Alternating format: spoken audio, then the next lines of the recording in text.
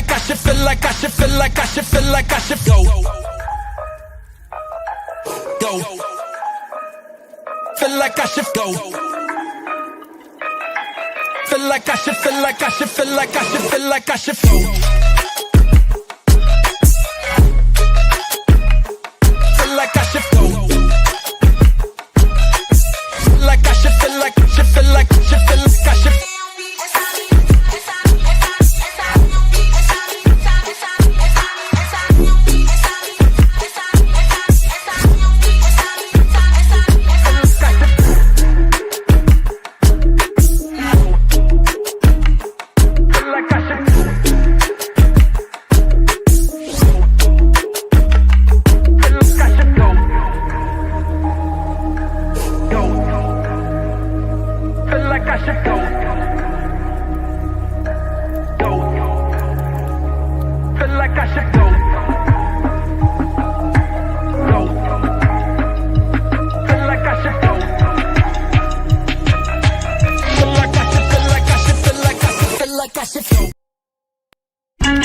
If you know somebody who drive a truck, I bet you he done had a relationship with a lot lizard. All these truck drivers love these lot lizards. I promise. Lot lizard, come on baby, get inside the truck. Lot. If you know somebody who drive a truck, I bet you he done had a relationship with a lot lizard. All these truck drivers love these lot lizards. I promise. Lot lizard, come on baby, get inside the truck. Lot lizard, put your head down and ass up. Lot lizard, call me $40 just to fuck. Lot lizard, twerk, twerk, twerk, twerk. And she at the truck stop, walking with her butt out, and she got her stomach out, and she only come out when the sun out. She's a lot lizard. She's a lot lizard. He can be your boyfriend, husband, daddy, brother. It don't even matter if he driving trucks all around the country and he making money. I bet you he fuck a lot lizard. Come on baby, get inside the truck. Lot lizard, put your head down and ass up. Lot lizard, call me $40 just to fuck. Lot lizard, twerk, twerk, twerk, twerk, twerk. Twerk, twerk, twerk, twerk, twerk.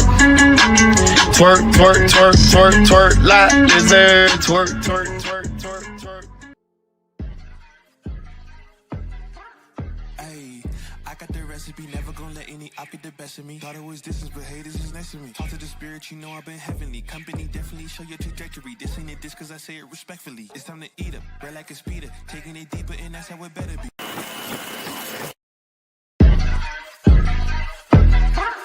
Ayy, I got the recipe, never gonna let any op get the best of me. Thought it was distance, but haters is next to me. Talk to the spirit, you know I've been heavenly. Company definitely show your trajectory. This ain't a diss cause I say it respectfully. It's time to eat up, red like a speeder. Taking it deeper and that's how it better be. I never let the comparison get to me. I just remember the promises meant for me. I know the enemy and that he sent for me. I keep the blood of the lamb as my centerpiece. I cannot trust in no crystals or energy. Look at the chemistry, it do not even mix chemically. Most of the tricks, they be gimmicks, they mimic the truth. It's poison and we got the remedy. There is a bomb, apply it, the fire can stand to the tallest of giants. The tyrant and all the suppliers are scheming and lying. They selling his dreams and we buying it. Show me the chicken, I'm frying it. Show me the dough and I'm prying it. Ain't never lacking it, so what I'm packing, he taking it, he magnifying it. They say you ain't bout it. Tell them that you finna make it, but they doubt it. But hit the like button, let's go. Tell me what it's like to live with superpowers. I don't know, but I'ma get it. I'ma get it. I'ma get it. I'ma get it. I just know that I'ma get it. I'ma get it. I'ma get it. I'ma get it. I'ma get it. Ayy, I got to drive the bus, the truck, the gas is stuck. I ain't the one to rely on the luck. I put in work and then he show up. I know it's fake to sit in the reps, ain't no regrets, I do too much. It ain't me if you saying I stunt. He calling the place and I do what he want. This ain't a front, glory to G-O-D. It's what you could do with a mustard seed. It's what you could do when you start to believe. Take fear and you cast it inside of the sea. 100% out of me, cause he gave it all on the T when he let it bleed. So what is you saying to me? You just insecure about the love that turned me to a beast. I take a step and I ain't turning back. He made me first cause I know that I'm last. I ain't got time for no thing in the past. Learn from it first and then I react. Hands off me, don't hold me. Get it jumping like a trampoline. All truth, ain't no trolling. We in good hands, no folding. They say you ain't bout it. Tell them that you finna make it, but they doubt it. But God did it. but you rose like a flower. Tell me what it's like to live with superpowers. I don't know, but I'ma get it. I'ma get it. I'ma get it. I'ma get it. I just know that I'ma get it. I'ma get it. I'ma get it. I'ma get it. I'ma get it.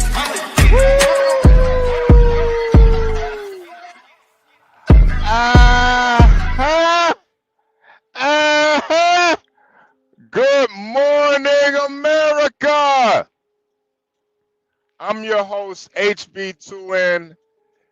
You are watching Gone Trucking at TheUrbanLandord on YouTube. I'm your host, HB2N, along with Mr. John Galt, Mrs. Portia J. Please hit the like button, subscribe if you're new here, and as always, if you want to help sponsor this episode, hit the Cash App, $ HB2N. And of course, we are doing $10 a day for Portia J. Portia is sweetest woman I know. Smartest, most intelligent woman. Basically keeps this whole channel rolling together. Pretty much the only person that can keep Stanley in check, as crazy as that sounds. But $10 a day for Portia J, but you know, she ain't counting the dollars. So whatever you can do, please send that over. We definitely appreciate you guys. It is March 3rd, 2025, Monday morning. I hope everybody got their morning started off very well. I started my morning off great. I know I've been a little bit under the weather. I started this morning out with about 75 push-ups. Did my little jailhouse routine. So I'm feeling energized, feeling good, you know, drinking my water with a little bit of electrolytes in it. Get my morning started great. I hope you guys start your morning off with a cup of coffee, or if you need a little brandy in the coffee, just to help you get through your work day, you know. You gotta smoke a cigarette, smoke a doobie, whatever you gotta do. I know Kimmy Cakes is probably eating a bagel with cream cheese and capers on it. Shalom, my sister in Christ, Kimmy Cakes. Let me salute the chat real quick. Mike from Boston, salute. The beautiful and talented pro-black queen. If Wakanda was a real place, Rosgirl would be the Empress of Wakanda. Rosgirl, salute. Kelvin, the hood nigga Kelvin from the UK, salute. Helen Haynes, beautiful Helen Haynes. Virgo, Virgo. I'm still a little bit under the weather, Virgo. So that's the only cat call I can give you this morning. Tom Gully, the man, the myth, the legend. Tom Gully is in the building. Ignorant TV is in the building. Our resident pro-black expert and the historian of crackers, and he actually wrote a book called Crackatoria, a deep dive on the cracker psychology. Salute to Ignorant TV, man. Salute to Ignorant TV. I did want to start this morning off. There was a gentleman named what is this guy's name? Hold on, give me 1 second. Y'all young black gentleman. He was down in the University of South Carolina. I think his name was Calvin Williams or Colin Williams, something like that. He was pledging Omega Psi Phi, and he mysteriously died. And I think it goes into a bigger aspect about a lot of men these days. A lot of men are followers. And I've told you guys once before, I actually got invited to an Omega Sci-Fi meeting during college. My first stint in college. And when I was in the room, I realized something. I realized these are a bunch of guys that don't get no pussy at all. I can't hang out with these guys. We're not the same ilk. We're not in the same ilk. We're two different, completely different types of people. These guys were followers, and fortunately, I'm a leader. So I knew I couldn't be around these guys. And what I'm trying to say is, guys that join fraternities, I'm sorry, but fraternities are evil. There are a bunch of guys who are willing to debase themselves just to be in a group. No different than a goddamn gang. There really is no differences between gangs and fraternities in my eyes. You know, if you gotta get paddled and some guy spit in your mouth just to join a fraternity, is it even worth it? If you have to strip naked and douse yourself in baby oil with your penis out, is it really worth it to join a fraternity? If you have to pick up an egg with your anus and walk across a dorm room floor just to join a fraternity, is it really worth it?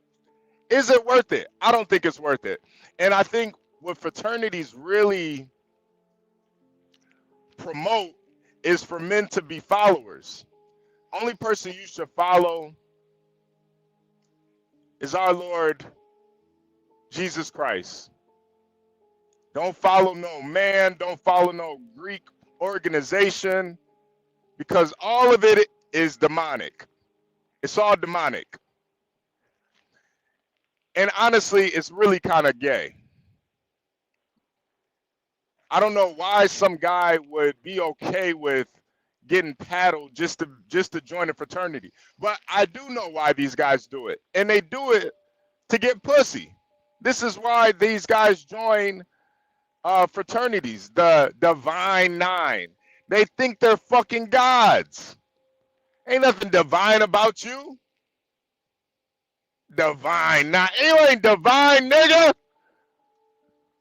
Christ was divine. That's how you know these people are Satanists, the devil worshippers. And all the things, salute to John Galt, all the things point back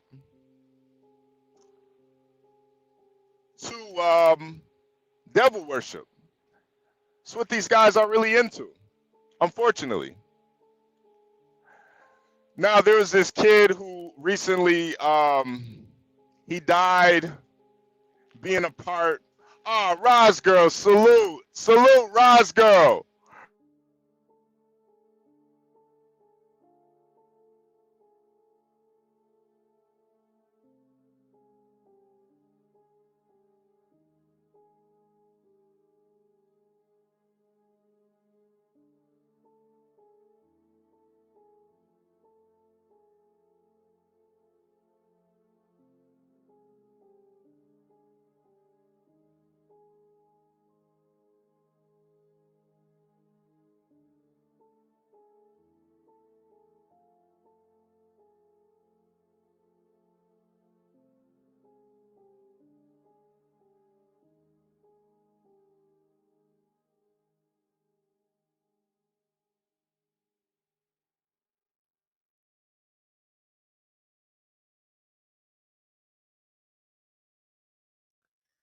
I'll just entertain until HB comes back.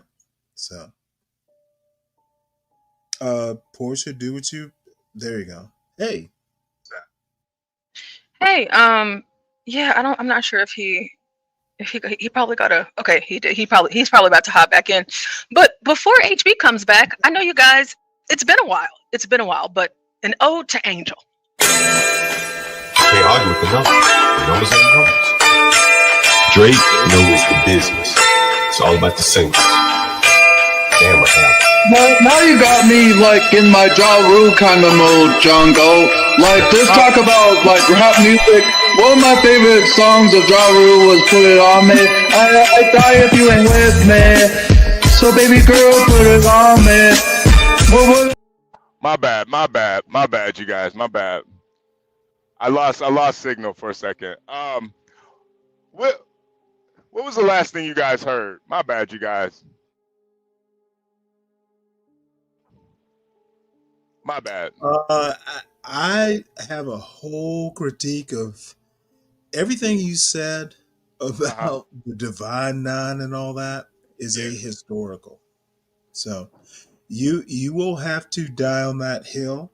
And I was never in a fraternity. I'm not a joiner. So, but you die on that hill, but you're pretty much wrong. I'm okay with being wrong, Stanley. At best. I'm okay with being wrong. The last thing that you said, HB, was the reason why they join us to get poom poom. Oh, okay. Yeah, these guys they join the fraternities to get pussy. That's all it's about. That's all it's about. And so the sororities have a different name? Well, I'm not talking about women, Stanley. I don't care about it might be that you don't consider them. Yeah, I don't consider them. I think men are the head, men are the leaders, and criticizing women is just not my thing, Stanley. We could criticize women when we watch Pop the Balloon, but other than that, I don't really think criticizing women without accepting the fact that men are the lead. I think it kind of puts too much blame on the women when men are supposed to be the leaders of the society. I can't wait to move into your little society. You will buy a small town in probably Alabama where you require everyone to wear dashikis. No. How is that not pro-black? That's an argument that a Black Panther would make. Wait. Literally, I'm not kidding. So how are you not pro-black? Because I'm not pro all. Okay, you need to realize that someone like a Clarence Thomas, who makes kind of the same argument way back in the day, Black Panthers weren't liberals. Did you know that? No, I didn't know that. Yeah, there are a lot of things, but yeah, that's you could take your argument and plug it in to a Black Panther or even a Clarence Thomas argument and be perfectly cool. Well, Stanley, can I finish my monologue real quick? Can I finish my monologue real quick, Stanley? Can I just finish it real quick? Oh, I came up to help you out. No, I appreciate it. Oh, put me in the back. I thought you were done. Yeah, I'm almost done. Give me like 3 more minutes. Give me like 3 more minutes. So this young man, he just died at the University of South Carolina, I think. I'm trying to figure out what his name is. Portia, can you get his name for me real quick? And he died during a ritual. Caleb Wilson. R.I.P. to Caleb Wilson. He was led astray. He died during a ritual to join the Omega Psi-Phi. And you have to understand, with these fraternal orders, these demonic sex cults, they do require sacrifices. And all of the fraternity brothers, they will stick to the script, and it was just a medical issue. But I believe that young man was sacrificed for the Divine Nine. And this is why it's much better to never join these fraternities. If you have to debase yourself, if you have to go against your core beliefs to join a group, is the group worth joining? Is it? If you have to get paddled, if all that comes with it is a couple of email list, and you got to pay a couple dues, and you get branded like a goddamn animal, a farm animal, is it really worth it? You got to debase yourself, and this will just be swept under the rug. The University of South Carolina, they did say that they are getting rid of the hazing rituals and the Divine Nine at that college until 2028. So that is a good thing. However, I think it's a much bigger issue with a lot of young men feeling like they have to be in a group. They have to follow the herd instead of being the sheep herder. You see a lot of these people. See, the thing about it is a lot of people are in these fraternal groups. You got police that are in fraternities, so they're going to cover up for the murder. You got judges, lawyers, politicians. They're all a part of this. The Skull and Bones, they're all a part of it. This is why this stuff is demonic, and it does require a sacrifice. When you delve into those esoteric realms, you have to make a sacrifice to the gods that these people worship. And unfortunately, the Qs, they worship the Q dog. Roof, roof, roof, roof, roof, roof, roof. They worship the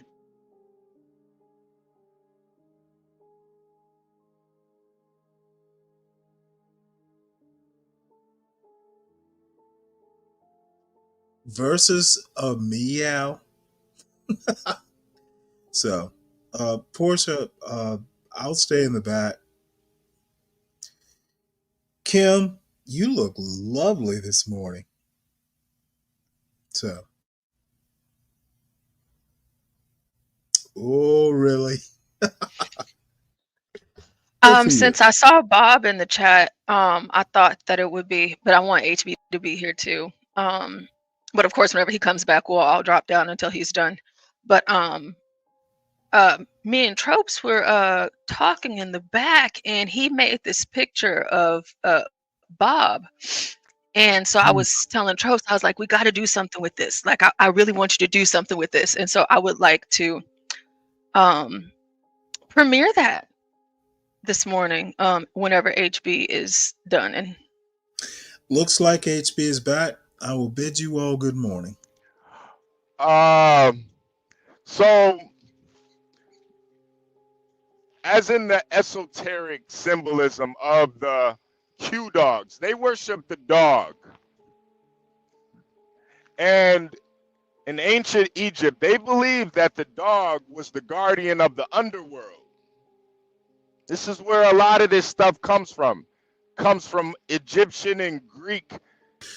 What was the Greek name of the dog? Do you recall? Cerberus.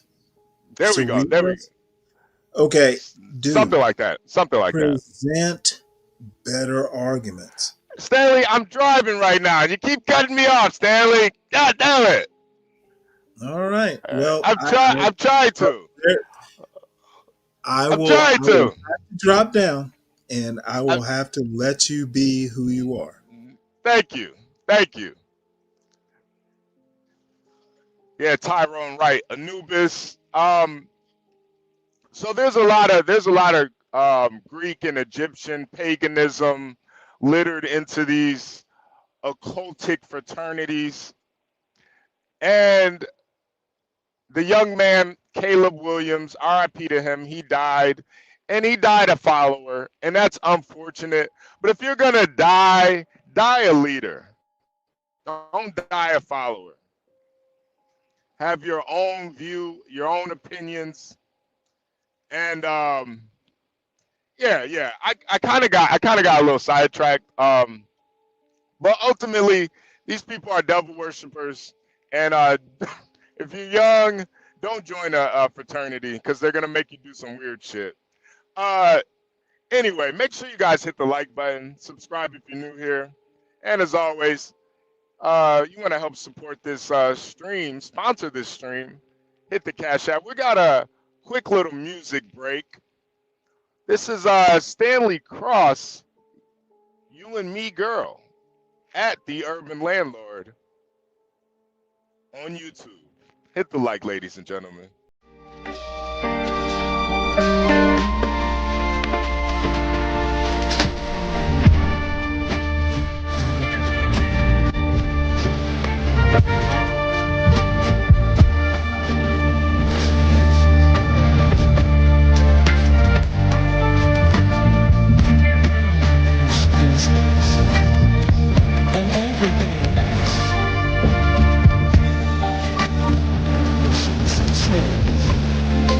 And I did die too, but then I couldn't understand. That's why, because we're either made in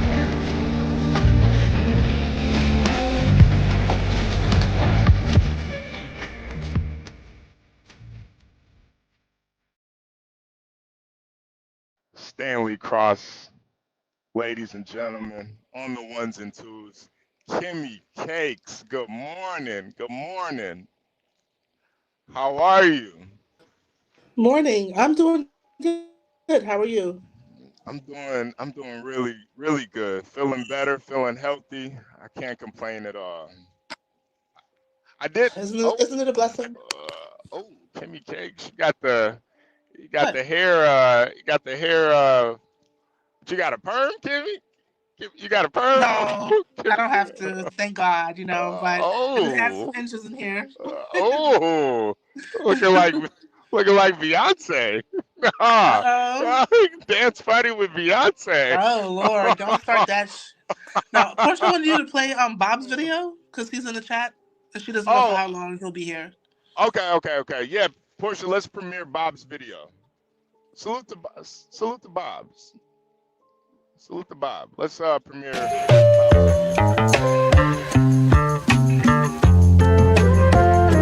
Bob's in the cockpit. Oh shit! Wait a minute, Bob is flying. Shit, Bob is flying. What the Bob? Yeah, Bob.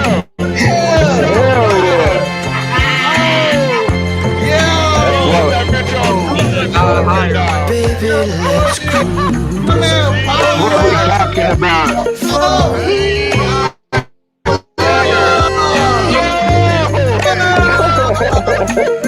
That's what we're talking about right there. Yeah. All right, Bob, take us to Antarctica. And if you want it, you got it forever. Air Bob, ladies and gentlemen. Air Bob. I like the movie Air Bud too, by the way. I don't know if you guys ever seen that movie. That was hilarious. I like that video. But can we like Bob with dreads. Can we call him Bob Marley now? Oh, Bob Marley. Oh. I'm not gonna lie, Bob with dreads, it actually kind of looks good on him. I don't know if it's just me, but Bob with dreads kind of suits him a little bit. Wow. I didn't know Ross said Bob is looking good in that uniform. Yeah. Yeah, Bob with dreads. I'm not mad at that. Wow. Jesus. Well, Kimmy Cakes, so what do you think about the Caleb Williams story? Wait, matter of fact, Portia, if you have the clip in the back, I think this is that.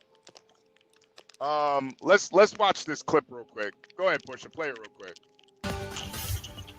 Southern University student who in his short life has played music all around the world is dead after an off-campus fraternity ritual. Our Ethan Tuttle starts us off today. He spoke with students about this tragic loss. Ethan.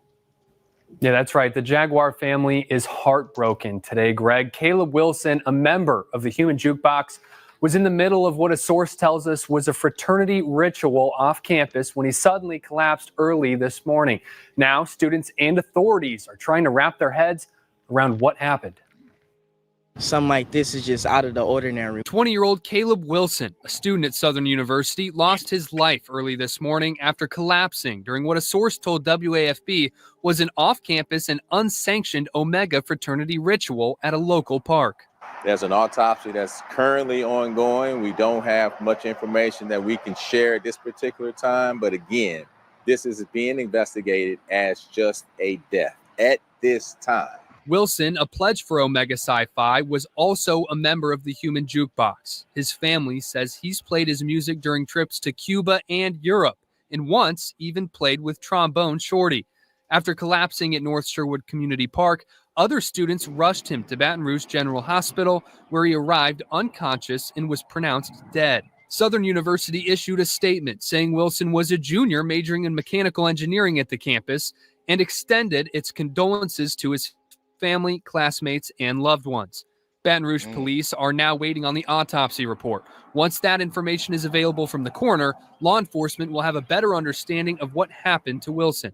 In the meantime, Southern students are in a state of sorrow. Here it's kind of shocking because it's like you're a part of a big group. Like everybody on campus loves the Human Jukebox, even people that don't go here. So for them to lose a member of the band, I know it's going to be hard on them. And it's not like it was I don't know, like no gang violence or nothing. It was, it's a fraternity, so we'll see how it play out, man. It's outside Pause it real quick. Usually you'll see more people like laughing and stuff on campus. So pause it and see, that was my point. These are gangs. People have been dying in fraternities during hazing rituals since the beginning of fraternities. For far too long. Even one death in this nonsense is not even worth it. No death is really worth it, but this definitely not. No. Dying during a hazing ritual? That's crazy. I actually used to be in a Divine Nine sorority, and then I left because I don't know. I'm sorry, them bitches was whack, and like I thought the whole thing was whack. I was like, what the fuck? Why did I even do this? Like, yeah. Not for me. And honestly, I would say that I know like the whole idea or concept of pledging is supposed to be like hard and difficult, but I didn't really have that experience. 'Cause I think they was afraid of me, so they didn't really want to like do too much.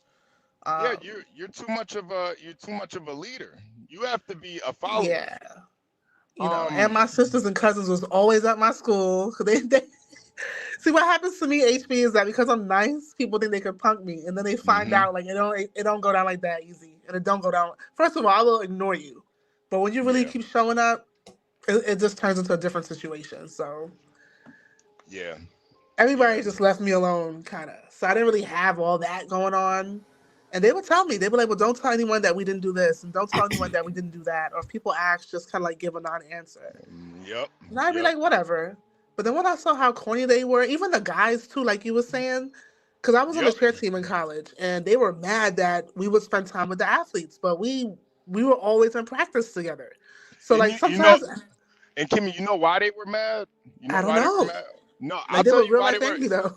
No, I'll tell you why they were mad. Because you weren't giving them that pussy. That's why they were mad. And that's the only reason. That's the only reason why these guys joined the fraternity is to get pussy. It's lit. That's really all it is. These guys are lames. That's why they join these fraternities. That's crazy. They basically serve up the women like the AKAs or the Kappa women and the Deltas or the Q-Dog women. You know, it's kind of informally, but. Right. Yeah. It's a sex cult. So of course. You know what's You're interesting too about much this? of a leader. Yeah, Wait, it go didn't. ahead, It Jeff. ended up not working out. It ended up not working out. And I used to always think like, wouldn't it, people used to say, well, I'm going to join the fraternity for the networking benefits, but they form such like antagonistic relationship with each other. It's like you go in with your Q-Dog tat and the guy across from you hiring you, assuming he's going to be hiring, there's a Kappa. Does he hire you or does he hire his brother? His Kappa brother, right? Like, does it work against you considering, like you said, they're like a gang, the Crips, the Bloods, Yep. I never saw the networking benefits of it, to be honest with you. Yeah, I think it's overblown. I think that's what they say on the surface, but really what it is about the sex. It's about the sex and the parties. Yeah. That's what it's really about. I've been to those frat parties, and I'm not gonna lie, John, they are turned up, man. They're super turned up. Yeah. Some of the best parties I've been to was a frat party. But I didn't have to pledge to get no pussy either. I had to do that. I don't think we mentioned race one time, and I think you could pull up some white kids that die in fraternities. Usually theirs is over drinking. Oh yeah, no. The white, and I didn't even really want to focus on the white kids because they, I'm Black John. I don't know if the audience knows this, but I am a black male, so I'm more focused on the black. But I mean, if you want to bring up the whites, man, they burned down houses. They burned down blocks. These motherfuckers are crazy. People die all the time in the white fraternities. Girls get raped, gang raped. People be ODing, getting alcohol poisoning. Like it turns up, and really, it's all just a ritual. But yeah. Let's finish this video real quick, and then I wanna hear the mood is kind of down, and I'm just hoping like whoever knew him can like get through this, and like we can all come back to that common ground once everything's resolved. Wilson's father is part of the security team for Saints owner Gail Benson.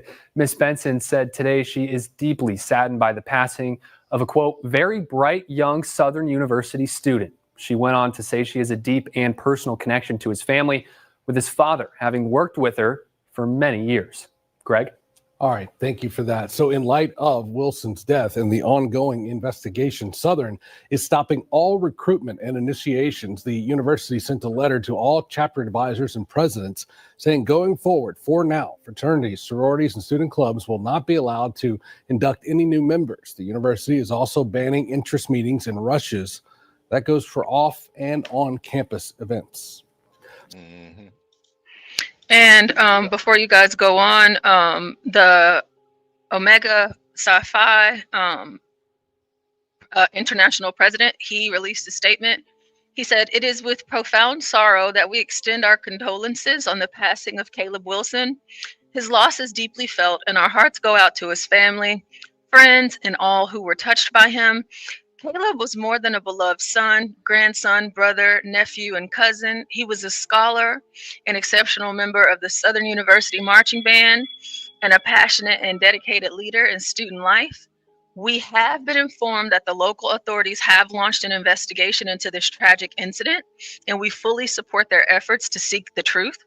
Currently, our foremost priority is standing in unwavering support of Caleb's family. We have extended ourselves to them and are ready to assist in any way possible during this difficult time. We recognize that many of you have questions, and we are actively working to gather accurate information. In the meantime, we ask for your patience, your prayers, and solidarity as we honor Caleb's memory and support those grieving his loss." Man, fuck the fraternities. You see one thing they didn't say in that, Portia? They never once said that we are against ritual hazing. That's how he died. That is true. They did never not say once, that.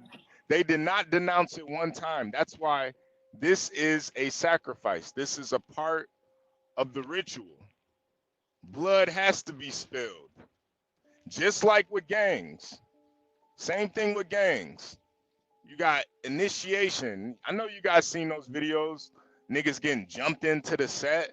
They gotta kill somebody. They be telling them young niggas, you gotta catch 2 hats if you want to join this gang. Just so you guys know what a hat is, that's it means when you shoot a nigga in the head and his hat falls off. You gotta catch 2 hats. You wanna be down with Bloodhound. But they never once denounced the hazing. These people don't care, and they're gonna cover this whole thing up. It was just an accident. They're gonna cover it all up. That little boy was probably standing on his head, balancing an egg on his tongue for 6 hours, and he died. You don't know what they had him doing. But everything's gonna be swept under the rug because they're all in on it. The cops, the politicians, the judges, they know what's going on.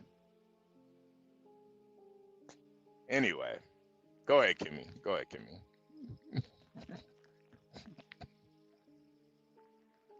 Kimmy Cakes, you still there? Yeah. Yeah. I just think, I don't know. It's sad. It's sad that this is still happening, you know? And I think what happens sometimes, I mean, at least when I was a part of the world, they would have what's called legacy. Like if your parent was in one of the organizations or the same one that person wanted to be in. So a lot of times they don't even see anything wrong with it. They think it's just normal.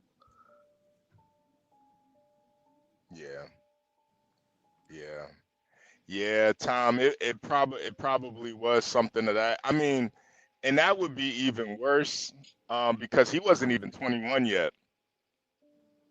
So, you know, if they're you know, telling him if it was alcohol involved, that's another problem. Yeah. But in that statement the president made, like, of course he's gonna like help the family, or they're gonna help the family with whatever they need because they're about to get hit with a lawsuit. No, Kimmy, they're not. They don't What do you mean get. they're not? These fraternities, it's deep, Kimmy. They don't get hit with lawsuits. This is the secret societies. This is a part of American culture. Well, you're right. You're right about that. It's like a leg of the Illuminati. They're just everywhere. And you don't really know who they are. This is a part of it. They're not about to get sued. It's part of the secret societies, the Boule, the Grove. Well, you know that the Divine Nine is like the Boule was the original. Then came the Divine Nine, and a lot of the Divine Nine organizations were founded by Freemasons. Yep. Like they have their founders, like Mary Lou, whoever. But usually their husbands were Freemasons who helped found the organizations. Yeah.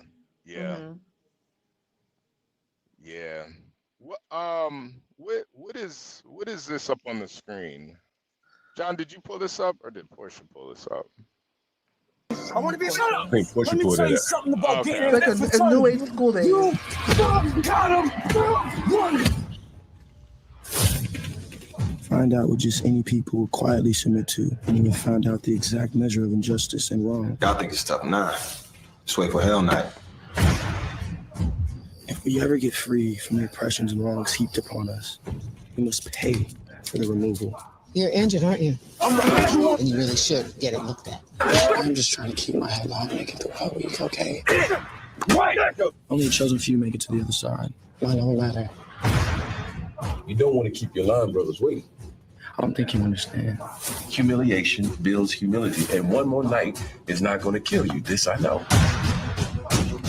We need to change, and we need it now because the lives of our students and the honor of this fraternity is at stake. You are merely facing what other men have met. When you're up against trouble, meet it squarely face to face. Lift your chin, say shoulders, pain free, and taking breaks. When it's vain to try and dodge it, do the best that you can do. You may fail and you may conquer. See it through, see it through, see it through.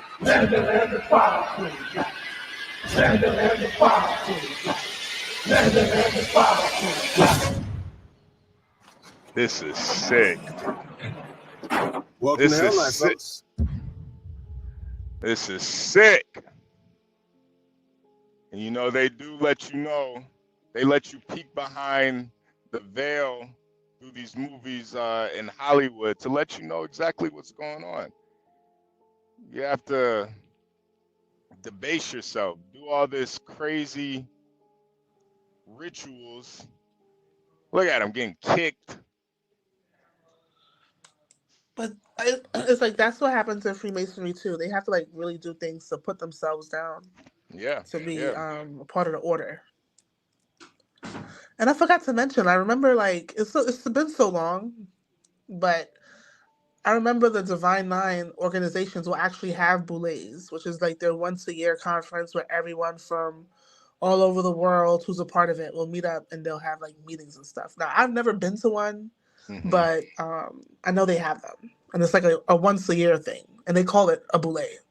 Yeah, yeah, yeah. This is it's very sick, but you know, unfortunately, um, you know, this is a part of the ritual. You know, they do push these guys.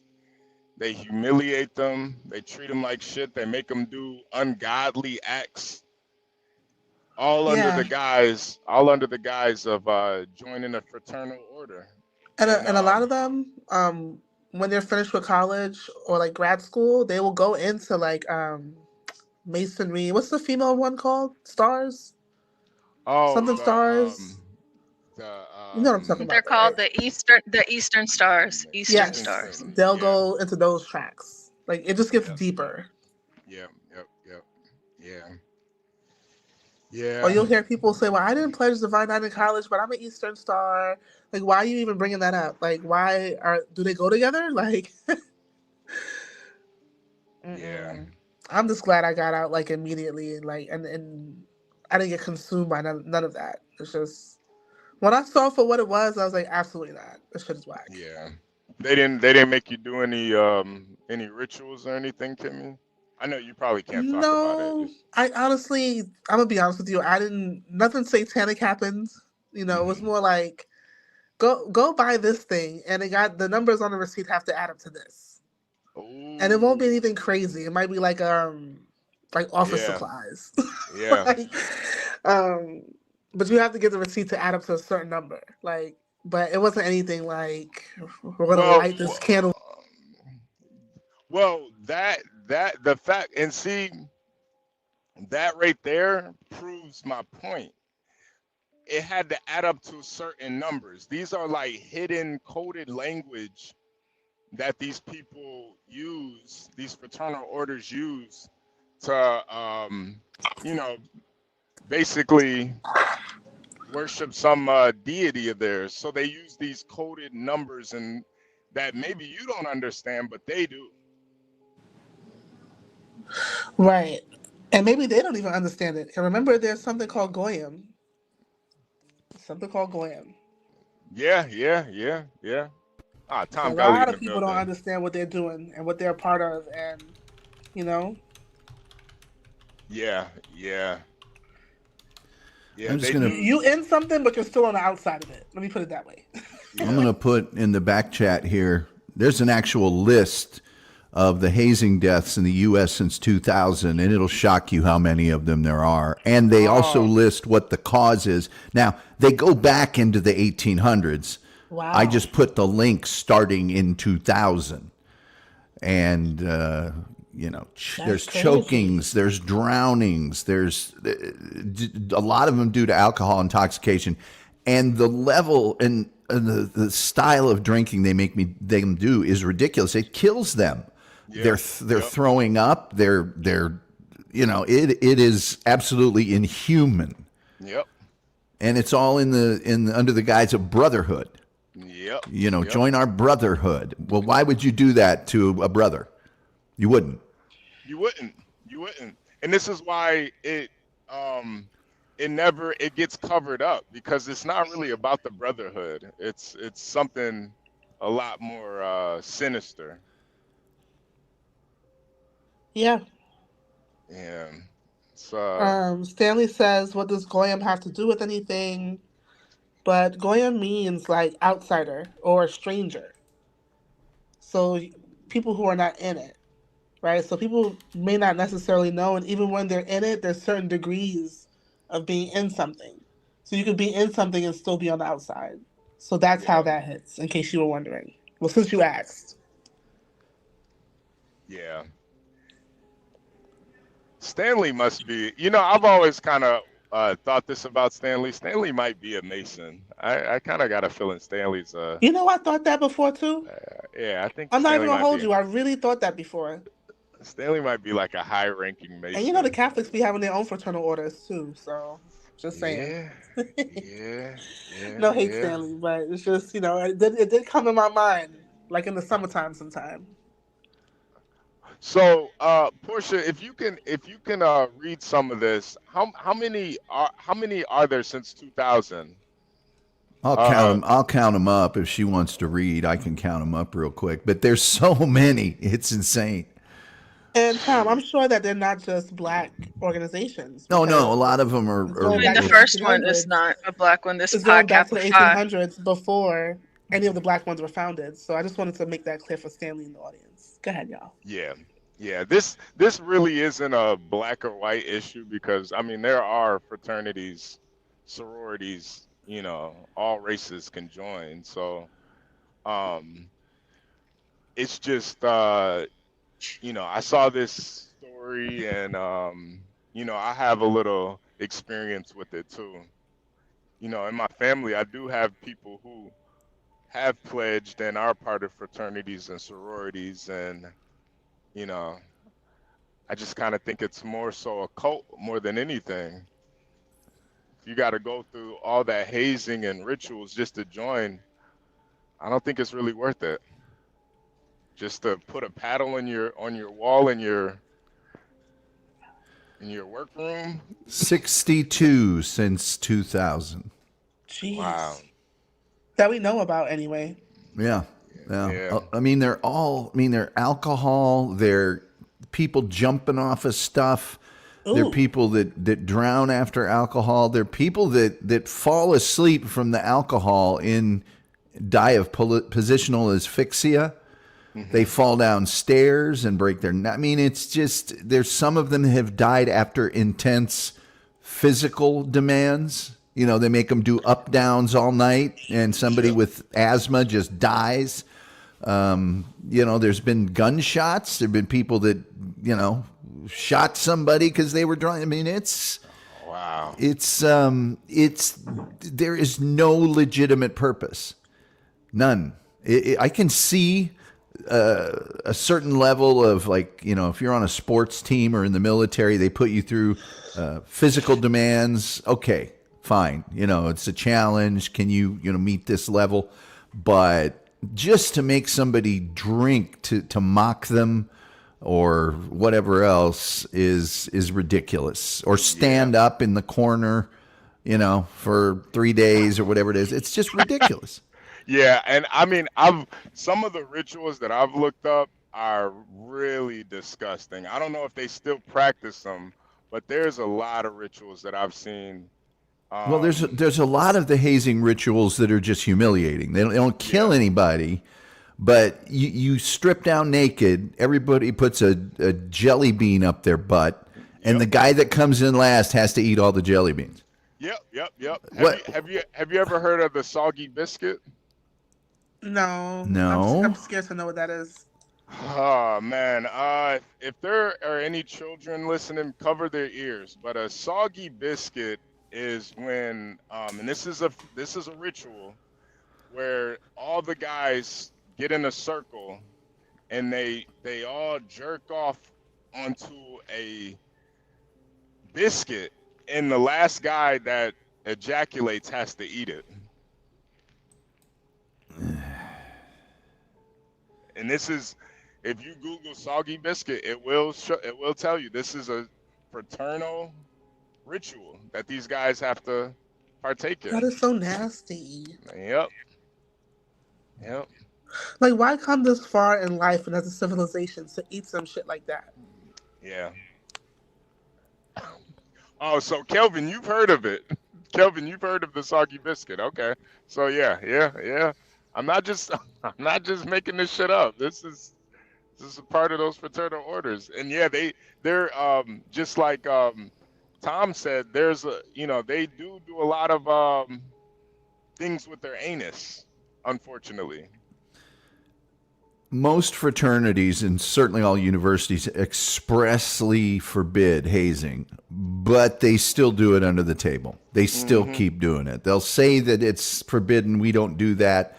No, they're still doing Well, they it. have to say it because it's illegal, so they have Yeah. to like say it, and it happens on college campuses.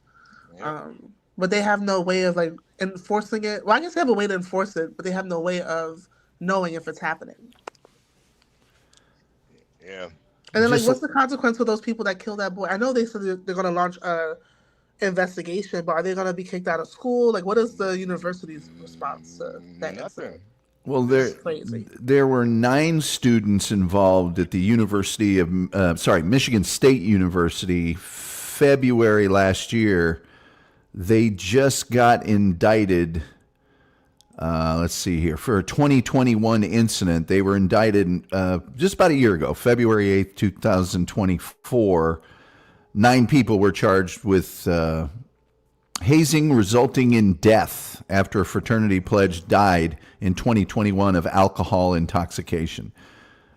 Two of the defendants. What was the school's response? Did the school expel them? The school does not. I'm sure they were expelled. 2 of the defendants have been awaiting trial since their arrest in 2022. 7 others recently charged in the death of the 21-year-old. And that same night, 3 other pledges were hospitalized with high blood alcohol levels. It's not just you're drunk. You got to go to the hospital. But the fraternity is the responsible party. The university isn't going to get sued at all. It's just that fraternity is responsible because all fraternities are off campus. They're an independent organization that does not have any ties to the university legally. And it's a social club. I think that's nonsense because if these young people, where else will they find these organizations if not for a college campus? Well, the university will expel them on a code of conduct probably, but they won't get sued. But they're providing access to it. What they should say is that these organizations are not allowed on our campus for these reasons. If you want to join this organization, which has nothing to do with our school, go find them on your own time and in your own space and place. Yeah, it's just hard because they're not on campus. Their property is off the school's property. I think certain schools, though, Kimmy, have done that, though. Yeah. They've said, you don't have a charter here anymore. Yes. And there are schools that have gotten rid of every single charter. Like, this has nothing to do with our school, so they just have to figure out a way to make it happen. Yeah. They have. Portia, go ahead. Definitely read that. Okay, so it's this guy named Chad Meredith. He pledged Kappa Sigma at the University of Miami. After a night of drinking, Meredith was told to swim across Lake Osceola, but struggled due to his Osceola, but struggled due to his intoxication. He drowned 34 feet from shore. Meredith's parents sued the fraternity, and they were awarded $12,600,000, the largest verdict ever awarded in a fraternity hazing death. In 2005, Florida passed the Chad Meredith Act, which allows prosecutors to seek felony charges for hazing. $12 million they got.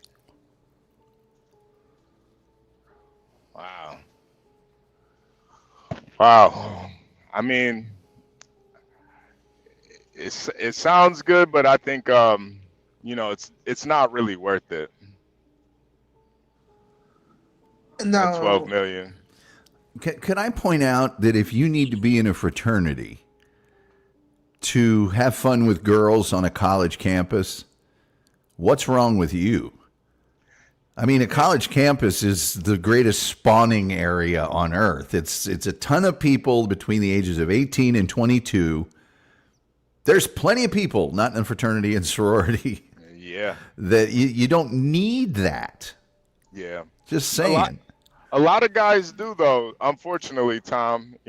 Obviously, guys like me and you, we don't have issues in that that area. But Well. you know, a lot of guys, you know, especially when you hear about this guy, this story, Caleb Williams. I mean, he played the freaking trumpet. I mean, he wasn't getting no pussy playing the trumpet. What? Well, on a college campus, believe me, there was some little hottie in that band that, you know, would have looked at him and said, "Man, is he a great trumpet player or what?" Yeah, but your hormones are going crazy, both sides when you're in college. Yeah. And I don't care what group you're a part of, you know, there's somebody for everybody. You don't need to be in a fraternity or sorority for that. It's more if it's a perceived prestige thing, and the only people that have prestige for it are the people in the fraternity.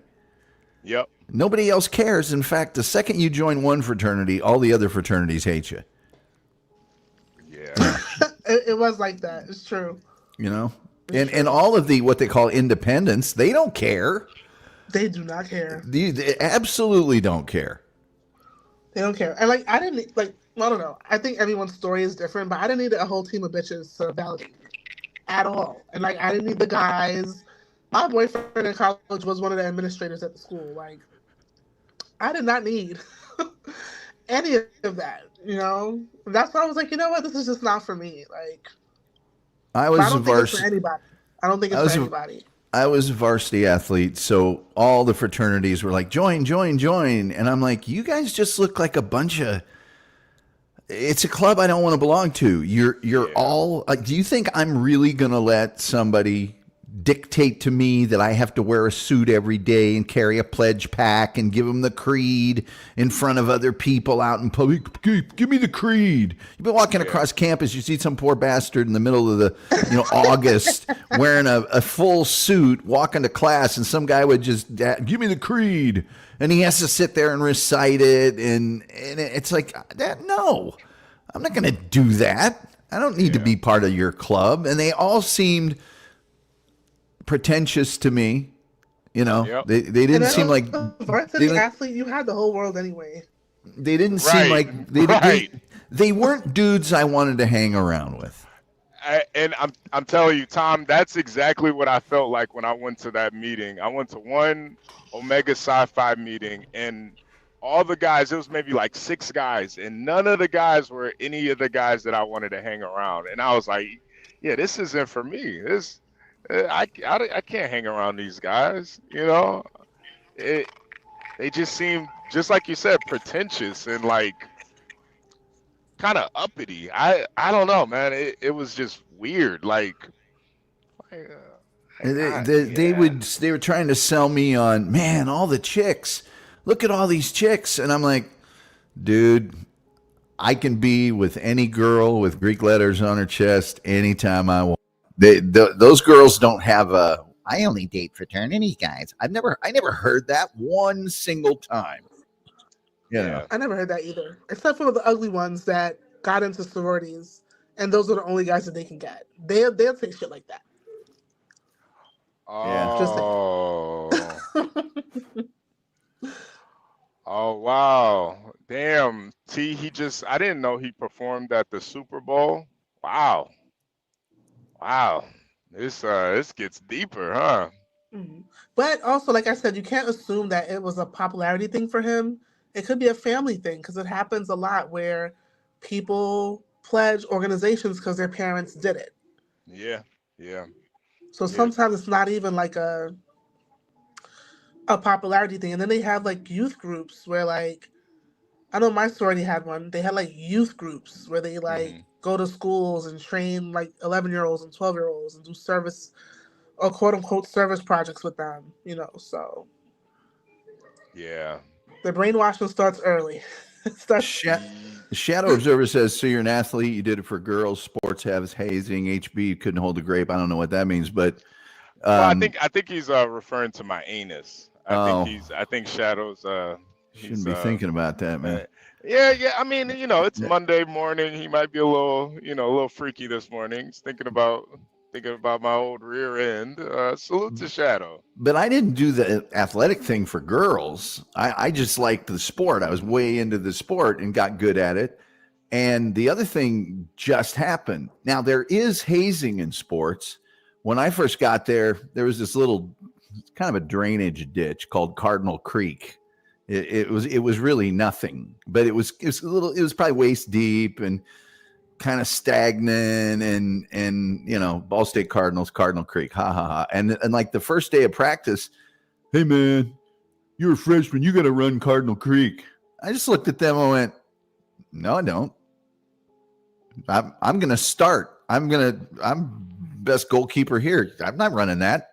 Run it yourself. And I told all the other freshmen, I go, don't do that.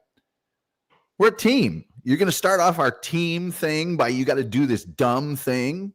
Tell him to get, well, I won't say what I told him to get, but yeah, the hazing only works if you let them do it. Yeah. You know? Yeah. Uh-oh. Somebody got an Amber Alert? Not me. Oh my gosh. Uh-oh. I got a feeling Shadow Observer is a member of one of these fraternal orders. That he should stop being a troll and just stand on his truth, you know? Yeah. I mean, it's okay, man. If you could hold the grape, it's fine, man. Maybe it was just a little joke. No harm, no foul. Listen, I will admit, Shadow Observer, I'm not the man you are. I can't hold objects with my anus like you can. I will admit that. You got that, brother. You got that. But yeah, R.I.P. to him. It is a sad. It is sad. You know, his family lost a son. You know, I don't know if he had any siblings, but you know, they may have lost a brother. You know, it's unfortunate. It is unfortunate. Kimmy, you at school today? I am. I hear the little kids back there. Oh, you do it? They're next door. That's crazy. Man, bad as Shut hell. up. No, I'm joking. And yeah, here for the tea, they do get offended, but you know, a lot of people do get offended by the truth a lot of times. You know, you see it even when, you know, people talk about the black community, people get offended by it. And you know, 60 deaths since 2000, I think it is a little ridiculous. And you know, none of these fraternities will ever go against these rituals, these hazings. They'll never say this is wrong. We got to stop this. It's part of it. Go ahead. Go ahead. Well, I was just going to say 60 deaths from doing something completely stupid and unnecessary. It's not 60 deaths from accidental car accident or, you know, some sort of illness or something. It's 60 deaths from just stupidity and humiliation. Yeah. I agree. And I think people get offended, not because anyone's personally attacking them, but it can feel like a personal attack when you are a part of something. You made the choice to be a part of something and you don't agree with what other people think and believe about it.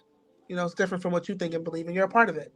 So, like you said, HB, the black community, right? There are people who are part of the black community who get offended when people think and believe things about the community that they don't agree with because they're a part of it. Yeah.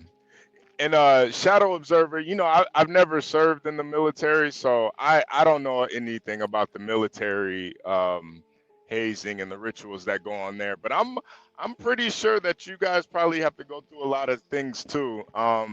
You know, a lot of guys do die in boot camp. One of my favorite movies, Starship Troopers. One of the guys died in boot camp. So yeah, it happens. In live fire exercise. Poor yeah. Yeah. That girl was crying, trying to put his skull back together. It was shouldn't have took his helmet off. Right. Why'd you take your helmet off, man? What's wrong with you? And I'll point something out here.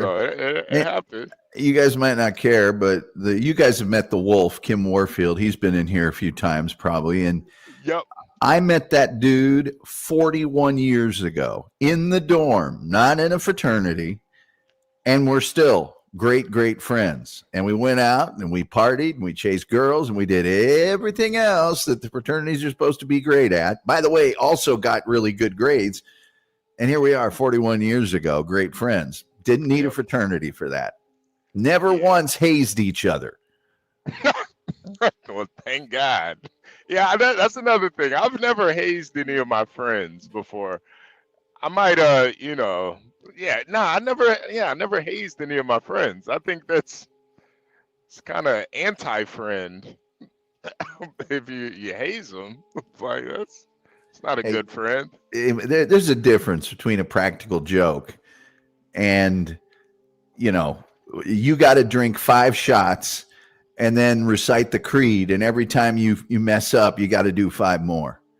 Yeah. And then you go and you vomit all over the place. There's puke everywhere. And you walk over to a couch and just pass out. Everybody draws stuff on your face with a Sharpie, things you don't want drawn on your face. And everybody thinks, oh, we thought he was just sleeping. No, he's been dead for 3 or 4 hours from alcohol intoxication. That's ridiculous. Yeah. That's just ridiculous.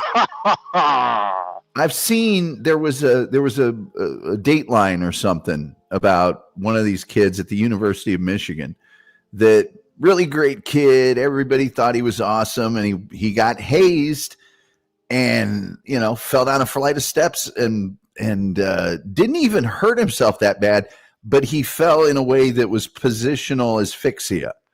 That's where your head is like below your chest and gets compressed. Ooh, and you can't, and if you're unconscious, you can't breathe and you suffocate. And it's like the police got there and that's what they said. It's like there was vomit everywhere, empty cups, people passed out everywhere. Who wants to do that? Jesus Christ. Yeah, that's a brutal way to go, especially in college, man. Oh my God. Still got to pay those student loans back. Shit is brutal.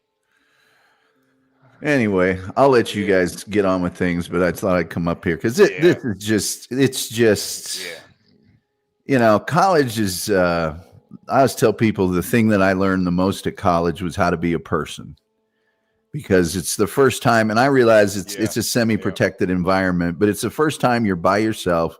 You're responsible for your own schedule. You're responsible for yourself in all ways. You have to learn how to get along with people from all walks of life, and to not be protected from that stupidity is just crazy. And if I was going to say anything to a group of kids, I would be, if anybody ever wants you to do that, leave.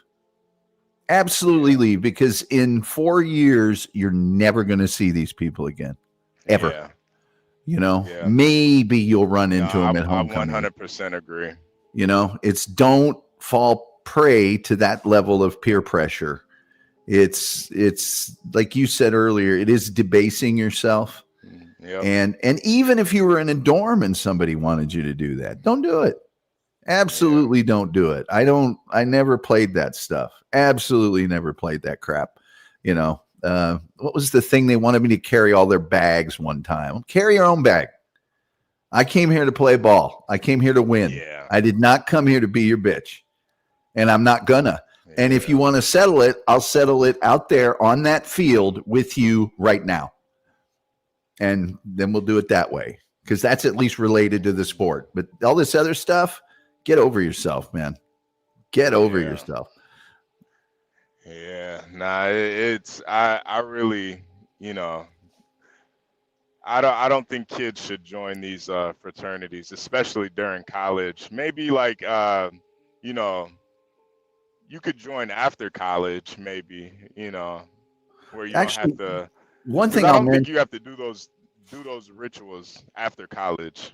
one thing I'll mention is there are actually academic fraternities in college where it's like an honor society type thing. and it's done by your discipline, but you're not living in a dorm house. You're not doing any of that. You just belong to, Phi Beta Kappa is one of them. That's an academic achievement fraternity, designation anyway. I was in Alpha Epsilon Rho, which is the honor fraternity for, it's not even a fraternity. I think it's called a society for people in electronic communications. But that was just going to meetings and stuff and having contests for the best video. But the other kind at Ball State, and I don't know if it's changed, but they did not allow the sororities to be off campus. They had to be on campus in dormitories because they had so many problems that fraternities, you can have your own houses and stuff, but the sororities can't. And that immediately meant no alcohol. Guys couldn't be in the rooms after a certain hour. I think that's gone by the wayside. That shows you how old I am. But so somebody thought maybe this isn't a great idea. Anyway, I'll let you guys do your thing. All right, Tom Gully. Always a pleasure having you up here, man. All right, appreciate you. You guys take it easy. Appreciate you. Tom Gully, ladies and gentlemen. Tom Gully. Oh, we got here for the tea in the building. Ooh, child. Oh, we got P Black in the chat. Man, P Black, why are you here, man? What are you doing? What's going on?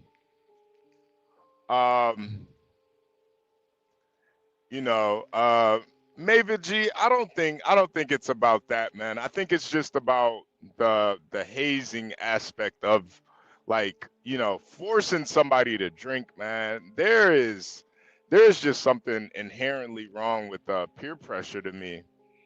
And to join a group, just to get branded, just to, have a couple letters on your jacket, just so you can do some line dance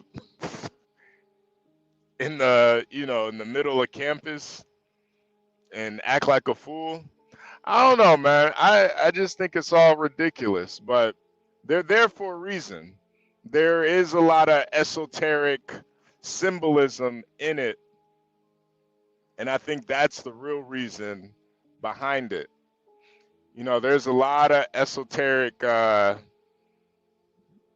meanings behind a lot of things in society that we see every day that we don't really realize or acknowledge.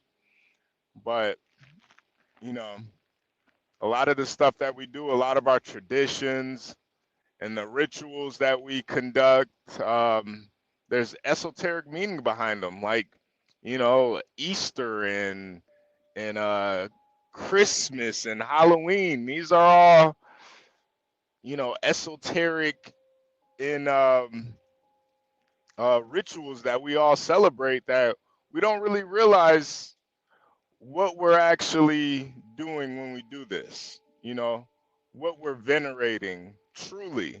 And I don't think a lot of those kids really understand what they're really venerating when they're doing these debasing acts to be a part of some group. And it happens consciously and subconsciously with a lot of the youth, where they feel like they have to be a part of some group or some some organization just to feel a part of something. And yeah, people like leave Chippy alone, man. Let Chippy rest in peace, man. R.I.P. to Chippy, man.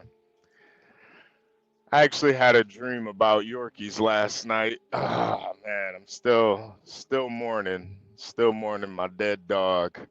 Salute to Chippy, man. Salute to Chippy. But yeah, Portia, if you have any any headlines or any news you would like to discuss or any videos, you're more than welcome to bring them up. Make sure you guys hit the like button, subscribe if you're new here, and as always, you want to help support this stream, hit the Cash App, $HB2N, or hit Portia's Cash App, $ Portia J with the E on the end. I'm currently on US 69. Huh? US 69. Where's Virgo at? Virgo, we on US 69 right now. I'm in McAllister, Oklahoma. There's a police officer on the side of the roadside. I gotta get over real quick. It's Wait, HP, were you talking about holidays? yeah. I kind of Holidays caught the are end of it. yeah. Well, I was just saying that, our whole society, there's a lot of mysterious mystery, occult symbolism behind a lot of our rituals that we practice in just American society, and that includes the holidays we celebrate. Oh yeah, no, And you're absolutely right. That's why, like, me and my husband, we said we're gonna be like super strict. We've always said we're not holiday people, but I think we're gonna be even more strict about it because, yeah, it's not good. Even Valentine's Day, that shit is not good. Like, yeah. I think it's just kind of understanding what you're actually venerating when you're celebrating these holidays. People don't really understand it. Like I went on a deep dive in Christmas one day, and there's a lot. I mean, if you really understand the history of the celebration of Christmas, I mean, it's got nothing to do with Jesus. Like, yeah. absolutely nothing. Like, I And the think, alleged Chris Kringle was a PDF file. yep. Yeah. Hmm. Chris Kringle, and it came from Krampus. And if you look up Krampus, I mean, it's damn near a demon with a I hat was on. just gonna say that Krampus is a demon. Yeah, Krampus was a demon, and he actually the basically you had to sit presents out for Krampus, or he would kidnap your child and take him and you.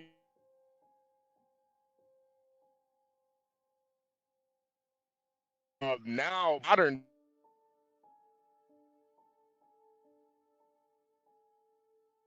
day Christmas. That's crazy. Like, I was Uh, watching. yeah. I don't know if anyone remembers the show Sabrina the Teenage Witch. Oh And yeah. they Oh had yeah. like this a feast or event called Lupercalia, and they will all like pretty much have orgies that day.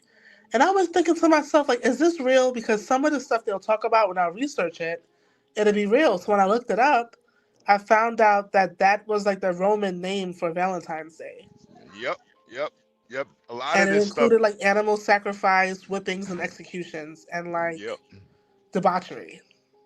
Yeah. Yeah. Yeah, it's a lot. They hide the truth in plain sight a lot of the time. So they put it in these movies and these TV shows. And if you're not really you don't know what you're looking at, you just think it's all fun and games, but it has a lot of the stuff has really dark beginnings, really evil, demonic traditions behind them. And I think if people really knew the history of this and how far these rituals really go back, you probably wouldn't be so gung-ho about celebrating them. But, I you agree. know, I agree with that. The more I learned, the more I was like, oh, absolutely. You know, the first person to put me on was my mom when she stopped doing Christmas, and I was like, why? She's like, because I learned what it meant, and yeah, then that's when I started to like pay attention to that stuff. yeah, it is really good to understand what you're celebrating and why, See, you Hanukkah know. was based on a miracle. Hanukkah was based on a miracle, even though it's not mandatory to celebrate it, but it was based on the miracle of God. Yeah, yeah, yeah. And I mean, all you got to do is light a couple candles, you know. But it represents the oil. Like when the army was running out, or the people that were in the fields were running out of oil. Mm-hmm. Apparently, God made the oil last for 8 days, and that's where Hanukkah came from. Even though, I gotta answer this. Hold on. I did not know that. I did not know that. Portia, you still there? Oh, there we go. There we go. Okay. There we go. Um,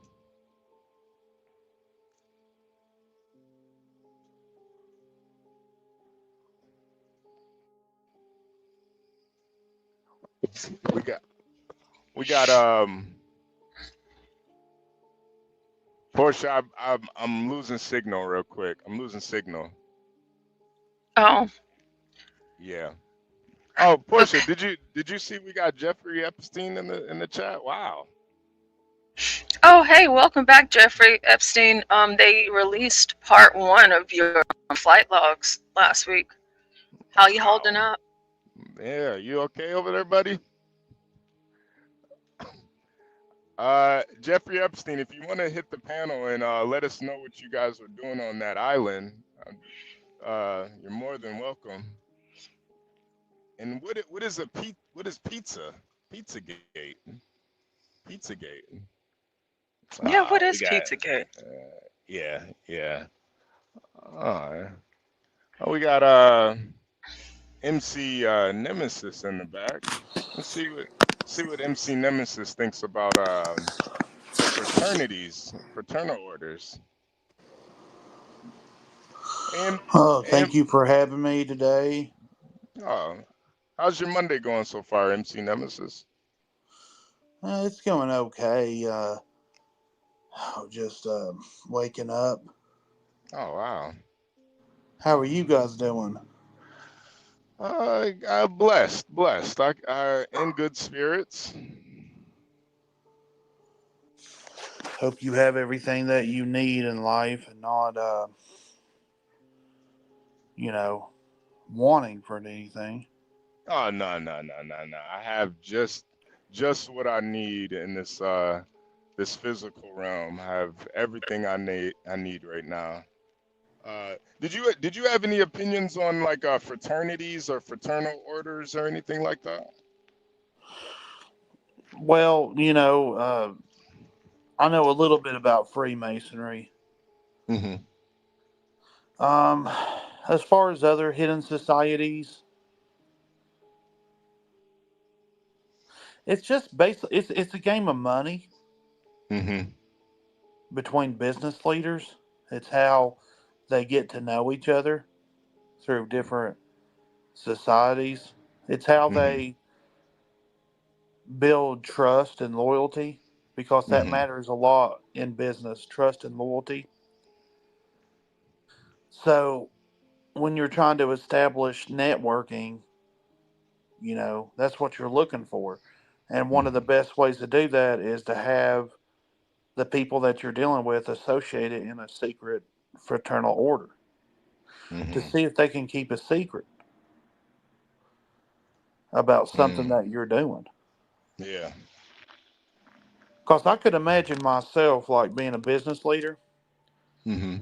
And if you're a multi-millionaire, it's hard to trust people because everybody's just motivated by your money. Right. So you have no idea if people's associating because they like you or just for a paycheck. And if they are doing it just for a paycheck, that's okay, but why not make them jump through a few hoops to prove their loyalty? Like, how much do you want that fucking money, That's a good point. That is a very good point. We just covered a guy at Southern University who actually died during a ritual in a fraternity, and the topic just kind of came up. If you don't have those business relationships with you can't have a business relationship with a top executive if you're not involved in the same things they are, because they're just not going to trust you. So it's an initiation process in life to where you start getting money. And if you have a successful business, there's qualifications that most people aren't going to live up to. Right. The multimillionaire status, the successful business, the cult that we're talking about here, it needs people it can use, government officials, actors with large followings on social media. It it needs people that it can use. People on YouTube that's willing to censor other people. Yeah, yeah, yep. Hey, listen, I definitely agree with that, man. You got to have a couple pawns to control this chessboard that they control. So I totally see you there. We're gonna move on to the next topic. Um, and MC Nemesis, you are a religious man, aren't you? No, No, you're not a religious man. I don't believe in any of the religions. Do you? Are you a Are you a Christian? God-fearing man? Are you a Christian? Yes, yeah. I would categorize myself as a Christian. Yeah. Me personally, I believe Jesus was real and he could have been the Son of God, but there's no way for me to say that I know that. And if anybody says, "Oh yeah, I know that," they're just lying. Yeah, no, Because you I mean, don't know that. You believe in it, but you don't actually know that. right. And that's what religion is, taking things on faith. I mean, that's pretty much the cornerstone of religion is having faith, you know? Right. I think once you lose faith in just anything, I mean, what's the point of living at that point? Well, the point, because you have to, you're forced to live. I don't have a choice. I can end my life, but I don't want Yeah. to. I'm forced to live in a way that I don't want to live because of other people, because what other people have done. Yeah. How would you want to live your life? Without police. Really? Yeah, I don't need people to tell me what's right and wrong. I know what's right and wrong, and I don't need somebody to police me.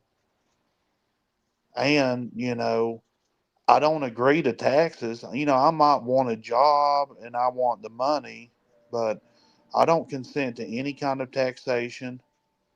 It's forced on me. It's forced on others. And it's just not right because how are you going to take the fruits of my labor? Right. It's just wrong. All government's evil and wrong. All religions are evil and wrong. They try to oppress people. Look at what the Christians do, how nasty they are. They don't actually believe in anything good. They believe in a system of slavery, Exodus 21. And then you tell them about that. That was the Old Testament. The Old Testament and the New Testament are inseparable. That's why they're not Absolutely. separated. Absolutely. So, there's a ton of excuses. It's called apologetics. It's whenever you step up to defend your faith. Like if I say Muhammad was a pedophile, Yeah. there's Muslims that will come up and defend it. And why would they do that? Not because they believe, it's because they're getting donations from the people that do believe that's true. Yeah. So we need to do away with religions, and we need to reinforce the truth about that Muhammad was a pedophile, and that it doesn't matter what you believe in personally. It matters about what we do, like when it comes to the laws. Because you have men out here that's willing to put a bullet in your fucking head. Yeah.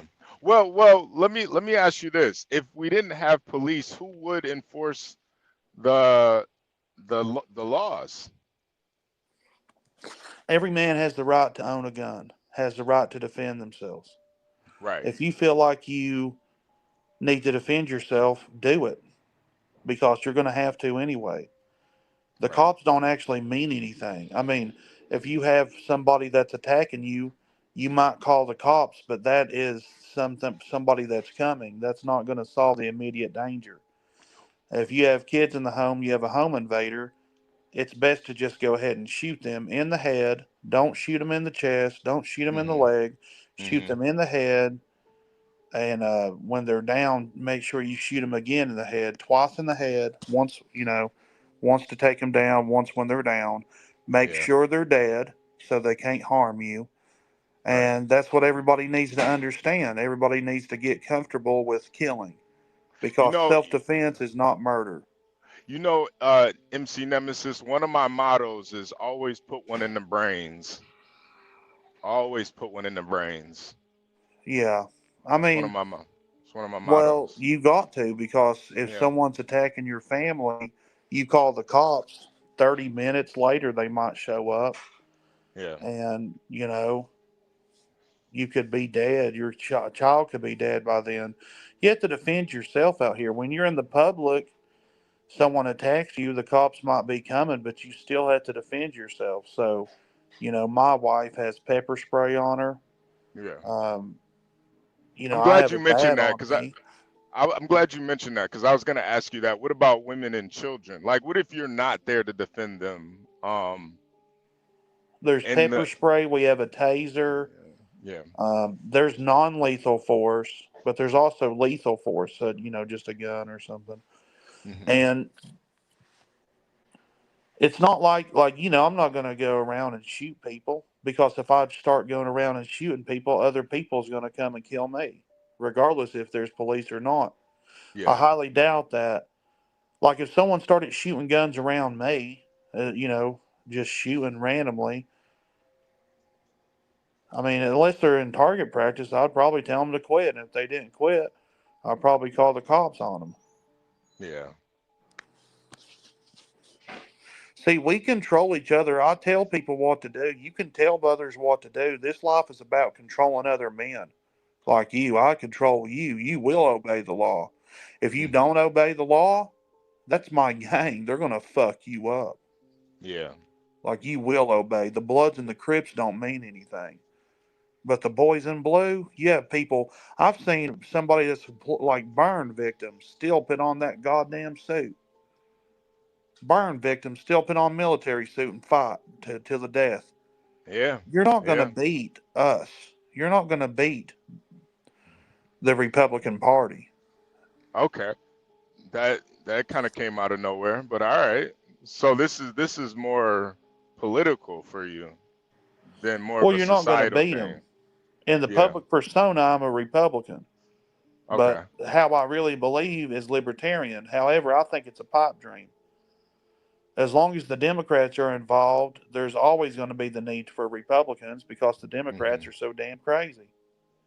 Yeah, You know?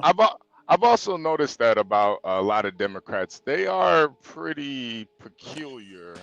Where do you think that comes from? Well, here's the thing. I don't know if you keep up with the news, but I'm an annual subscriber to the Daily Wire. I can tell you right now, the Democrats in New York, they did away with solitary confinement in the prison system. Ooh. And now the prison guards are on protest because they keep getting assaulted. So this is what the Democrats do. They try to deform society. Really?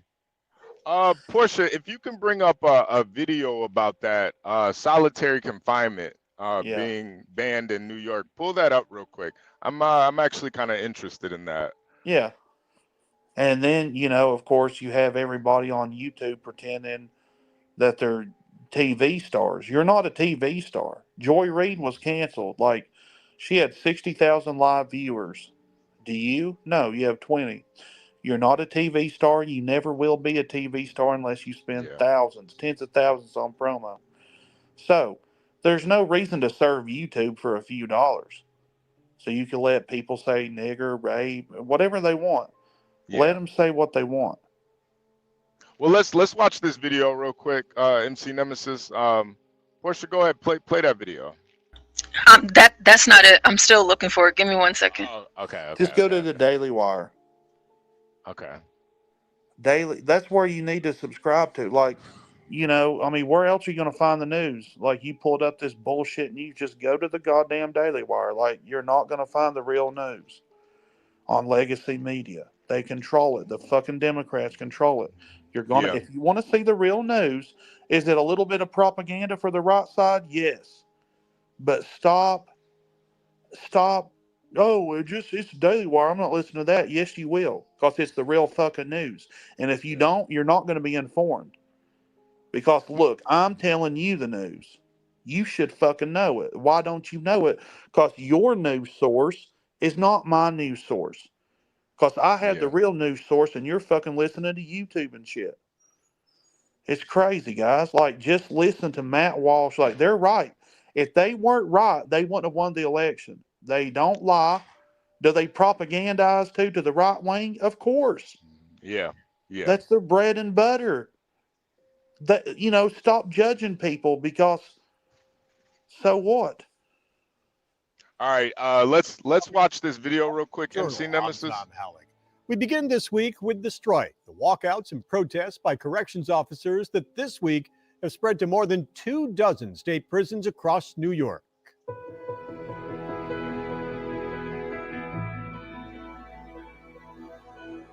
Biggest issue, like I say, is the safety of the staff.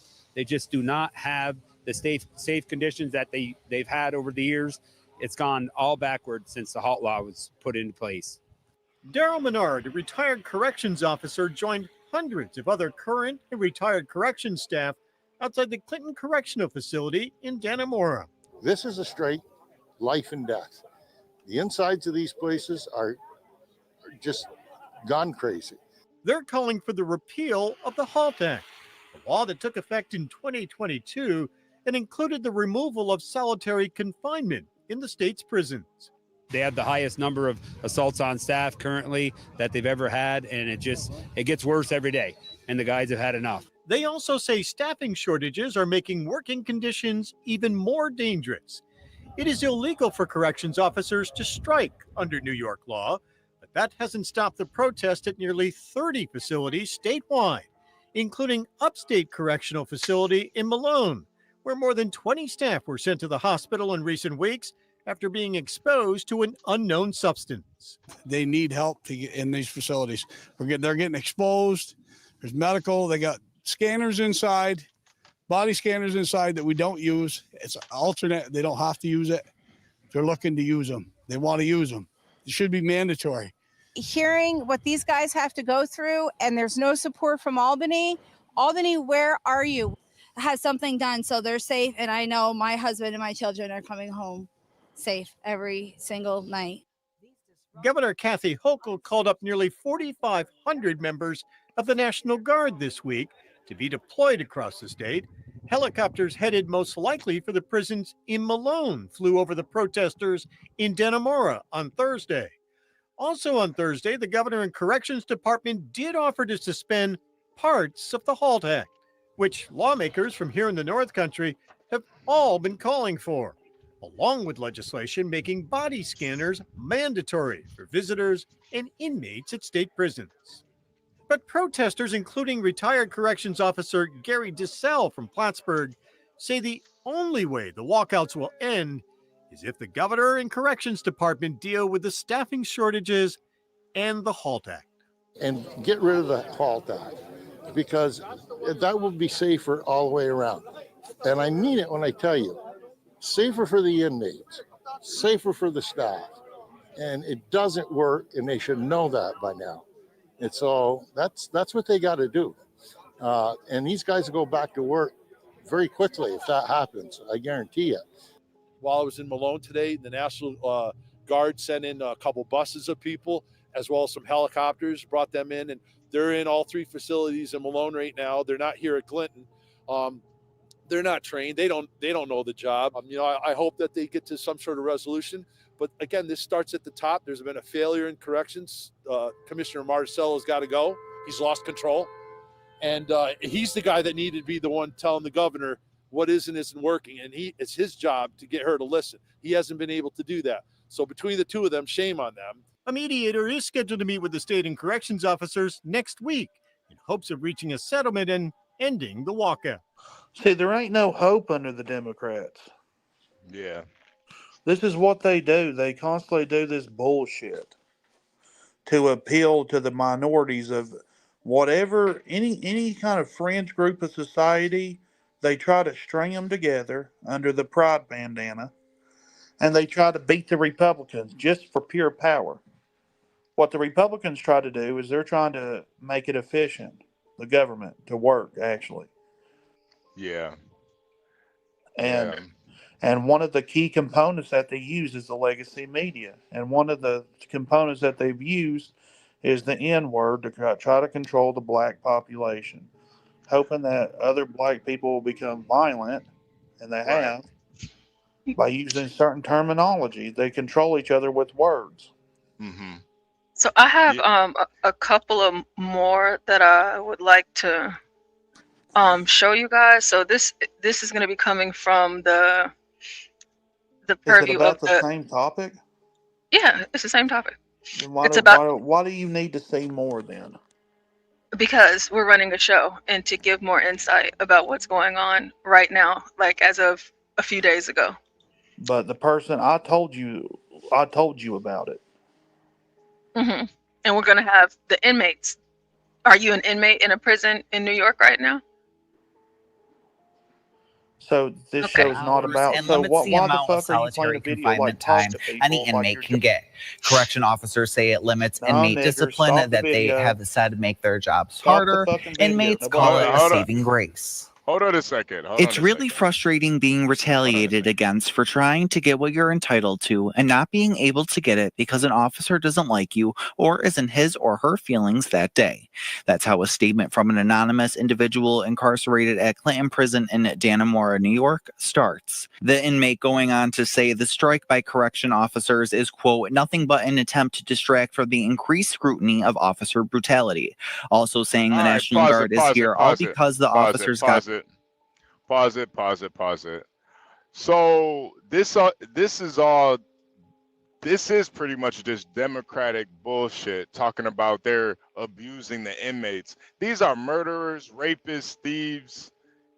You know, I'm sorry, but your prison stay shouldn't be a vacation. Shouldn't be having a fun time in prison. So this is some liberal bullshit right here, and it's unfortunate, but keep playing it. Caught beating the brother at Marcy to death. The Halt Solitary campaign says the Halt Act of officer brutality. Also saying the National Guard is here all because the officers got caught beating the brother at Marcy to death. The Halt Solitary campaign says the Halt Act has forced positive changes that have saved lives and reduced torture, and there is still consequences for violence within the facility. Day one of the strike was on February 17th, 3 days before 10 correction officers were charged with murder and the beating death of Robert Brooks. Those who walked off the job nearly 10 days ago say there's a need for operational changes, including the suspension of the Halt Act due to staffing crisis. Jennifer is a wife of a correction officer and says that the act has increased uncertainty and danger for officers since it was introduced, and says it has affected her family. It's not holding the inmates accountable because it's taking away the officers' rights. It's changed the way our family interacts because we're concerned about how, if he's coming home or not. Governor Hochul said Tuesday the state is doing everything they can to get correction officers back to work and agreed staffing was a barrier to carrying out provisions of the law and temporarily suspended parts of the Halt Act. Jennifer. And so as she's saying that she's doing everything that she can on the unauthorized strikes have caused lockdown right now. These people, look at what the prisoners are doing without solitary. Like, they are acting a fool. They're like attacking officers, dumping them, and all sorts of stuff in New York. Is this not crazy? And the women too. Yeah, this actually looks kind of fun right here. This is crazy. This is crazy. Wow, they turning up. They turned it up. Look at this. Look at this shit. Look at them go. Yeah, they turned it up. You see the old guy in the middle? That's John. What you mean? Nigga, better get your hands off me, nigga. I'm jogged up, motherfucker. You better get your goddamn. Get this nigga. Get this nigga. Look at him. Shitting all over his bed. Look at Stanley. Stop Stanley out. Stop that nigga Stanley out. Hey, good morning, London. I don't know if it's Hey, London. I don't know if it's What's up? morning or afternoon for you. It Uh, is 4 p.m. or 1 minute to 4. oh, Yeah. wow. Damn, your day's And almost over. yeah, kind of halfway through. Um, One thing I noticed is staff shortages were mentioned more than once. So I think this is more than just solitary confinement. And also, the point of prison, I thought, was to cause somebody to lose their freedom. I didn't think, and I'm not 100%, sure about the prison system over there, but I didn't think the point of prison was to cause so much psychological torture that, because the thing is, if you make such a hostile environment for an inmate and life is unbearable, then who else are they going to take it out on? That is a good point too. That is a well. So, what do you And think also about them? for What do you think about them having to suffer for their crimes, though? I mean, these are murderers, rapists. and Like, also, but before you both go on, just to give you some clarity on the staff shortages, London, the staff shortages are present because of this HALT Act. So they had officers, but they quit because of the solitary confinement thing. So that's why they're dealing with the staff shortages. But go ahead. Okay, yes, thank you for that clarity. But yeah, I mean, again, it just brings me back to my point that if the point of prison is to deprive, or prison, because jail is different, because over here it's not the same.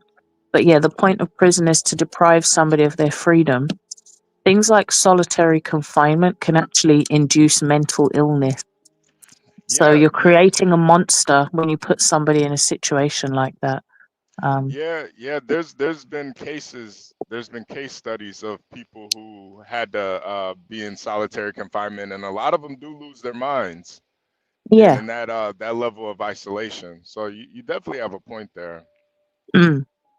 I'm just So, I do think though some inmates do have to be separated from the general population though. They're that violent. definitely. Yeah, so it is a tough call. I don't think just completely getting rid of solitary confinement is really the answer, but you see the mayhem ensuing. Portia, can you play it? Just mute it. I want to see some more of this prison violence. This is pretty.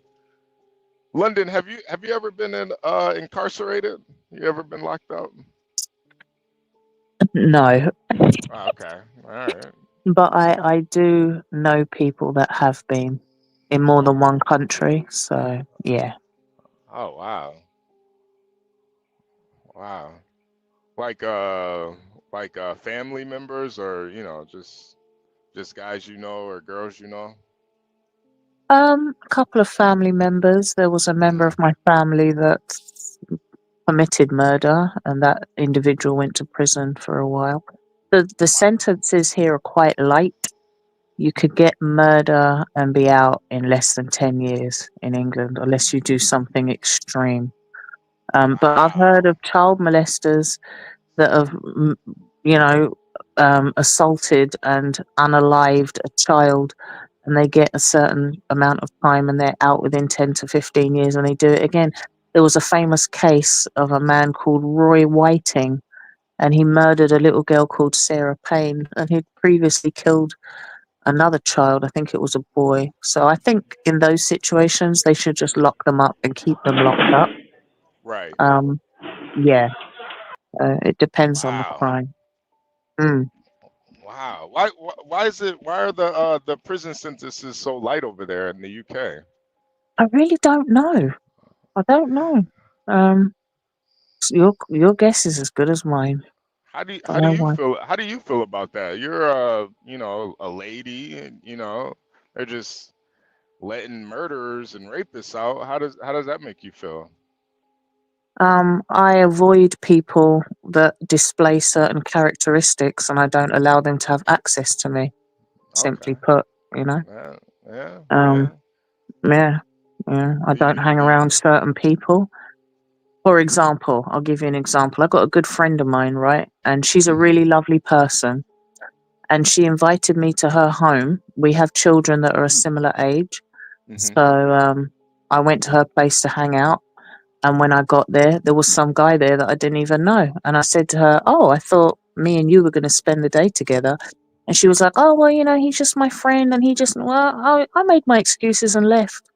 That's okay. I don't need to be in a confined space with a random person that I don't know.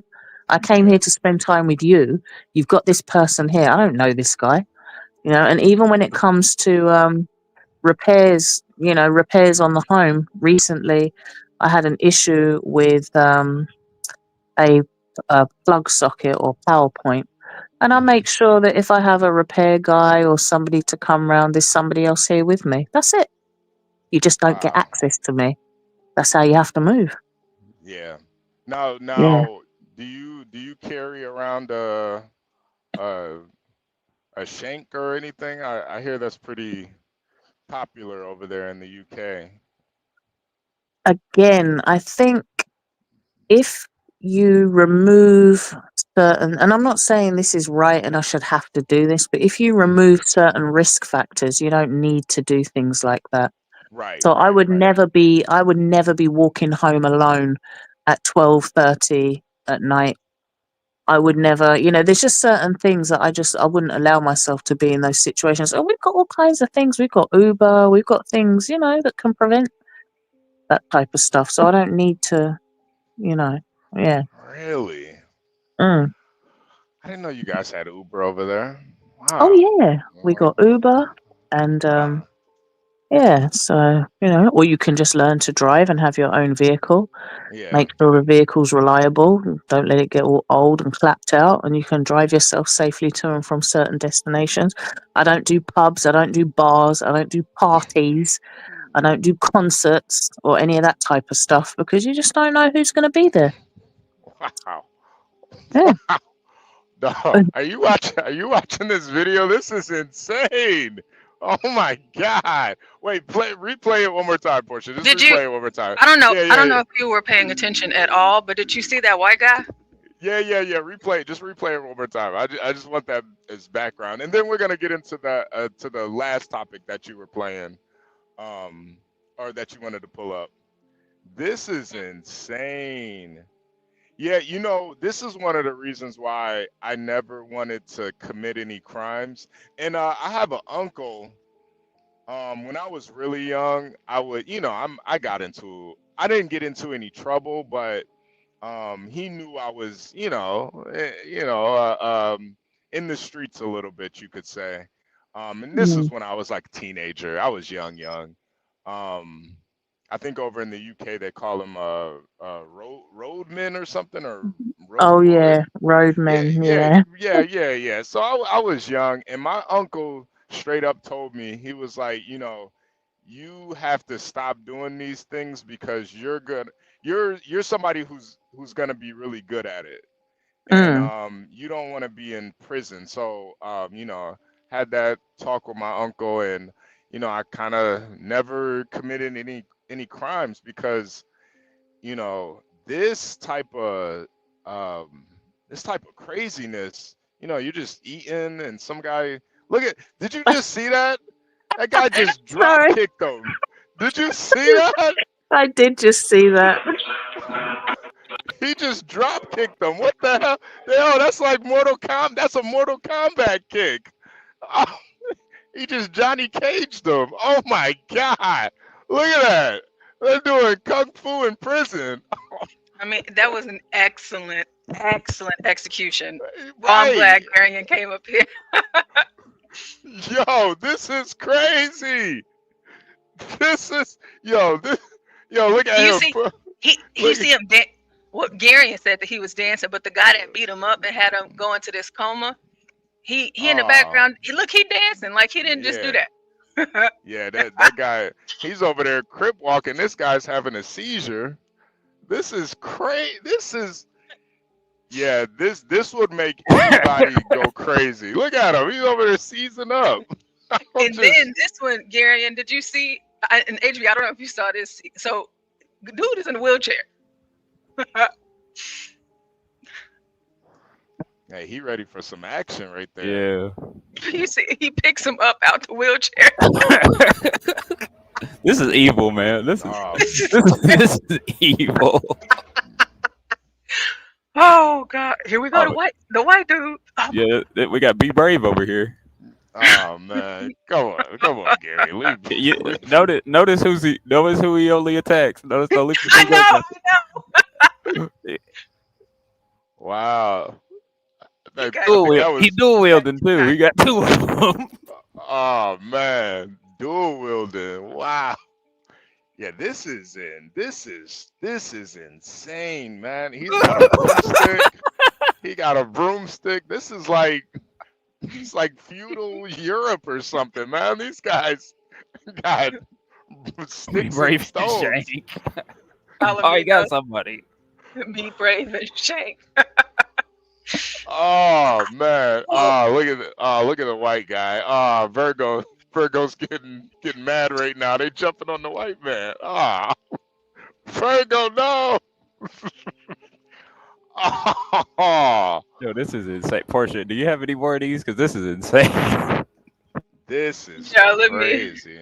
Let me get But together. I mean, this should just be another example why crime doesn't pay, ladies and gentlemen. Don't be a criminal. I know society and Hollywood and the music industry, they really push that on the youth, but they don't show you this part. They don't show you the gang riots. It depends on the type of crime. There are lots of criminals that are fully free and able to, commit crimes, all kind of tax evasion. Those are crimes too. Crime does pay for some people if you've got the right connections, and also if you're intelligent enough to avoid being caught, you'll be straight. Well, yeah. But thuggery doesn't pay. But what a lot of people don't seem to grasp is that a lot of these quote unquote thugs, they're actually dealing with undiagnosed, untreated mental illness, because it's not actually normal. It's not regular behavior to take somebody's life or, extreme acts of violence over a small slight or a disagreement. That's not actually normal human pathology. So that's a sign that there's something off with the person. And those are the types of people that will be repeat offenders because they can't learn from their mistakes because they're mentally ill. Yeah. So And I think that prison stay is only going to make that mental illness a lot worse too. Yeah, of course. What do you think about just some people just being flat out evil?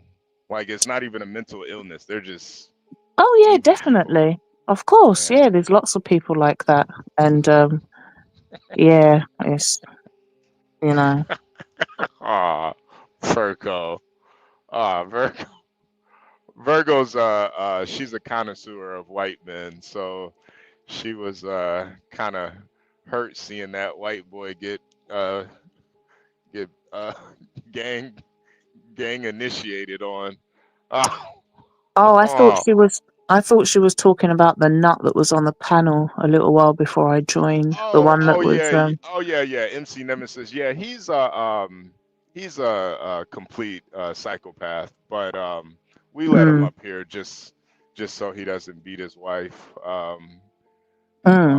He definitely suffers with impulse control and self-control. That's why he's morbidly obese. Because he lacks the self-control to and that's why he doesn't want police. I mean, I'm not exactly a fan of the police, but they're definitely needed and necessary. They do a lot of preventative work as well as solving crimes after the fact. There are lots of, for example, there have been terrorists that have been plotting and planning something, and the police have managed to halt and stop their plans before they execute those plans. And that's happened all around the world. So yeah, the police needs to be reformed. But him saying, oh, well, everyone's got a gun and then they've got their right to have a gun. I mean, if that were the case, then I could put a bullet in his head and after the fact just say, oh, I caught him trying to touch my child. Anyone could just lie and use that as an excuse to shoot somebody. But That's a good point. That is a yeah, good but point. And they don't really talk about all the terrorist attacks that have been thwarted by the police. They never talk about those things. But I no. mean, there's thousands of them.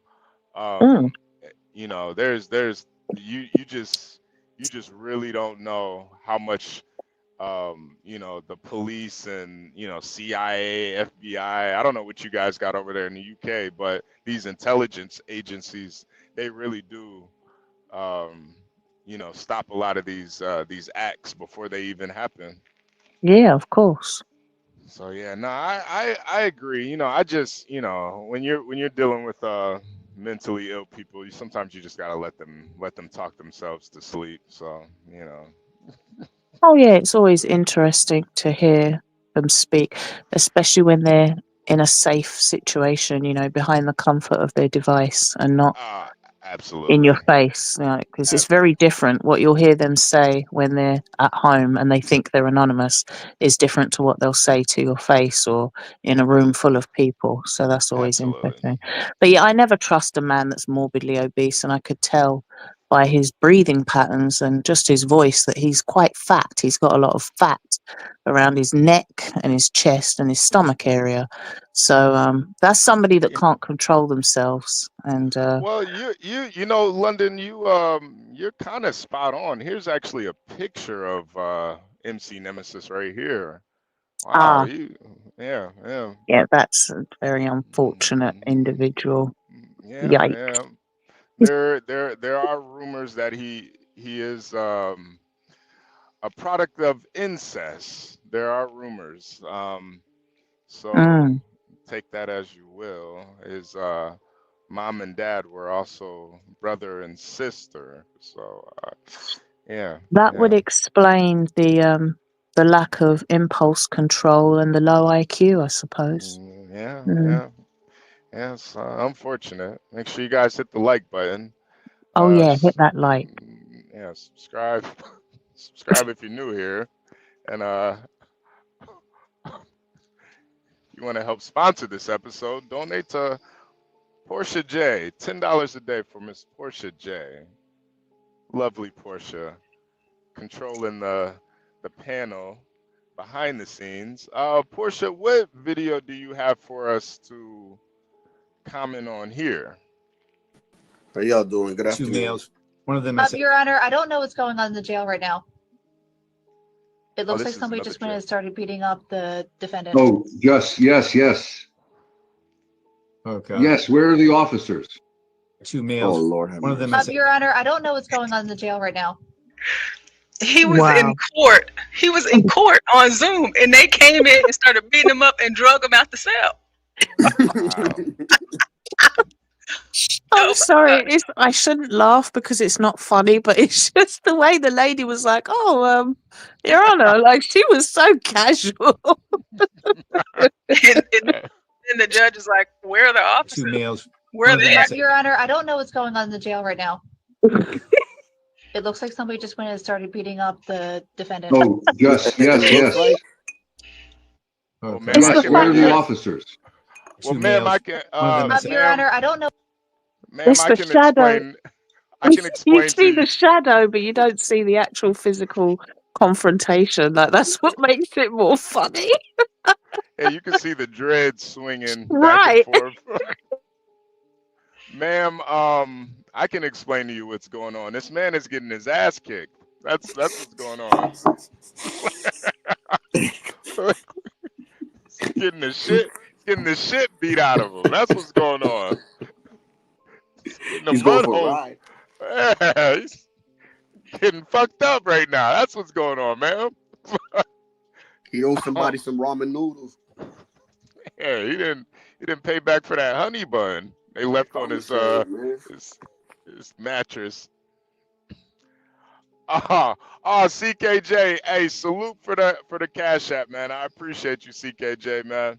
Salute to CKJ, and as always, CKJ, man, thank you for your service, man. Thank you for your Thank you, service. CKJ.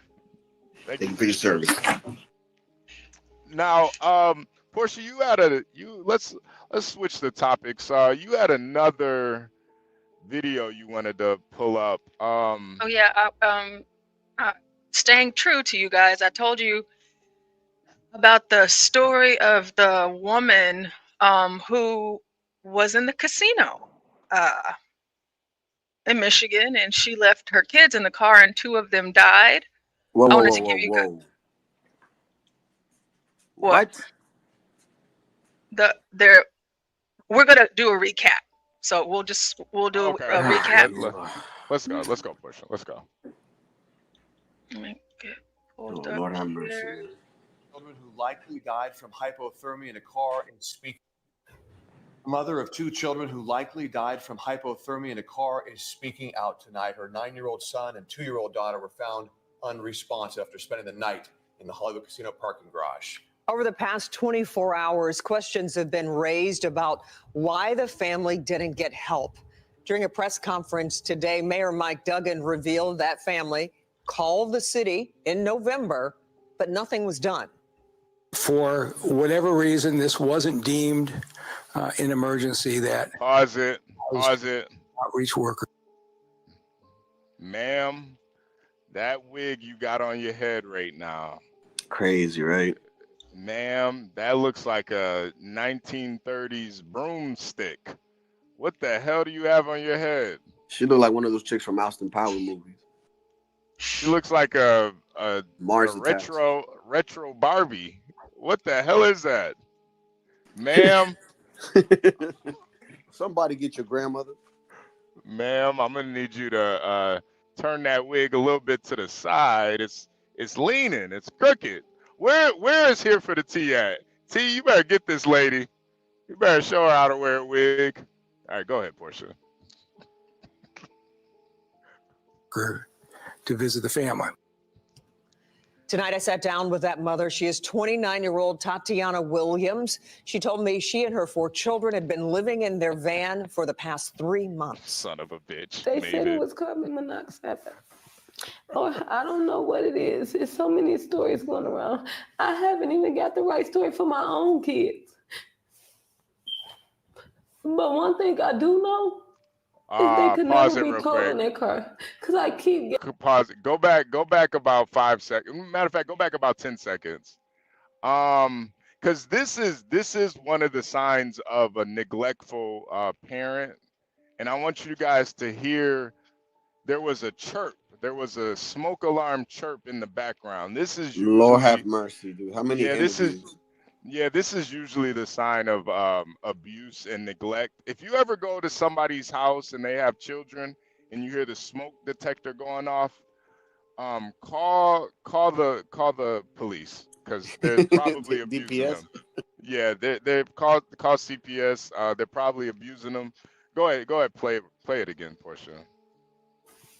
Or I don't know what it is. There's so many stories going around. I haven't even got the right story for my own kids. But one thing I do know is they could never be cold in their car. You got good ears. Gas in their car. I do what I got to do to keep them kids with heat. So it's not hypothermia. My kids could have never froze to death. But I called everybody. I called out of state. I called different cities. I called Detroit. I got on the cam list. I've been on the cam list for a long time. Nobody. Every time I call, they say it's no shelter, no bed. I thought I was doing the right thing. I tried to keep them warm at night. That's it. I was just trying to keep them warm. Nobody helped me. It took me to lose 2 of my kids to get this help. I don't feel good about it. If you ever find yourself without shelter, there are resources for you. Just scan the QR code on your... Okay, so next up, we have the father hearing from the father, and then what just happened over the weekend, which we will get into that as well. And although they probably didn't say it, I don't remember hearing it in the most recent article, she and her mother were inside of a casino, at the casino, hanging out at the casino. While those kids were in the car. So she was having fun? Yeah. Yo, how is she not in prison right now, man? Well, let's see. Playing blackjack. I'm about to. Yo, I can't. Yeah, she was playing blackjack. Yeah, she's playing I'm blackjack. sorry, guys. I get so emotional for this shit. I got kids, and this shit pisses me off, dude. Yeah, let's Right watch now, this we're video going to and I'll turn get your to guys' our opinion other on big story of the night. A father speaking to us tonight after learning 2 of his kids died from exposure to the cold in a casino parking lot. Yesterday, 7 News Detroit reporter Darren Cunningham spoke to the mother of those 2 kids about the tragic situation. Yesterday, I woke them up to wake them up from school. My son wasn't moving. And I kept saying, Freddie, please get up. Please. Well, tonight, Darren is getting the father's side of this story, hearing about the moment he learned 2 of his children Pause it real had quick. passed away. Pause it real quick. She sounded like me when Chippy died. Please get up, Chippy. Yo, you foul. Please get up, Chippy. Please. Please, little Tucci. She was so small. She was tiny. It was like a little stuffed animal, man. It was brutal. R.I.P. to Chippy, man. All right, go ahead, Portia. Jesus Christ.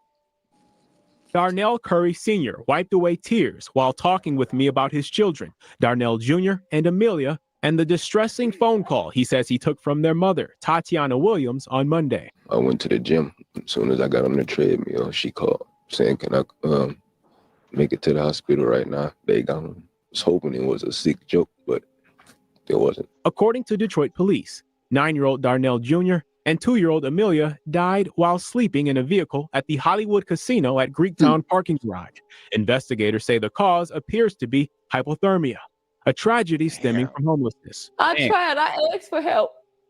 I asked everybody, even people out of state. But I tried. I tried to keep hotels. I tried to pay people to stay there. It wasn't working for me. You know, people just didn't like too many kids at their house. I spoke with the children's mother Tuesday evening. She told me she's been living in her vehicle for 3 months, along with her 4 kids, her mother, and 2 teenage siblings. Wait, what? She said she reached out to Curry, who's the father of 3 of her children. I asked him, I said, can you get your kids?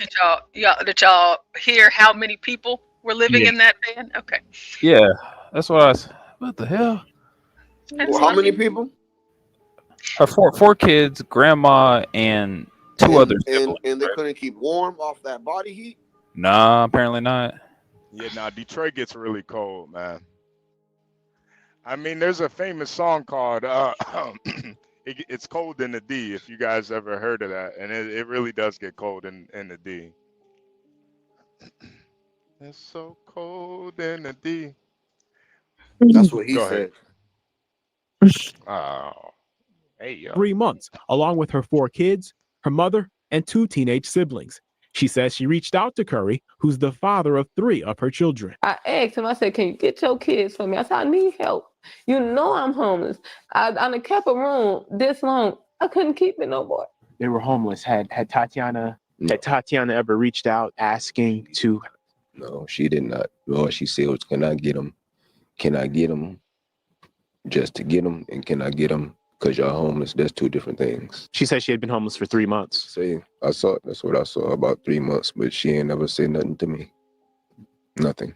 So all them other side stories, they can cut all that. No, she did not. Curry, who lives in Novi, says Williams never specified why she wanted to. Wow. Did you see like how all of that strength that he's having to have and that one teardrop that fell? Yeah, he's holding it back. Yeah, because you know, like this is really breaking him. Okay, yeah, he's angry right now. Yeah, this is really a lot for him. This is kind of throwing me off because you really ever see stories like whenever you hear stories like this, you rarely ever see the man cry. or care. Yeah. Nah. I'm telling you, that one tear, that's that. Yeah, that's real right there. That hurts me way more than these crocodile tears this lady is. Oh, yeah, I haven't seen portraying. not one tear yet from her. Yeah, She's like a Hollywood actor. she's a degenerate. She failed as a mother, okay? And there's a lot more. There's a lot more to this story than meets the eye, and it seems to be generational because her mother is also homeless, which is why her mother is in the vehicle with her. Yeah. Because, like, when I think about it, let's say, for example, in 10 minutes' time, a pipe burst in my home and I couldn't stay in my home for a while. I could go in a hotel. I have like numerous people that I could call and say, oh, a pipe has burst. I can't stay in my home at the moment. There's water leaking through. I could stay with my cousin. I could stay, like, there's a bunch of people I could stay with. So what made her such an insufferable individual that nobody would be prepared to allow her and her children and her mother and her siblings to stay at their house for a while? That's a valid point. She's got something else going on. Why did she even get to that point in the first place? I don't know. I'm, you know, all my American family are from New York. They're not from Detroit, but there must be shelters and you know, other kind of programs. You got a 2-year-old and a 9-year-old. There must be some kind of government scheme or some kind of a church, something to enable you and your children to have somewhere safe. And why are you in the casino leaving your 2-year-old in the van? With no money. That's why, honestly, I think it's a lie. I don't think she's really homeless. I think once they it's a do choice? No. I think she's got somewhere to sleep. I think she's just trying to get sympathy for why she left her kids out in the because you know in the casinos in Detroit, you can't enter if you're not matter of fact, you can't 21. enter if you're not 21. Yeah, you can't enter if you're not 21. So she probably went there. Left them at the parking lot, man. Nah, I think it might be a little different than that because if you guys heard earlier, she said that guy is the daddy of 3 out of 4 children, which means that there's still one other guy that's not even in the picture, or she's just not saying that he's in the picture. I personally think that one nigga that they didn't mention is in the picture and has been slowly financially supporting her and the kids. And I want us to also be mindful that in stories like this, we typically don't get the opportunity to hear the man's side. And also be mindful that a Black man said, you know what, we talked to her. I want to talk to him. I want to get his side of the story as well. So I do appreciate that. So let's finish this up so I can give you guys the big old news that happened over the weekend. Drop their kids off to him. She just asked, can I get them for a couple of days? But I told her I'm working and all that, and I'm out here. We're not close to each other, so I couldn't. But she knows all my family is right around the corner from her. Did she reach out to any of your family? No, she did not. And she knows she could have, like we always used to do. He says the last time he held his children was a month or 2 ago, and that they typically FaceTime. Moments he will miss. And there's a, police investigation into this. What is it you would like to see come of this? Obviously, nothing's going to bring back your 9-year-old and your 2-year-old. It doesn't even matter to me. Can't get them back, so it's whatever. Darren Cunningham, 7 News Detroit. Damn. No, you cannot get them back. Our heart aches for this family. I mean, there's so many people reaching out, trying to help. And I would just say, to anybody in our community, if your children are cold and go inside somewhere, beg for help. Wow. All right. So someone said, why isn't she in jail? I don't know. However, you go on the news, you lose 2 kids because you left them in the car, and this is what happens when you're rewarded. There's a lot more to the story. I don't know if she's some sort of addict or there's something else going on. Hold on. I'm sorry. I thought I had shared it. So this is going to be the last one I play in regards to this story, and you guys can go ahead and have at it. But no, she's not in jail. Yes, she was on the news, and yes, she is responsible for leaving her children in the car that died. Is she in jail? No. But what did she get this weekend? I actually like it, and I think it's wonderful. Tatiana Williams with a reason to smile today. That's crazy. New home. Wait, Yo, I'm done with America, bro. What the hell? Hold on. 9-year-old Darnell and 2. What the fuck? She got a whole place? Oh, let this play. I love the house. I actually like it, and I think it's wonderful. Tatiana Williams with a reason to smile today. She and her family were gifted a new home weeks after losing her 2 children to hypothermia, 9-year-old Darnell and 2-year-old Amila. Williams says she thinks about them all the time. It's a lot that I'm going through right now, so this means a lot. This kind of makes me happy because I was kind of sad today. I've been having a rough day all day today. We were saddened by hearing about what happened, and we decided to put things in action, not to talk about it. Chad Audi, the president and CEO of Detroit Rescue Mission Ministries, decided to coordinate with the city to provide the home free for 1 year and fully furnished and filled with food. So we prepared this house that we owned as Detroit Rescue Mission Ministries. We had to fix it, prep it, furnish it, staff, and then give them a good start so they don't have to go one day with no food or being outside at all anymore. Deputy Mayor Malia Howard, alongside police commissioners Daryl Woods and Tamara Smith and Detroit Rescue Mission Ministries, gave Williams a good start by offering a blessing and a prayer once Williams got the keys to her new home. And we ask it in Jesus' name. Something Williams says she is forever grateful for. So I'm kind of happy. I might not look like it, but I am. So I really appreciate got her everything nails everybody done. done for me here. Okay, and so Yo. last thing, really quick, I love the HB, house. if I you actually didn't like catch and I think it's this, wonderful. Tatiana Williams. this is her mom, the one that was sitting next to her in the original video. Which color does she have on? The yellow? The yellow, yeah. Ah, that's a big woman right there. You know, Portia, this is really, really fucked up. This woman And went Detroit in the Rescue casino to play slot machines Mm-hmm. and came out to her car to 2 popsicles, and she's being awarded. She's being awarded a goddamn house for a year.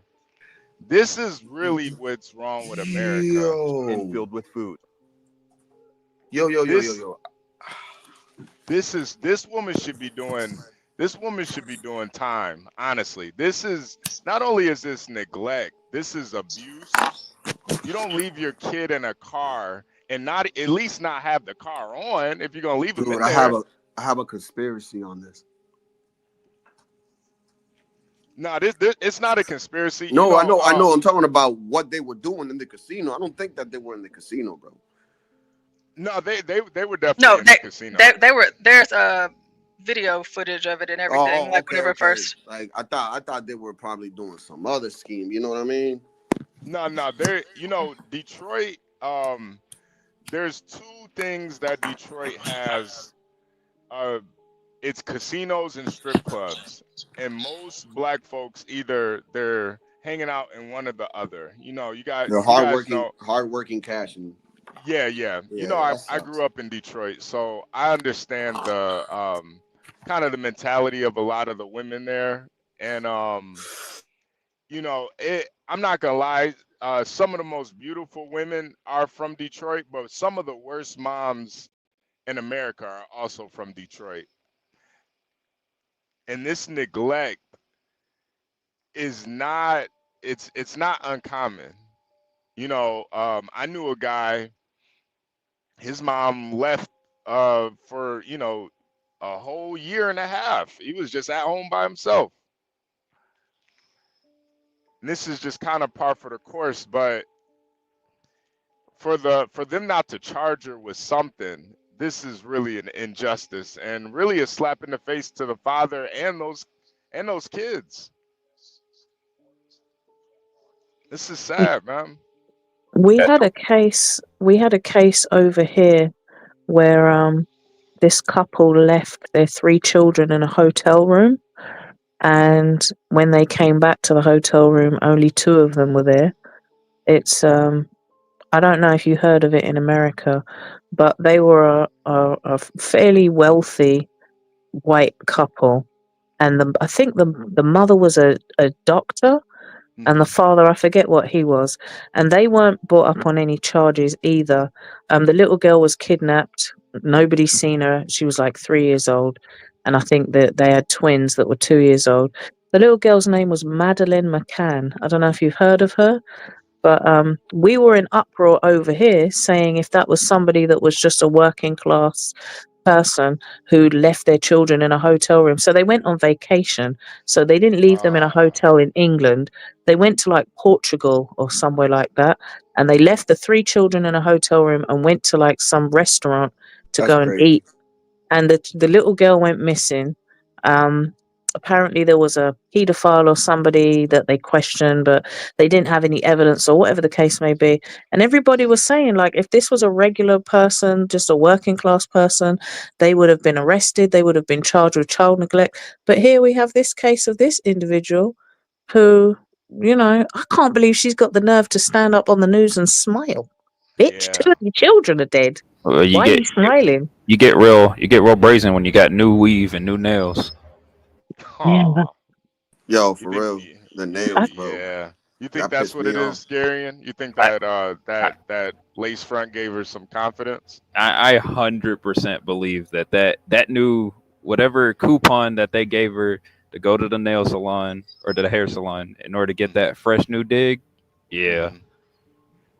If anything, the news set her up that way so that they can do an interview because she's looking real busted right here, looking Those all 2 kids, shaggy and bro. stuff. So we got to get her all nice. So you're saying that's a new sponsored lace front she has on? Yes, and nails and teeth too. Her teeth were very shiny in that picture. Ooh, I didn't notice that. Wow. Yeah, she had that stereotypical hyper white African grin, and I was like, damn. They gave her that dentist. They gave her some fillings and some teeth whitener too. Damn. They didn't charge this woman at all, dude. No, Yeah, they're not. That is insane, At man. all, bro. Like, this is child neglect and child abuse. Yeah, I mean, Like, you could make a case for 2nd-degree murder. I mean, they froze to death. Lord have mercy, dude. This is 2025. Nobody in America should be freezing to death, bro. In a car too, at that. You could turn the car on, right? Yeah.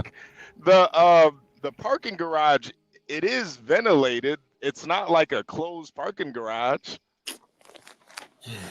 And like nobody that like parked in the.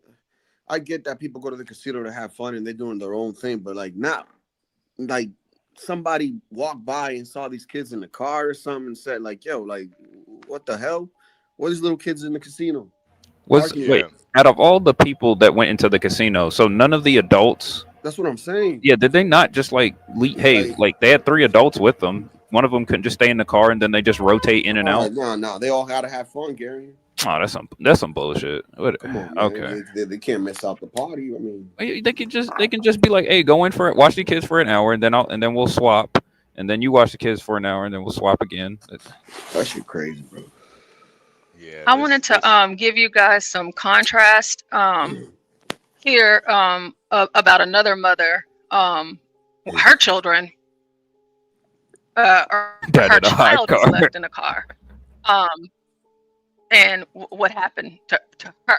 Because I don't think that anything that you guys are saying is too far off the pale. Because people usually get arrested for this sort of thing. Yes. Let's see. I mean, you would Broward think County now charges after her 11-month-old daughter died in a hot car. On Sunday, police responded to the parking lot of Mount of Olives Evangelical Church. They say the child had been in the car. This happened in Florida.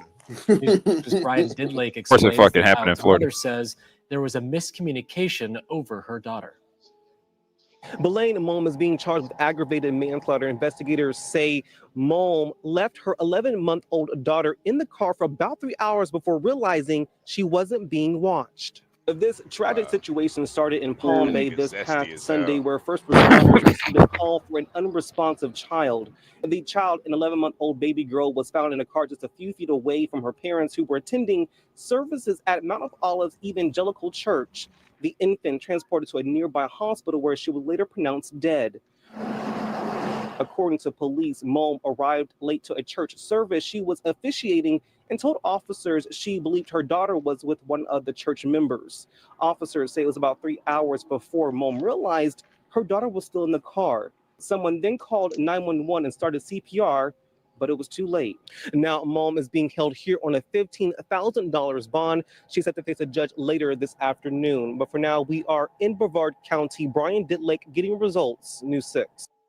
Now, Portia, I need you to do some quick research. Brevard County, what city what state is that in, and what Brevard County, what did they vote in last year's election or this year's election? What party did they vote for? I have a hunch. I could be wrong though. I could be wrong, but I have a hunch. Okay, it is in Florida. Mm-hmm. It's East Central Florida. Mm-hmm. Let's see. Brevard County. I could be wrong. I could be wrong here, you guys. So. Drum roll. Yeah. Did you get vaccinated? No. Is my screen still up? Okay, let me pull it up. No, I just need All the right. answer. I just need the answer. Yeah. I just need the answer, Portia. It's in Brevard. It was a Republican sweep. The Republican-backed candidates. It's all red. Kamala, you're fired. Get out of here. You're fired. How did I know that? How did I know that? You HB Neil dramas. How did I know that, Portia? Oh, I got Negro Damas over here. Yeah. Predicting the future. How did I know Rubbing that his in a glass ball Republican over there. county they actually want to protect the kids in a Republican county, but in a Democrat county they could give a goddamn about those No, damn they always kids. protect the criminal. Giving out Yeah. houses.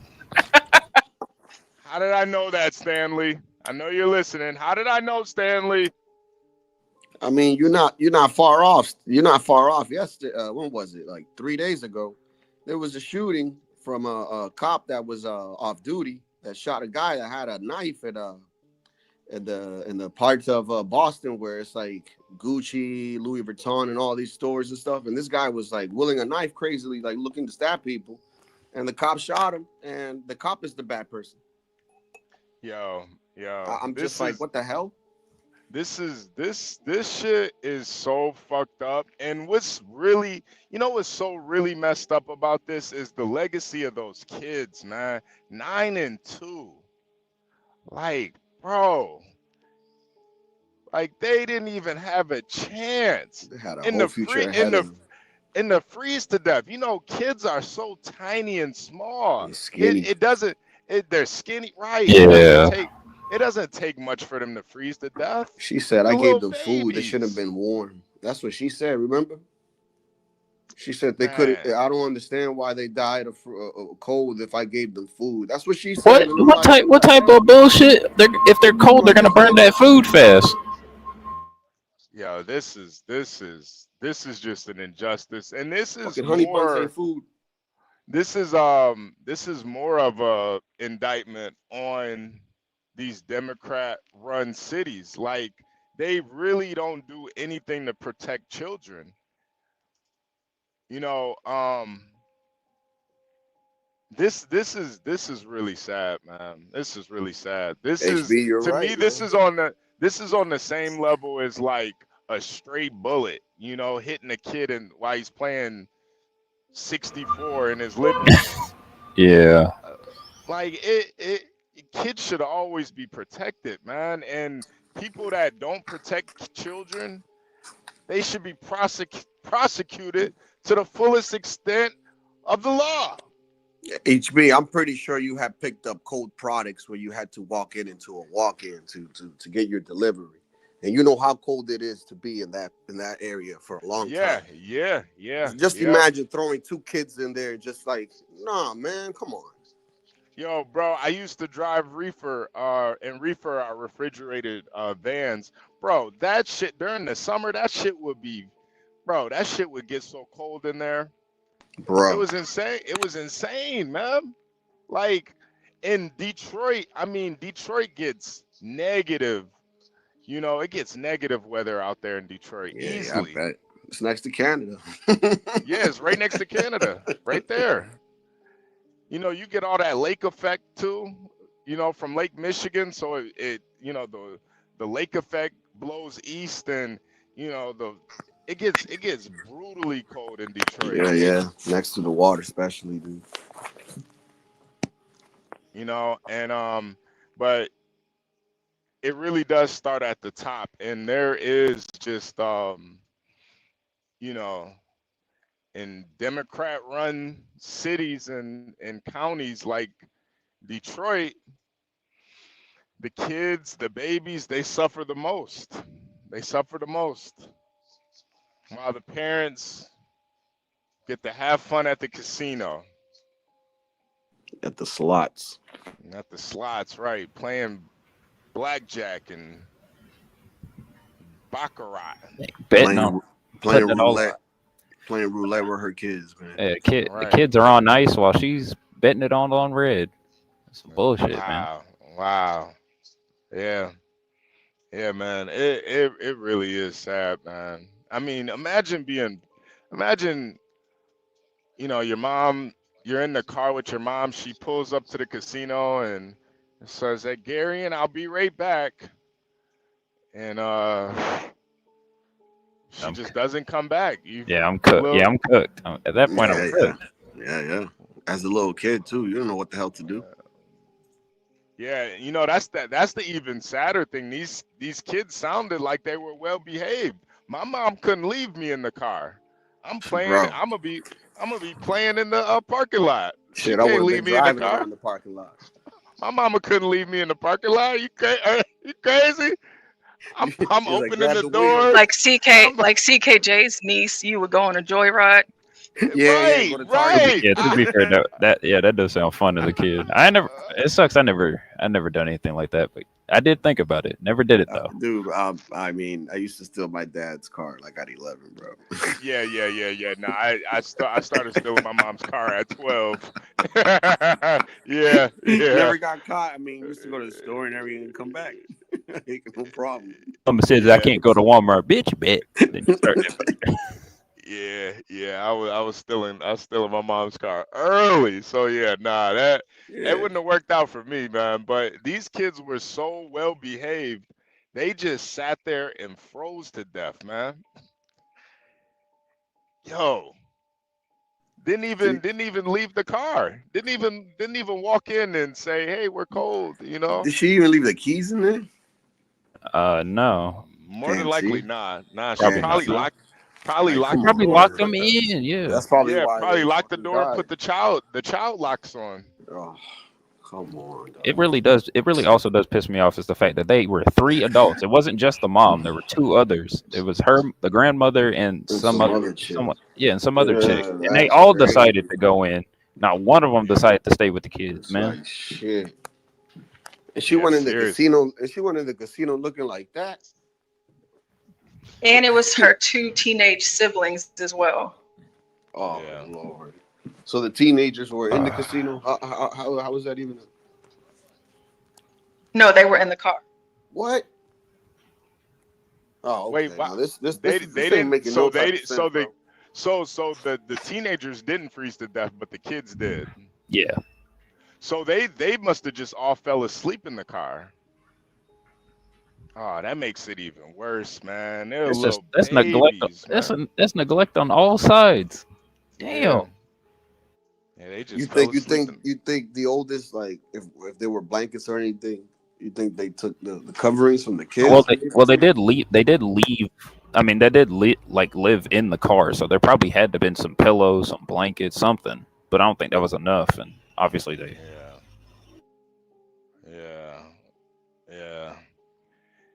Yeah. And London, I've always kind of felt that the same way about homeless people. And this may be a bad take on my end, but honestly, like I kind of think homeless people are evil to a certain extent. Damn. And I'm gonna tell you why. Most homeless people, they do have family, but they burnt all those bridges with their family, whether they were drug addicts or just fucking bad people. Burnt all those bridges. Now they're on the streets, and they're on the streets because they're fucking lazy. They don't want to get up and work every day. People work 2-3 jobs just to make sure that they don't become homeless. You got a car. You telling me you can't do Uber Eats? Telling me you can't do DoorDash? Even on a bike. Yeah, I mean you got a car. You can't go download the WAG app and walk some dogs the WAG on the side. Pick some dog shit up. Gary, you never heard of the WAG app? No, you never heard of the WAG app? I haven't. No. Yeah, there's an app called WAG where you can sign up. Yeah, they'll come pick up your dog and walk the dog for you. Mm-hmm. Oh, And I agree, by the way. There's another one that they come into your backyard and pick up all the dog shit every week too. Yeah. If you're homeless, you're homeless for a reason. And I understand that sometimes, and especially for a woman, if I see a homeless man, I understand that, hey, maybe he was married to, somebody and it didn't work out and she divorced him and she got the house and he's on the street. But usually, if you're a good person and you've made good choices for your life, there'll be at least one friend or family or workmate that will say, hey, come sleep on my couch. Let me help you out. And you'll be doing everything you can. What you won't be doing is going to the casino. Yeah, what you will be doing is working every hour that you can, saving up money, doing whatever you can do. And like I said, there's shelters, especially women and children, women that have children, they get help. There's programs and all kinds of stuff. So again, she made repeated poor choices. We can see just a glimpse of that in the interview. The fact that she was in the casino when her 2-year-old was in a vehicle outside sleep. The fact that she's smiling on the news. Like, I don't care how glad you are to have a house. 2 of your children have just died. Like, what's wrong with you? She's gone and got nails and wigs and weaves. And that would be the last thing on my mind if 2 of my children died. But then her mother was homeless too in the car with her. So that's one thing know.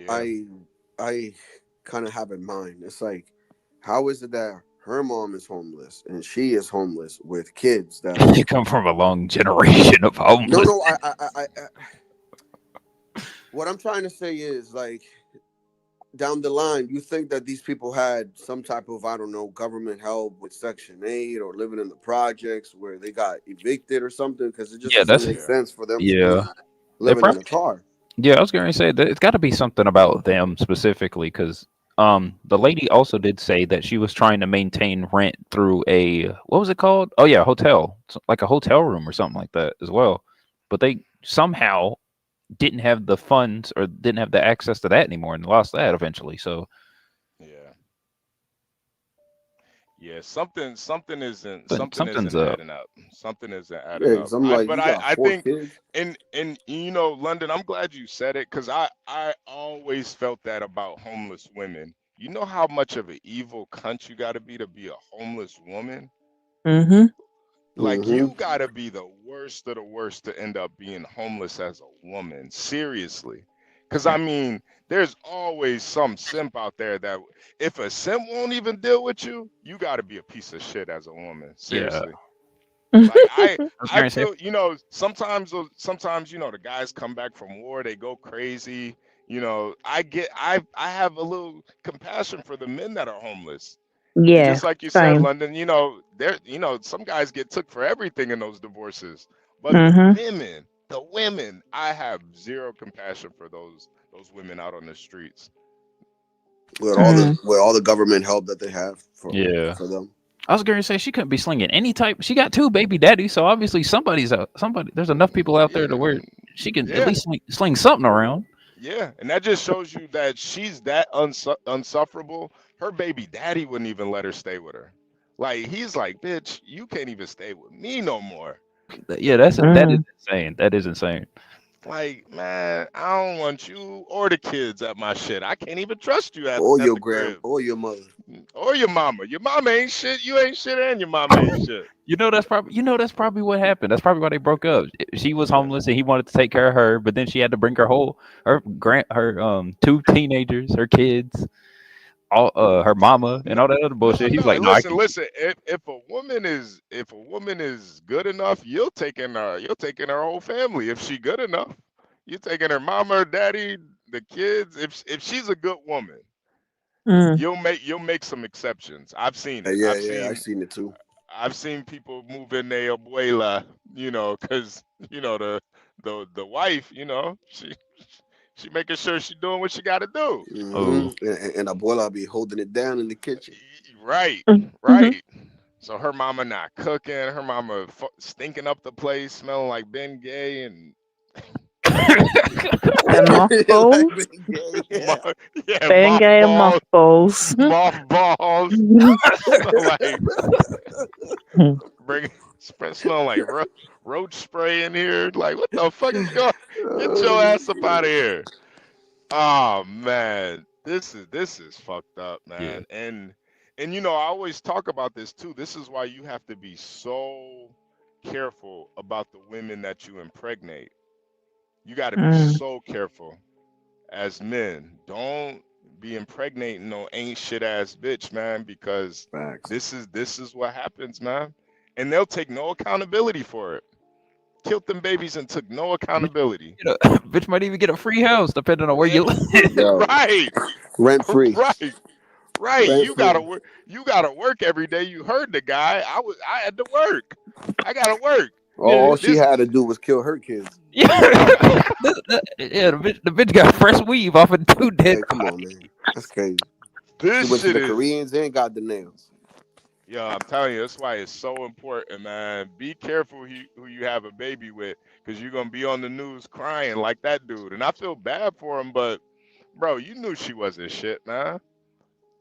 Look at you can tell by her hairline she wasn't shit. Oh. shit look like Count Dracula's, man. All V-shaped. It look like. Wow. Yeah, that is. Oh man, that is a sad case. That is. Yeah, maybe G. Man, I wouldn't even trust the pull-out method, man.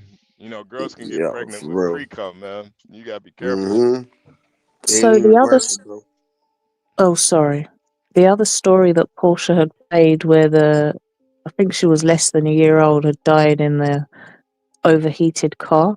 How did she? I'm confused because I had a phone call come through, so I had to take the call. How did she mistake her child being in the church? Like, I'm not clear on how that even came about. Did they explain that in the news clip in the end? How do you think your child is in the church being cared for and the child is in the car is what I'm wondering. They didn't really go over it. It was kind of just ended. It was more like a summary of the overall article instead of everything that was going on. Well, she obviously didn't physically bring the infant into the church. I mean, I'm assuming the church has got some kind of crash service or some kind of, thing to where the parents can go and worship and pray and whatnot, and then the children are all in the crash or whatever. So Right. I can only assume that she thought somebody went to the car and brought the child in, and then they didn't. I don't know, but it's crazy how she was arrested, and rightfully so. You should know where your child is. You should know whether or not you left them in a hot car for 3 hours or not. But the other lady gets a free house for a year, groceries, Oh fresh yeah, weave and nails. you saw those 2 jugs of milk in the refrigerator, man? Yeah, Oh my God. the milk, the water. She get the ghetto subtleties. Mm. So it's just injustice, but man, that's Hmm. Detroit for Only you. in America. Yeah. Yeah. Remember Don King? Only in America. Yeah. Mm. Sweet auntie said, "I'm glad I'm not a woman, so I don't have to date a woman." Yeah, sweet auntie, it is. You know,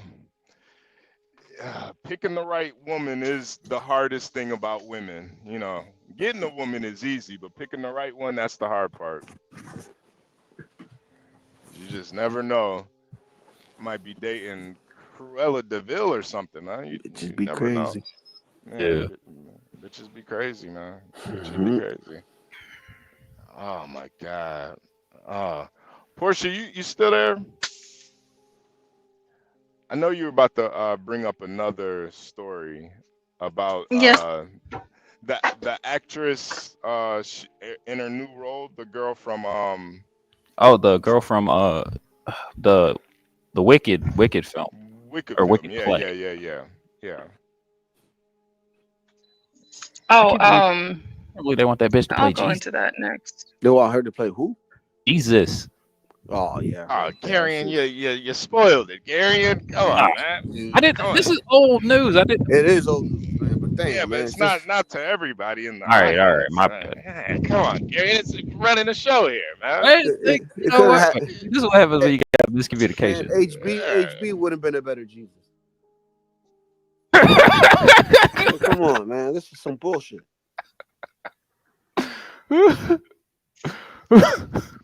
Low key. I can see that. Man, come on, man. I can Jesus see. was black, right? Yeah, I can see HB yelling. He's on the servant when he's on the mound, get tempted by Satan. Be like, "Go away, Satan! Get out of here! What are you doing here, man? I don't want anything you got."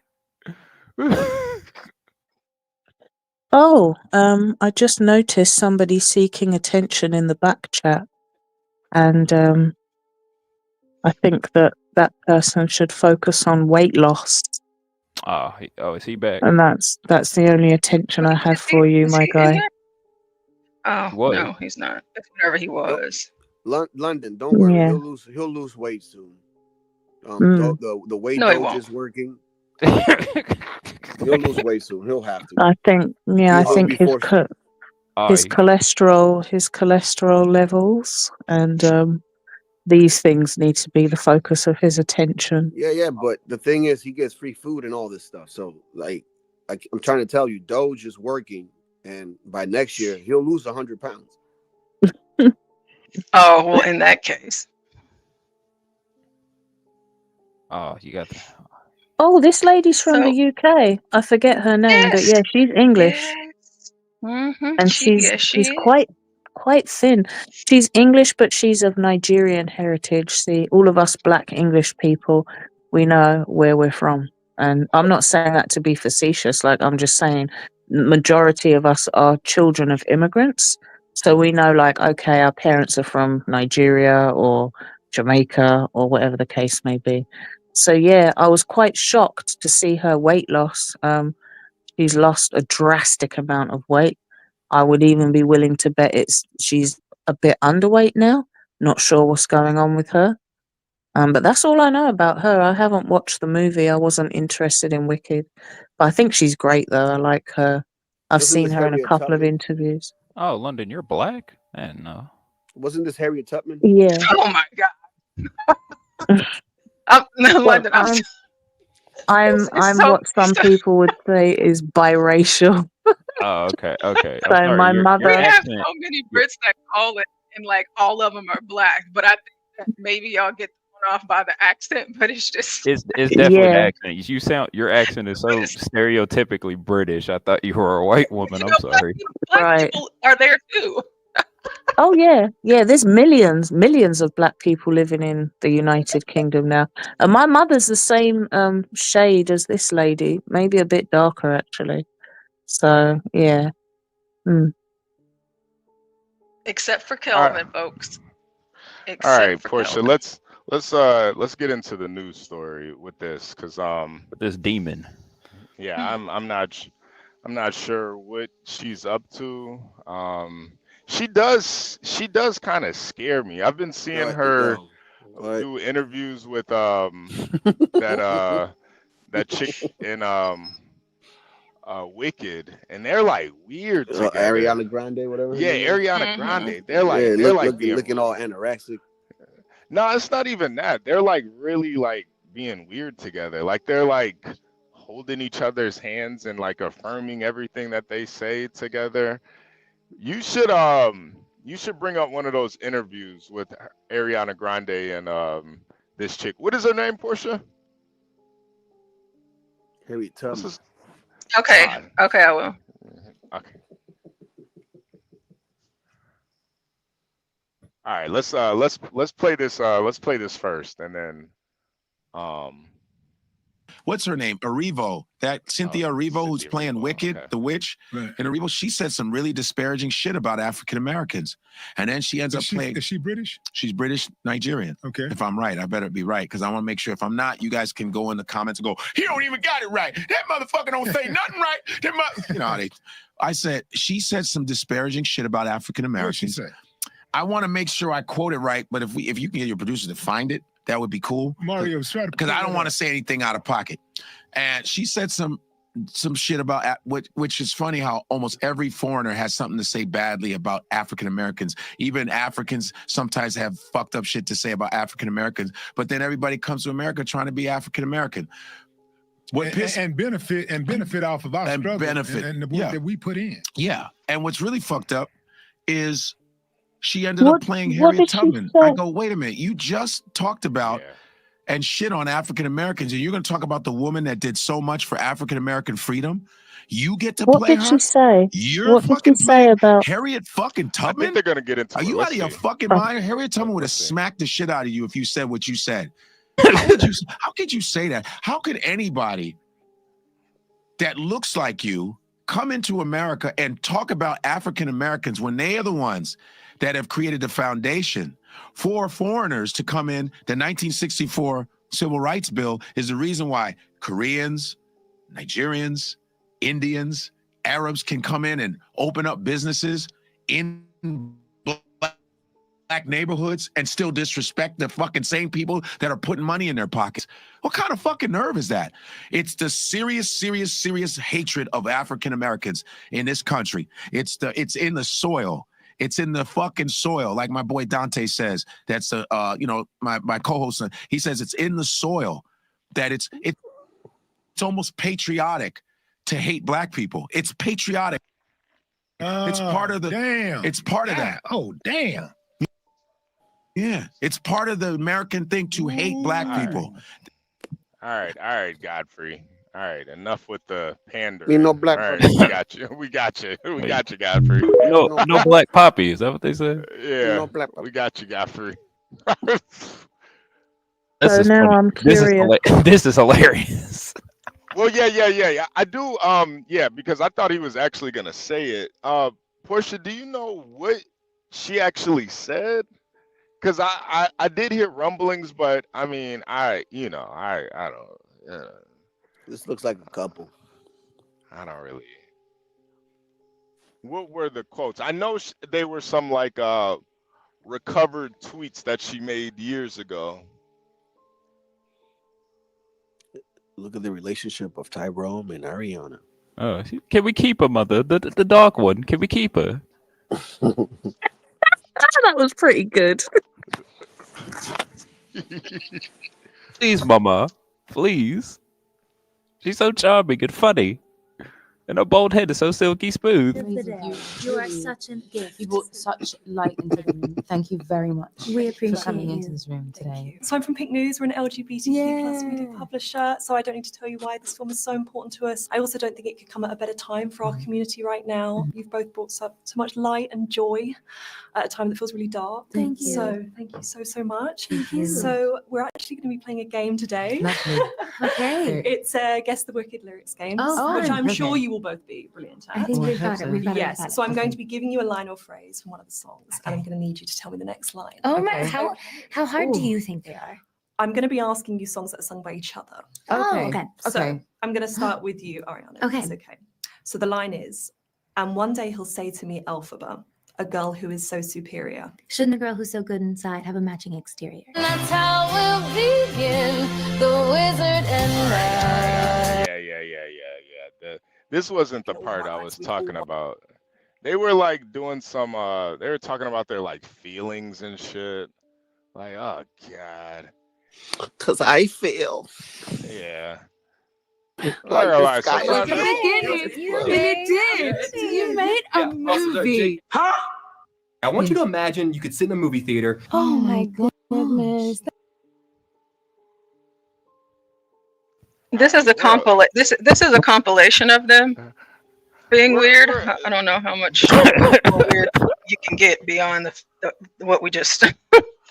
For sure, I think we're okay. Let's play it. Let's play it. You want to see? You want to see it? Let's play it. That's an special amazing question. Yeah. Yeah.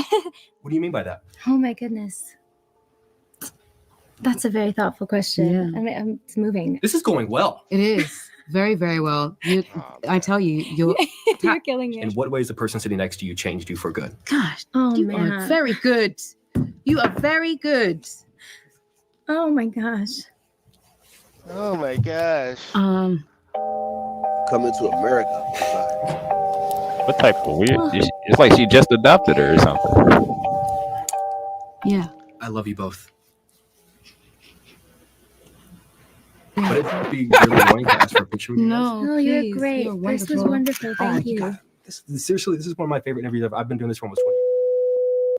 Wicked? Is that different though? That's very different. Oh, that's very different. I don't want to talk about it because I'm gonna cry and like I would do anything. I love that musical so much. Like whenever I'm nervous about anything, I listen front to back to Wicked. We would love for you to be our alpha. It's been a really long journey. And I will never, like I've never felt that way in my life. And my goodness, I'll never forget that feeling ever. And then when I found out it was her. No, we're not gonna. We can't. No, you can. Yeah, no. We can't. No, you're gonna do We've it. cried 500 times We've today. done it a lot. There still may be tears yet. The night is young. We've had a couple. Go and we've definitely cried through interviews. We've done No, today. and honestly, this is a PSA. So sorry, guys. I'm really sorry. We're really sorry. It just happens. It's really It happens. emotional. We can't help it. Yes, we're sorry. Much to the annoyance of many. Definitely the screams, definitely the tears. Just nothing we can do about it. I can't imagine. And you know what? If you're in the comments saying how annoying it is, I'll say it first. We can't help it. We're trying our best, but there's a lot of emotional things that happen, and we're just going with it. Yeah, you need to understand. We're It's been like weeping. 3 years. Starting to get a People. migraine. There's a lot We've had to going keep on. this in for such a long time. Oh man. Oh no, babe. Yeah, he said, why she look like E.T.? Whoa. Yeah. That's beautiful. He cried, and remember I Have y'all had What enough? the fuck is going on? I'm telling you, this is This is torture. Yeah, this is man, sometimes I hate to say it, but sometimes I think we should just go back to like the caveman days, because this has gotten out of control. Well, this was like so much talking about your emotions and stuff, and HB, you're about to make me cry. yeah, right? Like, oh my God. You're about to make me cry. This is out of line now, man. Like some of these women have taken this shit way too far. These people, they're clearly drug addicts.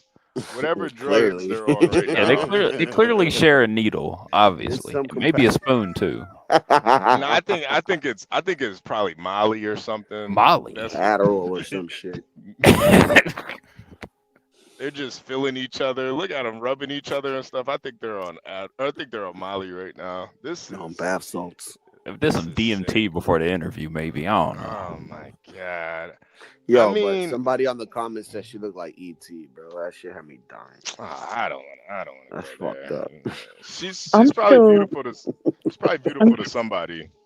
I'm still wondering what she said that offended people so much. Yeah. I'm still trying to figure that one out too. They did say something about Harriet Tubman, so I'm assuming she said something critical about her. No. Let me see. All right, so she was cast to star as Harriet Tubman, and this happened a few years ago whenever the news broke as it pertained to her playing that role, and we will watch some of that because I just think it's good context for you guys. But this is one of the tweets, but we'll hear and see more in the news clip. But she said, "This is so wrong. Same people that will shout racism at a white man, not realizing how damaged they are themselves. It's not new that some African Americans are jealous of Africans in the US. Example, this person here, her. That's one of them." Okay. All right. I mean, that's not too bad, is it? I mean, not to me, but for these, what are they called? FBAs? Foundational Yeah. blacks. Yeah, no, I mean, it's not too bad, not to me. Well, yeah, Black Twitter probably wouldn't be okay with this. Oh, and then, like, yeah, she Stan, said I don't jealous. think. Yeah, like I she don't was think. going on all of these tangents talking about how we're jealous of them. Yeah, I don't think Stanley would appreciate this at all. Motherfucker, have you read Well, a she book? can't speak for us. She's not from here. What does a British woman know anything about America? Quite frankly, she should read a book. A lot of Talking us, about all black people? yeah, a lot of Black British people have family in America. Black family in America. We have access to the news. A lot of us have travelled to. Yeah, there's more English people that have travelled to America than there are Americans that have travelled to England. For example, a lot of my family are in Brooklyn, New York. To be fair, as an American, we don't really need to go anywhere. We kind of get everything right we here. got everything here, dude. Yeah. Yeah. I Well, mean, you a lot wouldn't of know. You wouldn't know unless you tried. So Y'all got some pretty funky architecture. I will say that. Yeah. You know, the thing about America though is it's like one state is as big as a European country. Yep. yeah, that's true. Texas is bigger than Europe alone. Well, it's bigger. I think you can fit France, England, and Germany. I know there's 3 countries that will fit inside Texas, and there's still room left over. So I get that, but I still think it's good to travel. But I'm biased. I've been traveling since I was a baby, and I've been to a lot of different countries, and there's just nothing like seeing different. And I get it. Like New York is completely different to Mississippi, for example. So, like that's just an example. Culture, food, all that kind of thing. But it's just nothing beats leaving the country and going somewhere completely different. But that's beside the point. The point is, I think that people from outside America, especially if they have family in America, they visited the country, and a lot of American media dominates world media. So we know what goes on over there, or at least some of it. And with Twitter, or as they call it, X, we have Americans tweeting and vlogging and talking about life over there. So with the internet, we could definitely get a good grasp of what's happening over there. Now this whole idea that Black Americans are jealous of Africans. You know, I've never felt that way, but it part of it, you know, part of it I can I can kind of understand why they would feel that way, but I don't think they really understand the American culture. You know, we Americans don't really like anybody that's not American. So we'll make fun of if you're not naturally born in America generationally, we're gonna make fun of you, and that may come off as hate, but or it's racist or really whatever. But it's just yeah, it's we're fun just and games. yeah, we're just shooting the shit. Like you know, I make fun of Gary and all the time about eating bush meat and being Jollof with married rice. off, being married off to multiple men. You know, it's all Damn, man, wise, bro. it's all jokes. It's all jokes. It's not a Yeah. hatred though. It's just a part of America. You know, Stanley always says it. America is a racist country. It's not hate. We're just racist. Like we don't hate other people. But it is interesting that she only said that American blacks have hatred for Africans when it's really just the American culture in general. Yeah, I think she said jealousy, and I've never had that impression. Like, I've never felt that a Black American was sitting there seething with jealousy and envy towards an African. I know there's resentment. I know that Black Africans talk shit about Black African Americans and vice versa. For some reason, you all don't get along. And I actually brought this up a few shows ago. Like, to me, it's strange because at least in London, England, if you're Black, it doesn't matter if you're a Black African, Black Caribbean. You know, we're all just Black, and we kind of understand that, and so there isn't all this division and this weird, like, we just embrace each other's cultures, if anything. But again, England is small. It's a tiny little island, so it's easier to embrace and get to know each other's cultures than it is in a big ass country that you need to take a flight to get from one end to the other. So I don't know, but I never felt like Black African Americans are jealous of Africans. I feel like they look down on Africans. I think that they have this misconception that Africans, like you said, the joke about bushmeat and stuff like that, when I know there's big ass mansions and there's like millionaires in Africa with money and there's like infrastructure and all kinds of shit. But obviously Americans don't generally want to travel and see that, so they don't know that. They just see what's on the news. They see little kids running around with skinny arms and legs and big pot bellies, and they think everyone in Africa is starving and impoverished, and that's not the case. No, but yeah, jealousy. we know. Mm. We just do it to antagonize them. We know it's not like, I mean, Africa's a continent, you know, it's not seriously.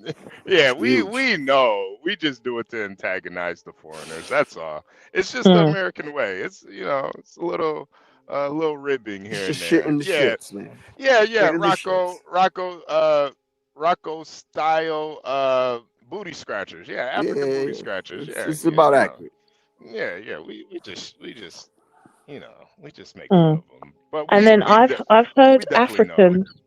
I've heard Africans say things like, you all Black African Americans are the rejects. You're the ones that we got rid of. We sold you off. Like, that kind of shit. So I hear a lot of shit talking on both ends.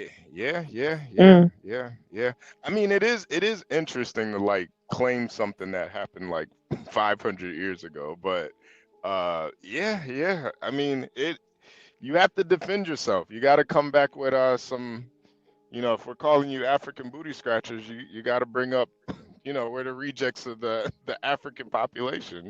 We sent you guys over here, so they gotta say something. But I don't think it's a jealousy thing at all. I just think it's. I don't think so either.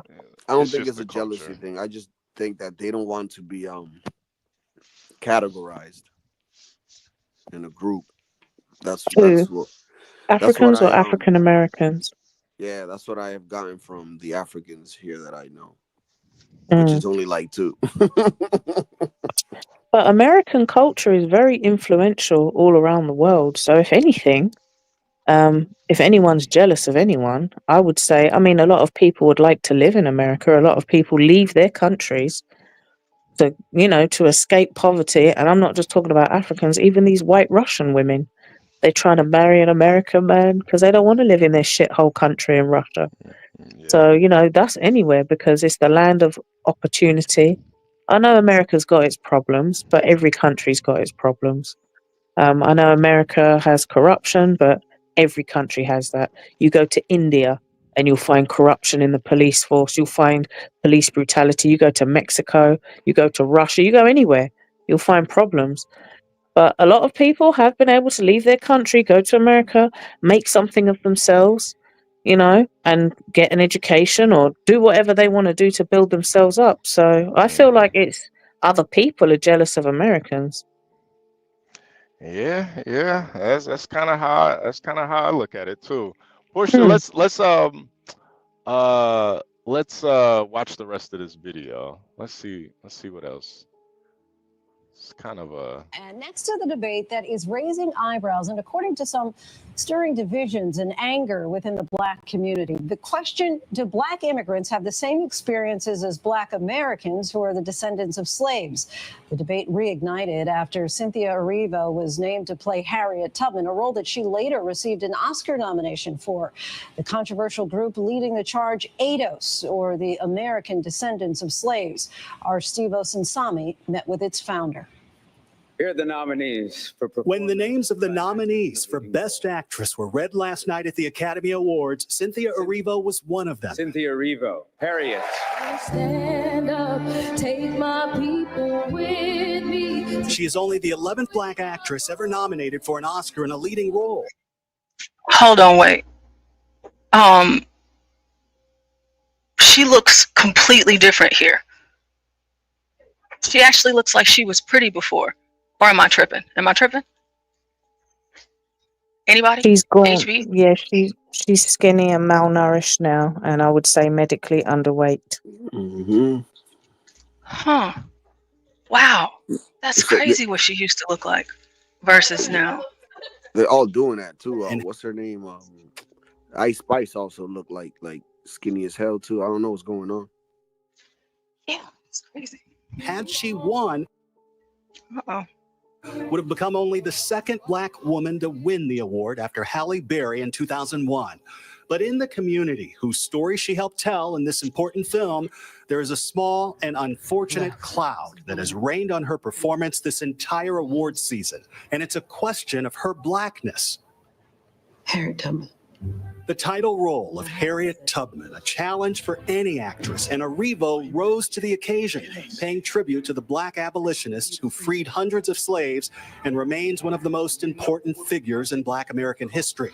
God was watching, but my feet was my own, running, bleeding, climbing, nearly drowned, nothing to eat for days and days, man. I made it. But when the film's producers first announced that it was Erivo getting the job, it didn't go over well with many Black Americans because Erivo is British. So there's people who took issue with you being from England. From England and African. While promoting the film on New York City radio, she took a moment to defend herself with WQHT host Ebro Darden. World, I think there's a misconception that when you're in the UK, you sort of get to bypass all the awful things that happen to you as a Black person, but you don't. On Twitter, the hashtags boycott Harriet and Harriet deserves better found life. You know, obviously there's been a lot of conversation about the fact that she's British, but it's so unfair. The film's Black producer addressed the controversy multiple times this award season, including at the Middleburg Film Festival in Virginia last October. You live or die on the shoulders of the actor in the lead role. So she was it, period. Online, a new group of Black intellectuals found their voice with this debate. If Harriet was part of your lived experience as an ADOS, you could bring it to that role. They are the American descendants of slavery, or ADOS for short. And they argue that Black Americans, who are the children of African immigrants, have it entirely different than African descendants of slaves. In Atlanta, we met one of the group's founders, Yvette Carnell. Well, there's an expectation that Yvette is xenophobic and Yvette hates Black immigrants, and that's just not the case. She told us that she is ADOS, but says that I am not because my parents immigrated here from Nigeria. I'm lighter than you. I'm far lighter than you. But like the cost that we bear is because of being brought here as slaves is very different. We got very personal. Just because you have melanin and kinky hair doesn't mean you have the same background and you are tied to that kind of systemic oppression in this country. So yes, you can come from Nigeria, you can come from Ghana. You're kind of the opposite of what we are, though. You're the elite where you come from. We're the bottom caste here. We just look alike. It sounds like you're saying that the American part of African American is more important to African descendants of slaves. I think it's essential because we built the richest country in the world. But we've always been very, very giving and very accepting of Black immigrants in this country. We always have.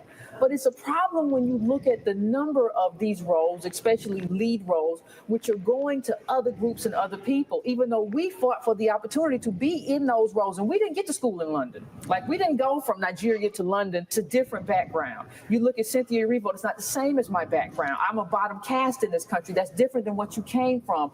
And so we don't have access to the things and opportunities that we fought for. They think something is deeply wrong when a British actor of Nigerian descent is chosen to play the role of Martin Luther King in Selma, and a British actress plays his wife, Coretta Scott King. They see similar issues with the leading roles in Best Picture winner 12 Years a Slave. Pause it. You know, I'm gonna address the elephant in the room here.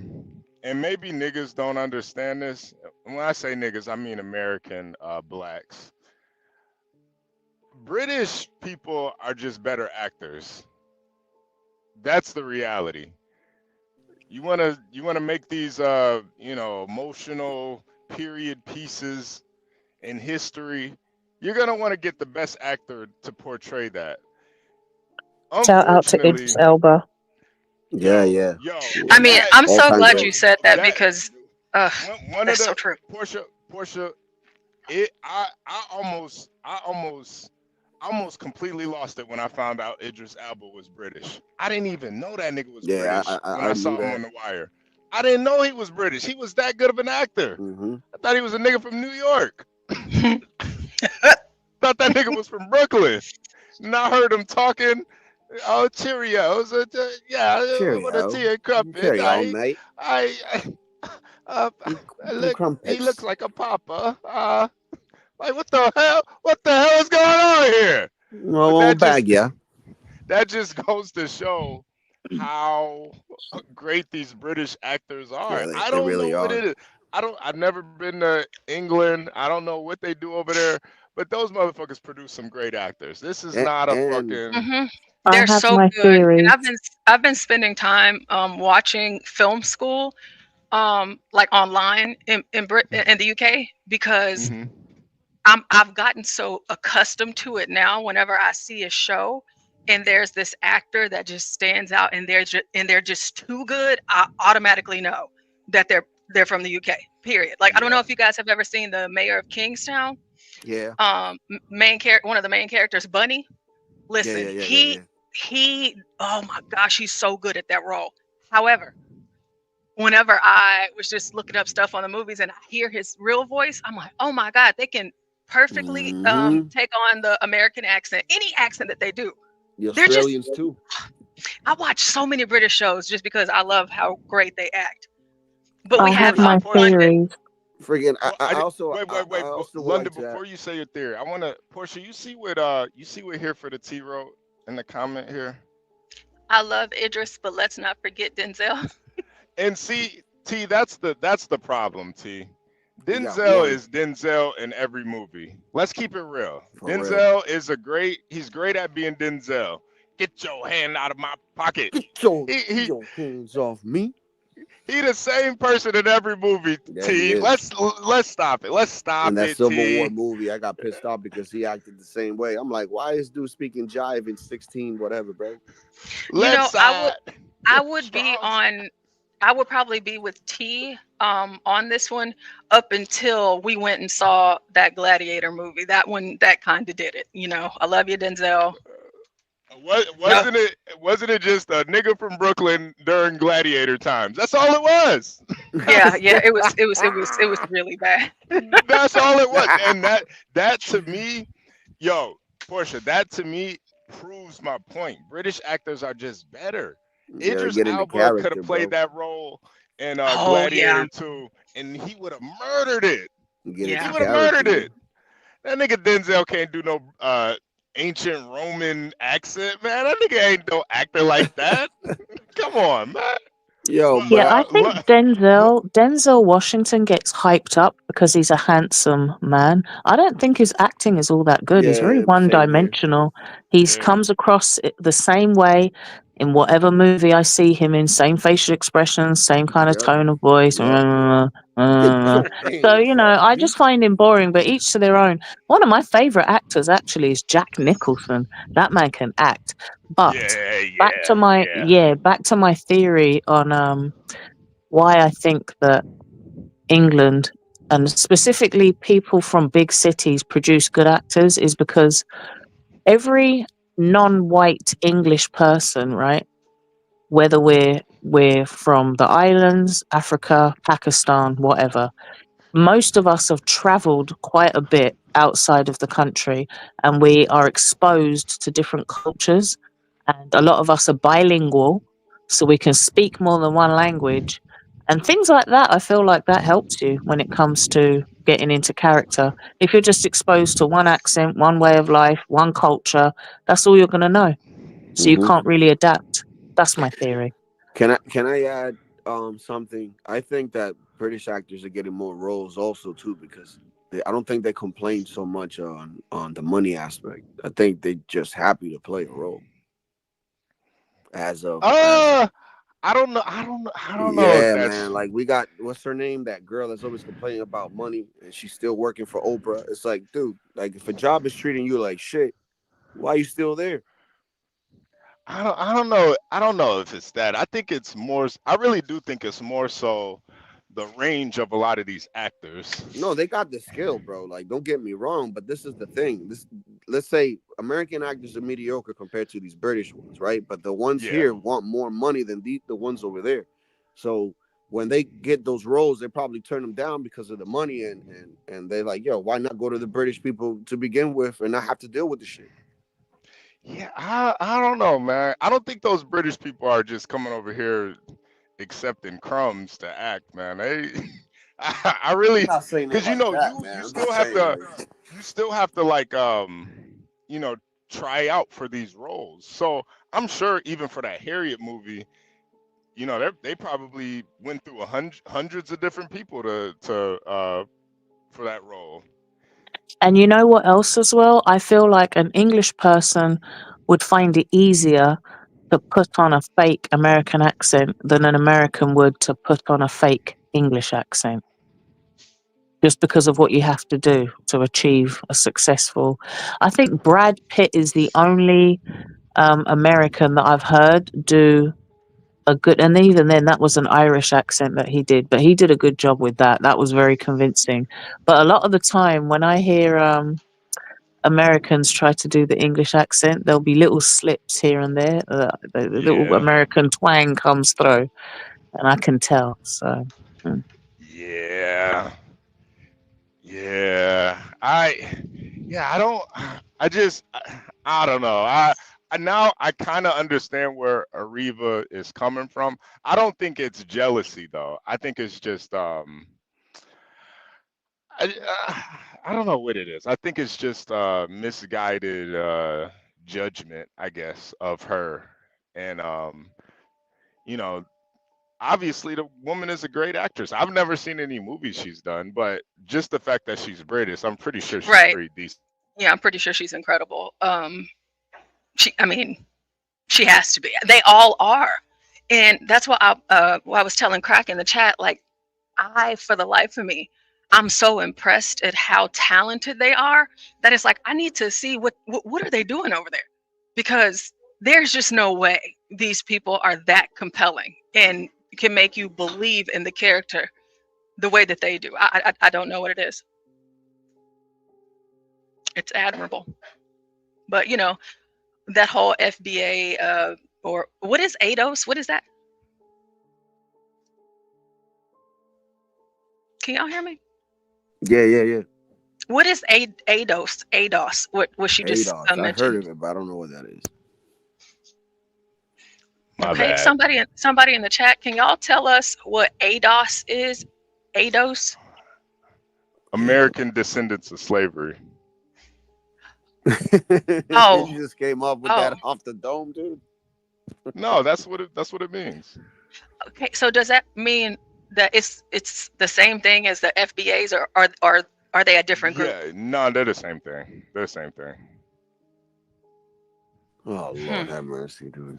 Yeah, you'd have to ask Stanley what came first, the chicken or the egg, but He would say, "Motherfucker." That's the first thing he would say. The motherfucker came first, motherfucker. That's what Stanley would say. We do not know your history. Some of the blacks don't think that they were slaves either. Some of the blacks, right? So they don't consider themselves ADOS because they were never slaves in their mind. Yeah. Oh yeah, Rocco, that is true too. ADOS and John, what do you think about this? Because I know you don't really watch too many movies, but in my opinion, British people just kind of produce better actors, and I think this whole, I think someone mentioned Supercell. Oh, sorry, I interrupted. Oh, Supercell, London. Have you seen it? Yeah, she mentioned yes. And let me tell you, it's very accurate. It was filmed in the same part of London I was born and raised in, Southeast London, which has got a lot of quote unquote hoods and ghettos. So the acting, the way that they were behaving, like it was very accurate. So that was a good show. People keep asking me about Top Boy. I haven't watched it. I don't care to watch it. But Supercell is good. Supercell was Everybody good. has to watch. Like anybody that's black has to. I'm telling you, No. It's about black superheroes. That's what the show is about. It's literally about black superheroes. I have never seen anything like that. As far as us being depicted as superheroes, we're not taken behind nobody else. We're not trying to recreate another superhero like a black Batman or something. It's all unique, all one of a kind, and it's all about the power. They're different superpowers. It's really great. I'm telling you, you got to watch it. Yeah. But I know it's hard, maybe because yes, they do have some scenes where a couple of the guys are rapping, right? British rappers, but the accents. But I'm telling you guys, it's great. And you'll probably wouldn't understand all of the slang, but I can translate if you do start watching. Yeah, some of the slang you might throw you off a little bit because it's weird. Like if you're from, say, like London, you're gonna have American slang, Caribbean slang, specifically Jamaican, and then English slang mushed into one, and that's what develops our. Like I'll avoid using certain words when I'm on the panel because I know you all are going to be like, "Huh? What did you just say? What do you mean by that?" But yeah, it's certain slang terminology, and it's a mishmash of the three. Slang that's creeping in is certain Arabic words and certain Muslim terminology are mushing into the mix too. Arabic Like the words, word. like can you tell us a few? Well, for example, fuckery comes from Jamaica. That phrase, fuckery, comes from Jamaica. That originated from Jamaica. The first time I heard that phrase was like 1996, and now everybody all around the world says fuckery. Let me think. Now I'm trying to think. Maybe pull up a clip of Supercell, and I'll translate because I can't remember. That shit's probably copyrighted. Oh yeah, good point. Yeah, we can't play that.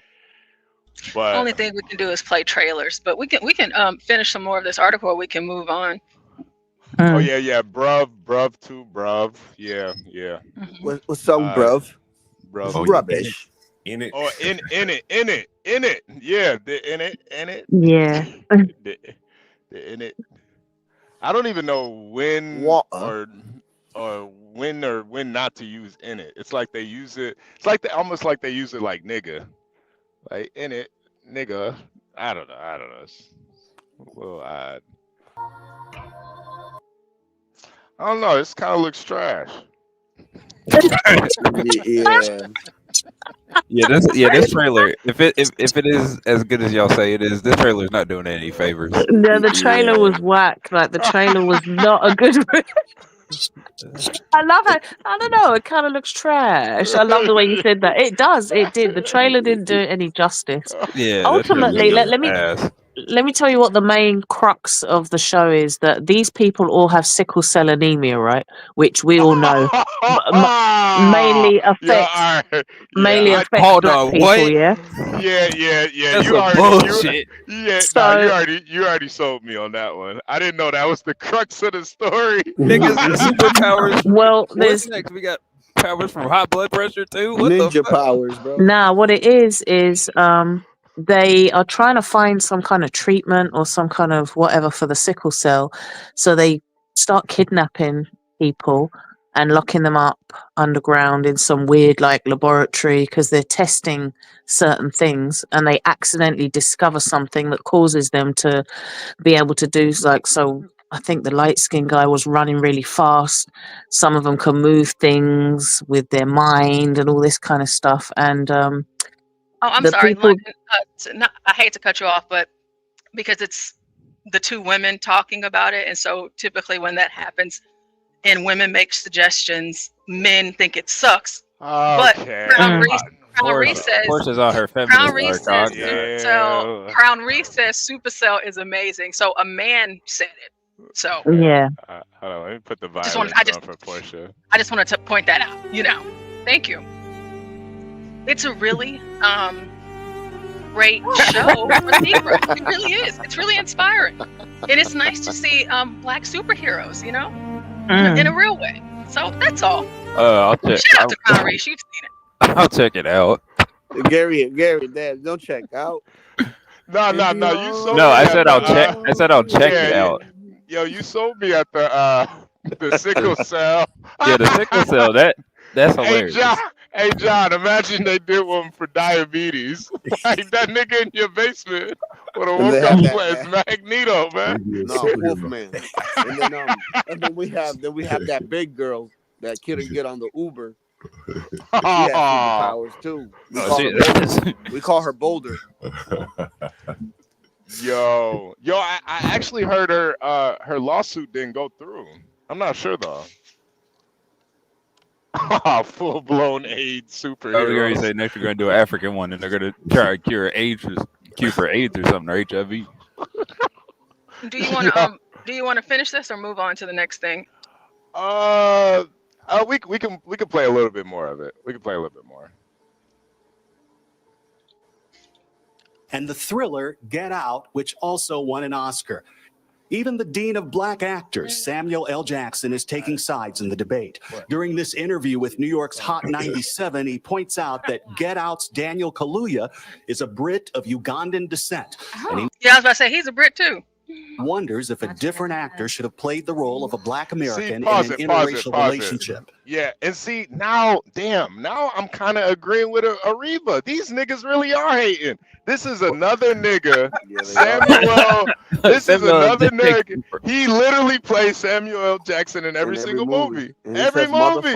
Yeah, he just plays himself. He plays himself. Motherfucker all the time. Stanley can play him. I don't know if I mentioned it, but I think a lot of those Brits are theater trained.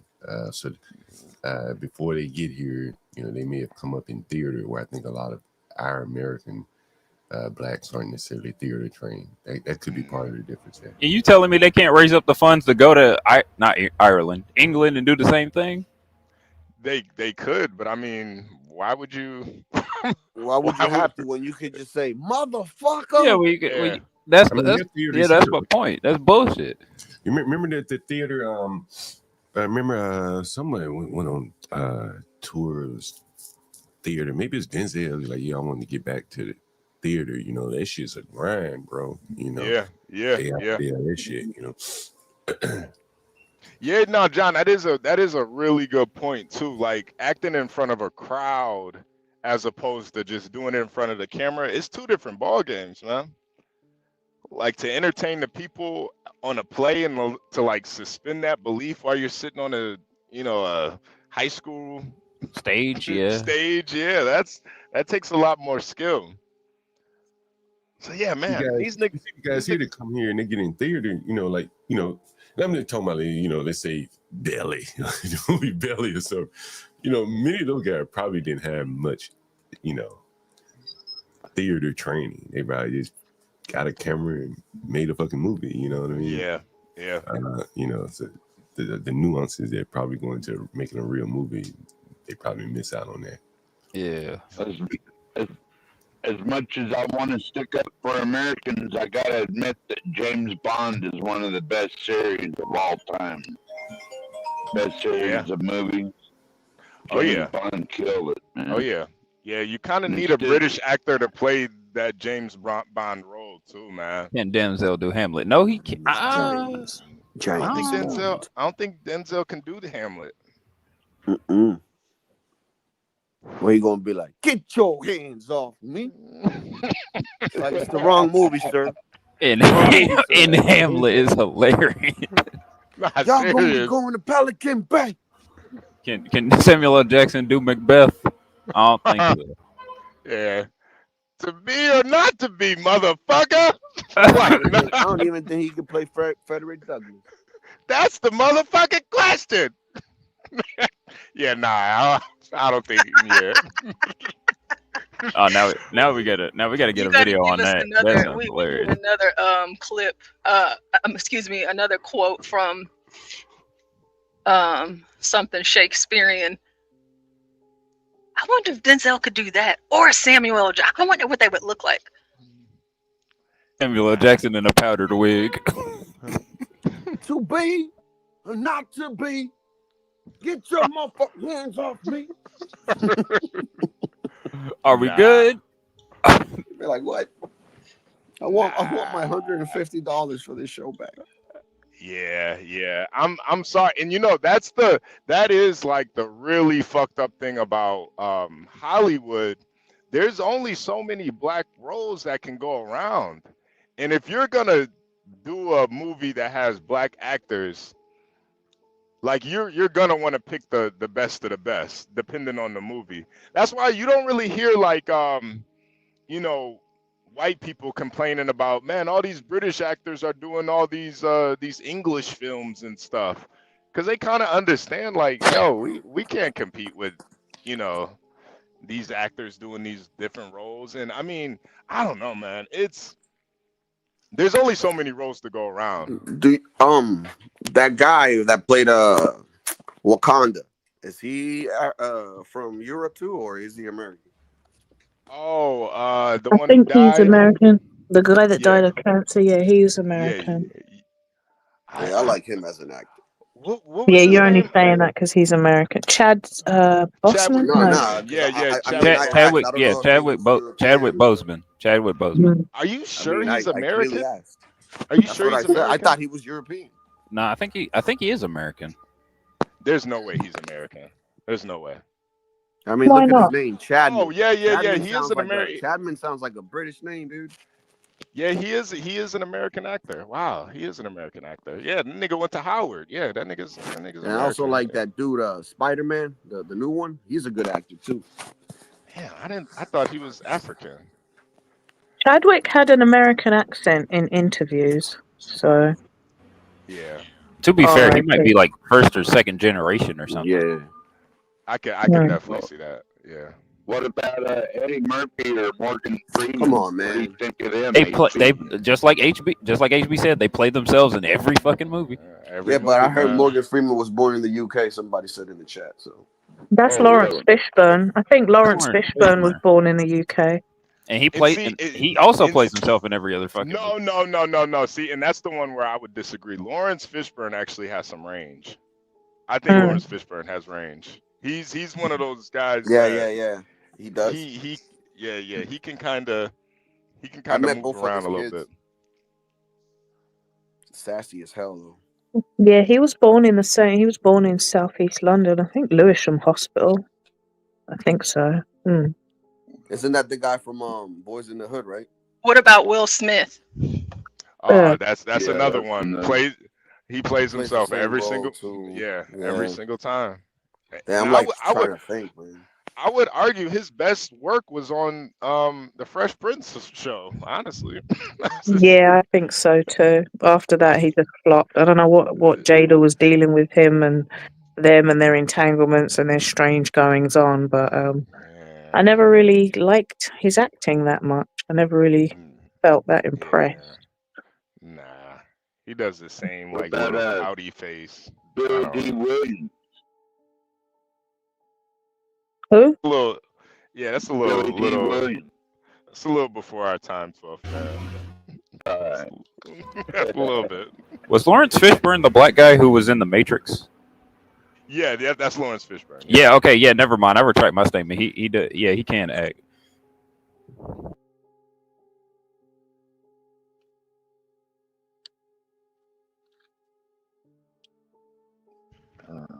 I Hey, tend let's to wonder play. Yeah, what would there that we go. movie have been with an American brother who really understands that in a way, because I mean Daniel grew up in a country where they've been interracial dating for 100 years. And they're not just upset with the movies. They say that black immigrants and their children are taking seats in American colleges and businesses that are meant for the descendants of slaves. And they don't seem to acknowledge that many black people in Europe, the Caribbean, and elsewhere. Is that not what I've been saying all along? Like the blacks, and they're saying that the Africans were taking seats in the colleges and shit. They're whooping their ass at every turn from the theater to the colleges and shit. Mm-hmm. I mean, John, you said it. Hard times make hard men. People come from hard times, dude.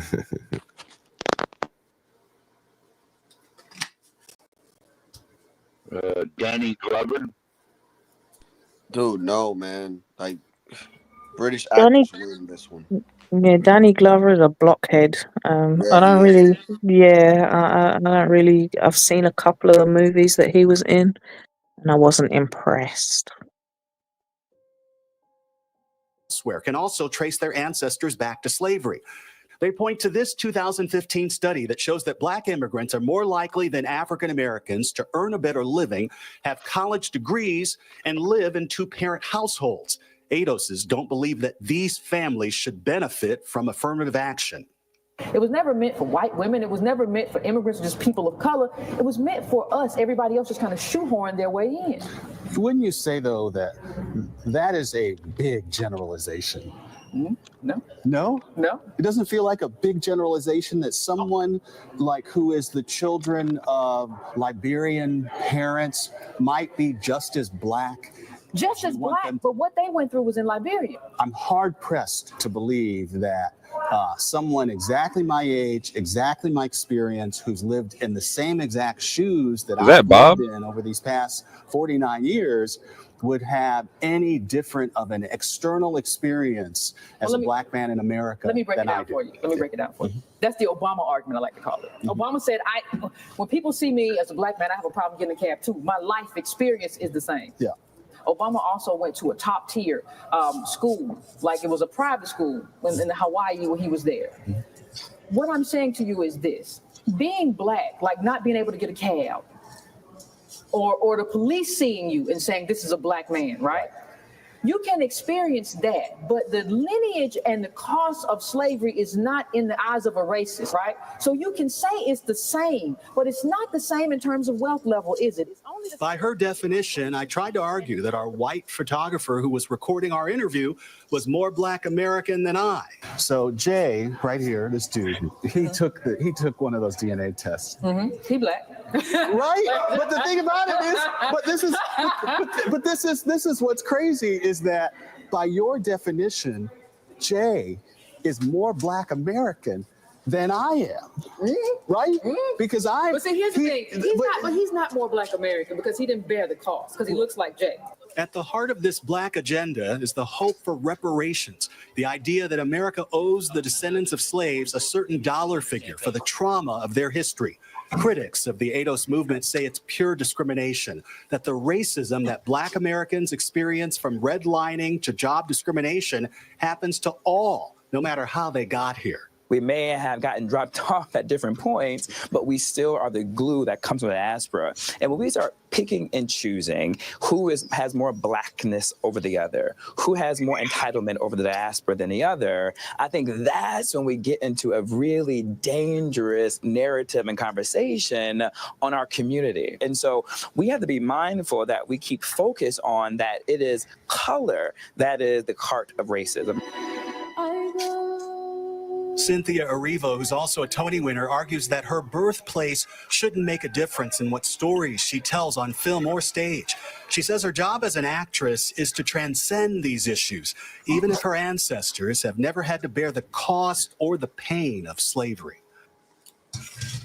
Steve Osunsami joins us now live. Steve, I don't even know where to begin. I have so many questions here. I mean, it seems like a provocative conversation, but it's a divisive and a slippery slope. I mean, so at the end, really, is this all about reparations, or is this trying to establish a I've had it worse than you, a caste system kind of situation here?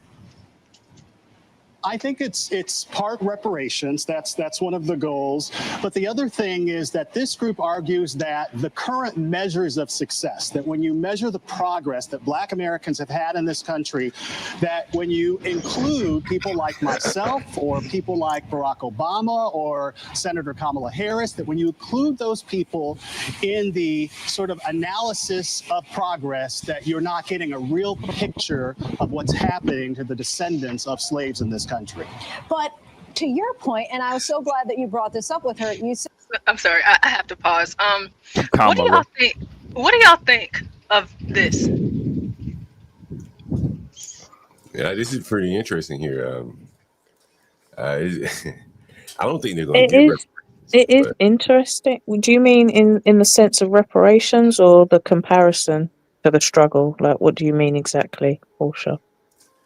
No, I'm just all of it, because I'm taking it all in. Like, I haven't gotten like a thorough explanation before like this of the comparison, but I just want to know what y'all think. So, okay, I'll right. So when it comes to comparing, I think it's silly, right?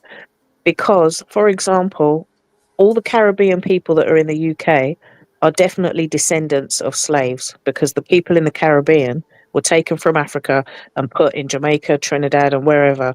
And then a lot of the African people that are here in the UK are not descendants of slaves. They immigrated directly from Africa to the UK. And we don't say, but we were slaves and our ancestors were slaves and you're not, because guess what? To a white supremacist, we're all the N-word. Yeah, that's the point. So to compare it from the outside looking in, that's like when I see two white people and one of them says, well, you're pale. And the other one says, well, you're more pale, like you're both white. What are you arguing about? That's how I see it from the outside looking in. As far as reparations, I think that there's no point in asking for them, because if I break into somebody's house and steal from them, and then they knock on my door and say, can I have my items back? I'm going to say no. So you just take it back. You find creative ways to get that money up out of them, and you redistribute that to your own communities. And I know a lady that's actively doing this. She's a dominatrix, and she gets paid to whip and beat rich old white men. And she takes that money and she sends it back to Jamaica.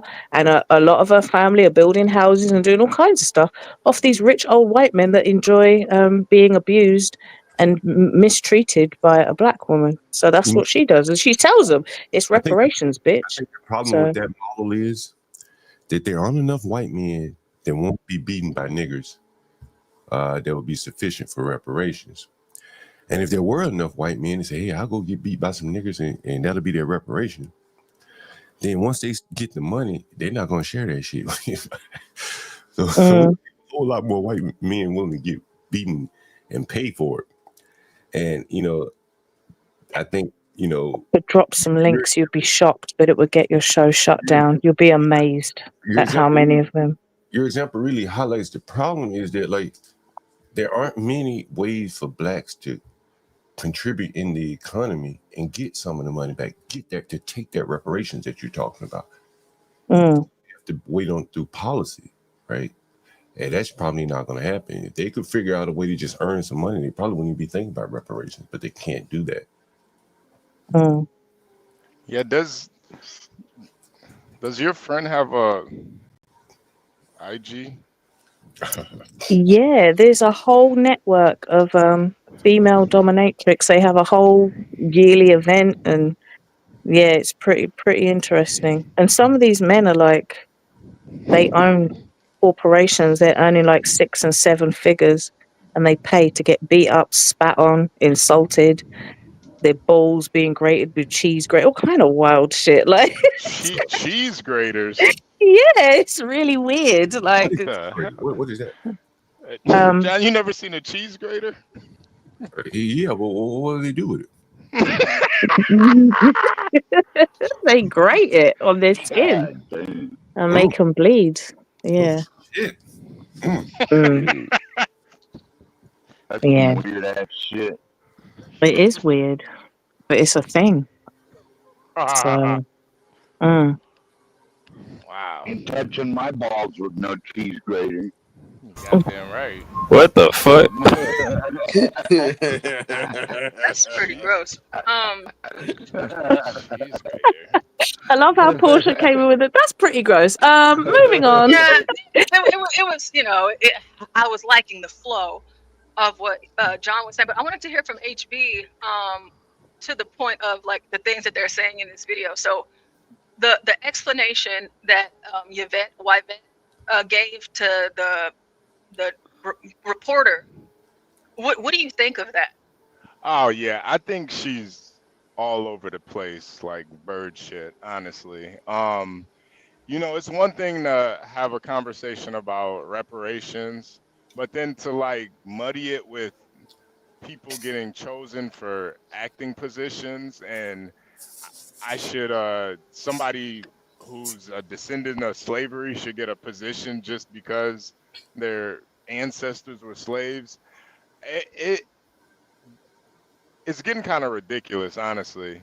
And you know, I don't know. I just don't really I don't really support the grift of it all, you know, like making people believe that they're gonna get reparations for slavery. It's like, it's kind of fucked up.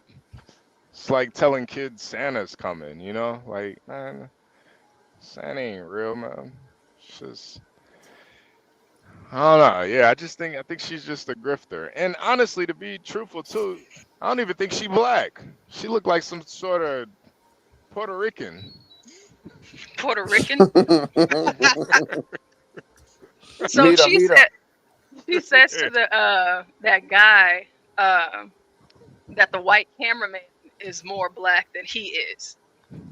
Yeah, I found that hilarious. Yeah, and I think that's you know, even if this reparation shit went down, that's gonna be the real issue, because who's to say that my great grandfather wasn't a slave owner? I don't know. And enslave a couple white people. No, but who's to say that bloodline now today, that like a descendant of a former slave master could be black? So if we're doing it by bloodline, I mean, you could have some black people and white people reparations. Like the shit, it doesn't make sense. It doesn't make sense. I mean, the black guy pointing to the white man's DNA test, and would you trust the DNA test? Hell no. That too. I mean, that's not going to be all of it.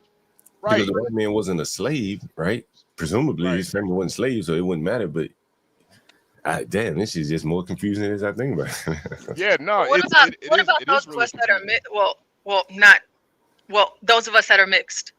So and that adds a we're fucked. Yeah, I was gonna say, we're fucked. I don't even know. Because for those of us that adds another layer to it too, Portia. didn't you Because have I mean, I know for a fact in my family, for a fact, that they owned a lot of slaves.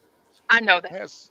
So But you would then, you know, you would owe Oh, reparations. yourself reparations. so but then like We you gotta come pay down, yourself but that's reparations just and one claim it side. back. But that's just one side of No, my you family, and, right? and That if but then whenever reparations it are comes due, down, then you would have to pay reparations to black people. I mean, but that's just one side of my family though. She So should pay them to herself. Fuck it. Nah. I'm no, trolling. that's one Just side being of my silly. family. One side of my family, and the other side of my You gotta pay family, it to that's not you the gotta pay it to case. 12th man. You gotta pay it to 12th man. I don't know. Can y'all hear me? We can hear you, Yeah, Portia. we can hear you.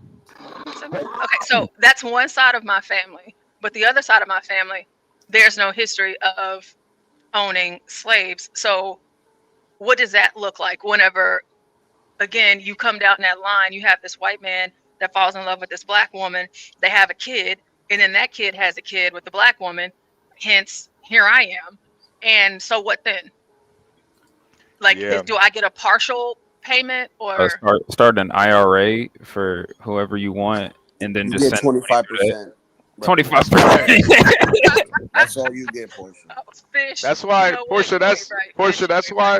That's why the whole conversation is really stupid. Like honestly, because first of all, you would have to trust the government with your DNA to find these things out, and then two, like, who's to say you're even a descendant of slaves? Like, what if they were free or something? I don't know. Or what if they were slave owners? And I'm only gonna ask it. only rich white Unpopular. folk could afford slaves. The broke white people didn't have slaves anyway. They were poor, so there's always that. Wait a minute, hold on. I'm half immigrant. Would I also have to pay? You pay yourself. And see, that's another one too. The whites didn't come and steal Africans. The Africans were The sold by Africans other sold them Africans. themselves. Yeah, I was going to say, do I gotta pay and get some since I'm So if anybody should part of pay both? reparations, it's the Africans that sold them. Yeah, but then you're gonna have to be like, what tribe sold them? Because not all tribes sold Africans. Some of them got. It was Gary's tribe, man. Oh, that's bullshit. We ain't sell that. We're in the middle of the continent. We ain't have no access to no niggas. It's like all we What got is about goats. the Union soldiers? You know What the about crazy thing Union is soldiers? that too, 12 man. The Union soldiers that fought and died to free the slaves, to their living descendants of their families, do they get some reparations too? Mate, John, the next time you go up on a panel and they're talking about reparation, you gotta write down all these questions and use them. Yeah, John, you should ask them that. Like, how about the whites that fought? That's niggas to actually a black really and good freed? question too. What about the white people that freed slaves? Shouldn't they get some compensation too? Like, I mean, they risked their lives.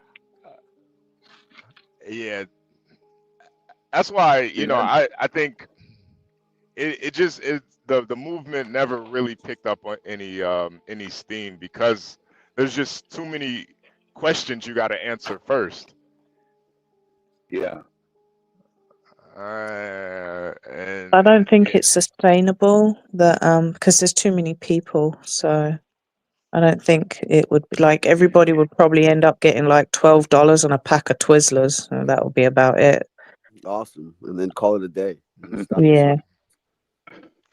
Yeah, I wouldn't accept anything under $20, honestly.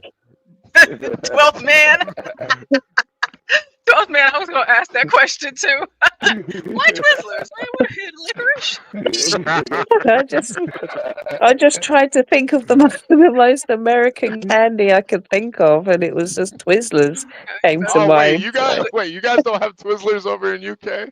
No, you can buy them, but they're very expensive because they're imported from America. So yeah. Yeah, Twizzlers are one of a kind. I must say. Yeah, I like the ones you can. I like the ones you can like peel. Oh, red vines. No. Those are the ones they sell at the movie theaters. I like those ones too, though, but only when I'm at the movies. I only eat those. They're like too chewy. Yeah, I agree. They get stuck in your teeth. I don't like all of that. Damn. Yeah. Yeah. I Damn. always You know, thought black licorice was the best. You're you would. gross. Yeah. Well, you're gonna have to comment with that one. That's We're gonna have nasty. to put you in the back. You're a demon if you like We're black gonna put liquor. you in the back for that. First time we might have to get Talk Man up out of here. It's like cough medicine. Fish says we went from 40 acres and mules to $12 and a pack of Twizzlers. Yeah. Man. And you don't even get to pick the flavor. If you're given strawberry, you're stuck with it. You better go find somebody else and trade with them. You get can every nigga just get a pair of J's that's about 300 or less and just in a call pack it of a day? Newports? Yeah, maybe some Hennessy. Newports. Yeah, they love Newports over here. They love their pack of menthols. Newports. But if you look at how much land the federal government owns, I always thought that opening some of that up to maybe not descendants of slavery, but to the people that went through Jim Crow, maybe some of their descendants, and giving some of that land out to Black Americans that went through Jim Crow. And I think that would be pretty good reparations, and they could build and be industrious on the land that would be given to them. How about every Black American gets a free pair of Trump signed sneakers and we can just call it a day. Come on. Come on, Gary. Maybe one Bitcoin. Kanye could give out his new merch. Like that will be interesting. Everyone gets a free Swastika T-shirt shirt. with a swastika. It's a $300 white tee. Damn. Yeah. So to wrap this story up, do you guys agree with what's her name? Avita? The lady that her lost name all already. Cynthia Erivo or Arivio or To be quite frankly, she's speaking in circles, dude. So I really didn't understand anything that she said or comprehended. Well, just the whole point that she thinks that blacks are jealous of Africans. I don't think it's Africans. I think it's more blacks are jealous of and you could say the same thing for whites too, honestly. I think this is more of an American thing, but Americans in general are just we have kind of an anger towards immigrants who get picked over us.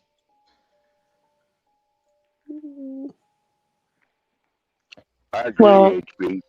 I would say I disagree that Yeah, Black same. African Americans are jealous of Black Africans. I disagree that it's a jealousy thing. I think that Americans in general, like you said, are just closed off to other cultures and ways of life. And, Americans are very patriotic. And there's nothing wrong with that, That's So very why true. would you want to see somebody else come along and do something knowing there's a whole Hollywood full of American actors and actresses, So That is very true. That's very true. Portia, what do you think? Think Ariva was touching on something, or no? Of course, she definitely touched on something. She struck a nerve, but from watching that news clip, I just I believe that I can see both sides of the argument. Yeah. I think London. I think you were the one that said it, unless it was the news that said it. But in the Caribbean, there's the Africans that were brought to the Caribbean that were descendants of slaves, but yeah. So in the UK, like my mother is from the Caribbean. She's definitely a descendant of slaves. My great But grandmother too. yeah, but the Africans that live in England that move from, say, Nigeria or somewhere like that, they're not descendants of slaves, and we don't have little arguments amongst each other like, oh, your peoples were slaves and your forefathers and mine, and like there's none of that. It's just no. We're just Black English people, and that's it.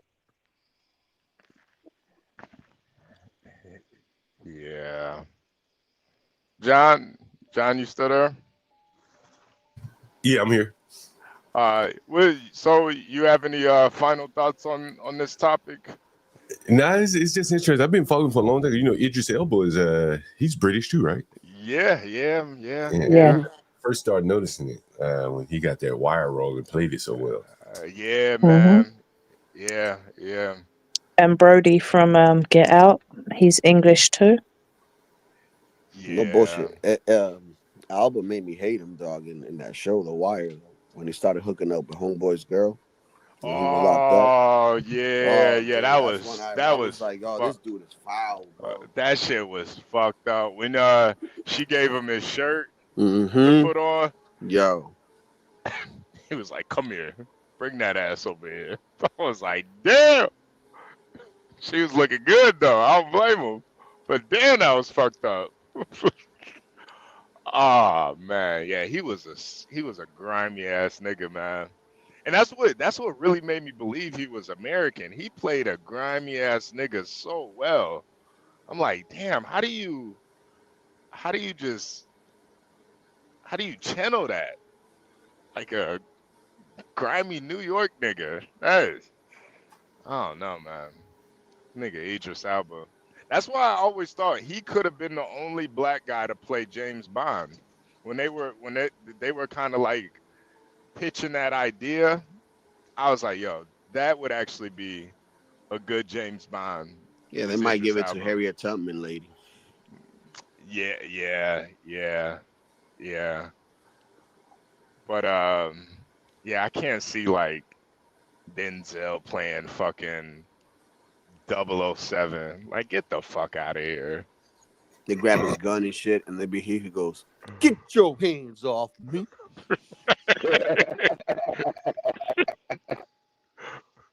Yeah, nah, he can't play no super spy, double agent. Nah, he can't pull that shit off, man. Gotta have a certain regalness to you to play a double agent from different, from England. HB, have you? Oh, my bad, 12. I was just gonna mention Q, the MI6 lady. Could she be replaced with a black woman? The MI6 lady, who is that? I think her name was Q, wasn't it? The one that was the head of MI6 for the longest. Oh yeah, nah. She couldn't. I don't think a black lady could have played her. Maybe the one chick who plays who's in the Suicide Squad, the black lady. I know you're talking about Amanda Waller.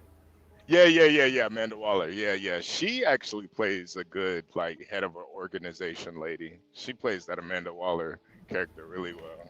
Yeah. HB, have you seen speaking of Idris Elba, have you seen Pacific Rim? Yeah. I think to be fair, I think that's one of his most underrated roles. Yeah. Where he was the head director of the Jaeger Corporation or whatever the heck it was called. Yeah. That's what I'm saying, Gary. And the range with this nigga, man, like it's like, bro, he can really do it, man. And I think he's done comedies too. He was even in Prometheus. Oh yeah, he was. I completely forgot about that. Yeah. As I'm saying, he can like just slip into any role and just play it where it doesn't like, the thing with black actors, like American black actors, they always make me like suspend like that the belief that it's a movie.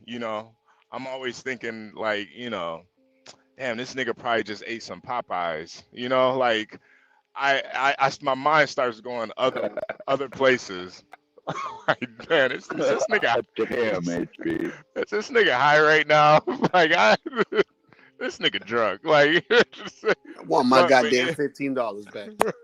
But Idris Elba, he could just be in any role, and you don't like think that with him. He's just another character in the movie.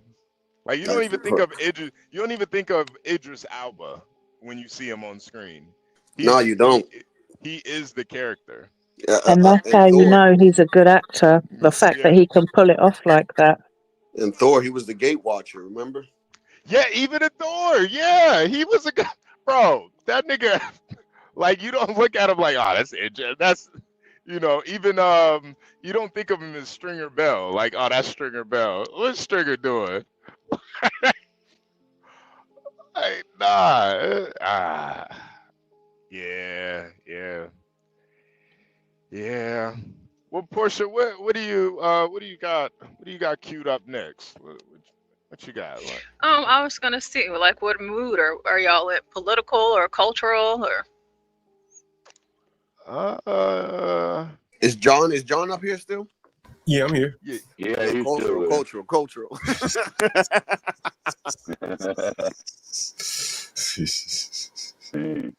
Okay. Whatever you got, Portia. Yeah, whatever you got, Portia. We might as well go down the list at this point. Pop the balloon. Nah, we leave that to Stanley. Yeah, that's Stanley. We don't want to step on his toes, man. That's Stanley. We don't want to be on his turf. Might spin the block on him. Yeah, I kind of want to get, since we do have all y'all up here, about this the first BLM mayor. Or that could be good. The first what? You said I think I want to kind of maybe go there. Yes, he's the mayor and it's politics, but I think both of these they can be intertwined. So let's hop into this. Let's see. Make sure y'all can still hear. Okay, so this BLM activist became mayor of the blackest city in America. He then got arrested for burglary. This afternoon, some residents in the city of South Fulton have called for the mayor to resign after his arrest over the weekend.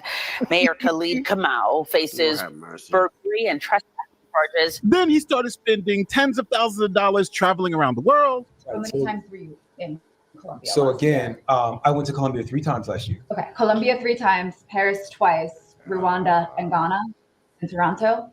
Yes, and those weren't in the same year. That was over 2 years. Then when the all-black city council called him out, he played. Hey, Garion, Rwanda, right? Is it that Garion's Yeah, place? that's where Garion's from. Yep. The card. I am so distressed and disappointed that the blackest city in the United States of America is heading into Black History Month with the all-black council tearing each other down. It was you who want to sit around and call us the blackest city and say we want to tear each other down. We're not tearing you down. You took your black behind over to Africa for 20 days and didn't tell anybody. No, he called us a blacker city. Now the city council just stripped him of all his powers and kicked him out of City Hall. Let's talk about it.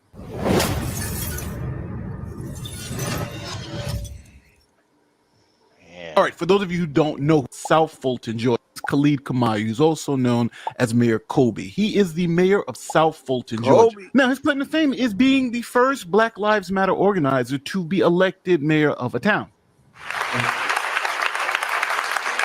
I'm running to build a city with a table that is big enough for everyone to have a seat. Now, the city of South Fulton has a population of 110,000 people. This makes South Fulton the 7th largest city in the state of Georgia. So this town decided to hire a BLM activist to be its mayor, and things started falling apart quickly. Now, a quick word from our sponsor, Indochino. It's to look No sponsors. Let's off at some sick suits. Okay. First, the man was arrested for burglary, and he was held at gunpoint by the homeowner until police showed up. Learning more this morning about why the mayor of South Fulton was arrested over the weekend. The charges listed in that report are criminal trespassing and burglary. Now, the house in question was a lakefront property on Cascade Palmetto Highway, where a homeowner held the mayor at gunpoint until police arrived. The homeowner spotted him walking on private property at a home on Cascade Palmetto Highway on Saturday around 7 a.m. Kamau reportedly proceeded to the lake house on that property, and the homeowner then called police and ordered the mayor to stay put as he approached him. Now, Kamau allegedly told the homeowner, "You can't give me orders. Do you know who the blank I am? I'm the mayor, and I'll wait for my police force to get there." So obviously this was a troubling sign, but it didn't stop there because things started devolving even further, all the way to the point where the city council took a vote of no confidence against the mayor. The South Fulton City Council says it has no confidence in its own mayor. This comes after the mayor claimed the council created a culture of corruption. It's been a fiery week in South Fulton, and that included tonight, where multiple onlookers protested and had to be escorted out of the meeting. City Council made a unanimous vote of no confidence against their own mayor, KyleeCTCross. This city council is doing whatever they want to do. This a few days after the mayor questioned the council's handling of a police investigation. I'm blowing the whistle on this because as mayor, the buck stops with me. And the end of this culture of corruption will also stop with me. Fast forward to Friday, Camus said this meeting was... John, isn't that what they always say? You know, Yeah. all this corruption. We had to get the white man out of here. Stops with me. And then these stories come out. They pick right back up.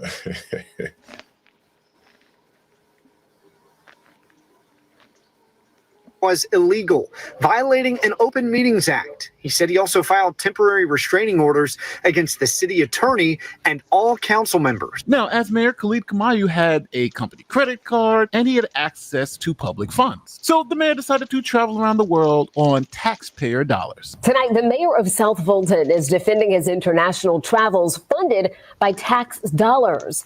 Mayor Kobe, formerly known as KyleeCTCross, says he visited countries on 4 continents last year to promote South Fulton as an international hub for Black businesses, and did so within all local and federal expense guidelines. Now, but some of the council members there in South Fulton are raising questions about whether that travel was even appropriate. Transaction records show Kobe used his city-issued Visa card to book trips around the world. How many times were you in Colombia? So again, I went to Colombia 3 times last year. Okay, Colombia 3 times, Paris twice, Rwanda and Ghana, and Toronto. Yes, and those all weren't in the same year. That was over 2 years. Now, the city council then confronted the mayor with all of this, saying, hey, you're spending money kind of frivolously, and these are taxpayer dollars. The mayor then did something very interesting. He pulled the race card on the blackest city in America. I am so distressed and disappointed that the blackest city in the United States of America is heading into Black History Month with its all-Black council tearing each other down. Mayor, I really was going to let this go, but I can't continue to sit here and allow you to make it seem like we're the villains and you're the victim. Now, those cameras are in the back of the room, not because of us. We would love to come to a meeting and just go through the agenda, have a professional meeting, and do the business of the people and go home. But it was you who want to sit around and call us the blackest city and say we want to tear each other down. We're not tearing you down. You took your black behind over to Africa for 20 days and then tell anybody. No, he called us a blacker city, and that was disrespectful. We keep telling him that. Now, while all this was going on, the mayor brings his dog to work all the time, and his dog started violating people in the office. This city cannot take on liability to play games with him. This dog has violated people. There is a dogfight of sorts brewing in the city of South Fulton. One city council member has legislation on the... HB, what did you say? The dog a rapist. Goddamn. You know what's interesting about that portion?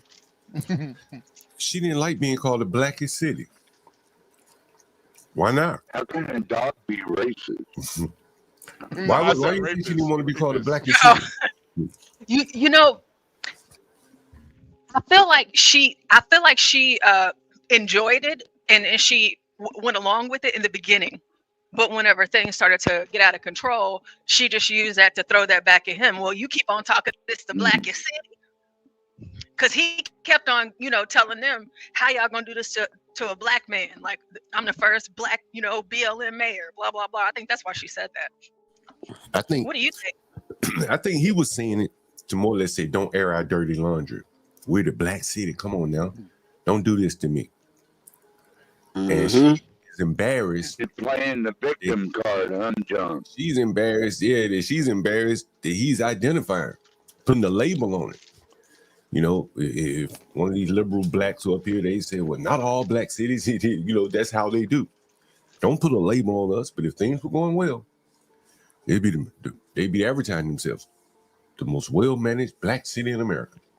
And on it goes. But now things aren't going well. They want to distance themselves from being a black city.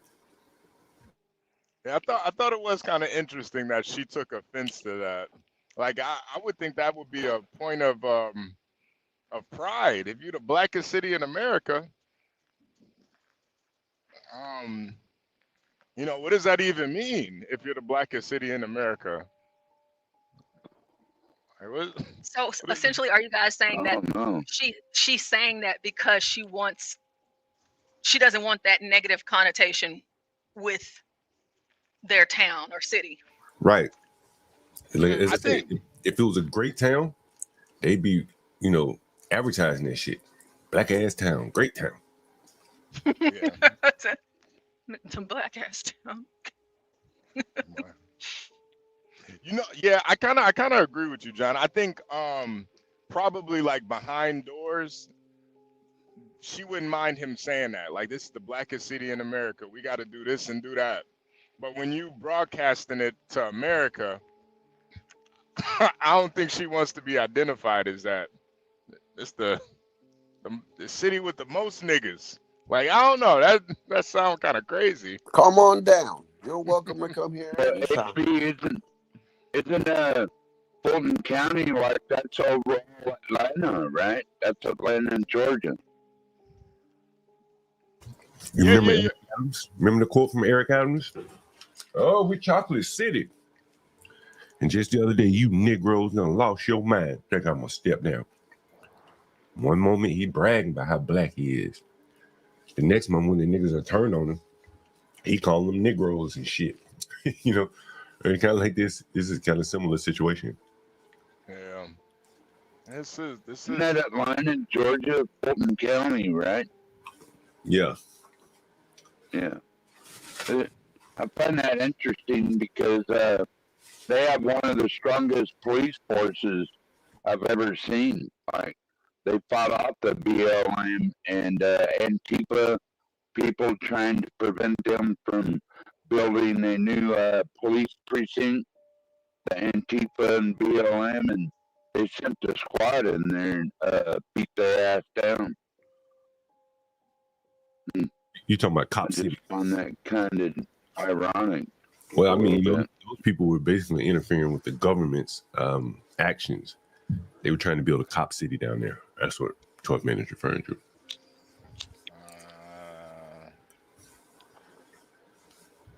This is a little, and I did want to comment too on the dog shaming. I think that is kind of low to talk shit about the dog. Like, come on, man, that's a damn dog, man. Come on, man. Yeah, come on. I hate when people bring up the pets like that. Like, blame it on the dog. Kiss my ass. Yeah, this ain't got nothing to do with the damn dog, man. Blame it on the owner of the dog. Don't blame it on the dog. Yeah, who let the dogs out? Yeah, come on, man. Pretty low. Yeah, that's low. Go ahead, Portia. Oh, you see this little picture of the dog right here looking back? He looks so sweet. The agenda that will ban pets from all government buildings, including City Hall. The South Fulton mayor says the legislation is yet another jab at him because he has a dog that travels with him often. The same councilwoman who's called to investigate my travel receipts, she tried to take my car. And so at this meeting, she's trying to take my staff and trying to take my dog. So the city council didn't want to become like Dolton, Illinois, where the mayor essentially took over the town because they couldn't remove the mayor. So what they did was strip the mayor of all his powers and let him keep his salary. Well done. We have a lot to get to this Wednesday afternoon. Thank you for being here. I'm Fred Blankenship. Good afternoon, everyone. I'm Linda Stouffer, and we begin with that breaking news. Tuesday, the City of South Fulton council members voted to strip the mayor of all of his duties. The move comes after the mayor was accused of misusing thousands of dollars on unauthorized purchases, including international trips. Channel 2 investigative reporter Ashley Lincoln is live in the newsroom with the fallout today. Ashley. Yeah, we found out this means he's been ordered to not have any contact with employees or have access to any city buildings at this time. It is a consensus of the council that the mayor, through the unauthorized use of resources and abuse of his position, refusing to follow policy, and engaging in conduct unbecoming to a member, which constitutes a breach of public trust. So the next day, Mayor Kobe went to an Atlanta radio station and told the host that he had done some pretty bad things, but this was actually a coup to take his job. South Fulton Mayor KyleeCTCross, who wants to be called Mayor Kobe, appeared on the Big Tigger and Jazzy McBee morning show Thursday on Atlanta's V103. They kicked me out my office. They kicked my staff out my office. They took my car. I had come there with the first dog, Zion. They put us out in the rain. Okay. The mayor admitted he made some missteps when following city travel. This nigga just called a dog the first dog. Nigga, you a mayor. What the, the hell is wrong with you, nigga? That ain't no first dog. The first dog. That's funny. What the hell is wrong with this? Yeah, this nigga's crazy. They got a Joe Biden's German Shepherd was HB. Remember running around fighting Secret Service? Well, that actually is the first. Get rid of that dog. That actually is the first dog. It's the presidential dog. That's different. But this nigga, a damn mayor of the blackest city, you don't have no first dog, nigga. What you talking about? You know something it is about this HB? Like he's using like king-like terms. Like. This is a small town, right? It's not a big city. It ain't even a big city. Yeah, first dog.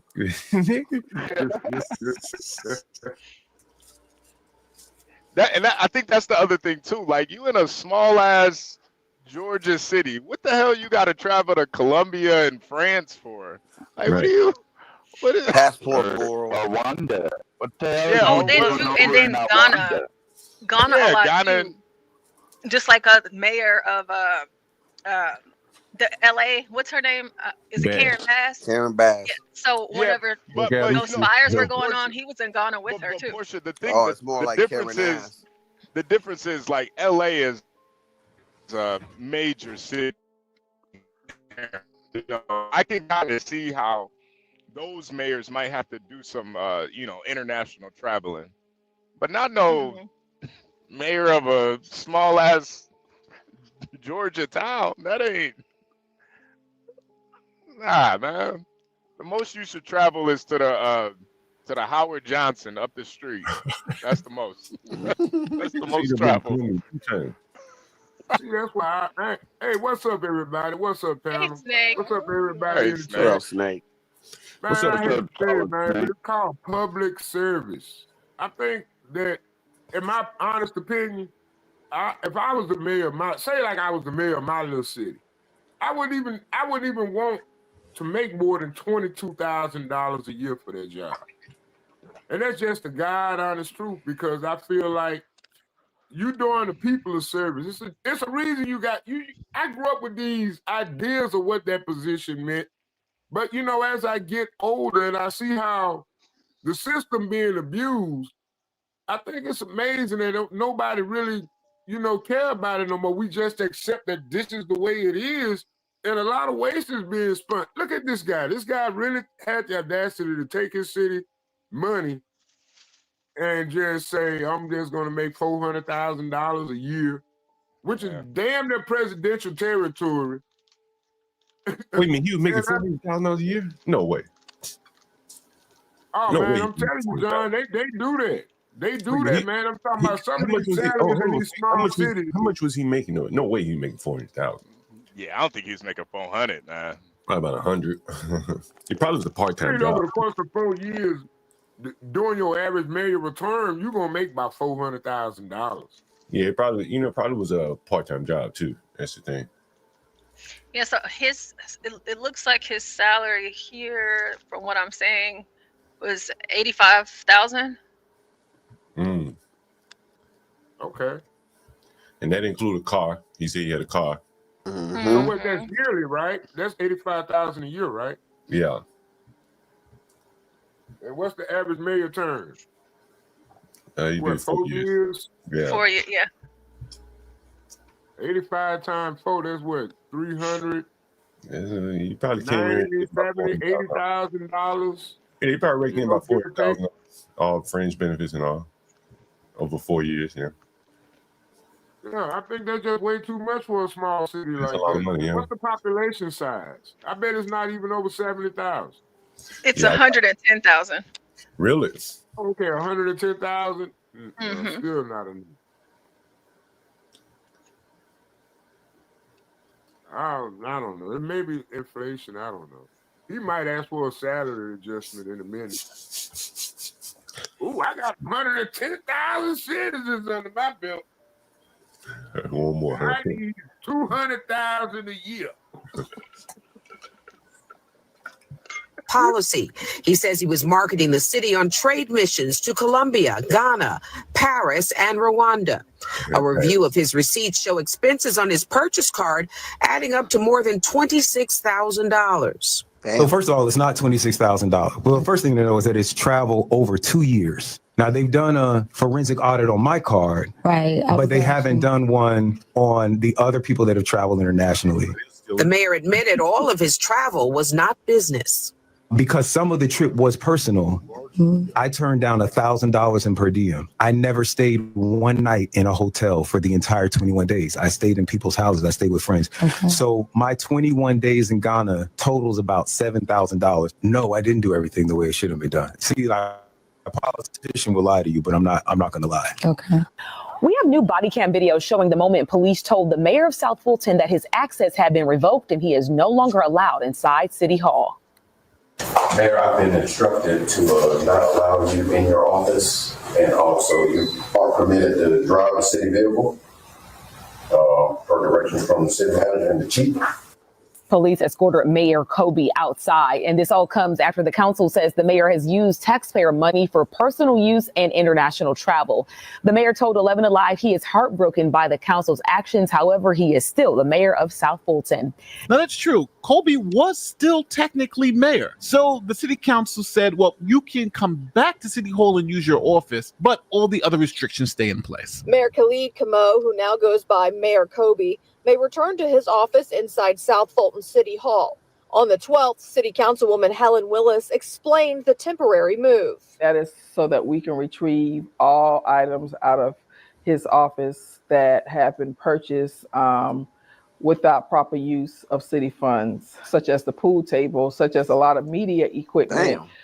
Those things weren't authorized. But he still can't use a city-issued vehicle until official policy on mayoral transportation is established, nor does he have budget access until a forensic audit is completed. The city council reinforced its concerns regarding the mayor's alleged policy violations, saying Tuesday, quote, "These actions follow a series of council decisions aimed at addressing concerns regarding the unauthorized use of city resources, non-compliance with policies, and conduct unbecoming of a public official." We wanted to make sure that we were exercising our duty to protect the taxpayer, to protect the taxpayer dollars, and to make actions and engage in actions to restore public confidence in this government. So let me know what you feel about this story. The blackest city in America with a BLM mayor has stripped him of all his powers, kicked him out of City Hall, and said, only thing we're going to do is pay you.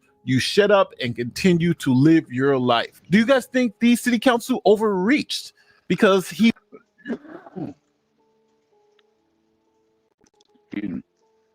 That's a lot for travel expenses, though. But They always got to try to take first class. Why they use a white guy when it showed them getting kicked out? They used a white guy, showing them kicking the white guy out in the cartoon. That's all. They're just subliminal messaging. But like, my thing is, it's crazy the expenses that they spending. That's what I'm saying. Why are you balling on taxpayer money like that? It's like no level of accountability, no shame at it at all. I mean, that's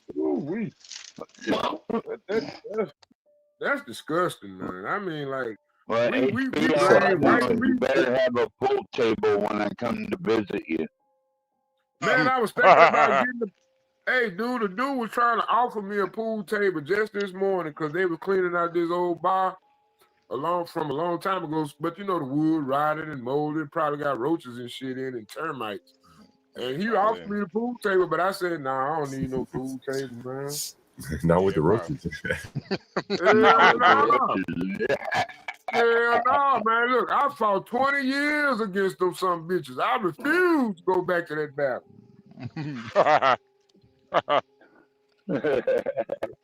Shit, I would not fight roaches again in my life.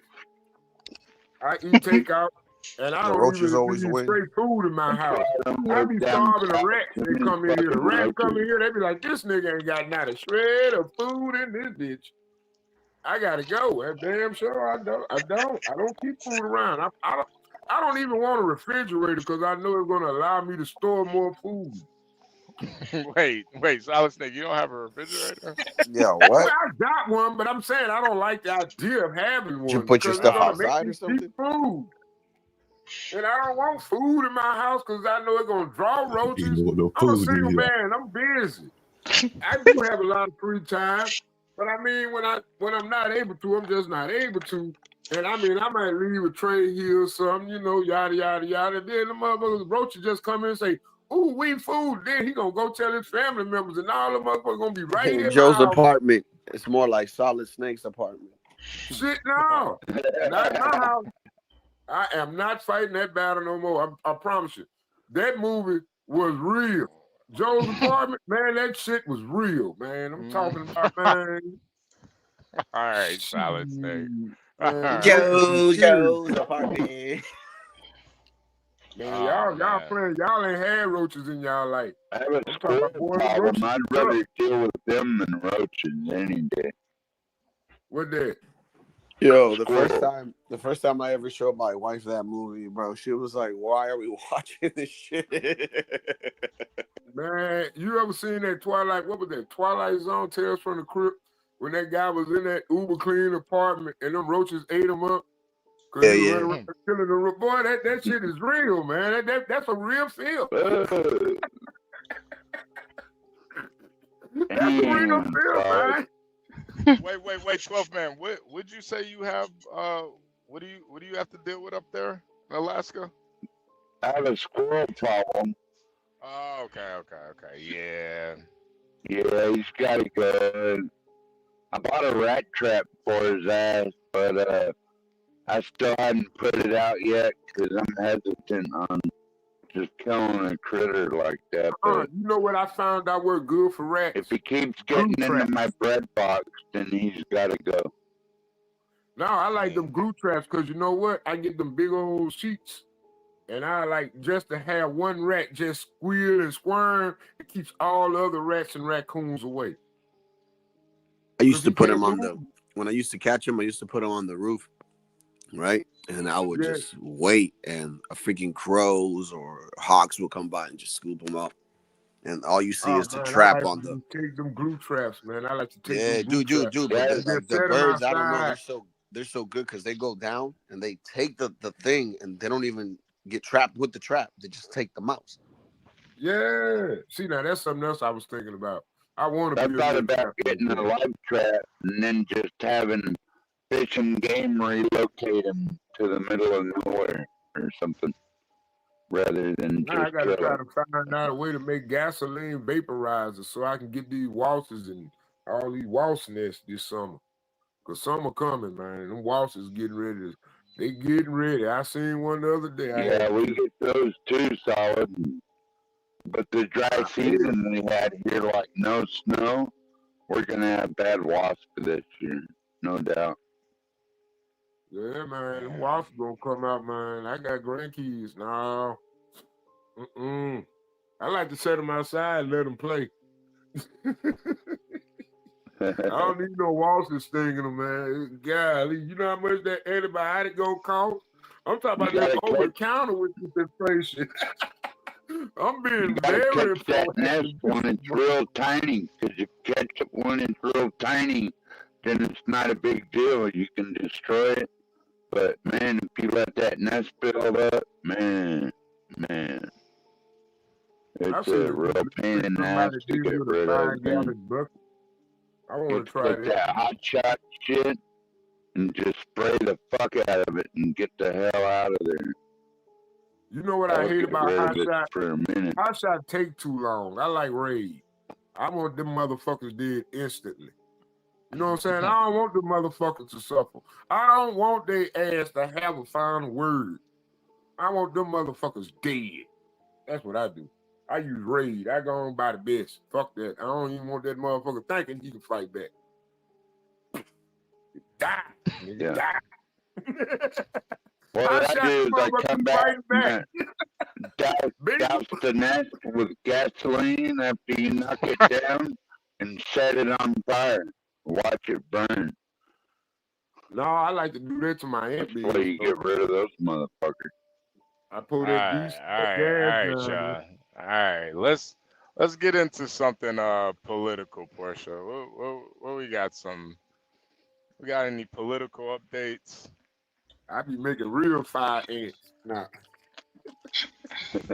Not the fire ants. Oh man, I be burning their ass out. People be leaving trash and junk food, all paper and wrappers all over my yard, and you know it blow in from the highway. I don't know if it still be sugar on them or whatever, but I always wind up with ant beds. So I usually have to, you know, I got an ant war going on right now, you know. All right, Portia. Let's get into this next video, Portia. Let's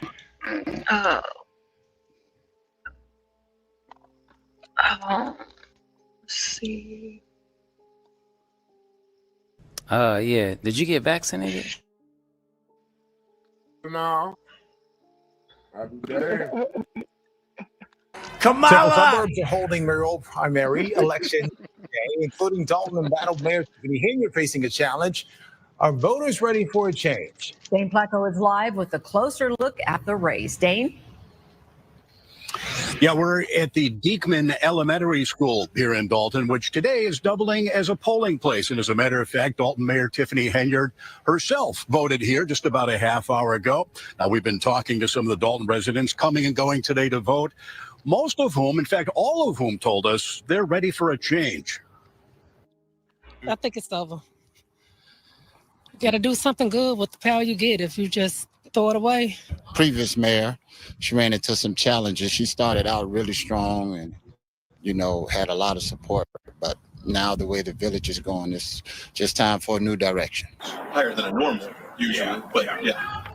These municipal elections are generally lightly attended, but we're told turnout has been very heavy here in Dolton, which has become the center of national attention because of its controversial and flamboyant Mayor Tiffany Henyard, who's also the subject of an ongoing federal investigation into spending, hiring, and contracts.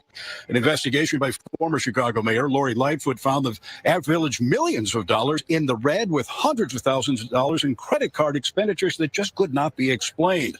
Henyard was actually voted out of office a couple years ago in a recall election, but those results were overturned in court.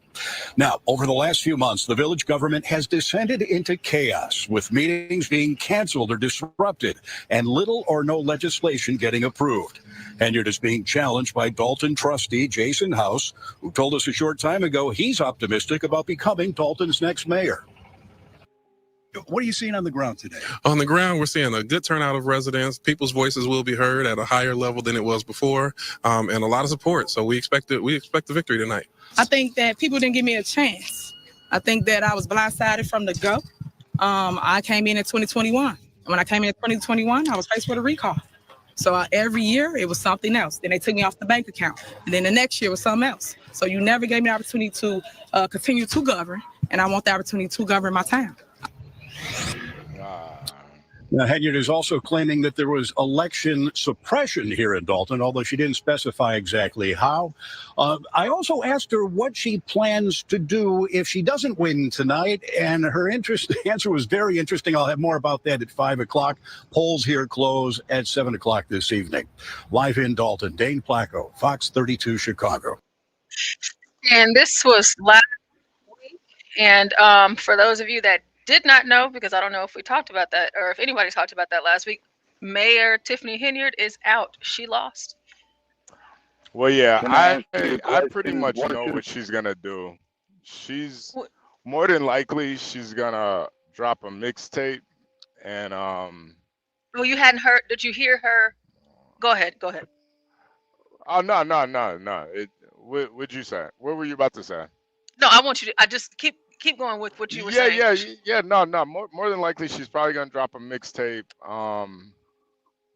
Probably try to be like a social media influencer, and because I mean, to be fair, she does have a lot of personality. So, yeah, I think she's gonna go in rapping, social media, something like that.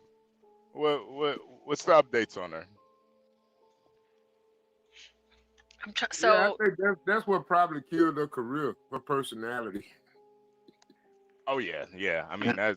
I don't think it's going to be beneficial in the social media realm because she's going to have some stiff competition.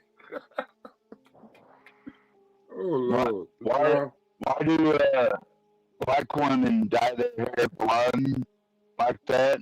To me, that's the most unattractive thing ever. Well, you know, like I Totally say, turns me information off is the when they highest try to form of look flattery. white or something. They're not white. Why do they try to look white like that? I mean, Yo, it's her imitation hair, is the bro. She highest bought it. form. Yeah, imitation. She wanted to imitate the image of a white woman in black skin because she looked like Lil Wayne. Am I right? Yo, Snake. I've been saying that forever. I be waiting. She don't look like Lil Wayne. Yeah, She looked like the female Little Wayne. She do look like a female. She look like Lil Wayne in Tread in Disguise. Little. She's a transformer. I was talking about how cute she was. I was like, all right. Portia, can you give us an update on what she's up to?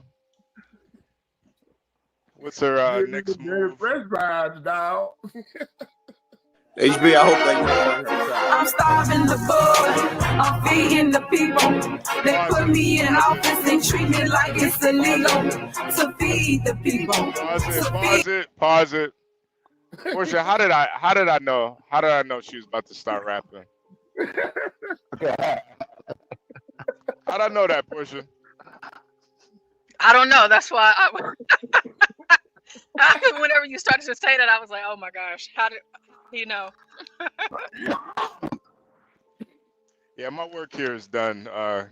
Have a good rest of your day, you guys. I'm out of here. Oh, come on, HB. Oh, come on, HB. All right. No trucking yet. All right, I'll stay. Fuck it. All right, let's keep watching. Let's watch some more of this. Let's watch some more. I want to see some more of the mixtape or the rap album. Hey, imagine the Lil Wayne come out. Clean the streets up. I'm starving the board. I'm feeding the people. They put me in office and treat me like it's illegal to feed the people, to feed the people, to feed my people, to feed my people. From Vegas to Chicago, I rode around in Tahoe. Well, that look like you, Papa. Shouldn't she be doing a video about gardening if she wants to feed her people? It's really amazing she did that video. Dang. I was waiting on Lil Wayne to come out the background, man. That was a nice ass little beat for him too. I can hear Lil Wayne rapping on that track too with her. They be like brothers and sisters or some shit. Hey, and John, this goes to your point that a lot of these black women don't really want to be in these positions, man. They I'm get wondering why there. they don't code switch. You know, they don't even try to code switch. That's the biggest alarming thing to me when I see it. Like a lot of them don't even attempt to code switch. You know, like when you see yourself in a professional environment, you tend to acquiesce to the language type that they're using. And I'm looking at these people and they've been in those positions for so long, but they still fail to acquiesce to the level that these other guys are at. It's like they just want to be different. And that bothers me. John, what were you about to say? I don't even think she tried the code switch shit. It sounded like a little ghetto ass town. I just really can't believe she went to rapping. I mean, that's so stereotypical. Damn. She needs to feed the people. Well, no, you know the reason why I predicted that she was gonna put out a mixtape is because she's a stereotypical black woman. Yeah, she proved it down to the mixtape. She proved it. She's a stereo. See, there you go again, HB, with your typical blackness, HB. Hey man, listen, Do I know better, HB. I know my culture, and I know black women. Who you think A lot of gonna give them. her first record label? Who gonna sign her though? Ain't nobody gonna sign that bitch, man. Man, Come on. I bet you somebody gonna sign. Ain't nobody gonna sign that bitch, man. Kanye West gonna sign on the label. She almost 50, man. Ain't nobody gonna sign her, man. You gotta feed the people. Yeah, I think she meant feed off the people, not feed the people. Feed off the people. That's what she really means. I mean, to say she had all that money and the only thing she could think of buying was a damn $140,000 Tahoe. Like, fuck, man. No, I think really a lot of these black women, you know, they have all the credentials, they win these elections, but they really don't want to be in that position. They really just want to, you know, goof off and play around. They want to party. They want to turn up, you know, be artists, influencers. They don't really want that type of Just want to drama. kick back and lay back and let the money come in, man. Yeah, man, they don't want that. They don't want that. I want And then be mindful too in that song, because like the full song is gone off of her Facebook now, so you can only find clips of it. Well, I can't anyway. She admitted to something in that video, and it was whenever she was being accused of being in Vegas and renting Tahoes and driving around, and she literally just said in that song, "I've been in Ohio and in Vegas driving the Tahoes," and it's like, well,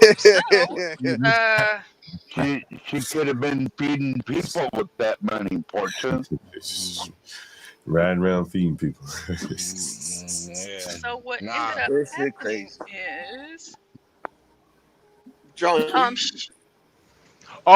Portia, you know another reason why I knew she was gonna release an album, that clip where she got in that scuffle. Remember she jumped the security guard. Remember that video? Oh yeah. I was like, yeah, this. Oh was, yeah. I remember. Yeah. Can you show that one? I gotta see that. That's when I knew. That's why I knew exactly what type of bitch she was. I'm like, okay, yeah. Yeah, bro. Jump a security It's, guard for real. We call this politicking. That's what they call it, right? They politicking. Yeah, nah, she really politicking. Yeah, she on the streets with it. Yeah. Did she get her ass beat by the security guard? No. She got a couple. She let her hands fly, man. She got a couple punches in. I don't know if you watched that same video. Let me tell you something to it, man. A black woman know how to fight, man. They got some hands, dog. I'm telling you. Yeah, I bet Virgo knows how to fight.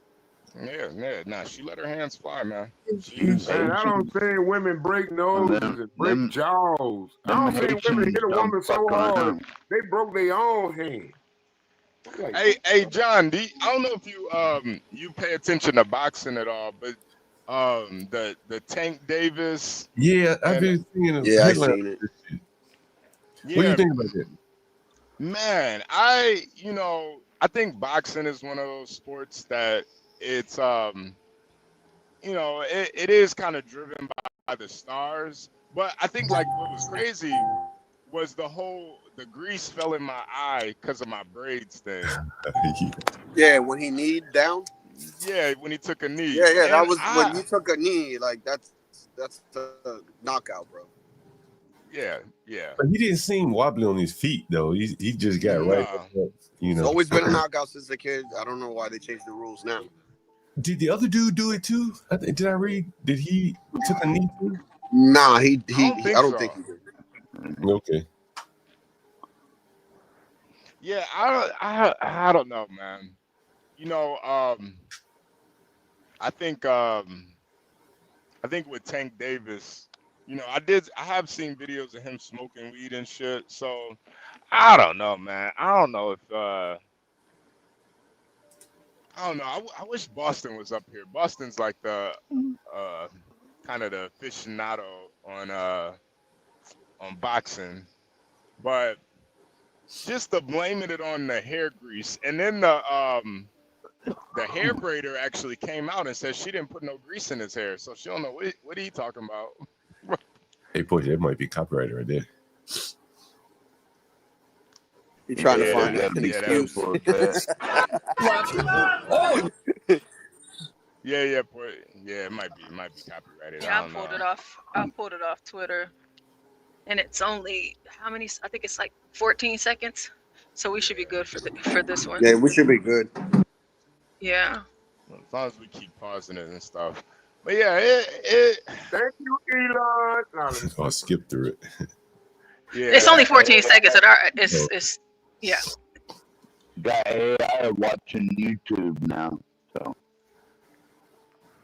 I think more so it's just more of a reflection on, kind of the champs of today. These guys don't really exude well, at least with Tank Davis anyway. He doesn't really exude that champion kind of pedigree. Yeah, he's talented and all, but he didn't beat up a couple women. Is he a good boxer though? Yeah, no, he's a real good boxer. Okay. He's a real good boxer, but he's not really a good professional though. A headline. Nah, but that thing about the woman. That thing looks about like the woman.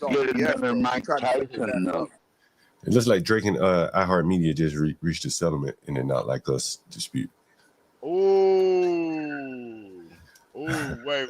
Yeah, you got to pull that up, John. Oh, shit. You want to pull it up, Porsche? Oh, shit. I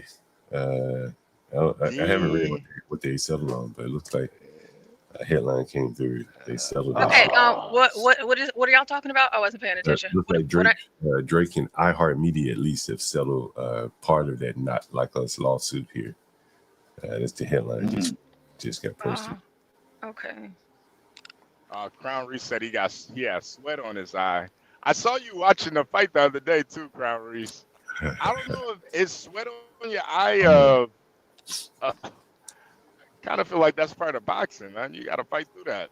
Rocky had to get his eye cut open, man. Cut me, Mick. Cut me, Mick. Yeah, I remember that. Need another Rocky Balboa versus the Russian. Maybe it could be Mike Tyson versus that old ass Russian. And beat the Russians again in a boxing match. That'd be the place to have a world war. Do it in a boxing match. Don't do it. Yeah. Did you even see Rocky 3? That Russian destroyed Apollo Creed, man. You killed that man. Man, I cried. I remember watching that movie. I was like, they killed Apollo Creed. So, Karen, you can't get a knockdown rule without being. So was he not touched? I can't remember if he wasn't touching them. Well, he got punched, but it was like a little jab. It wasn't like a real punch. But he still took a knee afterwards, and usually that's a knockdown. You're supposed to count after. Yeah, it is. But what had happened was he had got hit twice, counters, right? And he walked off a little bit and then tried to come back. And when he tried to come back, that's when he kneed a little bit, because like you do that to get your rest up, you know, and you're gonna lose a point, but you still gain the the chance to get back up and try to win the fight. And I thought that's what happened there, but they didn't count it. Yeah. I stopped watching boxing after Roy Jones versus Calzaghe, because I wasn't buying that shit no more after that. I was straight UFC after that. I don't even know a boxer. I couldn't even call a boxer right about now. They just, I gave up on boxing. I said, ain't nowhere in hell. You telling me Roy Jones let this nigga go past 2 rounds? He come out there with them fancy white hands, and I'm like, damn, he ain't even hitting them hard. Don't look like it. Maybe there's some power behind them punches. No, his head ain't bounced back right. You know, I'm looking, I'm like, nah, that shit fake. That's why I stopped watching boxing, man. I did. I mean, maybe it's different. I don't know. Maybe a little Rudy Toot like me, they'll say, oh, it's real. But then they get in the ring, they gonna play act against each other. There's too much money in that shit. Nowhere to go to see him, right? What are they saying in this Drake article, Push? Let's see. Really quick. Like, check out your local Tough Man contest. A lot of times Drake it might be with media in an ongoing legal dispute over Kendrick Lamar's diss track, Not Like Us. Drake filed the lawsuit last November in Bexar County, alleging that iHeartMedia received illegal payments from Universal Music Group to boost airplay for Lamar's song. Court records show the rapper and the media company had reached an agreement but didn't offer a dollar amount or any information related to the case. Wow. Okay. And here in the article, we have. So I think this vindicates Drake then. Yes, it does, and it tells everything that Kendrick was put there for a reason. Wow. It says on February 27th, Drake's attorney said the rapper and iHeartMedia has reached an amicable resolution of the dispute. And it says, we are pleased that the parties were able to reach a settlement satisfactory to both sides and have no further comment on this matter. So they're not saying anything, but of course, the lawsuit, the song itself, as well as its accompanying album art and music video, attacked the character of another one of UMG's most prominent artists, Drake, by falsely accusing him of being a sex offender, engaging in pedophilic acts, harboring sex offenders, and committing other criminal sexual acts. And this went down in Texas, so y'all know what that means, the legal system here. So death penalty. Well, we do have the death penalty here. Go ahead, John. The lady that just died with Roberta, it was Angie Stones. Angie Stone. She was talking rough about, like, these people were basically stealing her money, and on it goes, the accounting, the streams, like, how would you know how many streams, it just seems like one big rabbit hole for these artists to get, taken advantage of. And luckily Drake was one that, was able to fight back a little bit. But all of them have the same gripes about Universal, iHeart, whoever they are. And, I'm surprised they haven't teamed up to go after them. Yeah, this is pretty interesting. Man. Yeah, I think they're gonna try to sweep this under the rug. I mean, that's what I was looking at when I was looking at this whole controversy. The only thing that stuck out to me was propaganda. And I mean, it's like, you come out, you make these allegations against this guy, and I had no judgment to go against him in any case, really. other than the baby. But it's like, wow, I don't want my child to be publicized all over the internet with y'all ratchet ass niggas. Cause y'all show the world who you is when you did find out. So I mean, me myself personally, I ain't got no respect for none of them motherfuckers on their side. I mean, they don't bastardize my music. They don't came in, they don't did the Jews work. They don't got paid damn good. Fuck them. You know what I'm saying? I don't like none of them. I ain't lying. They degenerates and they act like it and they represent it. Fuck them. You know English so Snake, goddamn well, but come you on, can't man. encourage a motherfucker to go to college. Get the fuck out of my face. They not like us. They not like us. So Get the fuck out of my face.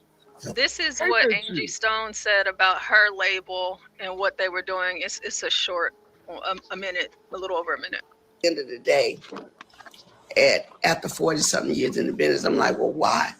Where are my royalties going? Because I'm not getting this. Come to find out, Universal Music has been receiving all my royalties, all my mechanicals. They've taken pretty much everything. They've stolen, I won't say stolen, but they have taken all the monies that were due to me. They have basically absorbed in that company. And even though there's several class action lawsuits, people that were working on my behalf never even registered the songs. All the songs that I've done, I'm only coming to find out they were not properly registered by the companies that I signed over to. People that were supposed to do their due diligence. So I'm truly a walking testimony that God has carried me all this time. Because if you only knew how much money they have taken from me, how much they have stolen from me, monies that I'm supposed to be, I should have been able to retire 20 years ago with the money I've made, supposedly. Damn. But there are key people. Damn. You know, really amazing. Like I say, like, damn, like. I have to give up my coins. I have to give up my coins. And so what I'm doing now is whatever is necessary to make sure they pay me for the legacy of my life, for my children and my grandchildren. They're going to have to give me my money. I mean, when you sit back and think Bruno Mars, Dr. Dre, when you think about all these people that have sampled music, if they're filthy rich on it, what's our problem? Or my problem? I have to give up my coins. Okay, that's it. That's it, John. Yeah, I mean, damn, like another one. I mean, so many of them, the same gripe, you know. Damn. Yeah. And I think that the coins, I think that was a little coded language too. So T always says the coins. The shekels. Nah, I think she's trying shekel. to. Yeah, she's saying something. She's speaking in coded language. If you catch my drift, I need my my shekel. What Snake was just saying when he went off there. Yeah. Give me the shekel. He ended up dying. Maybe this is why. So John, have you gotten into the? Oh, sorry. No, go ahead. Push. John, Nah, have you gotten it? Sorry. Go ahead, HB.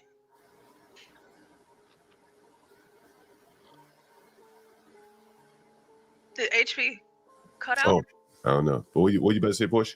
I was just going to ask you guys, had y'all gotten into the conspiracy that they're saying about her car accident?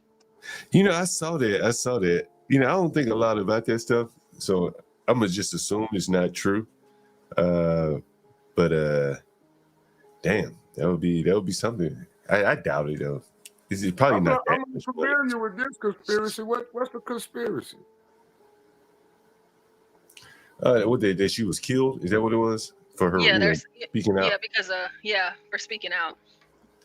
I tend to doubt it. That's my thoughts. What do you think? I mean, I don't think so, but you know, who am I? You ain't lying, you a skater. I'm with you on that. They've lost some They bigger. doing that to Whitney Williams and everybody's face. It's like we wonder what happened to Whitney Houston. Shit, they showing you right now with Whitney Williams. Hell, you just heard Kanye West say, "You ain't gonna get me drugged up and take all my money and you know all that and shit." Look what they doing to Whitney Williams. I'm like, you can't make this shit up. Yeah, that's very crazy right there. And you telling me ain't none of these hood niggas went in and ran in on them teams like that, man, to save Whitney Williams' life? Like, And damn, she a black woman. Don't you I think they're think? draining her Black for her money. lives matter, nigga. They not like us. They not like us. That's what I think. That's what I think. It's propaganda. She's paying like $18,000 a month for like housing. Then I saw a picture of her.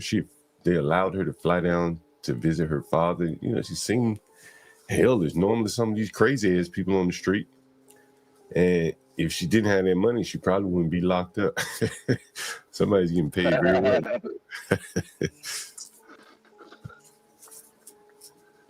Damn. Well, she doesn't seem like she would have been that important to kill over what she said. I mean, Yeah, HB Portia was talking about kill somebody over that. Portia was talking about the people think it's a conspiracy for the for the money. Yeah, nah. Yeah. You know what? I don't think so either. I just think women can't drive. Oh man, come on, man. They got loose She wasn't driving. Come on, y'all. Come on now. Okay. Why Mary J. Blige still alive? Someday right here, man. Someday they end up. Now let me stop. Hey, Richard. Richard says 18,000 a month for housing. Where is she living? On Mars? Well, she's like in like an assisted living type facility, and so. Oh, that's where she was at. Okay. Yeah, she's confined to like the 18th floor in a building. You know, I don't even think she can take a shower by herself, or use an app or something to that effect. So she's saying, they locked her. I don't know how they even got her in there. Yeah, man. Imagine how many house sitters, man. They keeping the woman drugged up, man. I'm telling you, man. I don't know, man. That ain't right. I think that's abuse. And we watching it. And we witnessing it. Ain't no outcry. Ain't no. I mean, but so was Michael Jackson. You know what I'm saying? I really don't think it's a conspiracy, honestly.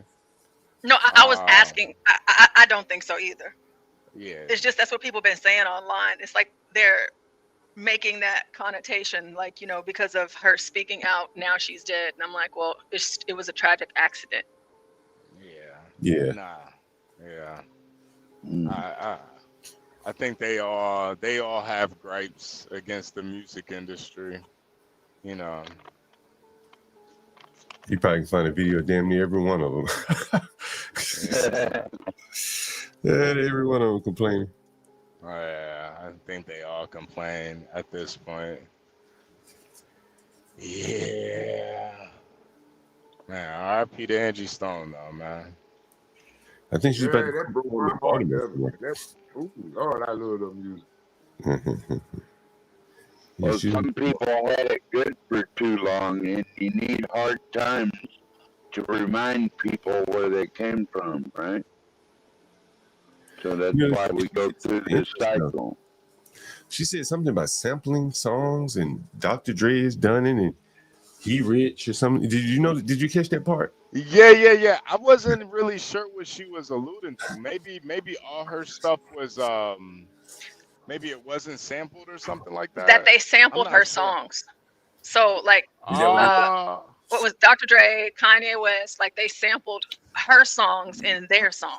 Did they really? Did that many people sample her songs? Enough for her to be. See, the way I took it was that she sampled music just like Kanye and all these other people, and somehow her money got sucked up in the ether for the copyrights. There's that guy. What's his name? Mustard, DJ Mustard, though. Whatever. Yeah. Mustard, whatever. And it's interesting that he gives away kind of, what he says. You may be able to find it on Facebook or somewhere. He says in me Twitter, whatever. He says, this is how he said, if you sample a song and he played through some song, I can't remember what it was, Celine Dion or someone. He said, they'll take all your money. And then he said, but if you play it this way, they won't take all your money. So in other words, they're going to take some money either way it goes if you sample a song, is what he's saying. And I'm not sure how true that is. People were debating that in the comments, but you know, she may have sampled songs and just fucking sample that shit, and without even looping it or whatever the hell they do, speed it up, and Universal made a claim on her money, and that seemed to me what she's talking about. I remember when we were first monetized here, people sent cash apps in or super chats in. Where it go? They ain't send it back to the people, and you can presume or assume that they sent it to the artist, you know, whoever had the copyright claim. But what if they didn't? How would the artist know if they did or didn't? You wouldn't know. Short of an audit, you know, say, hey, how many times was my song copyrighted on YouTube? You'd have to go in their databases and search for it and blah, blah, blah. So that's what it seems to be to me. And that's what she said. The money's just been sucked up into this entity. Okay. Now I'm seeing it. So Angie Stone, she came out and spoke about she didn't for Bruno Mars song Uptown Funk. I guess he used a sample from her song in that, and she didn't get paid for it. But as she was also saying, people didn't do her paperwork properly. Yeah. Right? You understand? And I mean, shit, these people probably doing this shit on purpose. You know, made a mistake on purpose. Who knows, right? If she didn't have a proper lawyer, they weren't going to tell her, hey, you missing something. You know, and you know, it's very unfortunate. So Bruno Mars sampled a song. Hell, man, these people. It was some guy. It may have been Bruno Mars or something. Man, for real. He did a song with a Filipino guy or something. He said before they released the song, they went and bought the right to the Filipino song that he used. It didn't have copyrights or anything. Mm-hmm. They went and bought the motherfucker. So when he put it out, they had to cut in his money. He said, I'd be damned. That's pretty slick. That's him like shit.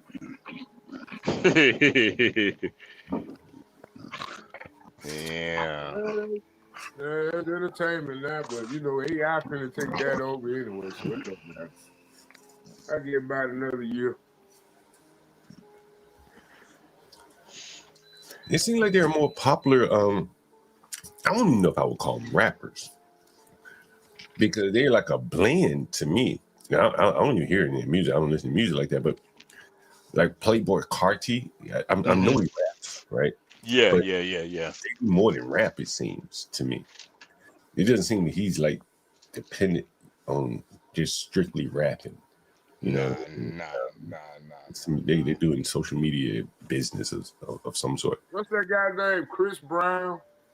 I think he pretty much started that. Him, guys like him and Ply, you know, they brought that R&B vibe to it. You know, they mixed it up a little bit. You know.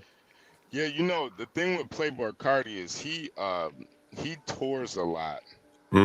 He's like really in high demand, and he tours a lot, and he sells a shit ton of merch too. Oh, is that what it is? The merch? Oh, okay. Yeah, he sells a lot of merch. Well, what is he selling? T-shirts, sweater? What? Like what? Yeah. Like T-shirts and stuff. Yeah. He sells a lot of merch, but like as far as like the music part, you don't really hear him complaining because he's really in demand. Yeah. I see Bitcoin say Richard said Bitcoin is dumping hard. I see it's like 86,000 right now. Yeah. MicroStrategies too. What they doing? Huh? Yeah, MicroStrategies is down today. I just something about $85,000 don't been lost. I bought Bitcoin on Friday and sold on Saturday, so I made a few bucks. Yeah, I was looking at MicroStrategies this morning. I was gonna buy, but I saw that that red candle, I was like, yeah, let me see how far down this goes. The way it's looking, it's probably gonna go down tomorrow too. Bitcoin and MicroStrategies. MicroStrategies, we might be getting down to some 200 areas. It's looking real bad right now. Yeah, it's basically a Bitcoin play. Damn, so they're issuing bonds to buy Bitcoin. That's very interesting. It's very fucking interesting. It's very interesting. Yeah. It's all a pyramid scheme, man. It's all a conspiracy. $30 burn in the virtual fire of nothingness. We ought to ask Crack about that. Is Crack in the audience?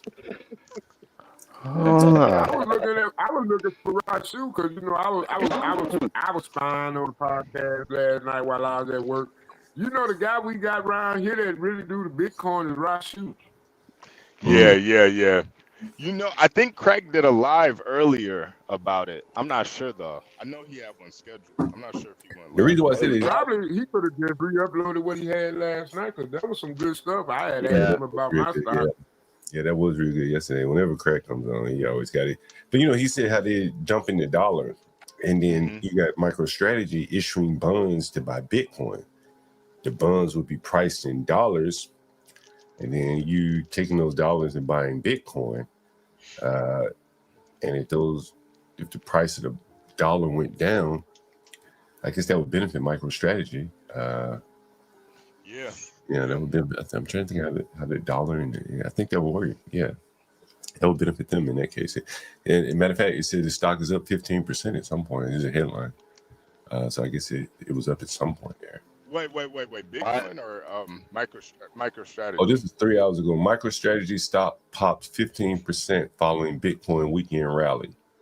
That's what it said. It's been down. I don't know what you looking at, John. That shit been down all day today, man. Yeah, you know, it says MicroStrategy rose by as much as 15% to trade at $295. Before March 3rd, MicroStrategy was mired in a 2-week downtrend. But now it looks to be, where is it trading at now? It may have come down. It's at it's at 260 right now. Oh yeah. Well, it's up again. So it's up $1.48. It's at 260 right now. Yeah. I made $20 over the weekend from investing a few $100 in Bitcoin on Friday, so I can't complain. I mean, that's a free burger next time I want to go eat out or whatever. So yeah, that ain't bad, Joe. I'm not whining, you know. Hey, HB, it looks like it popped up early this morning. Yesterday it closed at 257. Oh yeah, Richard. It dropped at the market. Yeah, it was up first thing on the market, right. But it's 293. It's been bleeding ever since. But it's back now. It's back now. You know, it's up $1 from where it closed yesterday. That's what it is. Looks like this, right? Yeah.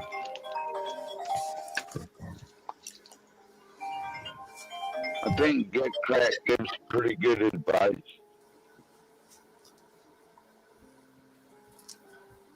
Oh yeah, the best advice: get cracked.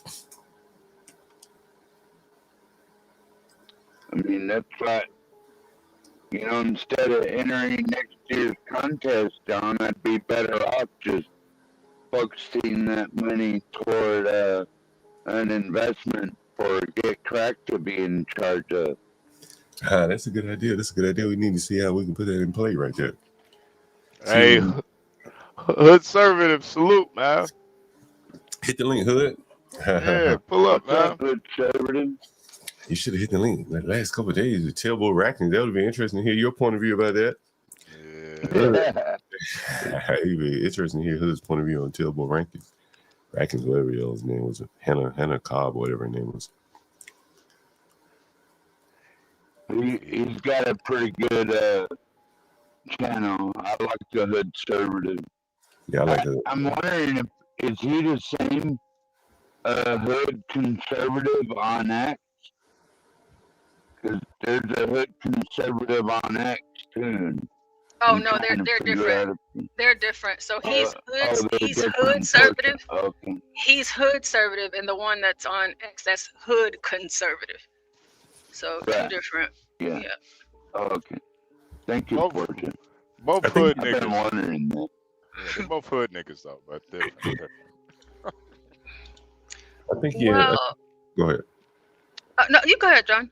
I think he has a Twitter though. Yeah, you can correct me if I'm wrong.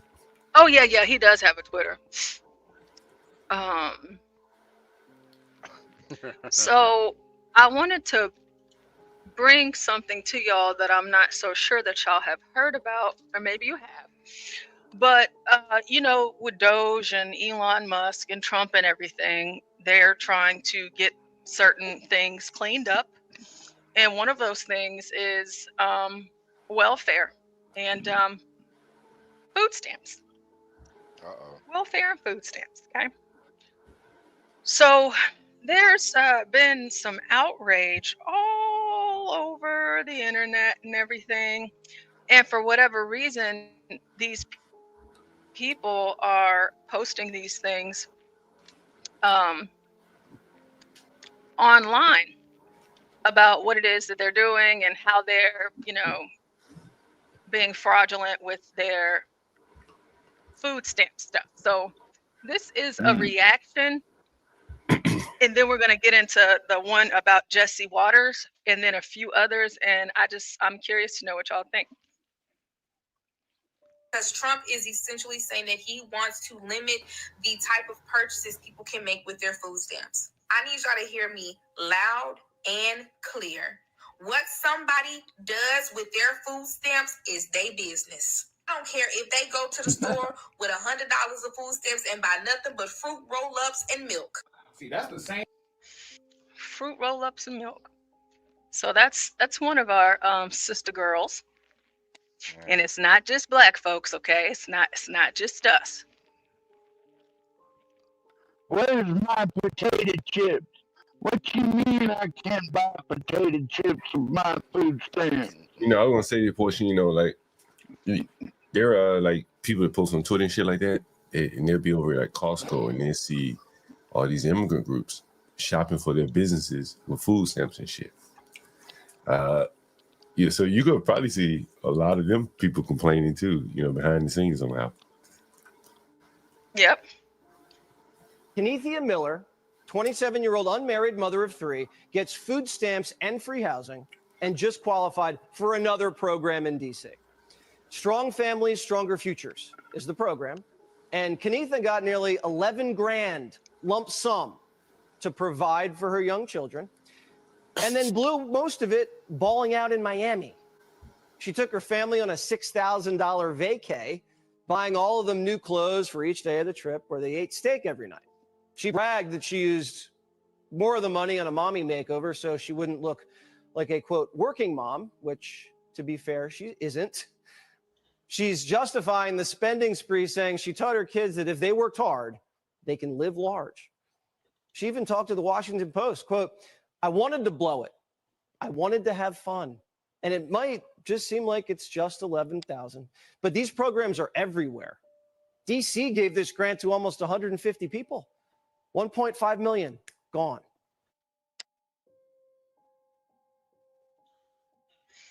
Man, where can I sign up for this shit? Do I gotta have babies? You had to come back to DC like that dead man did. The Undertaker. But you know, man, you know, what's so interesting about this shit is like they just giving this money out to these people. It's not making them any better, making them worse. It's making them worse. Honestly, that's the man. I'm telling you, John. That's why when I was saying yesterday how the liberals and the KKK, they're kind of on the same. They play for the same team, damn near. Yeah, like in the same place, huh? Yeah, they kind of both want to just see black people do worse, because that ain't helping nobody, man. Commodity cheese and shit would be better. Like they used to get that shit out. That would be better. Seriously. Just, Richard, it's their business. Like honestly, I don't see the problem with like kind of making these people buy certain foods. You can't, you can't buy unhealthy foods. You got to buy, you know, healthy options and stuff. And I don't know, but You know, it's so crazy here in DC, man. Like, there's so many people giving out free food. They should So just give out in the food. background, I'll be playing this clip before we get into the next clip, just because of what HB just said. So this is another lady that gets food stamps, and so John, I want you to keep talking, but this is just her showing us what she bought with her food stamps. and I can always tell by the shopping cart. I can always tell from the shopping cart who's buying stuff with food stamps. They got all the boxes and the bags. Everything is a box and a bag. They got food stamps. They ain't buying no real food. Look at that shit. Yeah, that's a fucking steakums. Somebody say all those gushes. I ain't gonna lie, she is very organized though. I ain't gonna lie. That is very organized. This shit. Damn. Captain Crunch, Pop Tarts, juice, drinks. Jeez. All of that shit is unhealthy, John. All of that shit.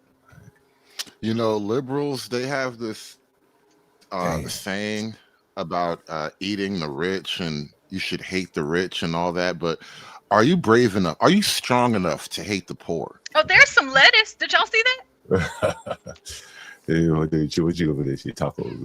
Was that really lettuce? Or was that really Yeah, lettuce? it was lettuce. I saw some strawberries, some bananas, some lettuce. And we saw some bottles of water, some ground beef, some chicken. I don't know why they bought all that stuff, like to cook, because they bought stuff that you just warm up. And they buying them with water. They That need to is a get them a good point, cooler. though. It is almost like they hate the poor, man. Well, It no, seems this like it. isn't. I'm not saying they hate the poor, but listen to us commenting on how the poor spends our charitable donations. Are we strong enough to hate the poor? Because that's the only way to stop this. Well, I was talking about it earlier. I kind of, and I hate to say it, but I kind of do hate the poor. Not poor as in you don't have a lot of money, but poor as in you don't want to work. Poor. Like, You know what I realized? Most people that are truly homeless are not homeless because of a series of unfortunate events like the movies would tell you. Most of the homeless are homeless because they're awful people. Yeah, no, hey, conservative. We were just talking about that earlier, man. Like most of these people, and I mean, I'm pretty sure John comes across a lot of these people. They're just fuck ups in life. Like no, their family don't like them, their friends don't like them. They fucked over everybody at their jobs. They I mean, got we bad just work playing it. ethic. Remember, we just playing the video where the grandma like, get the fuck out of here. The mama was like, get the fuck out of here. The daddy was like, get the fuck out of here. Yo, John, I've never, yo, John, my mom has never spoke to me like that, man. Like never. Even And when then- I was at my baddest, she never spoke to me like that. And then And I remember- think Go it's ahead. because like there's like, there's discipline, but then there's just like, yo, I don't fuck with you no more. I don't even care if you are family. Get the fuck out of here. And then remember the one that called in that they got to argue with their family member over food, right? She was looking for a place to live, and they got put out over food. Yep. Food that probably was paid for by the government. Didn't some girl just shoot her baby daddy over some kind of food argument or something like that? Yeah, I remember hearing about that. And so like, really, these people don't really have families per se. You know what I'm saying? Like, part of what makes a family, in a sense, is that daddy going out there working for whatever the fuck y'all eating. There's some pride and shit coming there. And if the government is paying for them, shit, nigga, you ain't buying my food, right? There is culpable. You didn't pay for this, nigga. The black folk, it's not just the black thing, because I know niggas love to point out the white folk that are on welfare, I think this is up to anybody. Yeah, we're definitely gonna get to the white folks. So Yeah, because there's a couple of white bitches out there scamming. I've seen the videos too. But the point I wanted to make, right, is that the people who are kind of supporting this type of expense or whatever, and they're saying, well, you do what you want with your food stamps, they're in the position of Ukraine right now and Europe right now. Like you all saw the thing with Trump and Zelensky. Yeah. You guys are in no position to really talk shit because we could just say no. What happens if people just say no? Yeah. I think they know the blacks will riot, and this is more or less like hush money, bro. They tear these motherfucking cities down and just be starving. You know, there's a whole ecosystem, bro, that goes along with the food stamps. Even if they're not using that shit for food, they're selling it. You know, shit, they call me all the time selling the motherfuckers. So, well, you know, and it's not just food stamps. You know, it's not just so Trump, his plan, which I'll pull that up as we go through, the rest of these videos. It's going to be all of it. So insurance, housing, food stamps, the phones, all of it, and he's restricting it to 1 year. So you know what's interesting about that portion? Sorry to cut you off. Go ahead. But there used to be a limit on welfare. I don't know if it still is. Maybe it was 10 years. 120 months. It didn't have to be consecutive or whatever. But I know here in DC, they'll top it up. So if you go outside the limits or whatever, they say, well, fuck it, we'll just pay for it out of our own budget, and not use the federal money to pay for the welfare benefits. Damn. So some of the cities and states may do it, but it won't be federal money. Yeah. I see what you're saying. Oh, okay, yeah, I see what you're saying. That makes sense. Yeah, and plus the disabled or the elderly are not going to be affected. But if you're genuinely disabled or an elderly person, you're not going to lose your SSI or none of that bullshit. So And see, that's what they're trying to push. And that's what I think. In 12th man, that's what I think it should be used for. It should be used for disabled motherfuckers and the elderly people. Honestly, but if you're like working, if you can work, like there should be a cap on this type of stuff. Honestly. Well, HB, the left is trying to push the lie that disabled and elderly people are going to be affected too, and all a bullshit lie. Well, yeah, I don't agree with that. I don't think disabled people, or especially like if you're a mom and you have like a, special needs kid, like I do think that those types of people should get some benefits. I don't believe that shit's gonna be cut. I think those are scare tactics, man. Like, yeah, I don't think so either. Nobody wants to cut a disabled child. Yeah, nah, that's fine. Yeah. Not the elderly. The elderly and the disabled isn't really the controversial thing. We can all agree to save that for the most part. Yeah. It's going to be like single mother stuff that's directly related to like women's empowerment. Cause like it costs money. We're really understanding now with all this USAID stuff, how much secret money gets poured into all these programs and initiatives and social movements. And it really does cost money to feminism, and we're going to have to start taking a lot of this money away. The government's going to have to stop doing feminism, and that's really where it's going to start to make people scream and cry, because like she's a mom. This woman on screen right now, she's a mom. Most of these all these welfare recipients who get all these $1,000 food stamps and making these obnoxious TikTok videos, they're all moms. And, hating the poor is one thing. Do you have enough strength to hate single moms? Like, that's a lie. It's easy to hate the poor compared to single moms. Well, I think, I think another thing. Go ahead, 12th man. Another thing we need to do, conservative, is stop locking men up for stupid bullshit and taking the man out of the home and get CPS out of people's lives in a lot of ways, because the kidnapping service, and let families deal with stuff on their own, like be their counselor or therapist. Don't just come into the home, lock the dad up, and take the babies away and then give them back and all that shit. That shit traumatizes kids, man. And I don't think, so there's other things I think we can do to reverse this whole welfare argument. Yeah, I think a lot of things will be done. I think that, probably biggest thing, I think, you get those people up and working, if you can do that.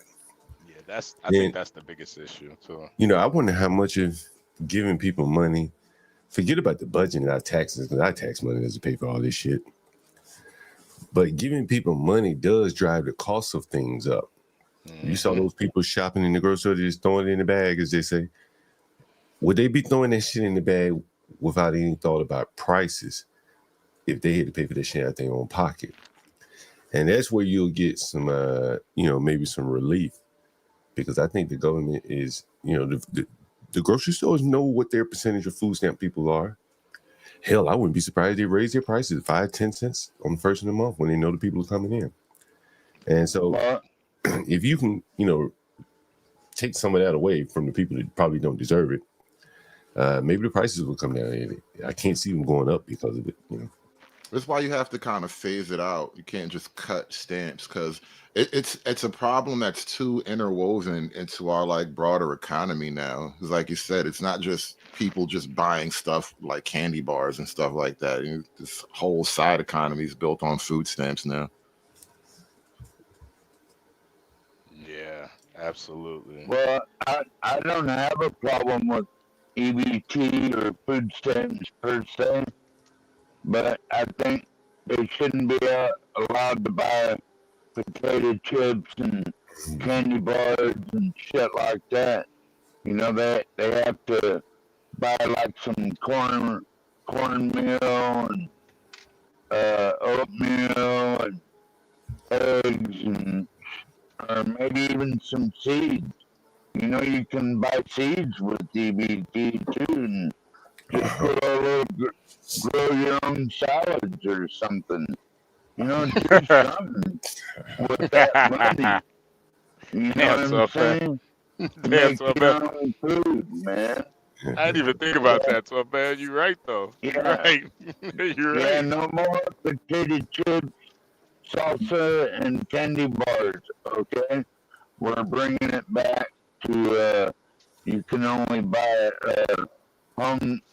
Like stuff you can grow at home, or you could buy a You would almost immediately put every bodega and corner store out of business if you couldn't buy chips and sodas off of food stamps. I know that's got to be like 20% of their business. Probably 20% of the business, 20% of the profits. That's what I'm looking at. Like, just because those little simple sundry items is not even like big grocery items. People come in the store all day. Let me get some chips. Let me get a soda. They get a sandwich and a soda and some chips or whatever like that. Like it becomes a big part of just your sales without even, making a giant sale ticket item. Buy a juice or a milk instead of soda. I would allow juice or milk. Like you could buy those with the food stamps, but I think you just gotta make the economy better, man. That's really all. I'm not even all that into like restricting people's, dietary choices on food stamps. Like theoretically, I kind of support the logic of it, but it gets too meticulous, and I'm not into like telling people what they can and can't eat. How about you just reduce the expenditure wholesale instead of just telling people what they can and can't buy? Now you just don't have enough money to buy bullshit.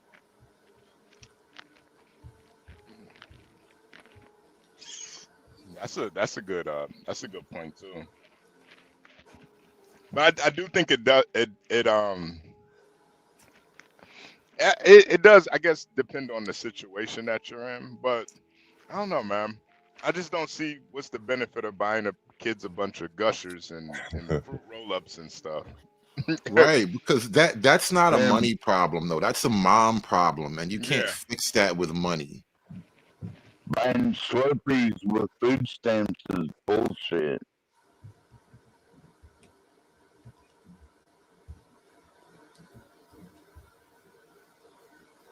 Virgo's actually looking for some food stamps. Anybody? So if you know anybody selling them.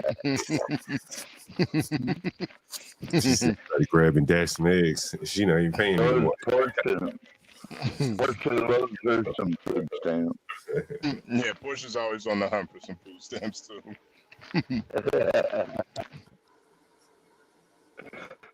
That's how she knows the economy is bad, because nobody's selling their food stamps.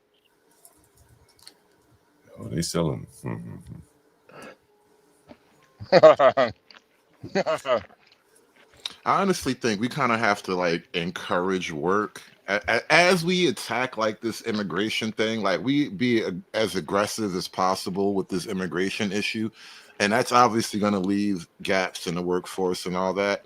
And now you have to kind of funnel people into working, because there is this weird phenomena of people just don't like work lately. I don't know what it is, but there seems to be an issue where people seem to they're surviving enough without working a regular job. And I don't know if that's a healthy model that we should continue as a country. No, it's not. Fat, lazy people can't even start a chainsaw or do nothing. What's this video here, Portia? Do shit, man. Okay, so this is a lady that has a business where she teaches people how to, you know, fraud and scheme to get assistance. So let's see. How did you come across me? I just came through open up my TikTok. Oh wait, there's an echo. Portia, there's an echo. There's an echo. It's an echo in the video.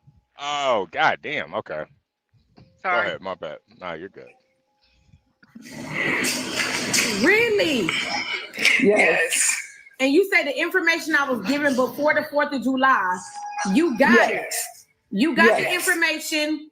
Yes. And you was able to get rental assistance. Out to people that needed it. And they were able to get rental assistance. Yes.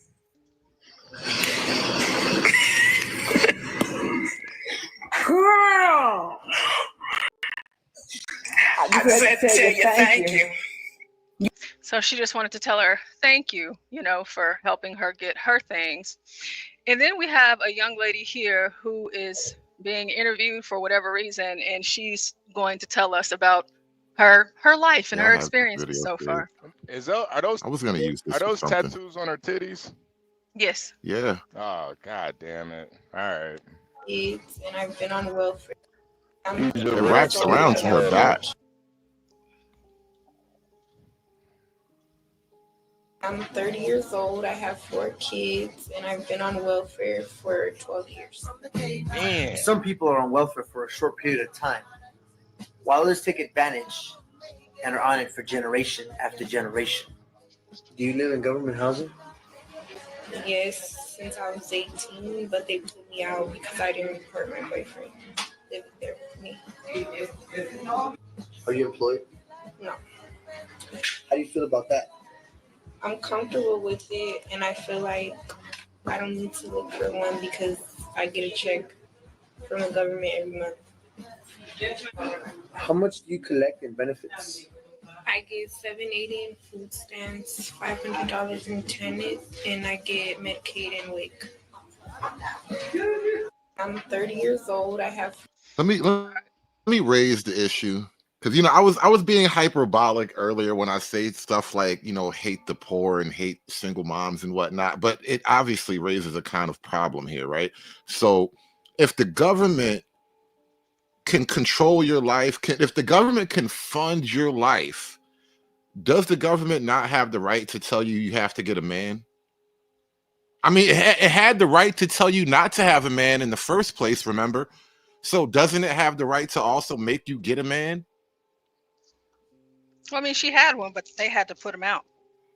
No, I mean, well, that's all policy, though. That's all a matter of policy. We can just change the policy, right? The government can make you get a man now. Why not? What's wrong with that? If we can go in one direction, why can't we just go in the other direction? Well, I think if you take away the benefits, I think that would just be a natural. That would happen naturally. That's how you do it. Yeah, because especially for somebody like her, she got 4 kids, but she was still kind of slim looking. I know there's a lot of simps out there that would take her on, and the 4 kids. Honestly. She's gonna have to learn how to negotiate. I I believe in her, honestly. You think I hate women, but I believe in her.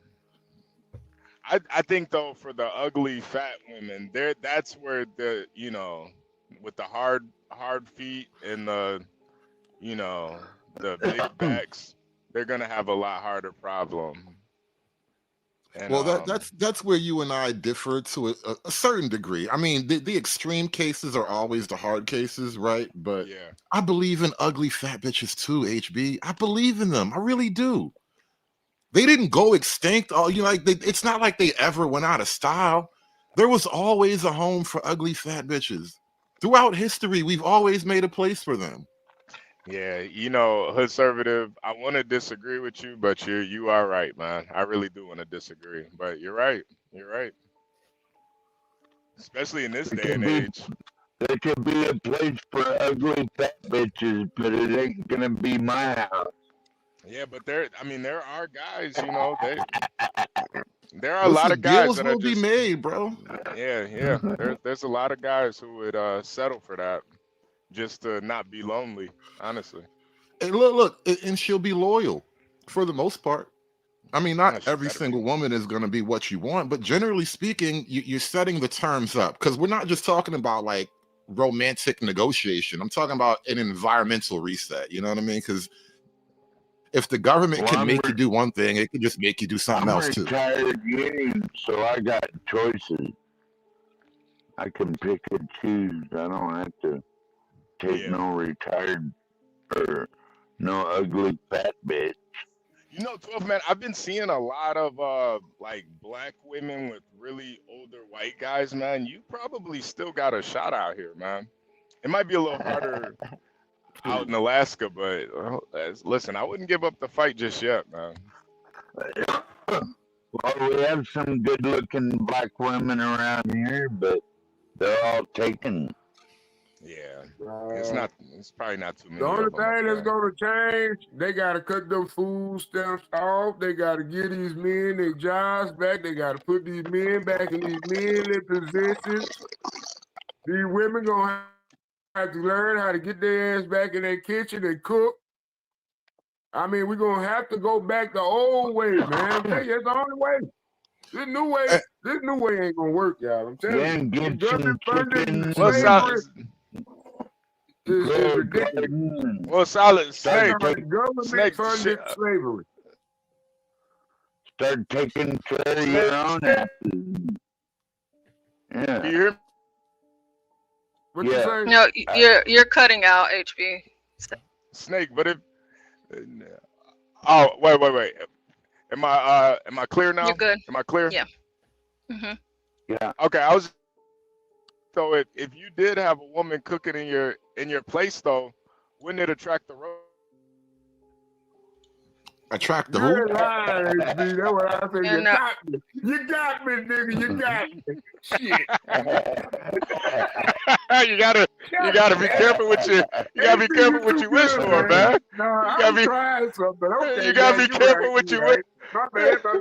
You gotta be careful what you wish for, man. You want a woman to cook and clean, man. You gonna have roaches up in there, man. You gotta be careful. Girl, get your ass out my kitchen. What the fuck? Go to the stove. You gotta quit cooking, bitch. I'm gonna cook at the job. I bring it home.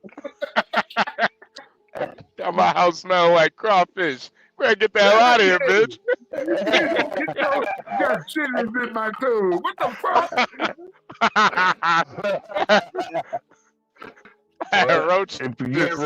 Roaches swimming. Motherfucker coming out the drain. Where them chitlins at? What the fuck? Shit, them motherfuckers came out the food, man. Shit. Motherfucking roaches crawling up out your damn drain. That All right, true. so That this is true. Go ahead, Portia. Go ahead. I was gonna say this is the last one I'm gonna play. And so y'all can talk. Oh, I got a DHS letter in the mail this morning, and I just now opened it. And somebody reported me to the state of Michigan because I'm making money on TikTok, and I drive a 2024 BMW. They have cut my food stamps from almost $4,000 a month down to $88 a month. They are telling me if I want a review that I have to sell my car. So you're telling me if you were on welfare, food stamps, cash assistance, Section 8, you can't drive a nice car? They are forcing me to sell my brand new BMW, or I lose almost $4,000 in food stamps. So, Portia, her pause it real question. quick. Yes, that's Portia, what that means. Yeah, Portia, this might be the dumbest shit. You know, I used to hate seeing that shit. When I go to the store and a bitch pull out a Louis Vuitton bag and then she pulled a... I'm like, what the fuck, man? I'm over here Why she paying getting hard-earned $88? cash and you over here... Well, because somebody reported her, and I think that's part of the that's actually a good thing. But yes, if you receive food stamps, you shouldn't be driving a BMW. That's a luxury vehicle. yeah, no shit. She got a brand new one. Anyone. Didn't Dirty even Dude get a says, used one. That's crazy. he said, who the F gets 4K in stamps? I don't believe that BS. How many kids she got? Dirty Dude. I Probably are have, 4 to there's 5. someone, Yes, they do get that much. there's someone that I know, they have 13 kids and they get almost $10,000 a month in food stamps. So Yeah. yeah, it happens. It happens quite often. Yep. But Each you kid know, is a what's couple going $100. on right now is the federal government and of course Doge, their work is not as hard, I would say, whenever it comes to food stamp fraud and, you know, Section 8 fraud, because these people are posting everything online. And of course, it's not just Black women, it's all women, but I think that her story, this one is the most egregious. So they're able to find these things and locate these things because people are reporting these people, as she just stated. So I'll let this finish and then let y'all have at it. Not only that, they have taken my cash assistance totally away. I'm They are gonna send you a telling me video that real Section quick. 8 will no longer be paying 95% of my rent, only 10% of my rent. So I will have to pay a little over $400 a month now instead of $60 a month. They cannot. It looks like the Doge got you too, boo. So her cash assistance is gone.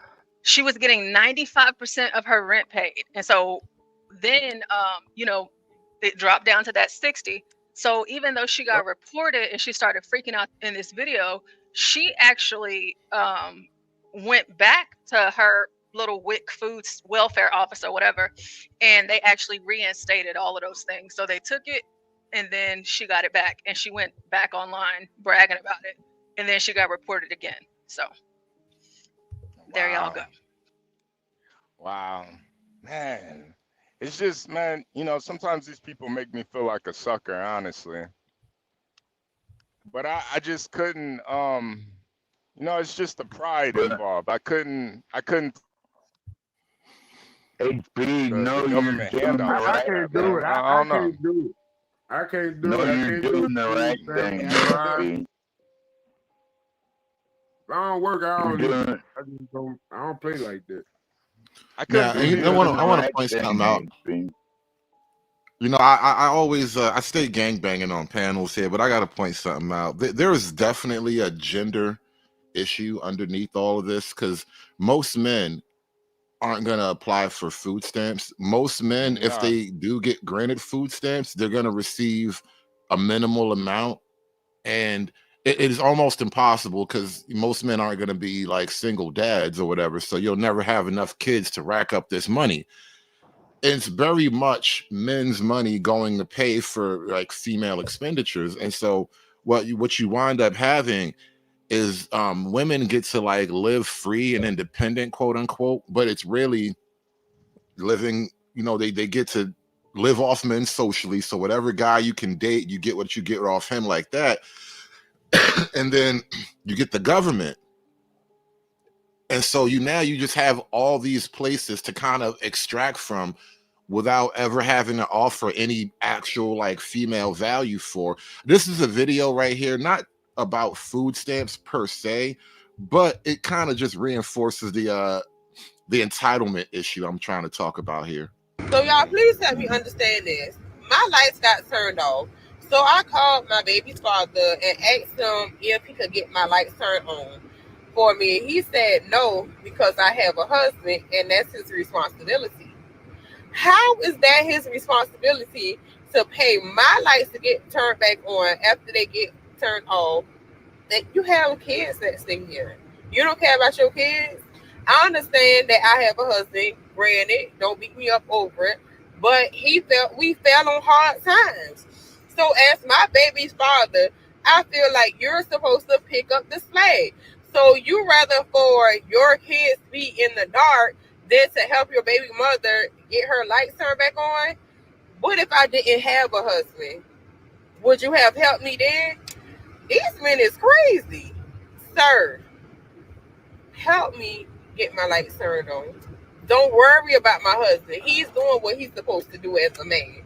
As my baby daddy, you should be helping me. Wow. Yeah, that the level of entitlement is insane right there, man. That is crazy.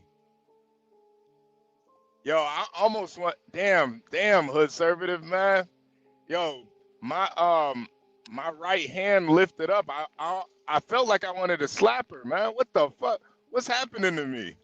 What's What's so funny, bro? When I first saw that video, and I actually retweeted this out. When I first saw this video, I was thinking about this one time my baby mama was in a jam and I helped her out. It was a big jam, and I came through because my kids and shit. Same shit she was saying, right? It was, but she ain't had no man or nothing like that. But I helped her out. Yeah. And that keeps me up at night every now and then to this day. Sometimes I think about that. Like, I really helped that bitch. Motherfucker. Yeah, man. That shit like that made me sick to my stomach, man. Like, you got some nigga laid up with you, sleeping on the couch, playing PlayStation all day, not working. And neither of y'all can figure it out. Y'all got two of y'all can't figure it out. And she had the nerve to say he doing what he's supposed to do as a man. Like, why y'all ain't got no lights then? How does that even add up? Seriously. And I mean, a light bill ain't even that expensive, man. That's a couple dollars. Not only that, it takes like 2 or 3 months for them to actually shut you down. Yeah, seriously. And it's like it doesn't look like she's missing a meal. So I mean, maybe you should sell some of those food stamps. Oh man. Damn, man. And then imagine the husband too. Like, you a husband and your baby mama is going to your wife is going to her baby daddy to turn the lights on. I mean, you might as well let him fuck too at that point. He might. I mean, like, we can negotiate. Yeah, everybody has needs. I would, if I was that husband in that situation, I had a wife who had a baby daddy. I would tell my wife, if he wants some pussy, you gotta give it to him. I mean, it's only fair. It's only fair. You want him to pay this light bill, you gotta give him some pussy. I'm sorry. Now the crazy thing is, I know you just sort of projecting into the situation, but the crazy thing is, though, like, you understand what kind of man that now makes you to accept that role, right? It's just spiraling down of bad decisions and bad people. You know what I mean? I mean, he got married to a big ass baby mama. That was the first mistake right there. So right, he wasn't really solid to begin with, so this is probably on point, on character for him. He don't pay his bills all the time. That's why he live with her. God damn, man. Oh, I got this video too. I swear, man, somebody be tracking me on Twitter. You got my algorithm locked in. Oh man.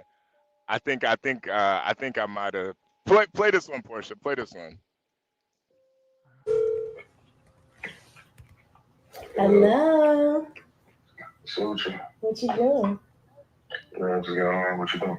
Nothing. With my friend. Can you order me some food? Yeah, what you want? I think is Chick-fil-A still open? Hell no. Oh, okay. Probably like Applebee's. Applebee's, yeah. Applebee's. Mhm. You ate today? No, that's why I'm asking you to send me some food. What you want? Hold on. Get just get whatever. I'm gonna eat whatever. Can you do the 2 for $20? It's the loaded mashed potatoes, the chicken, and then the fajitas. And two large lemonade. The fajitas and then the 2 for $20. 2 for $20? Mm-hmm. What you need 2 meals for? Cause it's me and my friend. We hungry. Your friend. My friend, you don't know her. I don't know. Okay, so just send it. Don't be like that. What you mean don't be like that? Let me see your friend. Why do you wanna don't do that. You are not my dad. First of all, where you at though? I'm downtown. They ain't tell me downtown. Yeah. That nigga Why instincts you acting like that? off. Are you gonna send it or not? Yeah. Shit. Yeah, that nigga instincts is going off. Damn. Niggas ain't easy like it used to be. Damn. And now he would be going to prison once he kills them both and finds out about this video. He going to prison now. Ain't that a bitch? They just violated this nigga just for asking. That's a oh my God. This is crazy. And you know, you got dude in the video. It's not really his fault either. They didn't kill his ass, did they? Who knows? Who knows? This is one-off video from the internet. Damn, man. Look at it like a comic book 12. This shit is only imaginary. He just got the Gawk 5000. Now she ordering Chipotle or Chick-fil-A for another nigga, man. And it's crazy because like women be having these conversations like, oh, you men need to check your homeboys. You guys don't never tell your friends to be better, blah, blah, blah, blah. But the reality is you can't stop her from playing one guy against another. She likes him and she's going to use the other guy to buy them both some Chick-fil-A right now. That's just what it is. Yeah. And that dude recording, he's a sucker too, man. He a sucker for that. Yeah, he's not the greatest guy right now, but is it his fault she's gonna buy food for both of them? Is it really his fault she's gonna gas up another man? She do got a nice ass though, so I. Oh man, like, damn. He's just a dude fucking a girl. She's the actual bad person here, in my opinion. Yeah. I mean, I feel like the guy, he knows though. You know, this is why, like, back in the Bible days, you could kill a man for cheating on, for fucking your wife. You could kill a man for some shit like that. Well, back in the Bible days, they were all sinning though. In the Bible days, you had to actually own the woman and marry her or whatever. So as long as nobody's marrying anybody, who's really sinning here? Yeah, no, everybody's wrong technically, or nobody's wrong. Yeah, no, that is a good point. Stanley, you know what I mean, Stanley. The when you were growing up, Stanley, the Bible days, back when Noah was collecting all the animals. back in your day, Stanley. You know what I'm talking about. Remember, Stanley, you had to get 2 birds, 2 alligators, 2 lions. And a Viagra to get it up. Oh, come on. Don't put that on Stanley 12, man. Come on, man. Don't put that on Stanley. Come on, man. Don't do that. Come on, man. I'm sorry. Come on, man. I'm sure Stanley. I'm sure he's okay in that area, man. Motherfucker.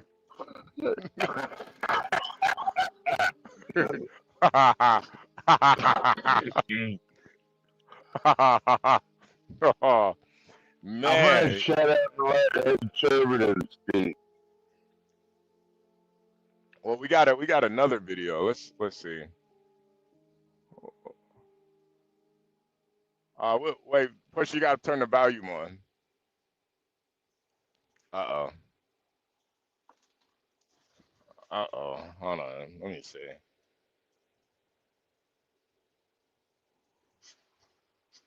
There we go. Fucking believable. What are you talking about?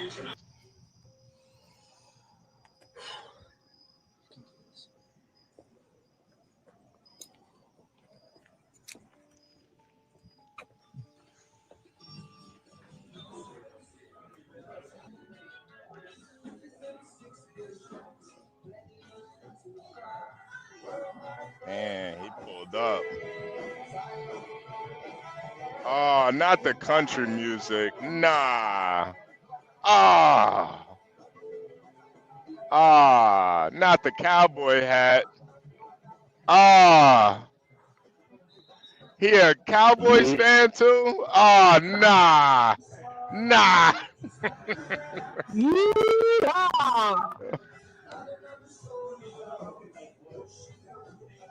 Damn. Oh no, that's just a backwards hat. Okay. I love how she tried. It looked like a Jets hat, really. I love how she played it off like, "Hey, Rex." Oh no, that's a Bronco. Oh man. Is that a Jet hat or a Bronco? I don't know. I can't tell. It's kind of far, but like how she plays it off though. Fucking believable. What are you talking about? So disgusting. What are you talking about? Who the fuck is this? Who is this? Hey, how you doing? What's up, Rob? Nice to What are meet you doing with Rob? What are you doing? Recording this? Absolutely. For what? What are you doing? She's married, you know. No, she's actually getting divorced. I can't fucking believe you right now. I can't believe you. Wow, this is a great Wow. Are you in the middle of your divorce, or did he not know that they were going to get divorced? I don't think it looks like he didn't know. He just found out. Found out the hard way. Because if you're in the middle of your divorce, then hey, it is what it is. Yeah. It looks like he just found out. He's getting a divorce. Damn, man. Damn. Wow. Hey, Reid, did you get that store I sent you a while ago? Did you put it in the back chat?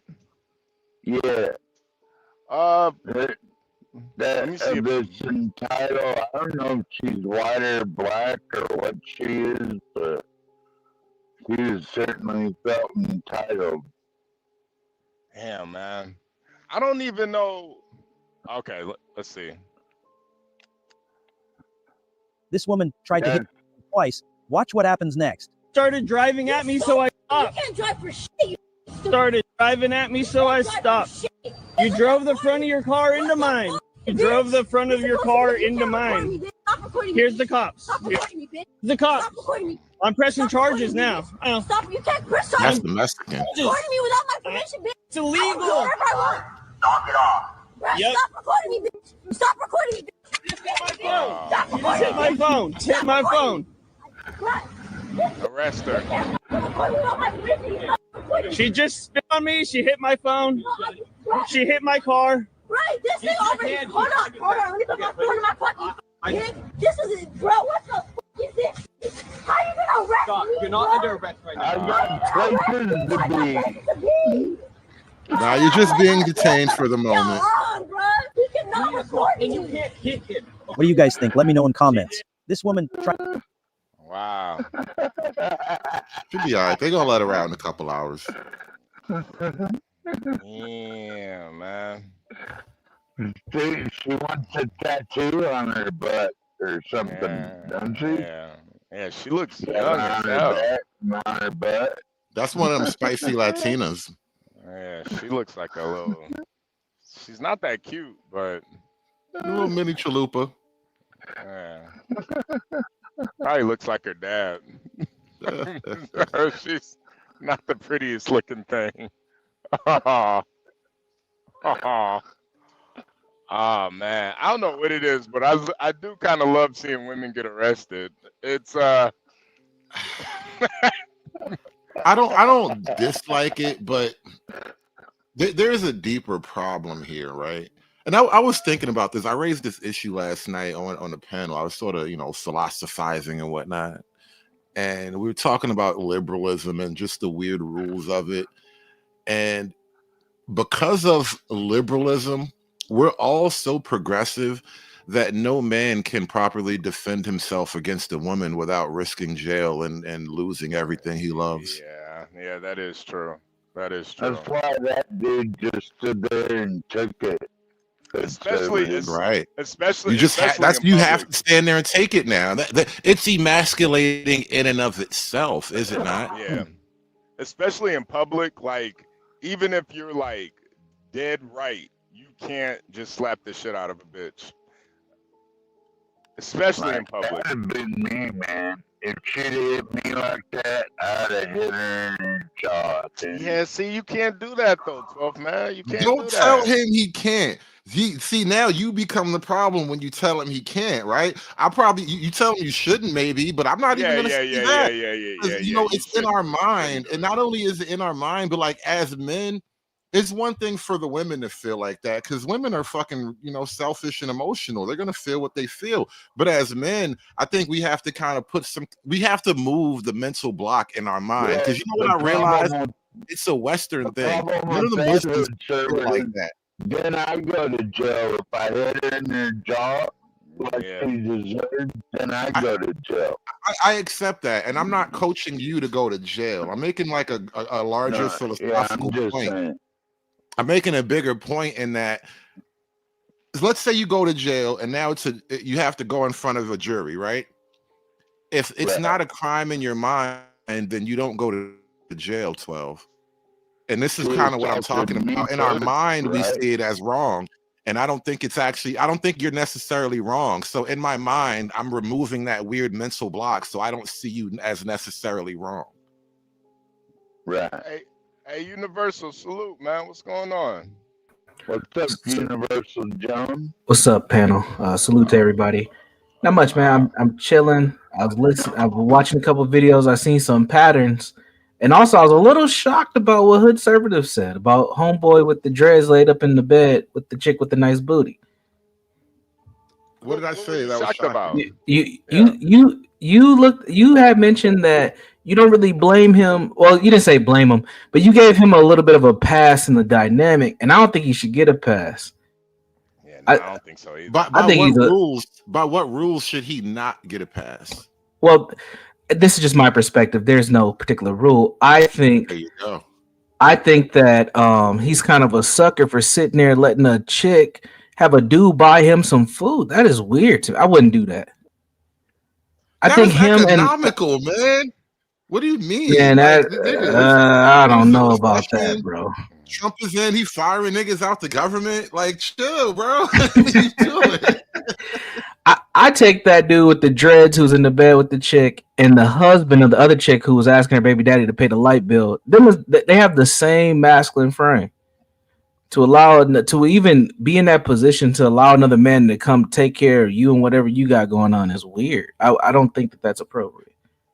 I think they're in two different masculine frames. All right, so the one guy is married to some other guy's baby mom, right? So you're in the pot with her. You're committed. You chips on the table with her, right?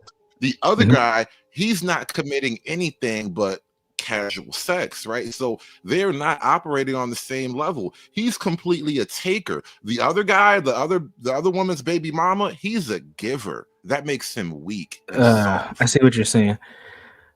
Maybe they're from the same tree. They might not be off the same branch. That man, both are just fucked up from my perspective. Yeah, I think it's just gross too, man. Like y'all, you not only are you fucking the same girl, but you allowing the other nigga that's fucking her to buy you food. That shit's just disgusting to me.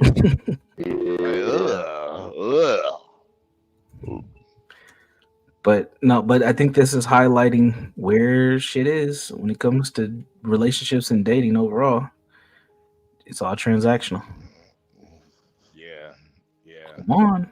I've seen his face before. I know this video. Some girl did him dirty. Let's play this video. Well, if you've seen the video, you didn't see the rest of the videos. You'll have a little surprise. I'm not going to spoil it. Video. Yeah, I All didn't. right, I'm not going to spoil it. I'm ready to do this shit because I'm over this shit. I'm tired of bitches playing with me. I'm so sick of people playing with my intelligence. I've been loyal to this dirty ass bitch, and she's sitting up here cheating on me. Slut ass bitch. I done married this girl, embarrassed the fuck out of me. I should kill her, bro. Like, y'all really don't understand. I'm losing my mind. With them DMV niggas. My composure. Shut the fuck up, bro. Okay. Shut up, bro. Okay. Like, on my soul, bro, I really think I really want to do this shit. Like, I'm really thinking about really murdering this girl, y'all. Like, on everything I love. Like, I really feel like I'm about to kill this girl. Like, I'm losing my mind, bro. Like, people think it's a game to play with people's feelings. No. Yes, you do, bitch. Yes, you do. Like, what the fuck do I do to deserve this type of shit? Why are you playing with me? Why are you playing with me? Got comfortable. Got real comfortable. Letting a nigga reply to shit that I recorded off my page. Like, bitches be disrespectful, bro. And then when you lose your shit, everybody all like, oh, they should have been able to control their emotions. No, these bitches need to keep their fucking pussy in their fucking pants. These bitches worse than these niggas. These bitches be worse than these niggas. And then they try to tarnish your name and make it seem like it's you when it be them.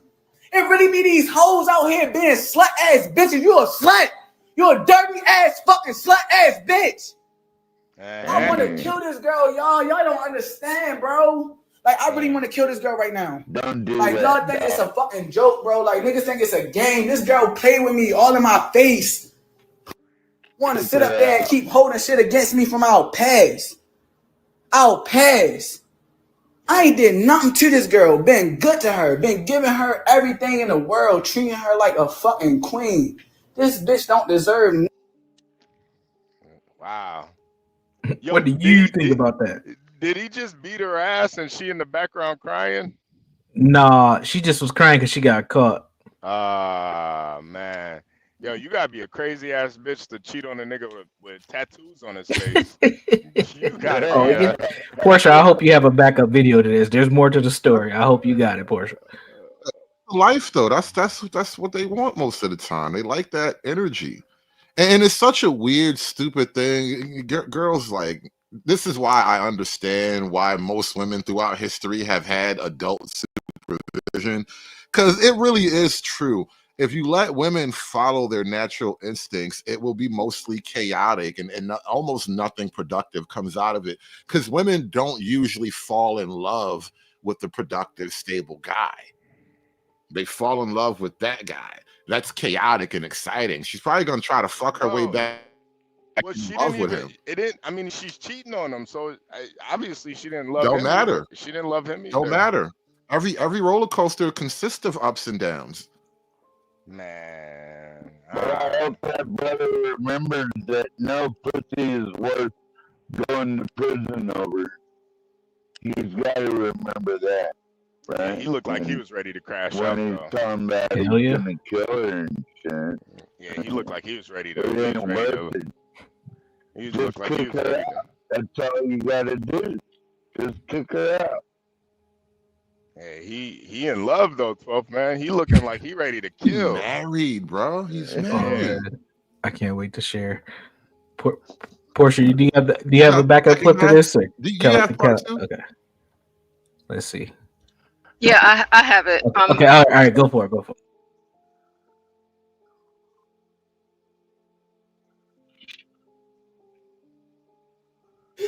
Like, people think it's a game to play with people's feelings. No! Yes, you do, bitch. Yes, you do. Like, what the fuck do I do to deserve this type of shit? Why are you playing with me? Is he from Baltimore or what? Got comfortable. Got real comfortable. And the nigga reply to shit that I recorded off my page. Like, bitches be disrespectful, bro. And then when you lose your shit, everybody all like, oh, they should have been able to control their emotions. No, these bitches need to keep their fucking pussy in their fucking pants. These bitches worse than these niggas. These bitches be worse than these niggas. And then they try to tarnish your name and make it seem like it's you when it be them. It really be these hoes out here being slut-ass bitches. You a slut. You a dirty-ass fucking slut-ass bitch. Yeah. I want to kill this girl, y'all. Y'all don't understand, bro. Like, I really want to kill this girl right now. Like, y'all think it's a fucking joke, bro. Like, niggas think it's a game. This girl played with me all in my face. Want to sit up there and keep holding shit against me from out. Oh, okay. Wait. I think it's No, it's not. It's okay. It's cut up. Right? Okay. Yeah, it's just cut up like how this is how that's how this person posted them. Okay. Let's go. It's like 4 more videos after this though, but yeah. Okay. I'll pass. I ain't did nothing to this girl. Been good to her. Been giving her everything in the world. Treating her like a fucking queen. This bitch don't deserve nothing. She don't deserve shit. This dumb ass bitch over here, I'm dead serious. Like, she don't deserve nothing. She's a fucking crumb on the floor. Like, I mean that shit. Keep trying to bitch me and disrespect me, and you sitting up here playing in my face, talking to whole niggas while we out on vacation. Let the nigga reply to my video that I recorded. How disrespectful can you get? Then she calling the nigga baby. All that. Shake your head again, bitch. I'll knock it on your motherfucking fucking chest. I swear to God. Yeah. Keep shaking your head when you wrong. You dead wrong. And you still trying to make yourself feel good. You still trying to make yourself feel like you ain't do nothing. Like you ain't wrong. Bro. I promise you, yo. If I don't get the fuck away from this girl tonight, Yeah, he about to crash out. I'm probably never gonna make it back to Baltimore. Cause I'm probably never gonna make it back to Baltimore. Park Heights. Cause I'm probably gonna kill her. People think shit is a joke and they think it's cool to play with your feelings and play with your emotions and shit. And then when you spaz out, everybody wanna look at you like you so fucking cruddy. Bitch, I ain't did nothing but being loyal to you. Held you down. You were just in a whole fucked up ass situation. Couldn't call on your homegirls. Damn. I came into that shit blindfolded. Gave you everything. Laid it all out. Damn. Changed my whole situation for you. But you to dog me. Because you want that get back. Because you a dirty slut ass bitch. You ain't never been loyal. You don't know what loyalty is. Want to know why? Because you was raised off of bullshit. That's why you fucked up for real, for real. You don't know what love is. I swear to God, yo. I don't know what the fuck I'm gonna do, yo. You saying this not you, but you did it. You did it.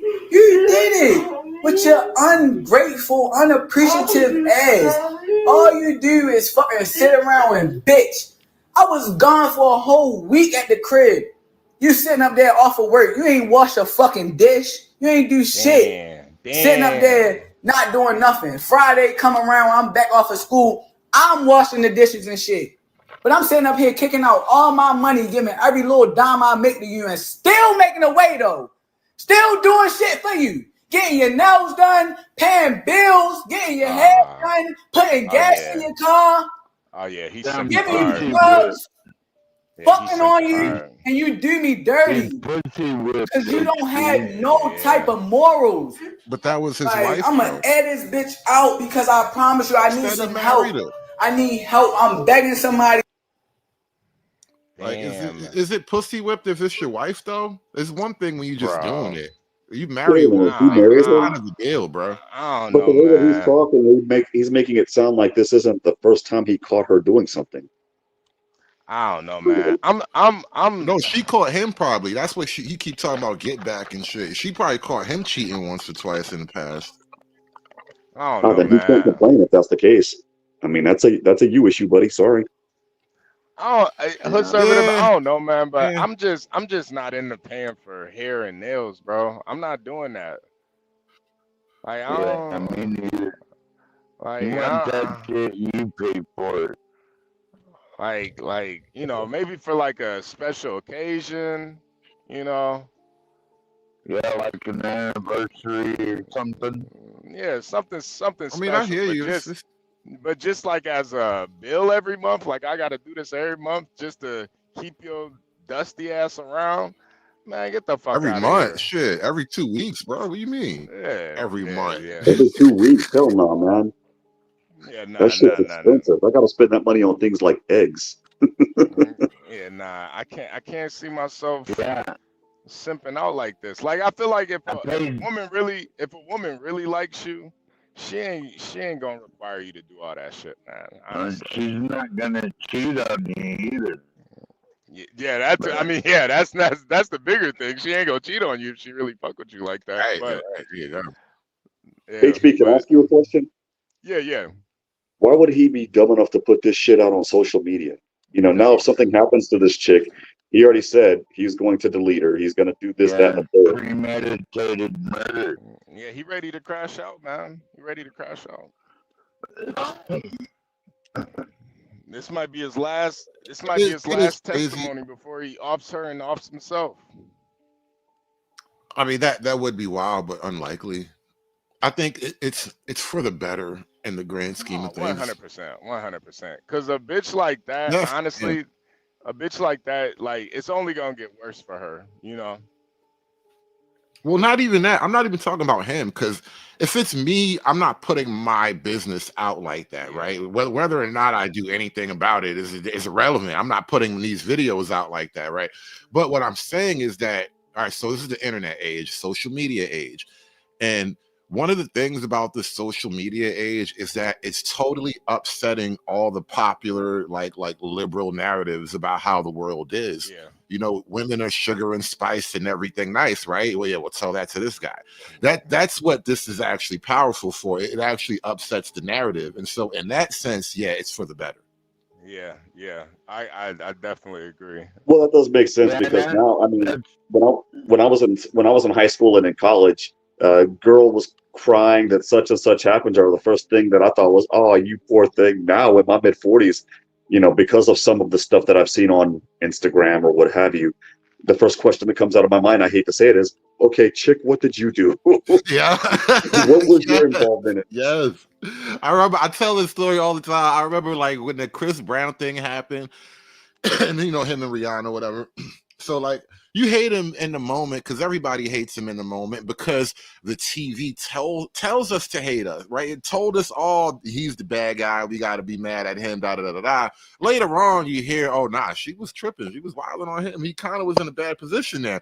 And so one day I'm walking down the street. I'm in Brooklyn, and I'm walking down the street, and this is, again, like a couple years after the whole Chris Brown Rihanna thing. And I had lived my own traumas at that point too now. And so I'm walking down the street, and there's this couple off to my left. And now it's funny because the block they're on is totally like destroyed. You couldn't even recognize it no more. But I remember off to my left, they were off in front of this one, like some store, like a pawn shop or some shit. And they were arguing. And I just noticed them. And then I kept it moving because, you know, people arguing, whatever. And as soon as I turned my glance away from them, I heard a thunderclap from the hands of Odin. Like, holy shit. Like, and we were like a good 100 feet away from each other. Like, it was on a public street in the daytime. It was the loudest thing. It was almost a gunshot. He slapped her so hard. And I looked over there and I'm like, what the fuck did you say to him? Like, Jesus Christ. Like, that's how far my attitude had changed over the years. Because at one point, it would have been immediately like, ooh, no. But I looked at it. I had a pang of, oh, ouch. But then my next conscious thought was like, well, damn, what the hell did you say to him? Like, he wasn't hitting you a second ago. Like, now he's just like, what the hell? You must have said something. Wait. So there's 3 more videos to this. I am kind of invested now. I do want to see if he kills her. So let's get through these next few videos. Hopefully he won't be. He's a little long-winded, but I mean he just got cheated on. So let's hear him out real quick. He does look like young MA too. That's terrible. Yeah. I mean, honestly, he doesn't even got a mustache or beard. I'm not. He a youngin'. He probably like 21. I don't know, man. He's been to prison before, I bet, with them neck tattoos and shit. Oh, he's from Baltimore. They all been Been arrested. behind bars before. Most of them in Baltimore been. Yeah, looks like a mole rat or something. but go ahead, Portia. Let's play some more of this. Please help me right now. Like, y'all think I'm joking. Like, I don't know what else to do. I'm in a whole nother place with people that don't even speak English. And this is happening to me. Everything is happening to me. Like, name around my neck for what? Clown. Name around my neck for what? Clown. Corny. Fuck am I doing all this for? For another nigga to be sliding in her pussy while I'm at work. Sliding on her while she on break or something. Cause she's so sneaky, you just never know when she gonna get fucked. She can text a nigga right in my face after I just posted a video of her. She can text him back calling a nigga baby. Damn. Make it make sense. She had to call that. But let me Pause it real quick. Oh, she had to call that. That's why I say, like, when it gets like serious. That's why I always say when it gets serious like this, like you living with a girl, always don't be too scared to look through that phone at least once. And I feel like that's what he did. He went through her phone one time and he got all the answers he needed. Don't fall into that trap. Oh, you don't trust your girlfriend. You don't trust your wife. You don't. Nah. At least once you got to go through it, man, to find out the truth. It's a fact. I don't even do that. What I do is I'll test them and I'll just simply say, let me borrow your phone real quick. And if they clutch it like they're clutching pearls, I already know at that point. Okay. I mean, to me, listen, man, you got to do it without even asking. Like, just do it while she sleep.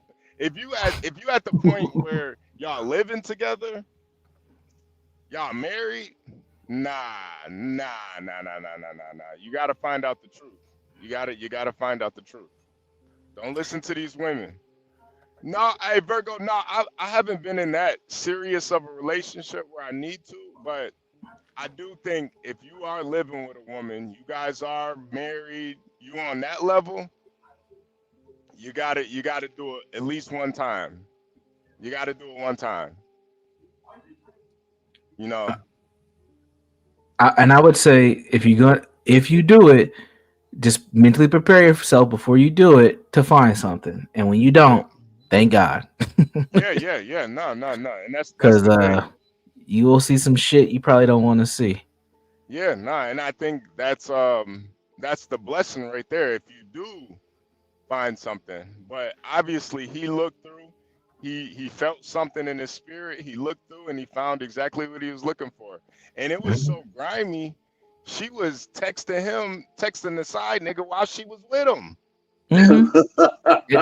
What makes it worse, the side nigga was commenting on the vacation post. That's diabolical, bro. Diabolical. That is a low blow. Wow. Diabolical. That's why you gotta do it, man. And I know I got friends that are married, man, and these niggas are scared. I ask them all the time, yo, you went through her phone yet? Like, nah.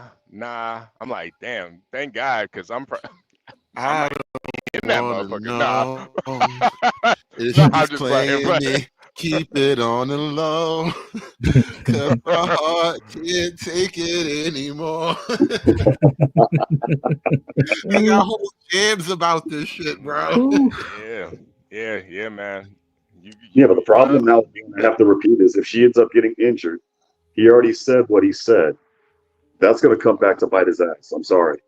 I've seen that too many times. He got his neck and his face tatted, man. I don't think he's worried about that right now, man. He ready to crash out, man. Now, speaking of neck tat, what was the saying, HB? Like if you tat your significant other's name on you, that's bad luck or some bullshit. It is very bad luck, man. Crown Reese, salute, man. What's up, bro? What's up? HB, you know how to come up here. Hey, you know how to come up here. What's up, 12, man? I had to come up here and say that. What's up, everybody? What's up? What's going on, man? Hey, I feel like this, man. You have to know, man. If you dealing with a chick, man, come on, man. You can't be blind and make it come all the way this far for you got to pop off like this, man. It has to be signs, man. And if you got to go through a damn female's phone, there's something wrong with you. You know, I do agree with you on that to a certain extent, because I think there was something in him that made him look through it, because he felt something in his spirit. You know, he had like a vibe. And mind you, you know, most of the women I've ever dated, I've never got that vibe where I even felt compelled to look. Like, exactly. I really didn't give a fuck. I didn't give a fuck. But I feel like when you this tied in and you are having those feelings, you got to. You got to look. Now, if she never gives you a reason or never gives you that feeling to you don't need to look, you probably got a good woman. Hey, that feeling, what you just said, HB, that feeling to make you go to inspect, that's the feeling right there. That's when you already know it ain't right. That's the feeling. Right. And I think that's the go ahead, Twelve, man. I was just gonna say, really, he acts like he's never had any pussy before or something. Yeah, it kind of does seem like it.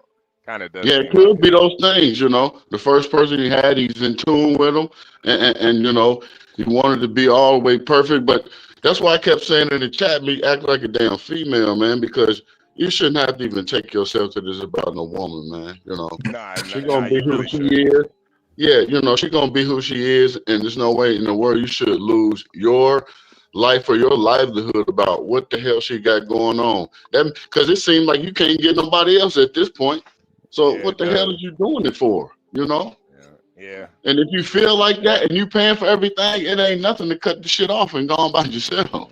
Seriously, you just got more money in the savings account, man. Like this sounds like a win-win to me. This a win-win. I get to explore my options, and I get to save some money. Like you ain't just treat it like a lot lizard and keep on going. Right. I just pick up a lot lizzy, man. I ain't tripping. I ain't tripping. Don't really be fucking with no lot lizard. She's got a good one. Yeah. She come for the show. Nah. My lady keeps. My lady keeps me away from the lot lizards. Yeah, she keeps me away from the lot lizards. I don't need trying to get AIDS and shit.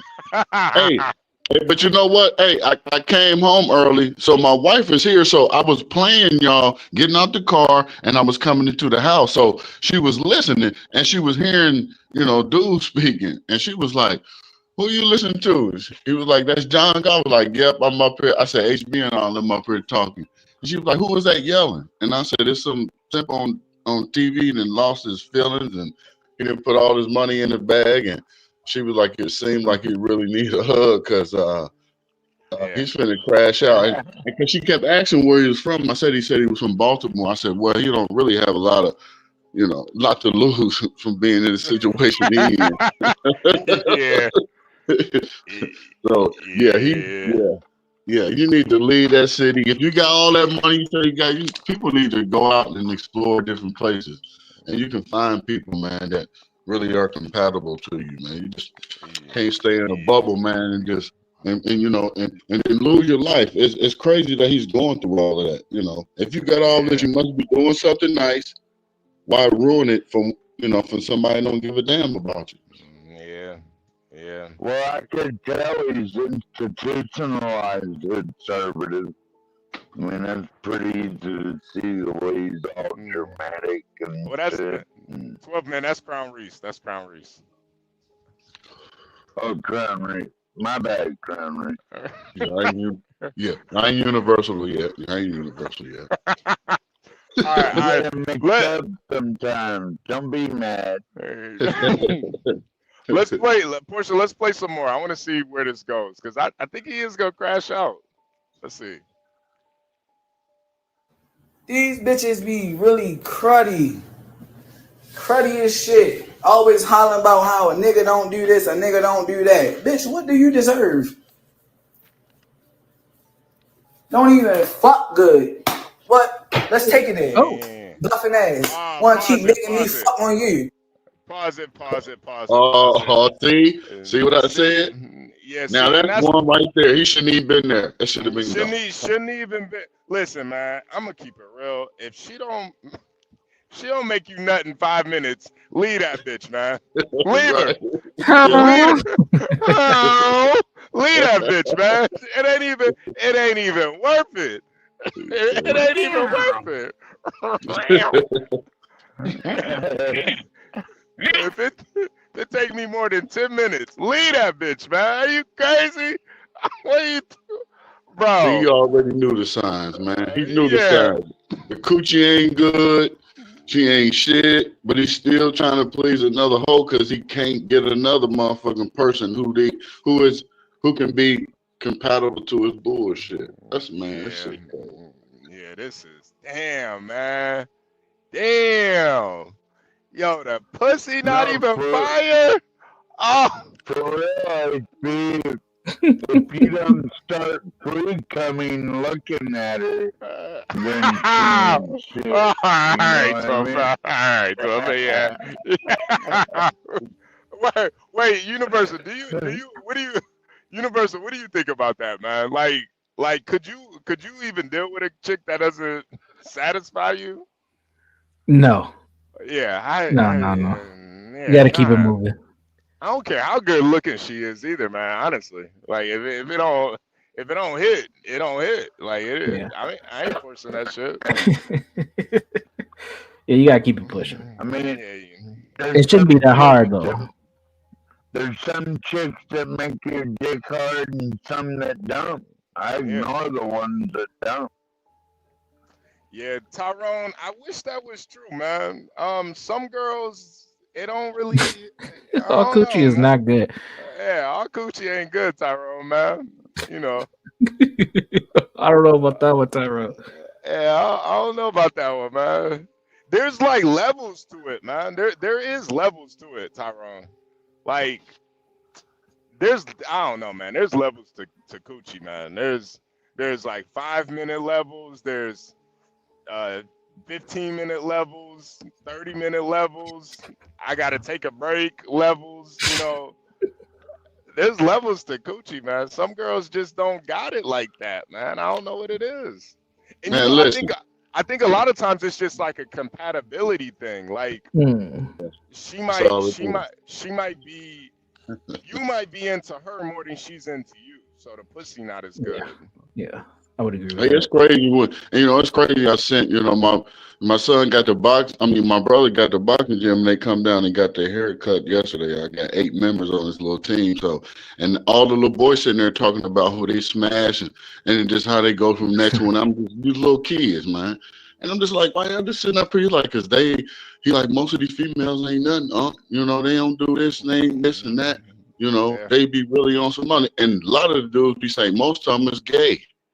Yeah. Mm-hmm. And it's coming from the kid's mouth. Yeah. I mean, every time I come up here, we talk about relationships. Dating has been, it's a transaction. Yeah, A lot of It's a girls wrap. don't. There are girls that they like men, but they don't like dick. It's crazy. Man, I go to the school to pick my son up, man. All the females look just alike, and all the little boys look just alike, and they're totally different from. I'm just say from all of us growing up, man. They're totally different. Yeah. They look like spaced out zombies. Yeah, it's a 'Cause whole new everybody world. looks the same. It's a whole new world. Yeah. Fortunately, we got to get through the clip, man. We got to get the cliffhanger hasn't come yet. Let's go. Here it comes. Yeah. Let's go. Do you get on top? Do you really fuck the shit out of me, or I be fucking the shit out you? Right. That's why you want to talk to yo, huh? That's why you was talking to yo. What would you talk? You can say all that, but you still can't answer why you was talking to the nigga. You got all this shit to say, but you can't talk about why you was talking to bro. What made you respond to the nigga, Diamond? You promised me what? What made you text the nigga back?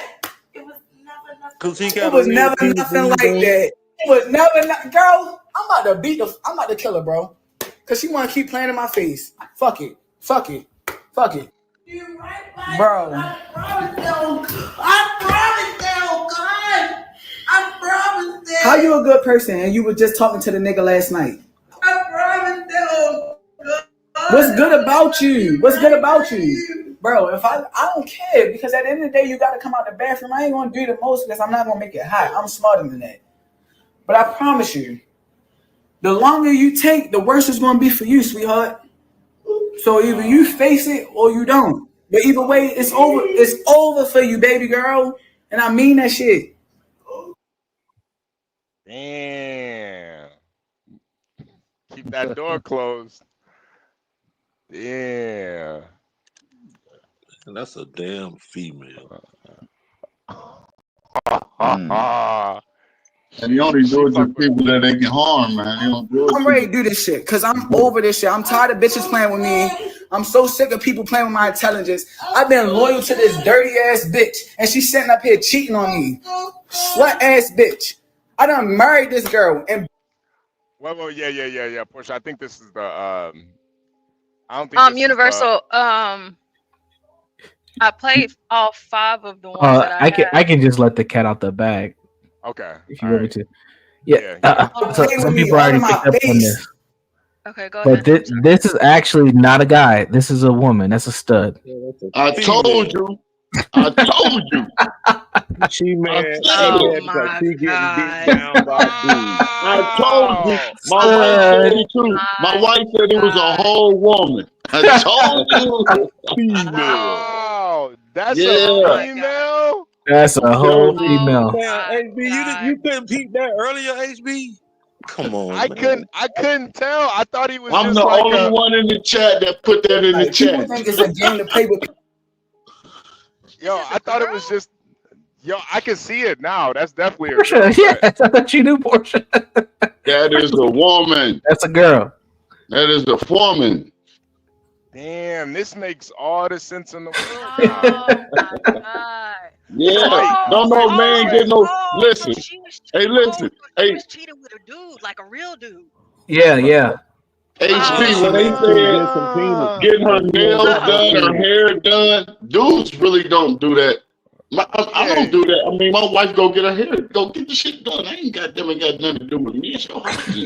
Yeah, right. That's a you problem. I ain't doing That's a you problem.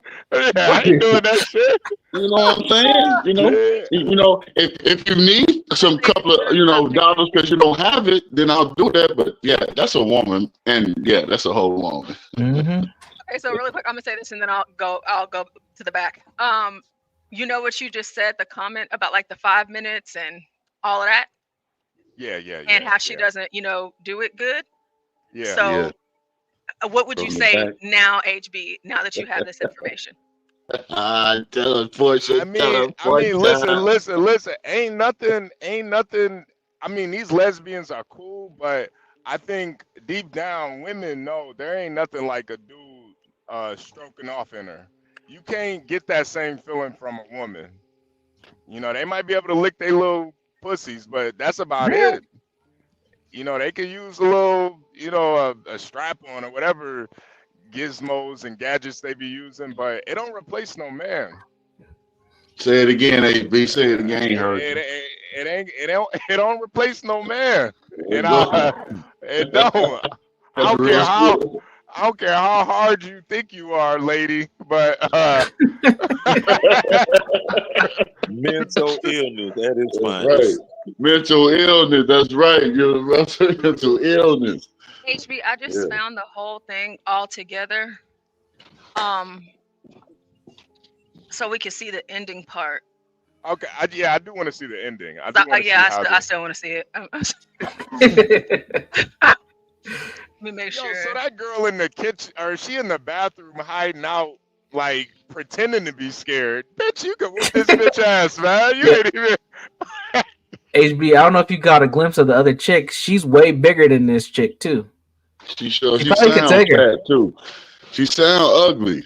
Yeah, it's bad. Yeah, hopefully we see it in the next clips. It's not nothing to crash out over. Oh Right. man, damn. Yeah. This is a twist. I guess y'all were right. I couldn't tell, man. Come on, goddamn! Come on, HB. With Detroit, Chicago, man. You should stop that. You know what's up. I thought that was just a feminine looking dude. Like he didn't. Man, you can't go down south and then turn in on us, man. You still Midwest, baby. Like that nigga look a little. He look a little. This nigga had no voice. He ain't got no voice. I said to my wife, I said, you don't even have a voice. You know, he don't even tell me, oh, pay all these bills. I said, man, don't no man do that. A man pay bills and ain't no cooperation. He ain't getting the hell out of here. Ain't about to be no explanation Yeah, at all. Seriously, he getting up out of there. Yeah, we might as well bring Pippin back since it's gonna be like this. Somebody call Tough Guy. We gorilla pimping. Yeah, that's right. I feel it. We gorilla Okay, pimp. so Hood is saying that it's a trans. So if that's the case, Ooh-wee. That's deep hold on, right wait. there, for I don't know. I just Are confused myself. Studs transgender? That's a good question. Sheesh, boy, that'd be a, Oh, I mean, that's a but whole. no, that wouldn't be the same thing. Studs and trans aren't the same. So if this Sure is a late. transgender, then what? I can't think. I don't know. I don't know what's going on. Yeah, that's a whole new game right there, Got a boy. nigga trying to be a female stud or something. That changed the game right there. Transsexual. Woo-hoo. We ain't never had a conversation about that before. Man, guess you please gotta don't pull say it up again, man. American man, if you need the job done, because American man will get it done. Oh, okay. So no, he said that's what that's what he calls it. Okay, so it is just a stud. Oh, okay. Free zone points What very made you important. text the nigga back? It was never nothing like that. It was never nothing. Girl, I'm about to take the risk and really take my life away for a dumb because I'm in my feelings. Is that selfish? Is that selfish? Am I selfish or am I standing on business? Or am I standing on business? Because why you ain't think about that when you was texting the nigga? Bro. I promise that. How you a good person and you were just talking to last night? I promise that, oh God. What's good about you? What's good about you? Bro, if I don't care because at the end of the day you gotta come out the bathroom. I ain't gonna do the most because I'm not gonna make it hot. I'm smarter than that. But I promise you, the longer you take, the worse it's gonna be for you, sweetheart. So either you face it or you don't. But either way, it's over. It's over for you, baby girl. And I mean that. I mean that. Please. You started it though. You don't want to finish it. You keep talking about why this happening to you. You did it, bro. I want everybody to see this because I want everybody to have awareness of why lose their mind on these females. This is why. And then she's sitting in the bathroom making it seem like I did something to her. Up here keep saying, why is this happening? I'm a good person. What's good about you, baby? You ain't did good. You ain't did nothing good. But sit here and be an unfaithful ass. Then they want to paint a picture to the media in the world and society that people is crazy. The dominant people is so crazy. When you Be out here being always got your mouth open for dirty ass. Damn, she was sucking dick too. Mind you, Damn. Damn. We outside ready to party. Some niggas. Damn. Needed it. Damn, she was sucking dick and then going to kiss the stud in the mouth. Damn. Stud violation. Hey, this the mental ill shaming the person who wants something for real. This is what it is. Yeah. That's a funny point. The stud is shaming. Yeah. You mad because she doing what she naturally supposed to do. She's naturally supposed to do. There you go, HB. There you go. She's supposed to suck some dick. That's what they're supposed to do. And then she go back around the corner and then come up and kiss the stud in the mouth. Now the stud gay now. You got it's like Venom. It's like Venom. Oh shit! You know, that's the movie Venom. Venom, so he be normal. Then he the next person. You know. So like, you try to make me gay, bitch. You gay now. You gay. You gay now. Yeah, come over here. Baltimore has to have the worst fucking accent ever. That shit's crazy. Damn. Hey, but hold on. Hey, I wanted to say something because when I said earlier, HB, when my wife said if you couldn't hear it, it was feminine. Now listen, we done played that, and I done put that in chat that this person was a female. No one responded. So does that mean that men nowadays cannot understand what their feminine traits are? No, hey, you know that is a great point because the fact that I couldn't tell, I think it's more of a it kind of it's more of a kind of like we watch too many white chicks. No. It's more of an infraction on modern day men that I could see a man doing the same shit, and that's the problem. How could you not know? That's the problem, though. I could see a man doing this, and that's the problem. That's why I thought, this nigga about to crash out over this pussy, man. Like a girl cheat on me, man. Listen, you doing me a favor. Like I'm out of there. She wasn't yours. Out of there. Right. I got free time now. Shit. Like I'm good. So it a lot of dudes, they do act like females when it comes to these women, man. They crash out just like this. See, these some of the questions when the people come in the barbershop and they ask. So that's why I be saying, because a lot of people like, man, well, how you been married to a long for this woman and this and that, and you can just notify. I'm like a man courted a woman, and we've been together, and that's been my buddy. That's gonna stay my buddy. Nobody can come outside of that. And we just got a family that's around us to keep people away from us who trying to detour us away from trying to be something that they're not.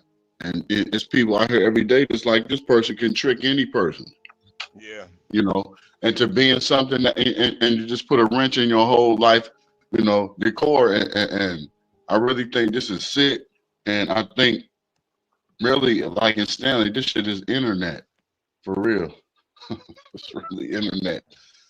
And it's crazy that we even have to sit up here even talk about this deceitful shit right here. This shit crazy. Yeah, this is deceitful on like many levels too. Like I mean, even though that's a stud, I mean, I don't wish that on nobody, really, Like nobody. I don't wish that even if she is a carpet muncher. I don't wish that type of that That's even though it is coming out of the carpet muncher. That's Mia West, right? Can we finish the rest of this video? Yeah. Finish the rest of this video. Yes, Portia. Go ahead. Watch them. Go ahead. Okay. Just selling flowers. She let me buy bae some flowers because I straight told her off the grip 100. Oh, I don't want no flowers. I want loyalty. I'm not loyal. No. How you loyal when you sitting up there letting a nigga lust off of my shit? And you responding to it though. You ain't just leave them in the DMs. You had to reply. Then you added them to your close friends. You so petty. Press ass. Press for a dirty ass West Baltimore who ain't gonna do you and leave you for another dirty ass chicken box. Fucking clown. Dirty, dumb, stupid. I hope to God that you get what you asking for. If I can't, girl, bro, I promise you, I don't wish nothing good for her. I hope her whole rest of her life be nothing but misery. Man. Playing in my face. Playing in my whole face. Like, all over it. Like, really.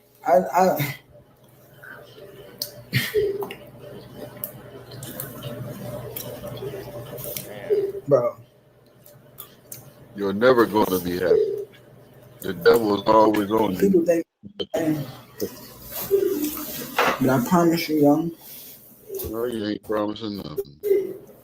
Only thing I keep thinking about right now is my daughter.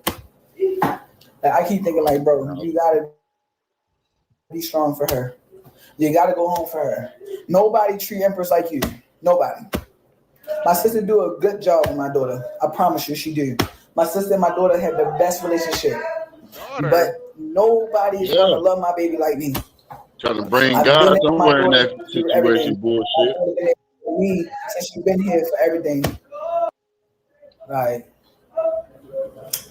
if it wasn't for my daughter, bro, you'll still be what? I'll stop it there so we can get into some more interesting about this that I'm sure you all are waiting for. Wait, so a nigga smashed? No, hold on. Hey, please send Portia $10, everybody, because boy, she is bringing this whole truth. Listen, please send $10 to Portia every day. She's doing a wonderful job up here on this panel. I love when I come up here. She give y'all love and she bring you pure facts. $10 a day is okay. Please, y'all. $10 a day is okay. It's okay. It's okay. I like that slogan too. $10 a day. We have to do that again. We need to clip that. It's okay. Yes, sir. Go ahead, clip that. Leave that. It's okay, y'all. It's okay.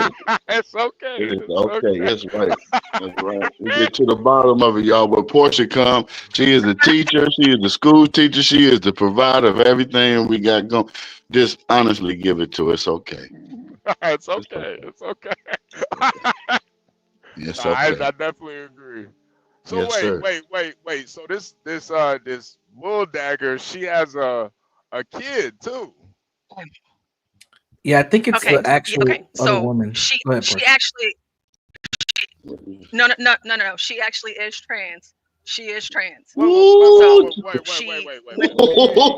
Portia, she done put the first trans video on. Portia, get it in.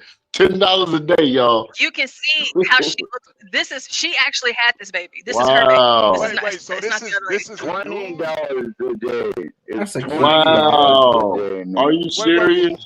Wait. Is this a dude? Is this a naturally born dude or a naturally born woman? Woman. A naturally born woman. Oh, okay. Naturally born woman. And that trans. So she can still have a baby. Yeah. But she's still trying to be a man. So she got. Yeah. So after she had. So some niggas smashed this. So some niggas smashed this. Wow, that's some bull. Or she might have put something up in her to have it. Damn, that's crazy as hell. Yeah, that's crazy. So it had to be the woman to do this to make it more demonic. Man, this shit, damn. Man. Oh Lord. Man, I have to smoke some more weed. Get ready for this. Yeah, nah. Damn. Please stop, man. Just smoke as much as you see need this to baby. process this. You get that baby. That baby's too cute. Come on. That is a cute Damn. baby. You get that baby. So would that baby be motherly and jump like Jordan? Baby gonna be confused, man. That's what. Would he be Martha Stewart and Michael Jordan, or Oprah Winfrey and Michael Jordan? Man. So the here we'll AirPods get and into the baby in her, there. So whoa. Diamond, who she was cussing out. So this is her wife. Hold on. Stay on that picture for a second. Let me see. I'm gonna show you better ones. Damn. Diamond a little thick. Diamond a little thick. Thick, a little thick, ain't she? So Yeah. I seen them heels, boy. Phew. Yeah, I'm gonna show y'all the. Yeah, she should have known by them heels. She was up to no them. good. right. Oh yeah, diamond. Diamond thick. Yeah. Okay. Yeah, you call me up. Listen. Here she is. She looks good, I think. Yeah, a little baby pouch, but you know. Now y'all get a video so y'all can see it. So y'all can see it all. Wow. Yeah, little booty can be a little fat, a little plumper. Yeah. See, those flat. little West Baltimore niggas. Yeah, Kelvin says, "Who in?" They had to crack that. Them little West Baltimore niggas had to crack that, man. Yeah. Oh, of course. Yeah. Kimmy, yes, What you is can. that outfit? Kimmy, you can't tell that she really loves her baby. Oh, this is their Christmas pictures. The I trim guess this is nightcrawler? What the fuck Santa is and this? Damn. Hey, listen, we in these small cities, man. You just can't stay in the same city. You got to go out and see what it is. Diamond looks man. good there. She looks good there. That's how the hookup come up. Oh, here's. I tried to zoom in for y'all. Oh, it's working now. Sorry. So let me see. Yo, imagine So you taking guys all these couples picture and your girl's getting dicked down by somebody else. Well, this one is really revealing. The pictures here. Sugar. Get some sugar, boy. Look at it. There we go. Bust it open. Yeah. And that's exactly what happened. Club outside at the project. Look, she had together. Look like they had the little fire where you get your car washed. Yo, and you know the thing too with guys, if I'm looking at this girl and I see she got a stud girlfriend, that's not even in my mind. That's not even a threat. Like I don't even consider you a woman with a man. Honestly, right. like you. Right. You weak-minded. You see her, she weak-minded. And HB, you know this. Some niggas will try to crack both of them. They'll try to flip a stud. That's because they got AIDS and they bullshit. Yeah, some niggas will plug the stud, man. They will plug a stud, man. She was on the stud shit. She is right here with all her little stud friends. Yeah. And she still had boobs here. Yeah. Damn. Hey, oh man, I can't tell that story. It's crazy. You see that same woman with a 6'3" nigga, 250. You might think twice before you hit them DMs. You like, sounds like Universal. They put them dimensions out. I think I'll be all right. I'll delete this DM. I'm good. But you see her with a little skinny ass stud? Yeah, I'm shooting my shot, man. Fuck that bitch. Hey, it's always pictures like this, but you never see pictures of family. So she did this for her wife, went all out like this for Valentine's Day. And guys typically don't do Valentine's like this. They don't go this far. They ain't doing that. Fortune, no. Fortune, no, they ain't doing this. No, that's why I'm saying that's like another reason, like as a testament to her being a girl. Yeah, that's some crazy. Her yeah, that's like too romantic. We going to Applebee's. That's as far as we. I'll tell you. I just think everything is so flashy, and just like in the Bible, the devil comes, with the flute, with the music, and the flashy things. This is what you get. Damn, man, that is. Hold on, wait. What is this about? What is this? Hold on. Yo, one thing I do not fuck with is the pre-period fucking anger management, anger issues. I don't know what the fuck to call it, that females be having before they come on their period. Like, it's crazy. It's sad. Like, I'd rather the bitch just get on the period. Like, why the hell do you gotta be so mean? It'd be like the week before week and a half before her period come. It's just mad bitch all day. You got a whole baby. Yeah. Okay, and then the first comment says you don't get a period anymore. Yo, grew it. Hell no. This motherfucker got a whole baby. She had a baby. There. Crazy, man. She probably still lactating, man. Man, just listen. I'm just saying, it's a demon, man. Look at that. I don't know if you're a boy or this is a crazy question. She crazy. Yo, Oh, this is crazy. This is nuts. this is. While the world coming to an end. The man ain't shit, but a woman want to be a man. I don't understand that shit at all. I don't understand. It won't work. I came back because I wanted to point out something. Aren't Studs the new simps right now? Nobody simps harder than Studs, bro. Ooh, you might be onto something. Yeah, nah. Listen, I do extensive field research, bro. I know these things. Oh man! Hey, what if some of the people that come up on this panel be studs and we don't even know it?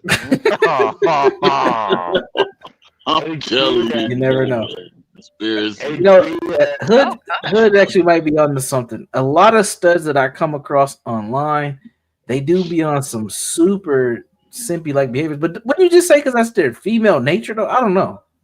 Yeah, it's that. I mean, Maybe but they're that's women, what we though. see on YouTube is studs who creating stuff that's being who's starting the drama up here for us, and they be studs the whole Go with time. that argument. That's not a good, because it's still it's a woman. Period. So like the things that they are doing, they do things that women do. Like they're acting like females because they are. God, that's a mind fuck. So they should be simps. That's what we're basically saying. I mean, yeah, You gotta be Why don't women? We're all Portia, why don't women fight back with that? You know, Wait. Why don't women try to segregate themselves from studs, Portia? Wait. I want to hear from 12th Man real quick. 12th Man, you were trying to say something? Yeah, I'm just gonna say some of the best pussy I ever had was from a lesbian bar. Oh, So that's, okay. that's where No, you gotta just like hang her. out if you Now really want. spoken, you just like her. If you really want some pussy, then go hang out in a lesbian bar. Someone's Just gonna like pick yourself. up your dick. you know what I think is going on with studs, and it's weird trying to get into the psychology of it, but that's what you like have to do to understand it. It's a woman attempting to be a woman's best version of a man. Yeah. But I think what they don't That's a realize pure is like, fact. I think hood conservatives, what they don't realize is that when a woman really likes a man, they don't have to do all of this shit. Hell no. You know, you ain't gotta put roses on the ground and all that dumbass shit. Like honestly, that shit is like romantic. Like you don't. There's got to be a certain level of romance, but not to that extent. Not like some fucking movie romance. It's got to be A real woman romance. know when it's not gayish. Yeah. Yes. Yeah. And romance for a woman. Right, Portia? I'm sorry to say, but like right, Portia. A man's romance to a woman, man. We can. It's blowing that back out, man. That's romance. You got them HB blow that ass up the tongue. That's right. Give it salvation. I mean, honestly, the Yeah, very man. concept of romance is a little bit like it's catered to female ego. It can't do nothing for female desire, though. You know what I mean? All she wants to be preserved. Listen, as long as you preserve that woman, keep that ass together, she gonna respect everything about you. Do what you supposed to do, and goddamn it, you the king of the house. That's why I'm crowned. Goddamn it, my crown reason here. Goddamn it, because that's what I do. I get that dick together and that motherfucking woman in there, and she inside of her. She'll cuss me out for speaking like this, but Yeah, I keep that ass together, you know, and you know, make sure my shit is tight. So, you know, I got to be the king over here. So That's why me and Crown Reid get along so good right there. So apparently this happened quite a bit ago, and so her and her wife, like, you know, they're still together. Like, so they ended up making up after all of this. I bet, because she's going on trips. The other motherfuckers ain't taking her on trips. Them West Baltimore niggas just dropping dick in her. She ain't getting all this extra shit. So yeah. Well, see, I don't understand why all these women. Well, this text message here. Yeah, look at that text message. Hold on, look at that text message right there. Look at that. Hey, Hood, mute your line. I think that's you. Somebody jingling some keys or something. Why are they bringing their personal relationships on social media? A text message. Insecure to me. This is a text message. 12 man, hold on. This is the wife. This is a text message that the wife sent to him, her. Can you read it the for trans? me? It says I'm gonna have to wait like one more minute unless somebody else can, because these words I can't say. It's small as hell. I'll fill in the words you can't say. Let's go. Oh, they say, I want you hope out the truck when you get here. Hug me. Hop back in the truck and y'all dick out and say, bitch, suck it. That's what it say. Wait a minute. Hey, I'm gonna say it again. We're gonna do it one more time. I want you hop out the truck when you get here. Hug me. Hop back in the truck. Take your dick out and say, "Bitch, suck it." That's what it say. Wait a minute. Wait a minute. Is this the stud? Yes, sir. No. This is the stud's wife saying it to the stud. Oh, the wife? Yes. Yeah. Oh shit. Yeah. These niggas is crazy, man. These two women are fucking insane, man. And did I just speak lesbian? Hey, did I just speak lesbian? No, you just spoke hood, bitch, but it's okay. I just hopped out the bitch truck with the. I thought I speak lesbian. Wait, so she gonna I want you hop out the truck when you get here. Hug me. Hop back in the truck. Hop back in the truck. Take your dick out and say, "Bitch, suck it." That's gay talk. I mean, that's bush talk. I just spoke that. I didn't know I could speak that. That's a rap. Oh my god! I can make a rap on John Galt show. What is going on? Wait, Portia. So she's gonna suck a dildo, essentially. Yes. I was just let me ask you a question. How does one woman get on top of another? Like, somebody explain the physics of riding. Right. It's like, you don't even rob me or nothing. I'm like, because at the time, I thought it was just a little dude. But now when you say straight up dildo, Universal, that's a straight up dildo. Yeah. Y'all have a good day. This is insane. Oh my god, this is crazy. Portia, Kimmy wants to see the TikTok dance. Please stay here, Portia. She did a TikTok dance. Yeah, it was something you just had scrolled by. We got to hear the TikTok. Go ahead and put the TikTok. I have another question. I have a lot of questions, honestly. Bear with me. Let Portia put the TikTok video up. How does one woman tell if another woman has good pussy or not? Great question. Man, that is a good question. It's only, remember I said it before, only if the pussy is good, you like it. If 10 people can go in a room and fuck a female, I did. My cousin came out and fell in love with a baby mama. He got 8 kids with the motherfucking, he's crazy. Right. That's how the pussy is only good if you like it. Kimmy Cakes is like, what? I don't even understand the question. Look at Kimmy Cakes. I don't. Okay. I don't. I Sweetheart, have you no. already know what it is. You know what there's some bullshit She is said the coming about. smell. Yeah, Kimmy Cakes. I guess it would be like the taste. If it tastes good, I guess. You know it's the taste. I don't know. This tastes funny. Yeah. Yeah, this tastes a little gamey. Like, hey, Come on, SB. Straight wild game is wild.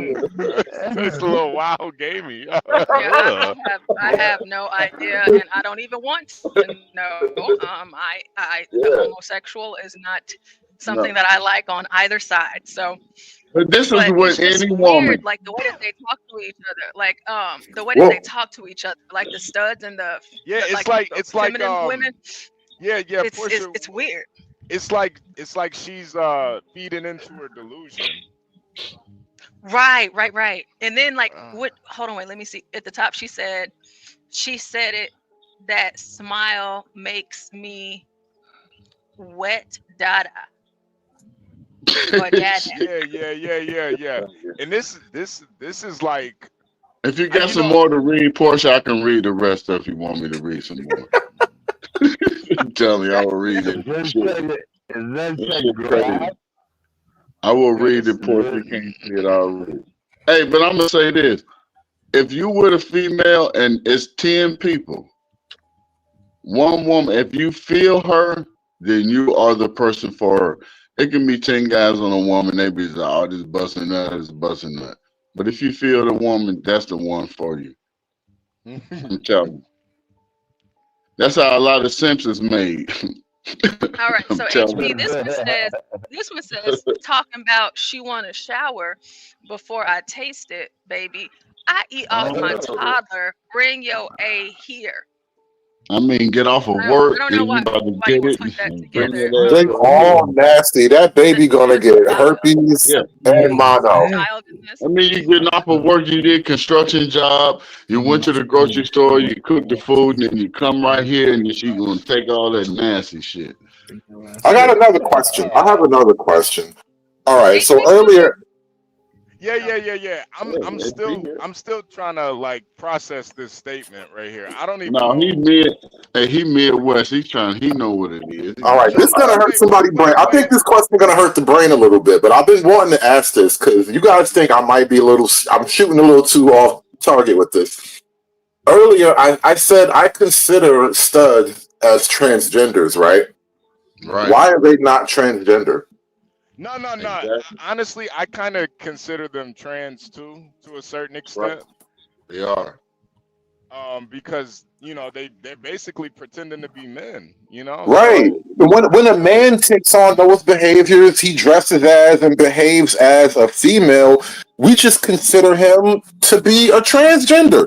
And I'm not even trying to put like extra spin on it or nothing. It just is what it is. Like, you're not even gay per se. That's actual transgender behavior as far as I'm concerned. See, university down here in the Midwest, we be like, bitch, act like a man then. That's what we do here. So, yeah, that's the point that you saying. That's a fact right there. Yeah, that was conservative, but I got you. I'm in the upper Midwest. So okay, my fault. It's all good. Yeah, I had in college I knew a stud girl. She was actually pretty cute though. Had long hair, big booty, but she dressed like a dude. I would hit on her and she would straight up tell me, dog, I ain't with that gay shit. I'm like, wait, what? Studs, man. I was like, what? It was funny though. It was funny, but it is kind of a mind fuck. Like, what you mean you ain't with that gay shit? Conservative, I'm on the same point that you on, brother. My fault. Good respects to you. But yeah, I feel the same way that you feel. If they want to act like they a street nigga and all that, they should be treated like a street nigga. And then look on top of what HB just said, because I remember I started trying to give me some pussy once, and I couldn't do it because I'm like, this shit just weirdly gay to me. It's something I know you're a girl. I know consciously you are a female, but this whole experience feels so gay to me. I can't do it. And it's just like I can't cross that line. I needed my women to be like women, bro. Right, because they want you to be, you know what I'm saying? They want to have a weird experience with you. That's some bullshit. It's almost like they tripping over acid and you ain't. You know, that's bullshit. It's crazy. Yeah. Yeah. Because I got a cousin that's like this that. video You is know, and her talking about how she's not going anywhere, how she's not after the Leaving breakup her or whatever. woman. Yeah. So let's see. Oops. I'm gonna just say this. I ain't leaving my bitch. You bitches can't convince me to leave my bitch. Fuck. Motherfuckers keep saying it like. Got the Prince do-rag on. Oh, so he or she's taking those going nowhere. testosterone pills now. Stop asking me. Fake party. Mustache. Yeah, taking those testosterone pills. That mustache growing in. With the Carnival Cruise. With the Carnival Cruise. Them prep pills, HB. Yeah, got the Carnival Cruise parties on. Got the Carnival Cruise parties on. Yeah, those them party cardies right there. Those Yeah, ain't the real party cardies. There ain't no real cardies. The party cardies. With the Prince do-rag. Maybe he's wearing tidy whities instead of boxers. Hell no. Purple Rain do-rag on. Let's get it, Portia. Yeah. Conservative. I would consider this a trans woman. You know. This shit So is deaf you weird, niggas talk. You ever heard of it? I never heard that version. Not going nowhere. I'm going out. You gotta kill me. Fuck. Yeah, kill you, fuck you, right? Niggas think I'm leaving my bitch. You pointed at the Smoke screen me, again. bitch. And that's what that girl say when on this TV. Pointed at the screen again. You gotta smoke, bitch. Hey, Portia, you think Like, when I call her gray bitch, sweats?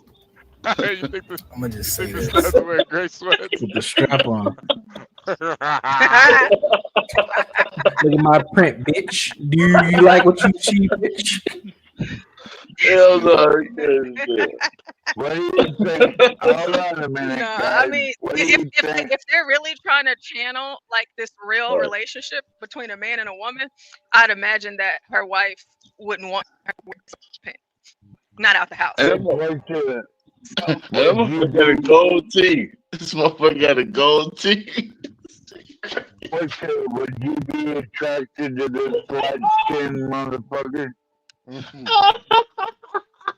No, 12th man. That motherfucker got a gold tee. This girl It's a light-skinned motherfucker with a gold tee.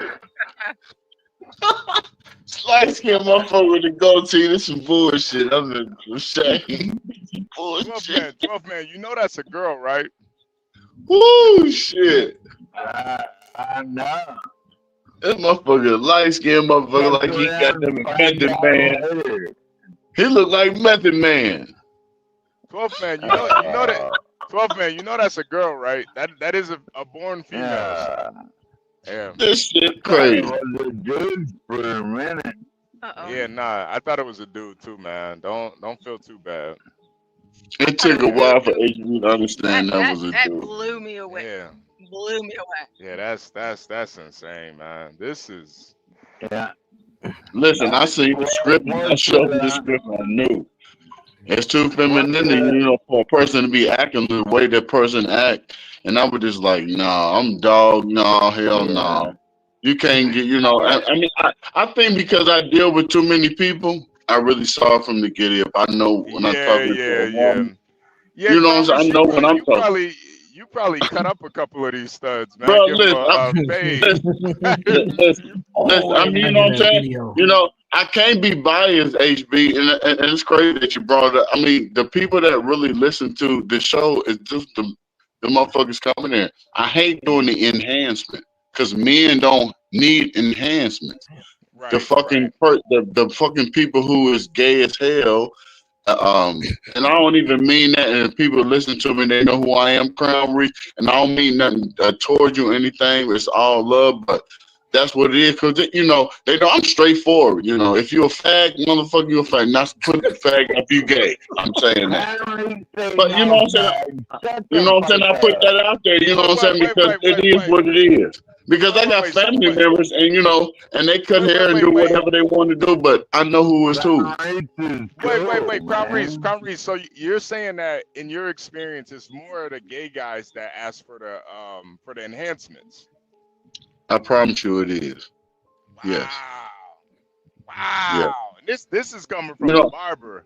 Hey, but hold on, listen. My son used to think, just because I used to, when it started off, my son used to think that when I give a pencil line, and it's just to line up, make sure you're real crispy, and put like a line that go with your skin, and put it on, and it'd be real crispy at the end with the razor and all of that. And my son thought that was really the thing, you know. And I was like, Junior, because I called him Junior. So my son trying to call me on the phone. I know he's doing something. But he used to say that, Dad, why you give all them guys that enhancements and you don't like enhancements? I said, because that's be the gay guys that do. He's like, what? Yeah. It's like, yeah. Most of the guys that do it. I had the chance to do it, and I went to school to do it. It took me like a week and a half to do it. I did my first man implant process, and that shit was crazy, HB. I really did do it. I try to put it, you know, most of the stuff I can put it on YouTube. I can't do it because it's copyrighted. I can't even do my own shop because of the block that I'm on, that I run my stuff. It's copyrighted, so I can't even do that, even with the city that I am here, and you know, in Cincinnati. But now I'm going through a situation with the kids to really understand who gets those type of hairstyles, because most of the kids in like the inner city be like, why are we getting enhancements? Why is haircuts $50? Yeah. So we're trying to take that shit out of there, and if we want to, have those enhancements, take that shit to another place. So that's my promotion, is trying to get, because it's gay shit. I'm telling you, I'm not saying nothing else. Don't no man need no enhancement. That's so funny. No, that's right. No man. I got it. Universal. I'm gonna pull that one up as soon after I play this video. And what? No. Yeah. I just. No man needs an enhancement. He's natural. Every man that you meet, he's natural. A woman changes herself, and she shouldn't have to do that, because what you gotta learn is that fucking each other at the ass isn't natural. That's where disease comes from. Being natural, being in tune to what you got going on, and then it brings around positivity around you, because you are who you are.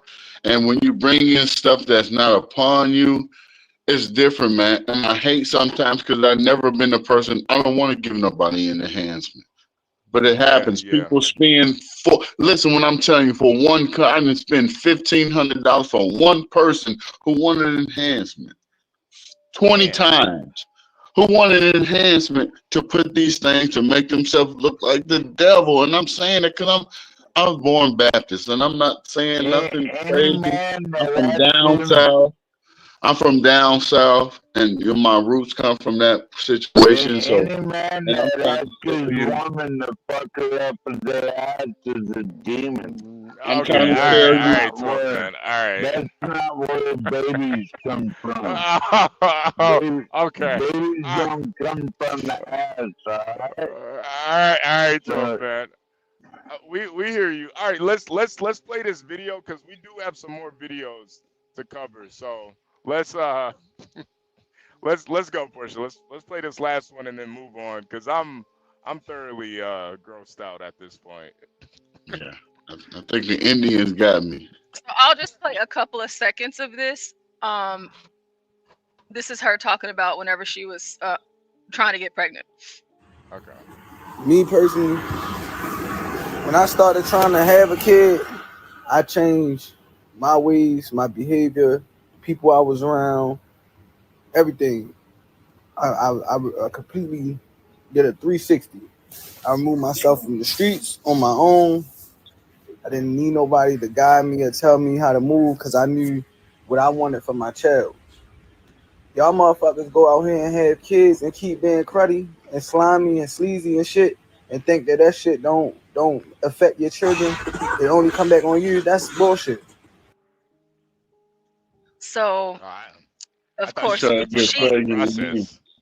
No. So I mean, just her talking about like the fact that she changed everything to get pregnant, but she also changed everything to become a man after she had the baby. Is that not weird? I know. I mean, the whole thing is weird, Portia. Honestly, the But whole she can't thing. be a man because she can't impregnate nobody, Portia. So the cycle is not continued. I'm just glad she can't join the military anymore.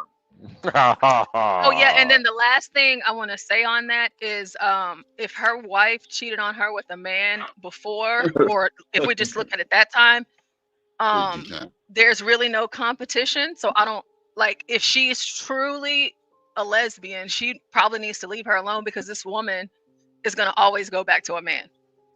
Exactly. Every female she Like gets, she some gonna do the same lesbians thing don't over like and over dudes and at over. all. So Yeah. they don't want a dude to touch them or nothing. Right. Yeah. So this is the video that Universal shared of the stud getting her haircut, and the barber was flirting with her. Yeah. That's what you're supposed to do. What's up, sweetie? Get it, baby. Hey, I done did that 1,000 times. It's like that. And I got them same gold clippers right there. Yep. Yeah, she like that. Because she cute. Look at her. She cute. I can't hear anything. Y'all, give us 1 second. How much you want to take off the top? I got a better haircut.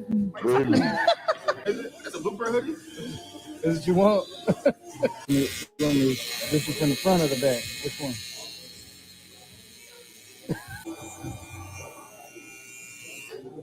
What you doing this weekend?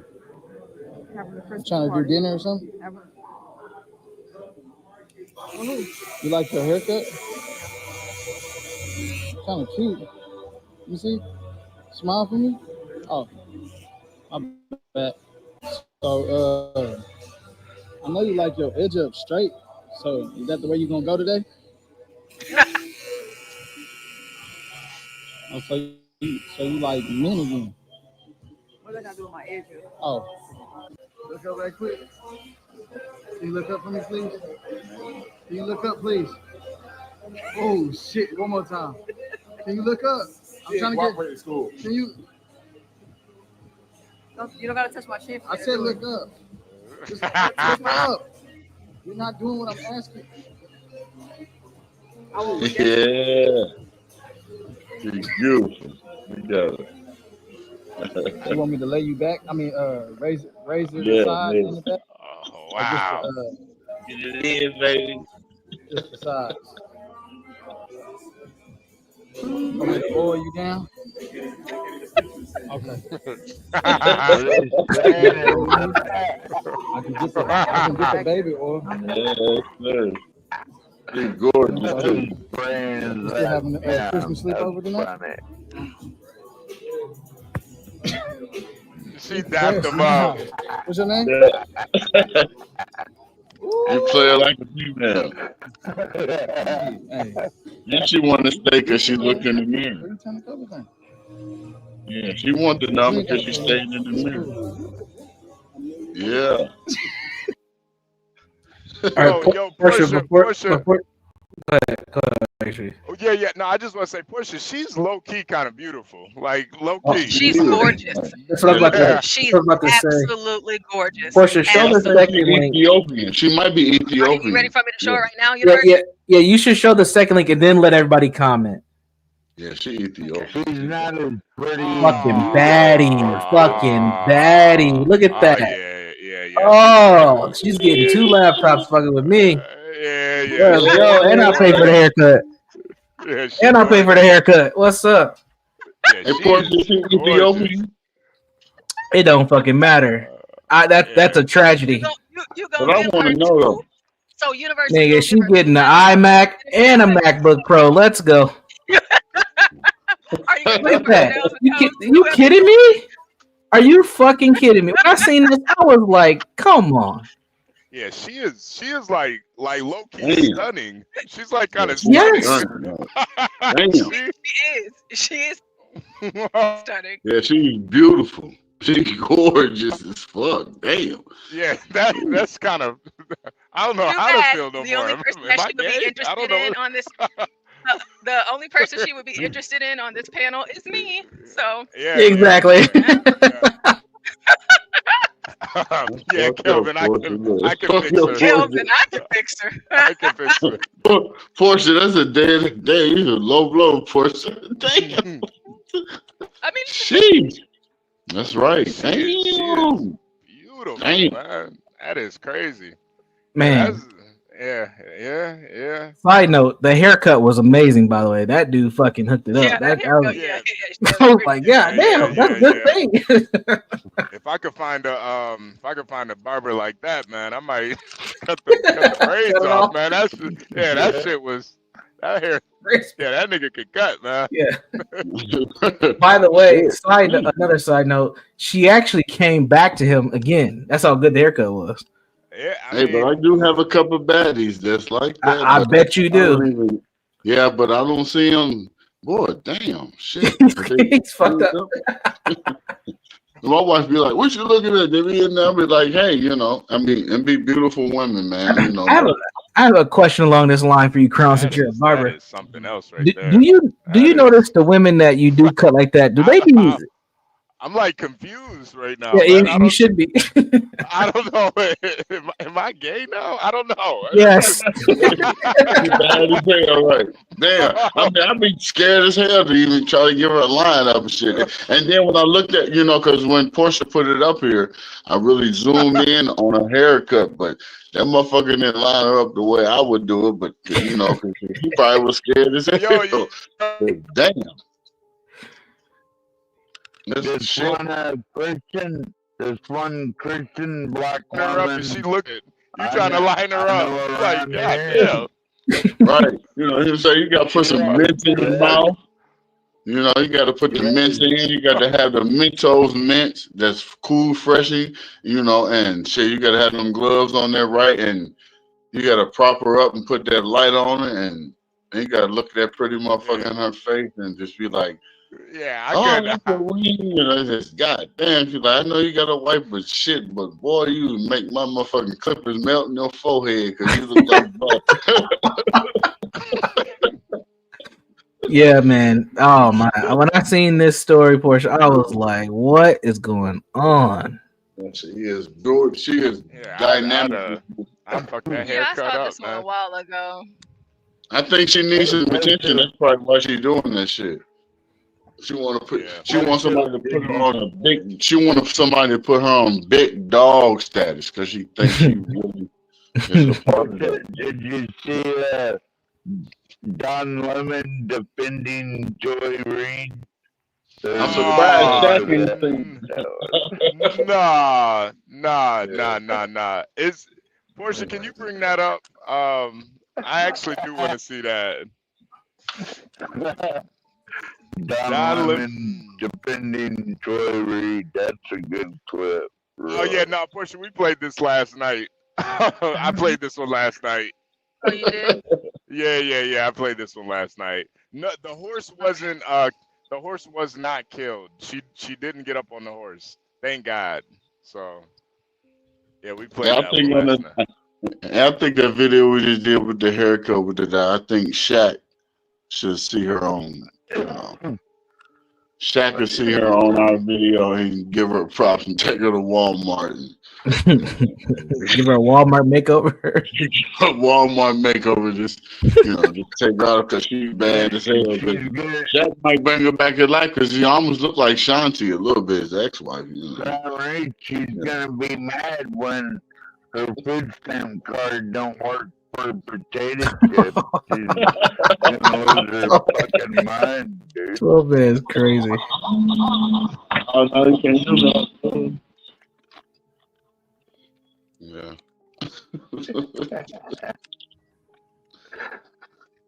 Yeah. I think Portia did a good job trying to bring the punks up here trying to deceive people. It's a couple of people that will see this video. I already know it. But I'm just not speaking to the people that's not the punks, who ain't my customers or whatever. We have neutral conversations, but everybody's up here is really sanctified to speak their piece. So it's all good.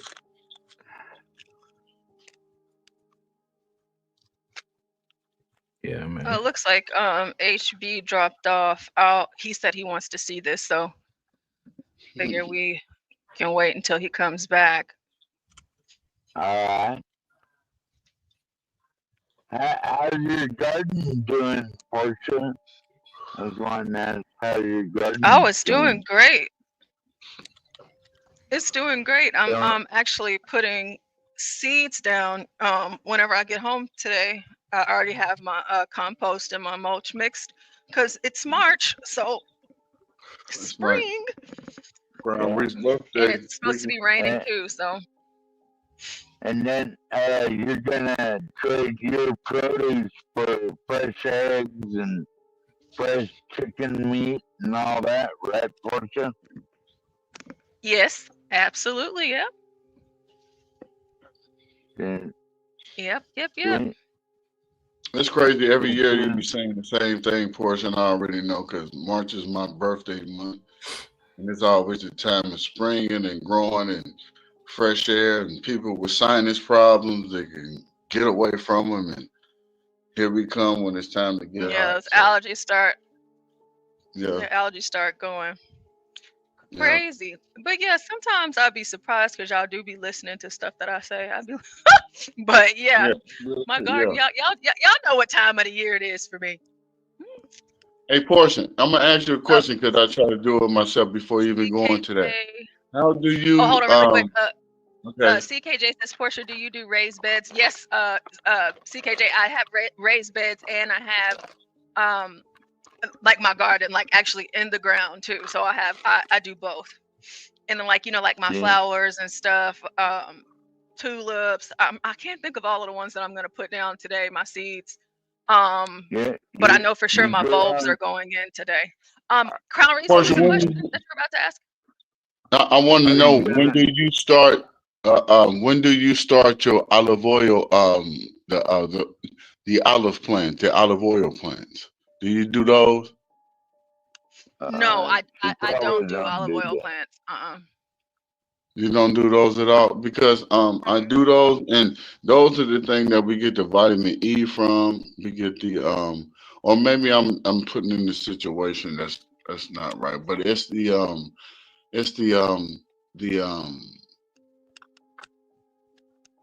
damn, it'll come to me, but it's a plant that I think that you'll be You grow the peppers, right? Considered. You grow peppers. Yeah. I have all that, but like as far as like the olive oil, like so for aloe vera, like I grow aloe vera. That's the plant. And That's like the plant right there. Yeah, that's so the plant I'm talking about. Okay. Because I used to use But those when I used to growing an olive weld. tree is not a bad idea. No, but listen, that's what I really wanted to say because I do. I have a lot of people. When we do a lot of things, we have functions, and they did olive martinis, and I have probably like 1,200 seeds. And I say, what if I made my own olive tree? I never thought about that. But an olive oil plant, that's what I was trying to ask you about. Do you do those a lot and then extract that with the with stuff that you do? Because I know my daughter, she does it. We have a plant that we do that, and we do that with the turmeric and what's that? The sea. You could do that in the greenhouse, Crown Ring. The sea moss. Yeah, we do it with the sea moss because I take that every single day. And that keeps your blood pressure down. Yeah, they take, because I think it's olive oil, sea moss, and not turmeric. I do a turmeric differently, but it's something else that you're doing in there. I think it might be a raspberry something. We put that together. That's good for your immune system, your eyesight, and yeah. That's good. I think Yeah, so Latino for me, I grow aloe, and I make oil Right. out of the aloe. I make gel out of the aloe. I'll make different That's right. conditioners, masks, stuff for my face and for my hair. I use aloe for a That's lot what of I was different talking things. about. Yeah, But like that's what I was talking about. I make my own hair products and like skin products. I make everything. I try to be self-sufficient as possible. I don't like to waste money on things that I can do myself. Wait, So Portia, do you have anything to make my old ass look younger? you know, I don't know. I don't know. Who is this lady you got up here, Portia? Yeah, this is Joy Reid. Oh, I thought somebody was at some function or something. Damn. Ooh, she looks like, okay. Go ahead, Portia. Yeah, like whenever we end up having our ladies, all ladies panel, that show, whenever we get around to doing that, well, I'm sure we could talk about that stuff because it's, all you guys here are not. I'm looking forward I to don't want to that. hear all of that. So, Right. here's we Joy need the lady Reid. show. Yeah, it'll be happening whenever. Yeah, it'll probably be next week because I'm on spring break next week. But I want us to Nice. talk about those different types of things, and two, like I've been making and growing my own stuff for so long that whenever COVID happened, I was good. Nobody does my nails and my toes but me. Nobody does my hair but me. So Yeah. as far as food, running out of stuff, I have plenty. As far just hygiene products, whatever. I make all of it. So what Badass says, Portia's facial creams only work on light skinned people. That is not true. That is not true. Yeah, I used to have an Etsy store and I used to sell my stuff all the time. But the bigger that I got, that's time. It's time consuming and hand making everything and all of that. But there's still a lot of people that I still make products for, but I'm not mass producing like I used to. Yeah, but we've talked about it on the channel. I might start again. Yeah, light skinned people mean reparations. You're light skinned, need your reparations. Good luck. Right, whatever, I'm just Reid needs his reparations first, and he'll be all right. Hey, listen, I know we come from that shit, but I don't want no money from them goddamn people. And listen, and I come from a family that's fat. We making George and Carrollton, George. So I already know we got land up there, but I don't want no. Well, y'all know what? I would like to do this instead because HB he is coming back, but I want us to touch on Joy whenever he gets back. I'm not sure if we've shown this over here yet. If I do a show tonight, I'm gonna go over the whole thing. It's gonna either be this or Jasmine Crockett and Stacey Abrams and whatever it is, whatever the show is I come up with tonight. But this is a 10-minute video. We can pause and stuff in between. But for those of you that have not seen it all, let's react to to Trump and Zelensky. I'd like to hear what y'all think about it.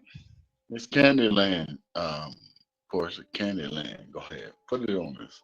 The United States of America, and for the good of the world. I'm aligned with the world, and I want to get this thing over with. You see the hatred he's got for Putin. It's very tough for me to make a deal with that kind of hate. He's got tremendous hatred, and I understand that, but I can tell you the other side isn't exactly in love with, him either. So it's not a question of alignment. I'm aligned with the world. I want to get the thing set. I'm aligned with Europe. I want to see if we can get this thing done. You want me to be tough? I could be tougher than any human being you've ever seen. I'd be so tough. But you're never going to get a deal that way. So that's the way it goes. All right, one more question. Hey, I will respond to this. So look, For 4 years in the United States of America, we had a president who stood up at press conferences and talked tough about Vladimir Putin, and then Putin invaded Ukraine and destroyed a significant chunk of the country. The path to peace and the path to prosperity is maybe engaging in diplomacy. We tried the pathway of Joe Biden of thumping our chest and pretending that the president of the United States' words mattered more than the president of the United States' actions. What makes America a good country is America engaging in diplomacy. That's what President Trump is doing. Can I ask you? Sure. Yeah? Yeah. Okay. So he occupied our parts, big parts of Ukraine, part of East and Crimea. So he occupied it on 2014. So during a lot of years, so I'm not speaking about just Biden, but those time was Obama, then President Obama, then President Trump, then President Biden, now President Trump, and God bless, now President Trump will stop him. But during 2014, nobody stopped him. He just occupied and took. He killed people. You know what the contact 2015. 2014 2014. and 2014. 2014. Yeah. So I was not here. Yeah, but that's exactly right. Yes, but during 2014 till 2022, yeah, the situation the same. The people are been dying on the contact line. Nobody stopped him. You know that we had conversations with him, a lot of conversation, my bilateral conversation, and we signed with him. Me, like a new president in 2019, I signed with him the deal. I signed with him, Macron and Merkel. We signed ceasefire. All of them told me that he will never go. We signed him with gas contract. Yes, but after that, he broken this ceasefire. He killed our people and he didn't exchange prisoners. We signed the exchange of prisoners, but he didn't do it. What kind of diplomacy, JD, you are speaking about? What do you mean?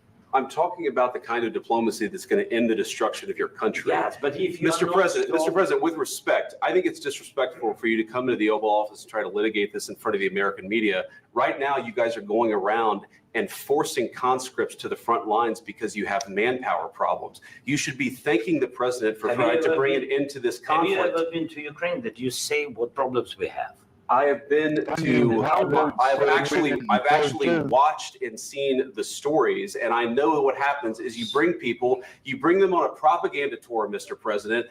Do you disagree that you've had problems bringing people into your military? And do you think that it's respectful to come to the Oval Office of the United States of America and attack the administration that is trying to prevent the destruction of your country? A lot of questions. Let's start from the beginning. Sure. First of all, during the war, everybody has problems, even you, but you have nice Here we souls go. and Here we don't go. feel now, but you will feel it in the future. God bless. You don't know that. God bless. You don't God know bless you. What'd you say? 12 man? Well, he's telling JD Vance, which is a 4-tour decorated Marine from the Middle East, what war is about. I'm pretty sure JD Vance knows what war is about. And you got this little comedian sitting there in his spandex or whatever in the fuck that is he's wearing in the Oval Office, trying to tell JD Vance what war is about. To me, that was a spit in the face. And then he called JD a sucker or suku or something like that, which means some kind of goddamn Russian language. Okay, Texas girl, I'm checking right now. For schmuck. You're like, okay, yeah. Oh, the word that he said to him in his language? Yeah. And basically was calling like a JD Vance snook or schmuck or something. The word like 12 that. man, Zuka. Yeah, Zuka. Yeah. It means And like set up a bitch or something like that. he's gonna tell a combat veteran that to his face, man, I'd never welcome him back in my country again. I'd say, fuck you. Well, quite Get the frankly, this hell man out was of kicked here. out of my house immediately, and That's right. we no longer want to You're work with kicked people out. like that. Kimmy Cakes, I love kale too. I grow kale too. I love kale. Oh, kale. I mean, I like it in smoothies. I think it's good. And then, It's really and good. then what else was disgusting, Portia, was the way Norway turned away one of our nuclear subs the other day, wouldn't refuel them, and then the country, like one of the oil companies or something, and then the country of Norway intervened and went ahead and refueled our Navy ships over there. These people don't understand what they're fucking with, do they? I mean, I don't think and so. I don't think that they understand yet. But I think that if they continue at the rate at which some of them are, and we're talking about countries that don't have any sort of powerhouse at all, nothing, and of course no one has anything in comparison or comparable to the United States of America. But if they keep on, all Trump has to do is U.S. Cut the embassies funding. done, all of our soldiers, pull them out. It's too many things. Everywhere. Yep, you can pull our soldiers out of all of these places. Okay, pull them out, shut it all down, and y'all figure it out. Y'all figure it out. I mean, we don't have y'all soldiers over here. We don't need y'all. Y'all need us. So, Yeah, but I fuck think around and find out, basically. Right? That's why we kicked him out of my house immediately. Quite frankly, he's a douchebag. Oh, it blew off again.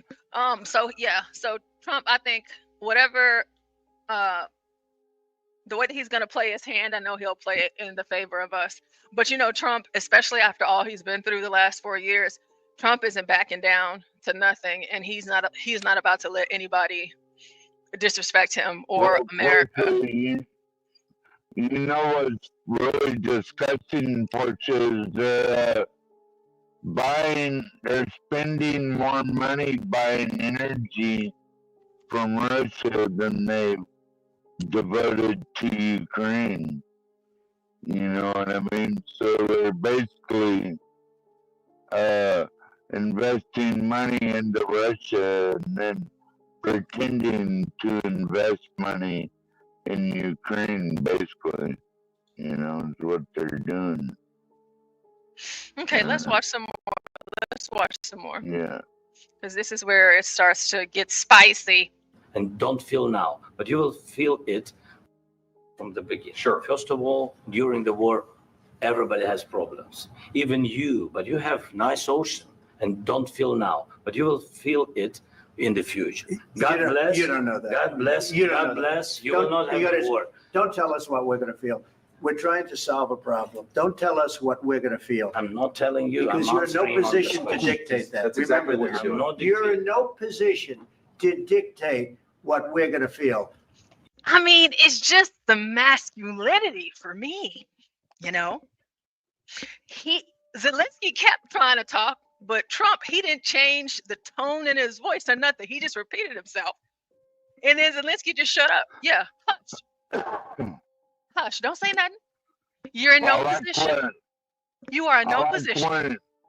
I like when he pushed Zelensky. Did you see that portion where he pushed him off? It's like, no, you need to shut up. You're talking too much. Basically.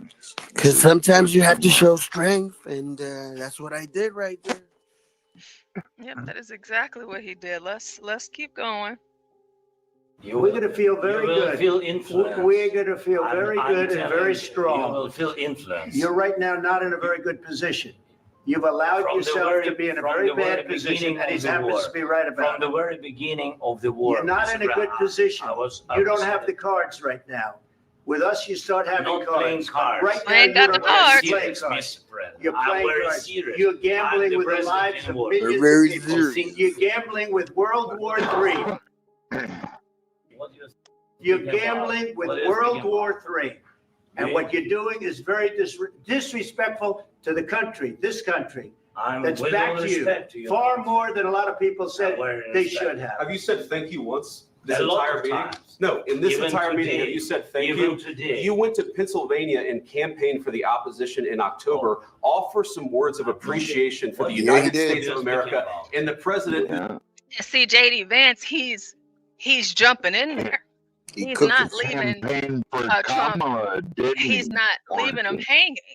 He's being a vice president, unlike Mike Pence. The last time they had a meeting, Mike Pence just sat there the whole entire time. But you can see teamwork at play right now. And he's like, you're being disrespectful. Wait a minute. Hold up. Let me remind you real quick. Not my president. Not my president. So he's like, okay, let me. Who's trying to save your country? Oops, wrong mouse.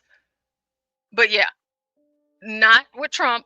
They're working together as a team, but keep on, Zelensky, if you want to, and you really gonna find out.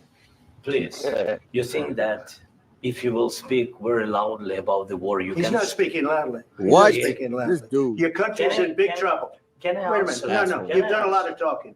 Your country is in big trouble. I know. You're not winning. You're not winning this. You have a damn good chance of coming out okay because of us. Mr. President, we are staying in our country, staying strong from the very beginning of the war. We've been alone, and we are thankful. I said thanks You haven't in been this alone. cabinet. You haven't not been only alone. in this cabinet. We gave you, through I this said stupid president, $350 billion.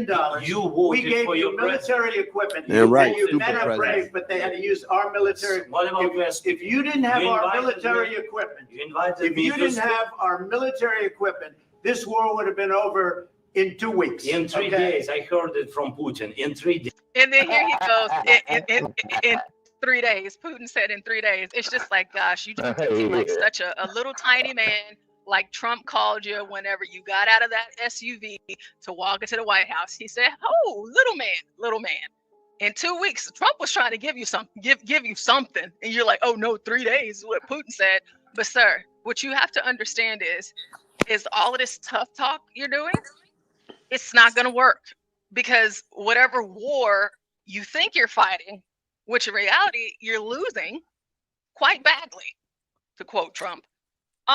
If America took all of this from them right now and just said, forget it, I don't care what Russia does, then you're done. Ukraine is done. This is a great Hey, John. example. This is a great example of being a parent. It's like a kid asking for allowance and you telling it like, dude, I no. heard that Trump got a victory in Ukraine over the last few hours. I don't know if you have an update we yes, I do. I have all of the things. To quote John Galt, yes. But for those that did not see this all in full, or well, at least this clip, I want to play it. There's a couple of other things I want to play, and then we'll get to that update. Portia, have you seen the reactions on Twitter, on Black Twitter of this? Yes, I dude, I love it. Yeah, I have all of the things. I do. Hey, John. That's going to be interesting. When we get to that portion. Yeah, I can't wait till you talk about that. My buddy, I had a buddy call me about that, so I can't wait till you talk about that. Yeah, let me just let this ride out, and then I ain't rushing you. Do your show. We're politicking with Portia right now. When we're just filling in time until HB comes back, we'll be politicking with me later on this evening. This is something Maybe new less. in 2 weeks. Of course, yes. It's going to be a very hard thing to do business like this. I Again, tell you. just say thank you. I said it a lot of Accept times. that there, accept to that- American people. accept that there are disagreements, and let's go litigate those disagreements rather than trying to fight it out in the American media when you're wrong. We know that you're wrong. But you see, I think it's good for the American people to see what's going on. I understand, sir. I think it's I very understand. important. That's why I kept this going so long. You have to be thankful. You don't have the I'm cards. thankful. You're buried there. Your people are dying. tell you You're again, running I low know. on soldiers. Don't- Listen, don't please, you're running Mr. low President. on soldiers. It would be a damn good thing. Mr. And then President. then you tell us, I don't want a ceasefire. I don't want a ceasefire. I want to go and I wanted this. Look, you could get a ceasefire right now. I tell you, you take it so the bullets stop flying and your men stop getting killed. Of course, we want to stop the war. But you're saying you don't want a ceasefire. But I said to you, I want a with ceasefire guarantees. because you'll get a ceasefire faster than an agreement. Ask our people about ceasefire, what they think. That wasn't doesn't with matter me. for you what- That what wasn't is- with me. It That was wasn't with with you. a guy named Biden who was not a smart person. This That is was your- with, this that was is with your Obama. president. It was your president. Excuse me. That was with Obama, who gave you sheets, and I gave you javelins. Yes. I gave you the javelins to take out all those tanks. Obama gave you sheets. In fact, the statement is Obama gave sheets and Trump gave javelins. I gave you welfare. You got to be more thankful because let me tell you, you don't have the cards. With us, you have the cards, but without us, you don't have any cards. Sorry, I couldn't. Yo, guys, I'll be right back. I'm sorry. It's cool. Hey, what's up, bro, genius, man? Hop up on the panel, man. We talked about you a couple of days ago. I did a react to the conversation I had. Portia, do you know what he's talking about right there? Obama gave you sheets. Is anyone familiar with what Trump is talking about right there? No, go ahead, John. So I think what he's talking about is the first time, I guess, Russia took Georgia. I think this is what you're referring to. Russia went in and took, was it Georgia? One of those parts. Crimea, Crimea. And so I guess they wanted to send them help, and maybe Obama sent them blankets or something. And that's what I think he's referring to right there. And Trump later sent them javelin missiles, if I'm not mistaken. Yes. So during that time, whenever Obama was in office, he was talking about the $600 million in non-lethal assistance that Obama gave. So the biggest part was blankets, night vision goggles, body armor, and training. And we gave him, the hammy. We pulled out all the stops. So I don't know. You can't fight with blankets, can you? You can't really fight. You get the vehicles are great, I suppose, but like, what about the weapons? Night vision goggles, those are good, but I mean, what do you have them if you don't have the weapons? The body armor. Well, I guess that would be good, especially if you don't have any weapons and you're just getting shot at. But that's what Trump was talking about there. Mr. Vice President, I'm sorry. It's going to be a tough deal to make because the attitudes have to change. What if Russia breaks ceasefire? What if Russia breaks peace talks? What do you do then? I understand that it's a heated conversation right now. What are you saying? She's asking, what if Russia breaks the ceasefire? What if anything? What if a bomb drops on your head right now? Okay. Okay, I'm gonna run that back for a few seconds. I really want you guys to like try to clue in on what Trump is saying and what you can take from his response. Just one more time. Breaks the ceasefire. What if anything? What if a bomb drops on your head right now? What if a bomb drops on your head? Me. Us, America. What if we drop a bomb on y'all right now? Then what? Then what? Does the conversation change? Does it stay the same? Then what? What are we doing? It could be so many other things that can happen. But I don't know, we have not released. We haven't released the Kraken yet, but we can. And at this rate, I believe that Trump would if he felt like he needed to. Well, I think what Trump is also saying here is that shit ain't gonna happen with me. She's saying, well, what if Putin? Like, that shit happened with Obama, Biden. That shit ain't happen with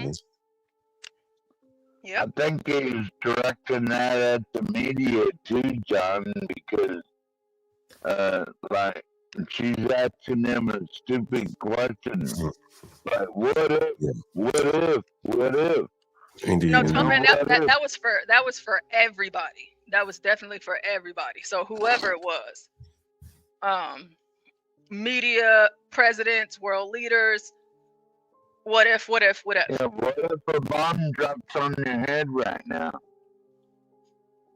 What are you gonna do about it? Nothing. Right. Let's see. Okay, what if they broke it? I don't know. They broke it with Biden because Biden, they didn't respect him. They didn't respect Obama. They respect me. Let me tell you, Putin went through a hell of a lot with me. He went through a phony witch hunt where they used him and Russia. You ever hear of that deal? That was a phony Hunter Biden, Joe Biden scam. Hillary Clinton, Shifty Adam Schiff. It was a Democrat scam. And he had to go through that. And he did go through it. We didn't end up in a war. And he went through it. He was accused of all that stuff. He had nothing to do with it. It came out of Hunter Biden's bathroom. It came out of Hunter Biden's bedroom. It was disgusting. And then they said, oh, the laptop from hell was made by Russia. The 51 agents. The whole thing was a scam. And he had to put up with that. He was being accused of all that stuff. All I can say is this. He might have broken deals with Obama and Bush, and he might have broken them with Biden. He did, maybe. Maybe he didn't. I don't know what happened. But he didn't break them with me. He wants to make a deal. I don't know if you can make a deal. The problem is I've empowered you to be a tough guy. And I don't think you'd be a tough guy without the United States. And your people are very brave. But you're either going to make a deal or we're out. And if we're out, you'll fight it out. I don't think it's going to be pretty, but you'll fight it out. But you don't have the cards. But once we... You see, he looks like a sad puppy. He looks like a kid after they just got their ass whooped for lying to their parents. And he just looks, like, oh, fine. And so whenever he says, you think you're a tough guy, you're not a tough guy. And that's what's wrong. We've empowered you to think that you're something that you're not. That's not who you are, Zelensky. Calm down. That's right. Calm down and sit there and look stupid like you are. You signed that deal, you're in a much better position, but you're not acting at all thankful. And that's not a nice thing. I'll be honest, that's not a nice thing. All right, I think we've seen enough. What do you think? Huh? This is going to be great television, I will say that. All right. We'll see what we can do about putting it together. Thanks. All right, so next I want to jump into this part because I have a question for you guys, and I think it's great that John is here because the question that I will be asking here shortly, I believe that John will be able to give a really great answer on it. So let's get through this first and then the next video, and then I'll ask my question. You think ultimately your legacy will be the peacemaker and Putin have to make compromises? Mr. President, I got two questions for you. You think ultimately your legacy will be the peacemaker and not the president that led this country into another war and ended foreign wars? And I've got a question. I hope it will. I mean, I hope I'm going to be remembered as a peacemaker. This would be a great thing if we could do this. I'm doing this to save lives more than anything else. Second is to save a lot of money, but I consider that to be far less important. So I hope I'm going to thank you, Brian, for that question. It was a nice question. I hope I'll be known and recognized as a peacemaker. This would be a great thing to solve. This is a very dangerous situation. This could lead to a third world war. This was headed in the wrong direction. If this election were lost, if we didn't win this election, and by the way, we won it by a lot. That was a mandate. We won every swing state. We won the popular vote by millions and millions of votes. We won everything. The districts, you look at the areas of red, take a look at a map. This was a big mandate. And this was one of the things I said, we're going to get this thing settled. If we didn't win, I think this could have very well ended up in a third world war. And that would not have been a good situation. What was your second question? My second question for President Zelensky. Why don't you wear a suit? Why don't you wear a suit? You're the highest level in this country's office, and you refuse to wear a suit. Just want to see if you do own a suit. Yeah, problems. A lot of Americans have problems with you not Really? respecting. I don't have the such. office. I will wear costume after this war will finish. Okay. Yes, maybe one. Maybe something like this. something like Yes, yours. sir. Yes. That'd be great. Maybe something better. I don't know. We will see. Maybe something cheaper than. Yeah. Thank you. President Trump. Why aren't you wearing a suit? Do you own a suit? Is something wrong with you? Do you own one? Yeah. You know, you're just coming in here looking like this. You know, I mean, it's the White House. You look like a bum. Trump asked him whenever he first got out of the car, "Oh, is that a tracksuit? Do you wear a suit?" So He asked him that. I hopefully, didn't even know that he asked him that. Wow. yeah, Trump asked him. He said, "Are you wearing a tracksuit?" That's the first thing that he said. Well, he said, "Oh, little man," and he was like, "What? Are you wearing a tracksuit?" Yeah, he was asking him about the materials and stuff like that. So now we're in a country where they tell us all of the time, the white man, white supremacy, the white man has his foot on our neck. The white man hates us. He doesn't care about us. He's the almighty, all-powerful white man. And now we're going to contrast that with the fact that we have Trump and J.D. Vance back in the office. Because now you're seeing two masculine white men that represent, you know, I guess what the left and maybe people in the middle say about white men. I want you guys to take a look at this video and think about the strong, racist, masculine, Christian white man that we're all supposed to be afraid of.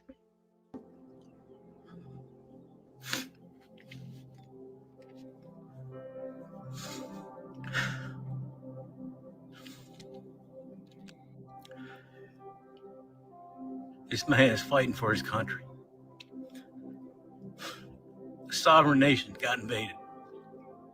His people were dying.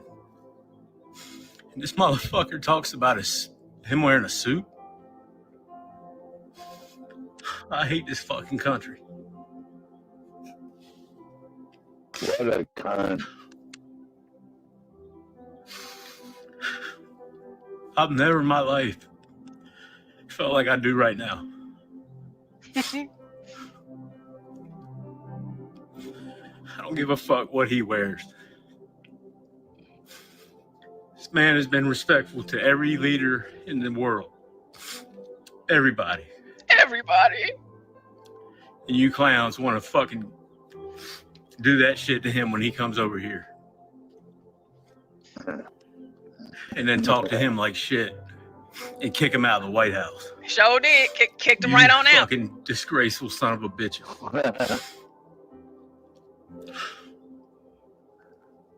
This dude is a total sucker, man. Man, I just want to be next to Zelensky right now. Oh. I wish I could talk to him. You want to be next to him, Portia?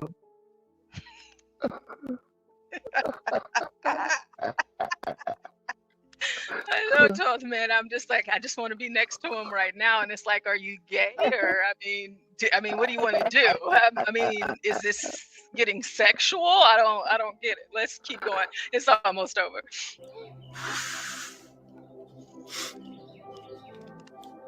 Forgive us.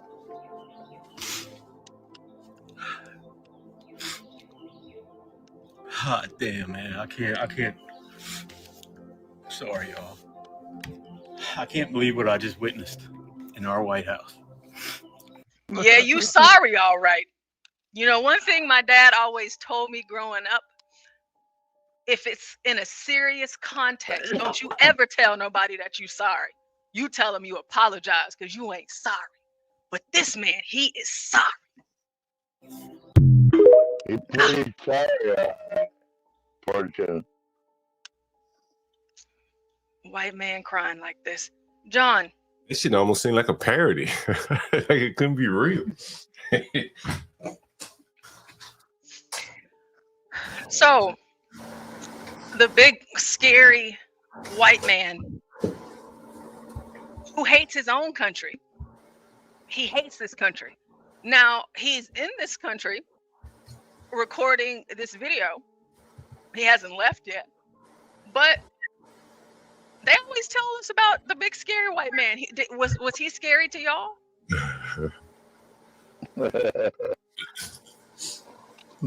He's definitely he seems to cry like a woman for another country. That is weird, man.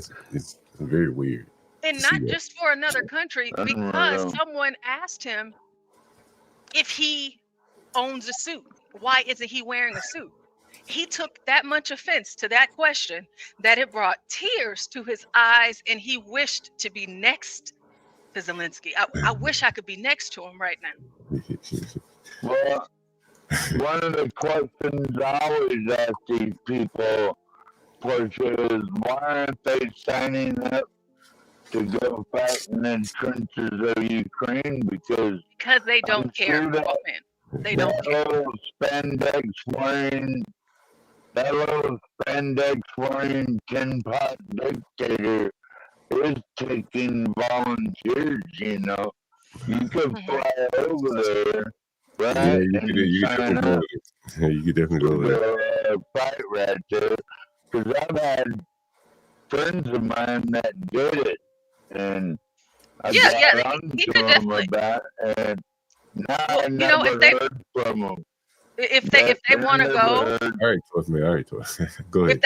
If they want to go, they can go. But the bigger thing that I got out of this video is, John, I would say, what is the current state of the white man in America after watching a video like this? Even when you have, again, this new representation in the White House, Trump could have picked Byron Donalds as his VP. I even wanted him to have a black VP, but I'm glad that he didn't, because, you know, the whole DEI, affirmative action, just to make them happy type of thing. But it's two white men, and you're seeing one side of it, and then you have this. So basically, is that white male power structure, does it still exist? Or is it going away? Oh man, they've done a good job, you know, of making people hate their country. You know, that's probably what I noticed. I can't believe he said that. You know, usually they'd be like, "I hate the president" or something, but to say you hate your country, that's kind of that's shocking. Right? And then the crying and all that. White men in this shape, black men have nothing to fear. You know. Cause this man here is, you know, like someone says he's cucked. Yeah, I would say, yeah, very much so. That's why it almost doesn't seem real. He's acting like a black person. Okay. So you said with white men in this shape, black people have nothing to fear. Nah, I mean, you know, like you know, you'd be crazy to be saying, I fear the white man, and this is what you fear? Like, that's crazy, you know. Like, this guy's very weak, you know. He seems very weak, you know. I promise you, I'm not that white boy, John Galt. Now, I believe you. I don't think all white men are, but you know, clearly a lot of them have been propagandized into this, you know. This just seems to be all propaganda here. I fight for what I have. I don't give a fuck how drunk I am. It's just a sad state, you know. For me, when I saw this, I'm just like, dude, this has to be a joke, right? But then it's just like, there's so many white people like this out there. It's so many of them. They're all over the place. Yo, when I'm in the white part of town, shit, I still see Ukrainian flags in front of houses. There was one here in Southeast, which surprised me, but it's like a mixed couple. You could have hired me to rip them down, John. I just go around taking them down. Yeah, it's very weird. Very weird. It's just, you know, you hear all the things that you say, but like, to me, whenever I see this, you know, you can see stuff here and there on Twitter whatever, very bad place for whites to be in whenever you have whites acting like this. Yeah, I would agree with you. I've never You, been scared in a black this neighborhood. white guy, Ever. you're acting and crying for a country that has nothing to do with you, a country you've more than likely never been to and will never go to. But then on that whole liberal mindset, that whole thing, you will then turn and say something like, well, who's gonna pick the food that you eat? And black kids, they can't become this and they can't become that without the help of white people, and they need this and they need that. To me, I take those things as insults, like put downs, and it reminds me of, you know, back in the civil rights and slavery times, after slavery, you know, all of that, all of these things that they're trying to incorporate and whatnot, just to keep us where they believe we should be. And you have people like Brave, for example, by blacks, but I don't blame black people. I blame white people, like this guy. Yeah, it's very weak. Everything wrong with this country and everything that you do not like about this country, I blame white guys like this guy. I'm not talking about you, 12 man. I'm talking about this guy. There are too many white folks out here that are really comfortable with black people doing, or excuse me, they may not be comfortable, but they have put on this fake, I don't know, cape or whatever to make it seem like they are okay with these things, that they like these things. Hey, we want immigration. Oh, please let them stay, but they don't live around them.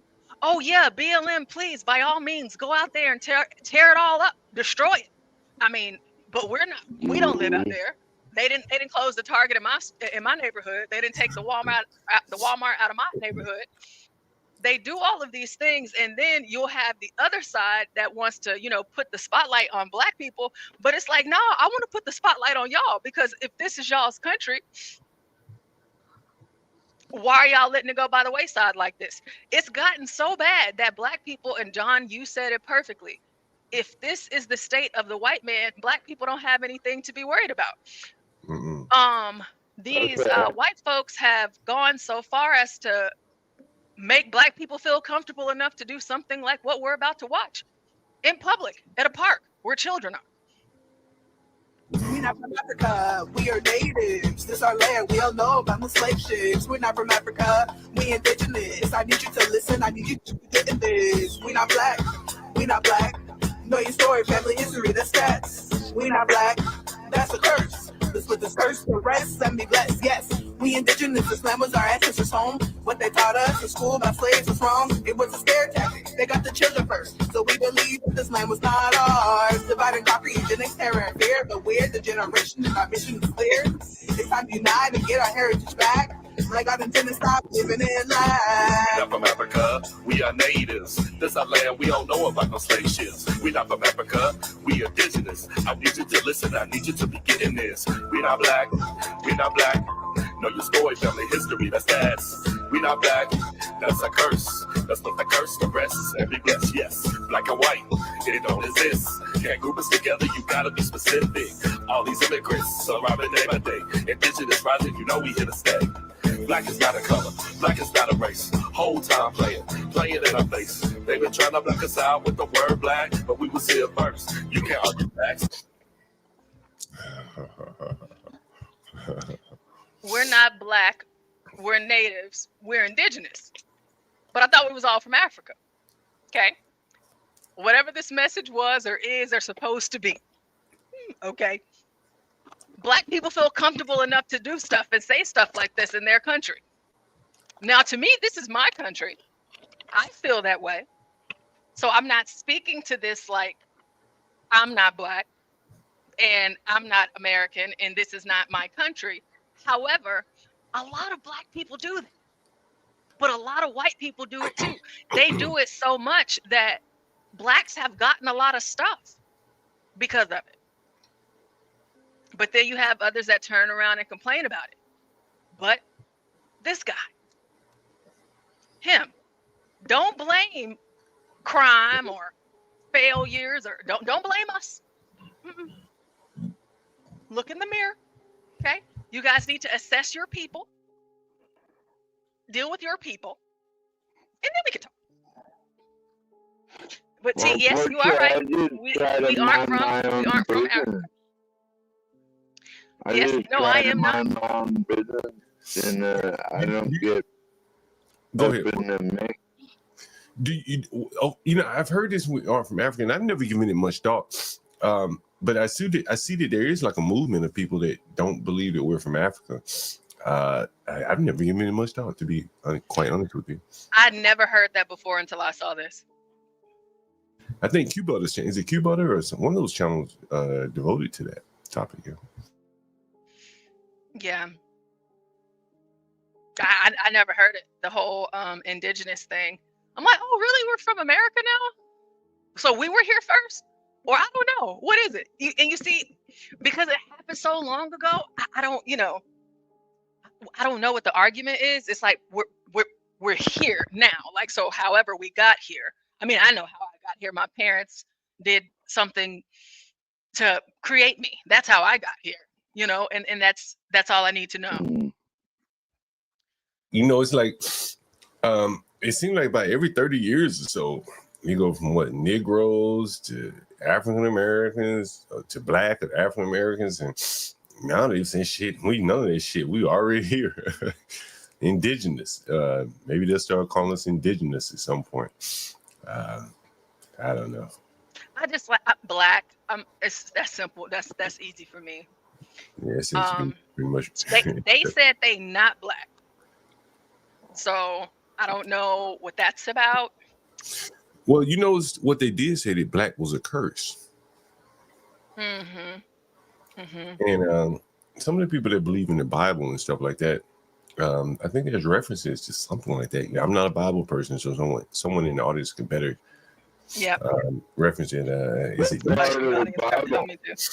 I think is it Meshach and Esau or somebody like that? I don't remember because I'm not a Bible person like that, but I remember like a reference to the story, Jacob's sons or somebody like that. Hamites.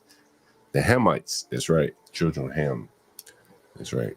Bob got it. There you go. Well, everyone knows there were Black Jews. We got Bob in the building. Bob is here in the building. We do not want to miss out on the opportunity.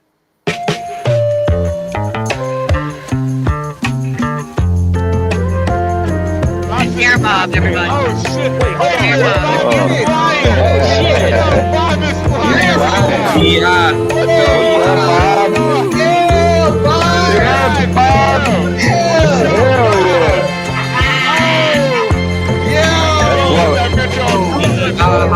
Baby, let's cruise.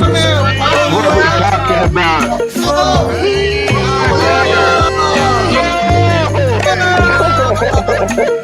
That's what we're talking about right there. All right, Bob, take us to Antarctica. That there, everybody, is Bob. That is the best pilot in America, and he's not DEI. That's Air Bob, everybody. That's Air Bob, everybody. Don't be saying Bob and showing that. We welcome Bob into the building, and don't we love you so much, Bob. Shout out to Tropes. Shout out to Tropes. All right, let's get to the Negroes. So there's been this big push of Blacks responding to the whole. You see the way Trump talks to Zelensky and Trump interaction. We saw this white man just cry, literally cry, and talk about how he hates his country. But in contrast to that, Black people, this quote unquote, whatever it is, Black Twitter, they're doing the opposite. So let's watch a few of them. You see the way Trump talks to Zelensky? Oh, HB. That's what we've been missing. Yeah. That's what I voted for. That's what I've been looking for. Somebody talking with their who you talking to? It's America. You better be humble when you walk up in here making demands. Who you think you talking to? It's Big Trump and Big Vance. And I like how Vance stepped right in. Trump sat back like a G. Trump came in. No, I got this. I got this, big homie. Hey, bro, you need to check yourself. We're doing you a favor. The United States does not need Ukraine. We can sit back and let Russia destroy y'all. So you better come with some humility, bro. All right, that's you see the way Trump. One of them. I saw. John, what's your guy's name? Sean Bracey. Yeah, you got Sean Bracey. Sharon Bracey. Yeah, he did a stream about it earlier today. I watched maybe like 30 seconds of it. I was like, I already know where this nigga's going, man. And he was basically, he shouldn't talk to people like that. That's not masculinity. Like, ain't this nigga gay? What you know about masculinity, nigga? What the fuck you talking about? Should talk to people like that. Why are you talking like that? Meanwhile, four-star decorated Marine as the vice president, like JD could squash his ass. Meanwhile, you got Jasmine Crockett talking crazy as hell, and the blacks saying nothing about her. It's like, I don't know how they look past one and criticize the other. But John, again, to what you said with the white guy, if this is the current state of the white man in America, blacks really don't have much to be afraid of. Hence, here comes Jasmine Crockett. Now, see, Joy Reid, she had to be reminded because she thought, okay, but Jasmine, she's next. But somebody letting them do this and letting them think it's okay. So, and not to say, it's an America free country. Do your thing. That's fine. But again, y'all keep on telling us we're supposed to be afraid of the white man. They're going to put us back in chains and, the cops, and they want to kill us and all of this other kind of stuff. And it's just like, gosh, if that's how I really felt, I probably wouldn't be on national TV, especially in a elected position, talking about how much I hate these white men. I would be afraid that they would come after me, maybe. That crying ass white man ain't putting anybody in chains. Motherfucker, he'd get put in chains before he put somebody in chains, crying the way he was. Oh, HB, did you get to see the guy crying? Oh, no. I might have to have him locked up, dumb Galt. All right, let's. Is this nigga right here about to cry? Oh, no. We're going to let you see it because I think that you would be good for my question. I was basically comparing, the liberals talking about how awful white people are and how you have the white supremacists back in office, the Nazis, this and that, and how we should be afraid of these people, afraid of white men, especially because this guy also calls himself a Christian. So the white Christian man, but is this what we should be afraid of?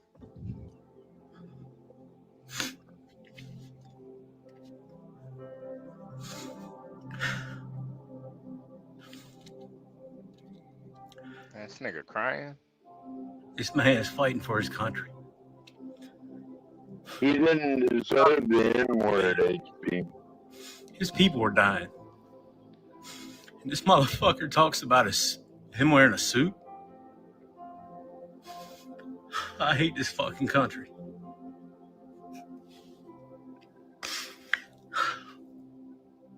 Damn. I've never in my life felt like I do right now. Damn. Never? I don't give a fuck what he wears. This man has been respectful to every leader in the world. Oh, God. Everybody. And you clowns want to fucking do that shit to him when he comes over here. And then talk to him like shit and kick him out of the White House. You fucking disgraceful son of a... He's crying because the reporter asked Zelensky why wasn't he wearing a suit and if he owns one, because he was being disrespectful by showing up to that White House in a tracksuit. Yeah, and you know, I asked Stanley about that too. He didn't really answer the question, like why wouldn't he show up in a suit? You know, like it's so disrespectful. You're meeting with the president of the United States. Why wouldn't you wear a suit? I mean, I would wear a suit. I would hope 12th man would wear a suit. Well, I think that's been his stick for a long time, man. You know, he actually was dressed up this time compared to last time. Usually he wears that green, like army green t-shirt. Yeah. Yeah. And you know, John Fetterman, the senator, they would drag him up and down the halls of the Senate because he was showing up to work in sweats and a hoodie. And he got in trouble for it. We're not doing this, but this is why this white man is crying. So, hey, John, have you seen the video of Zelensky in the high heels? Yeah, I seen that. Okay. Just making sure. Yeah. It's just like, bro, if you could put on 6-inch pumps, you can't put a suit on. I don't get it. You can put on assless chaps and fishnets, but you can't put a suit on. I think it's disrespectful, honestly.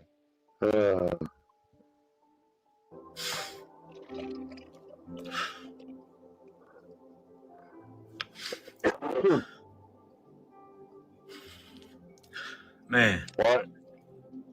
I just want to be next to Zelensky right now. Oh man. Oh. I wish I could talk to him.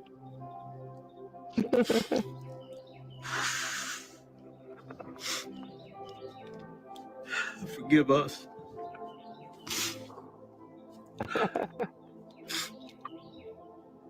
Hot damn, man. I can't. Sorry, y'all. I can't believe what I just witnessed in our White House. Does this guy have a vagina? Yeah, I think he does it. Yeah. I think he has a Virginia. He certainly doesn't have a penis. Yeah, that was sad. What the hell? Like, what has Zelensky ever done for us? What the hell? Yeah. Jesus Christ, man. After that, video, I want to take white out of White House. Shameful. It's just shameful. Yeah, it's this other. Well, I want you to know, Portia, that doesn't represent my white populace, just so you know. Oh yeah, nah, not 12, man. You wouldn't cry about that, man. No crying for 12, man. Nah. You'd be too drunk to care. They're too drunk to give a fuck and spraying bullets everywhere. One of the three. Yeah. Or the 4. Who knows? Nah, I try to save the ammo for the especially stupid. Let's see what this guy has to say, Portia. All right. Y'all want the president to be a bitch or something? Y'all want the president to be a hoe or something? I don't really understand. If another president pulls up to the Oval Office talking crazy out the neck, and our president don't whip his ass back in line, I don't really understand what the fuck we doing. Calling them bullies? Are we fucking 10-year-old children? What the fuck do you mean bullies? It's the presidents. What do you think wars are? Just bullies fighting each other? Stupid nigga. These niggas really in the field. These niggas are dying for real. And y'all niggas talking about bullies. If you let niggas talk crazy, if you let niggas do whatever, then they gonna do whatever. I mean, what the fuck? That was full of N-words and all. Zelensky disrespected Trump. Yeah. Well, because he came here trying to play hardball because he felt he had another. You said what? I'm 12 man. I'm just glad that none of our tax dollars will be going to this war anymore. Like, this shit is over, man. We're not funding this cocksucker anymore unless he wants to sign a mineral deal with. I think that something happened a few hours ago where Trump got a win on Ukraine. So it's I think not over, but I think she's gonna get there, 12 man. Europe's gonna suffer if we don't help them. Yeah, give her a minute. Give Portia a minute, 12 man. She's gonna get there. Zelensky disrespected Trump because he came here trying to play hardball because he felt he had another deal on the table with Europe. So Europe actually offered Zelensky a similar deal for their rare earth minerals and just the overall minerals they have in their land. They also called it a win-win. So basically, because he felt that he had some leverage, because he has another deal on the table with the country or the European Union, who has given far less aid to them than the U.S. alone, he came and tried to strong arm our president. That is why this was disrespectful, because he came here from a place of arrogance, his posture and everything. A lot of you, if you haven't been in business meetings, you wouldn't be able to note that. Like his posture was incredibly wrong. He literally disregarded our president. Everything about his demeanor, everything about it was wrong. And then also to come and not do what you said, which was that you were going to sign the deal. Incredibly irresponsible. And then what we just saw is that his leadership in his country just demanded his impeachment, citing his diplomatic failure with Donald Trump. So they're saying that he basically has found himself in a real storm with the Ukrainian MP Oleksandr Dubinsky. He launched a scathing attack on Zelensky, labeling the meeting a diplomatic failure and the final act of the regime's collapse. So yeah, even their own country is upset at his behavior. So for liberals to be saying that Trump embarrassed them, that our president didn't do what he was supposed to do, this is what we voted for. We are getting what we voted for, which was a strong, business-minded president who does not allow another country to come here and disrespect us on our home turf and to make demands that they should not be making.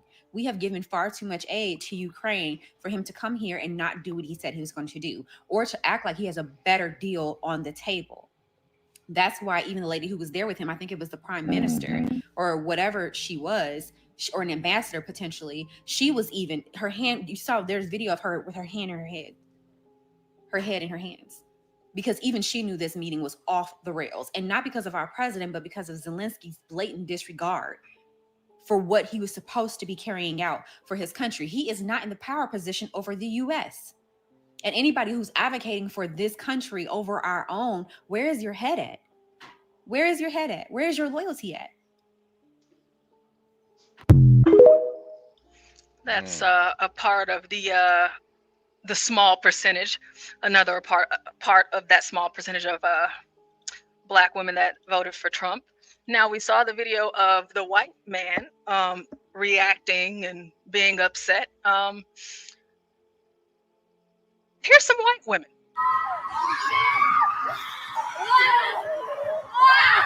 Right now, I feel. What do you feel?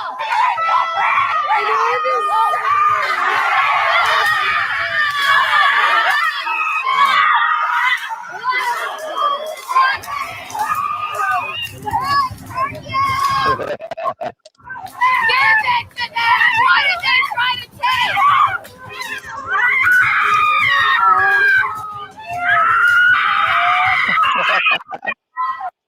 They're not happy.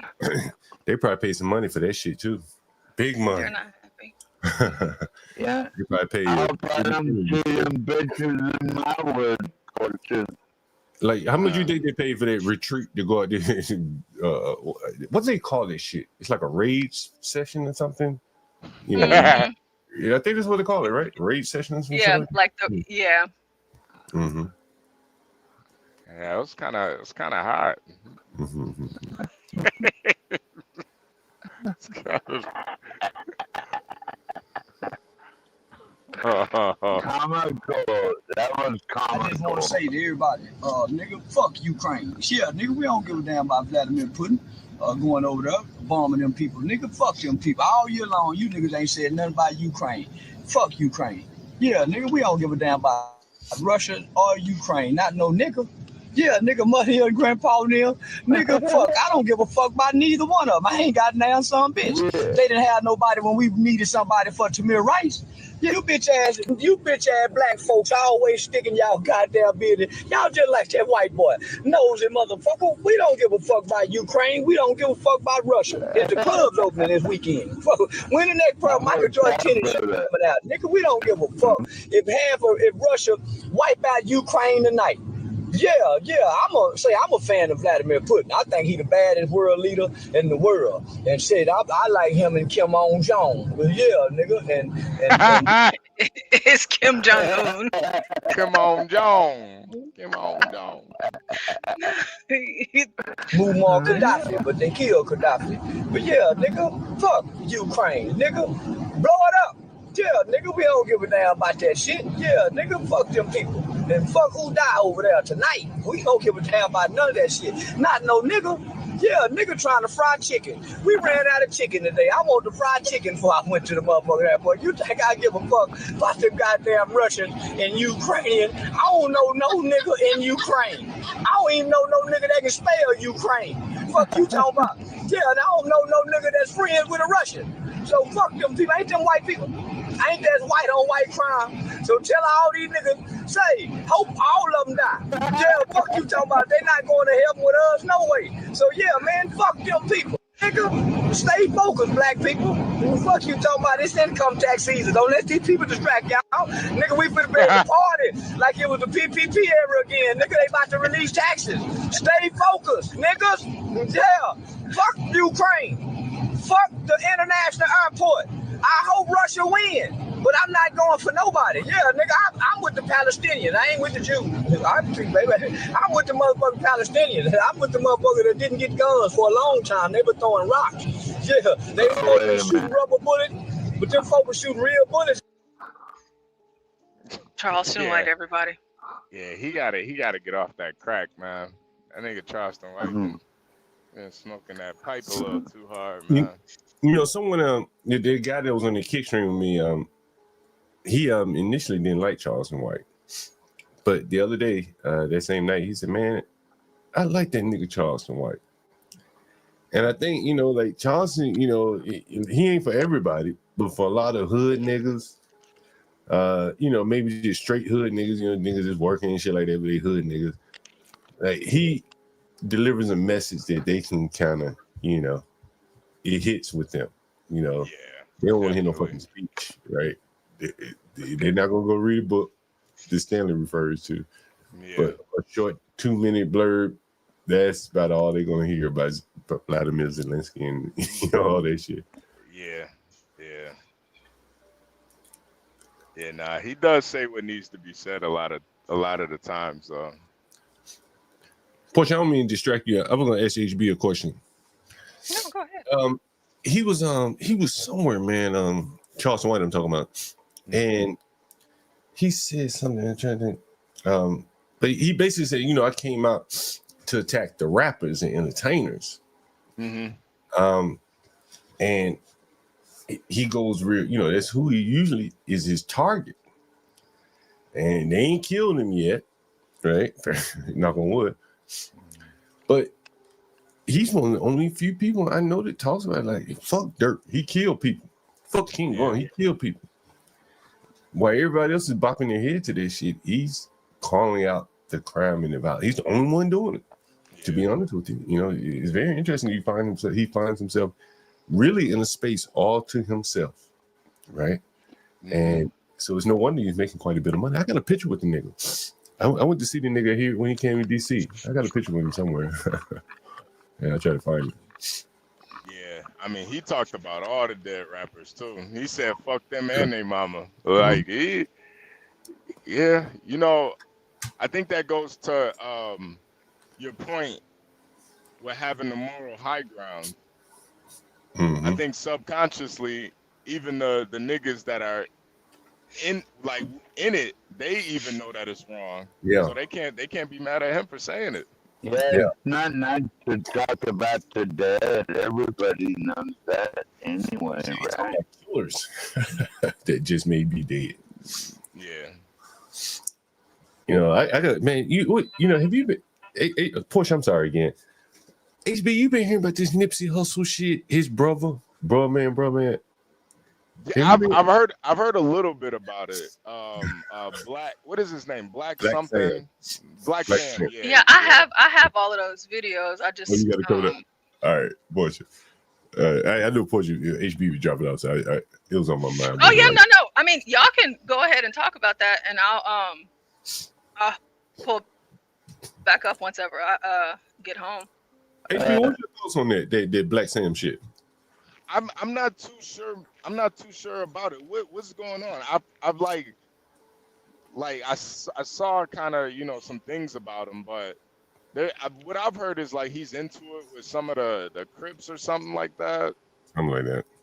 Something like that. I don't really know too much about it though. Whenever Portia shows the video, you'll see it like to me, he just didn't look the part that he was acting. And if the nigga pressed the issue, I don't think, you know, he was, you know, really the type of guy that wanted that type of action. That just by, you know, his demeanor. And you know, this same kind of shit to get his brother killed, you know. Yeah. And you know, you know, I don't know. When I saw the video, I was like, hey, he don't look like he, you know, really that type of person, you know, to be dealing with those type of hood niggas that will kill people, you know. Probably they apparently the only reason they haven't killed him is because of his brother. That won't last long.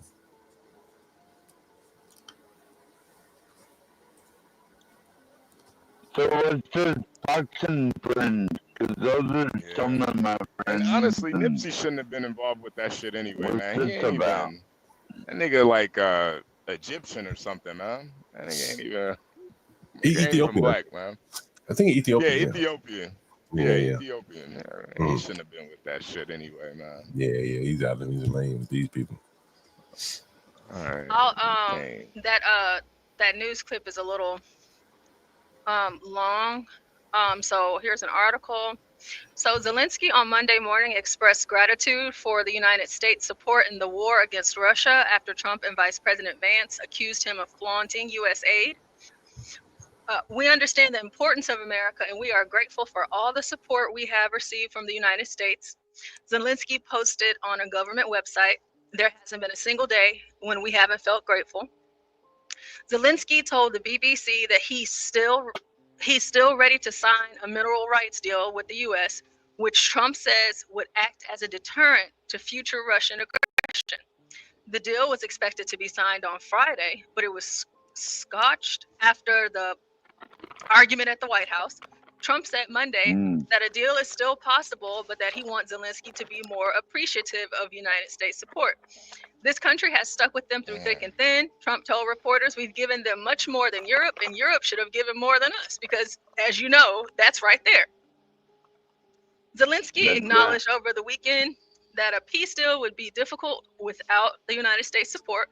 However, Trump on Monday took issue with Zelensky's remarks that a deal to end the war is still very, very far away. Trump says, "This is the worst statement that could have been made by Zelensky, and America will not put up with it for much longer. It is what I was saying. This guy doesn't want there to be peace as long as he has America's backing." In Europe, in the meeting they had with Zelensky, stated flatly that they cannot do the job without the United States. Probably not a great statement to have been made in terms of a show of strength against Russia. What are they thinking? Secretary Rubio called on Zelensky to apologize for turning this thing into the fiasco for him that it became. The Ukrainian leader steadfastly refused to apologize during a Fox News interview hours earlier. Vance, who also publicly clashed with Zelensky, will appear for an interview tonight on Fox News channel Hannity. So it looks like Zelensky's like, yeah. I hope he dresses up in a suit, Portia. Hope he dresses up this time. Good God. Showing up in spandex is not a good look. Yeah, so I think what Zelensky is saying is he still wants to do the deal, but he's not going to offer any peace, not for a long time. So they'll still be fighting, even with this deal. That's what I gathered from that. And before I get out of here, the last thing that was up that HB said he wants, must we not forget, Joy Reid and Don Lemon's response to that. My show had value, and that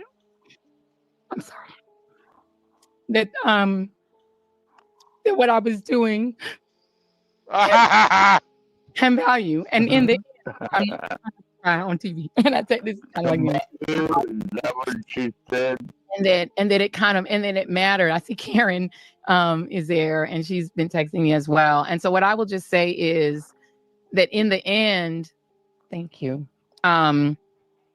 Where I land is that the moment of guilt that I felt, that I went hard on so many issues, whether it was the Black Lives Matter issues of a young baby or a mom or a dad that was killed, or when we opened up people's eyes to the fact that Asian Americans were being targeted and not just Black folks, or went hard for immigrants who've done nothing but come to this country like my parents did and try to make a life and defended them, or whether we've talked about what the president is doing that is subversive to the Constitution, that is injurious to our liberty, defending books that people find inconvenient, that Nicole Hannah-Jones put into our spirit, that we need to understand 1619 as the real founding of this country, whether it's talking about any of these issues, and yes, whether it's talking about Gaza and the fact that we as the American people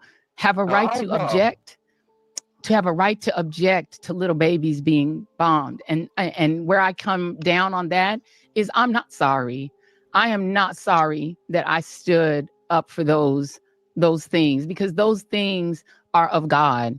And I'm a church girl too, and those are the things that I was taught were of God. And so I'm not sorry. I'm just proud of my show. Okay, we're glad you're proud, even though it's done. Portia, but if it's little Russian babies being bombed, then it's okay, right? According to Joy Reid. It's okay to bomb little Russian babies, evidently. That's what it seems. And so Don Lemon responds to Megyn Kelly talking about Joy Reid and Joy Reid being fired. So let me just say to Megyn Kelly, in my 30-some years as a journalist and my 50-some years as a person of color, go fuck yourself. Oh, okay? That's nice. Oh, whoa. Wow. Whoa. I usually don't like to talk about her because she's one of those people. Well, she thrives on it. She has built the second part of her career on being a troll. So this is what Megyn Kelly said about Joy Reid, right? And remember, Joy Reid is a woman, Megyn Kelly is a woman. She's supposed to be all about women and, supports women. Okay, so this is what she said. Remember when Joy Reid laughingly mocked white women tears as pathetic and offensive to her? Who's crying now, Joy? Good riddance to the absolute worst person on television, and shame on NBC for letting it go on this long. And she has she is an axe to grind when it comes to MSNBC. And also, this whole, she's racist, right? It's just, I'm gonna give you the evidence. supposedly learned from it, and then spent every day after apologizing for it and being fired for it, then spent every day proving the point that she is a racist. And not very supportive of women. If you look, all you have to do, the evidence is in her Google search. Hey, And what she says about women and how she calls them out all the time.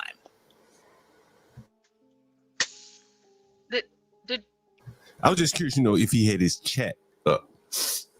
Because I was watching him one day, and man, he was getting shredded in the chat. Oh, I don't know. I didn't look at the YouTube version of it. I would have to go back and find it. No, I was just curious. And someone sent him a super chat one time, and he read it, and he shouldn't have read it. It was like they got him to say something that he shouldn't have said, but it was too late. They had clipped it at that point. Anyway, I just saw that up, so I was just wondering. Go ahead. Sorry about that.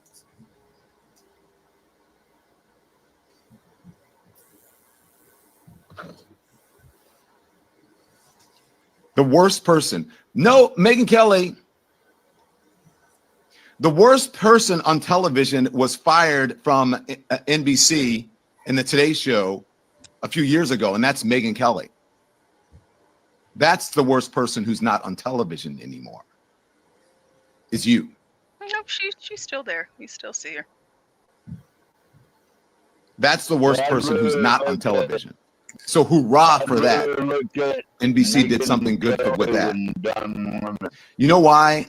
I like to give proof of things, evidence. Like when I said Donald Trump, the president of the United States, was racist, it wasn't my opinion. This isn't my opinion about Megyn Kelly. The evidence is there. I'm going to show you the evidence of Megyn Kelly, and that's just as I showed you the evidence of Donald Trump. There he goes. Defending his soul sister, Joy Reid, and clapping back at Megyn Kelly. Well, I think just like Megyn Kelly, Joy Reid's gonna have to go to YouTube now. She's gonna have to sign up. She's gonna have to make her account. She got to make a Google account, sign up for YouTube, and see if the people will subscribe to her. And I thought it was kind of funny because they replaced her with 3 white people. Yeah, two black people, 1 Mexican person. I'm about to hop down. So John, I put the link in the back for the clips. I put the link in the back for the Nipsey Hussle stuff. But I'll be back in like an hour. All right. Okay. Thank you. Yeah, I'm about to get off soon too, John. But I can roll for a few minutes. Yeah, how about that? But I think Joy Reid, she's gonna, and Kelvin, you're right. It's rough on these YouTube streets, man. She gonna have to come down here with us animals, man. She gonna have to tango with the gorillas and the lions and the Antarctic snowmen, like Alfred people. Yeah, she got to come up here with us. Yeah, I think this could be very difficult for her too. You know what I'm saying? Like, you think Don Lemon got trolls? She really gonna have trolls, bro. Talking about her appearance, that's gonna be rough, bro. It's gonna be rough. And the thing about these people who are kind of infamous, there is a market for people that are infamous online. If you're able to deal with the trolls, and we're gonna see if she's gonna be able to make that transition. I mean, just from her, just from her camming up, she looks like she already got a really nice setup.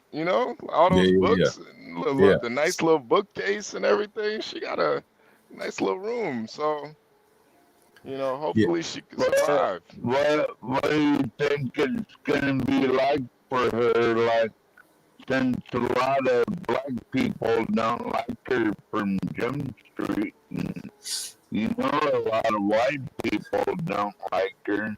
All right. Me, I don't like her. All right. All right, But she's gonna have a hard time. yeah. Like getting All off right, the Tough man. ground, All right, don't Tough. you think? All right, Tough man. You run on a little bit, Tough man. Sorry about that, down low. you 12 years in, Tough man. I've been drinking too, Tough man. No, Tough.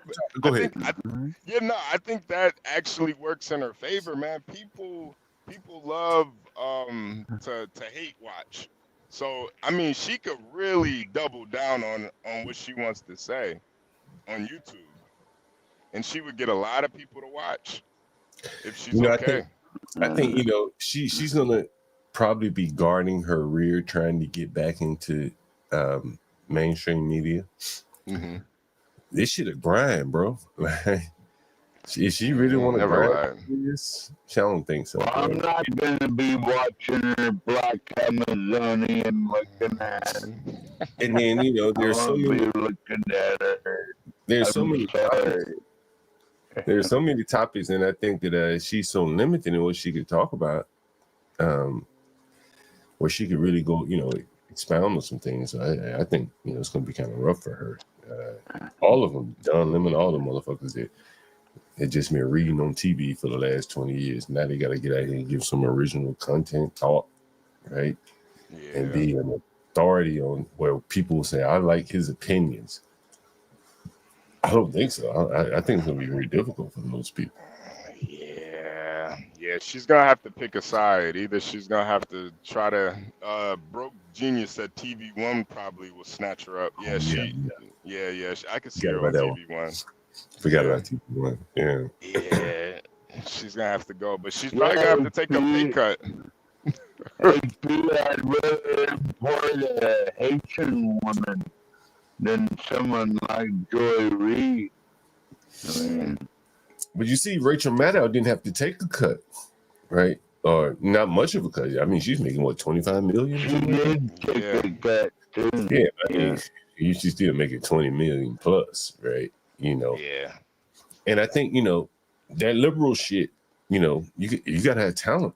Rachel Maddow has talent, clearly, right? They're paying her $20 million.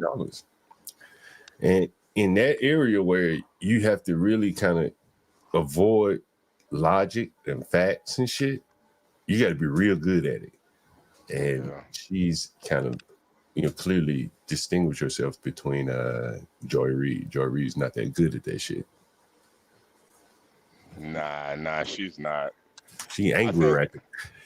Yeah, she is very angry though. That could work in her favor. She is really angry, so maybe she could use that. Who's she angry at?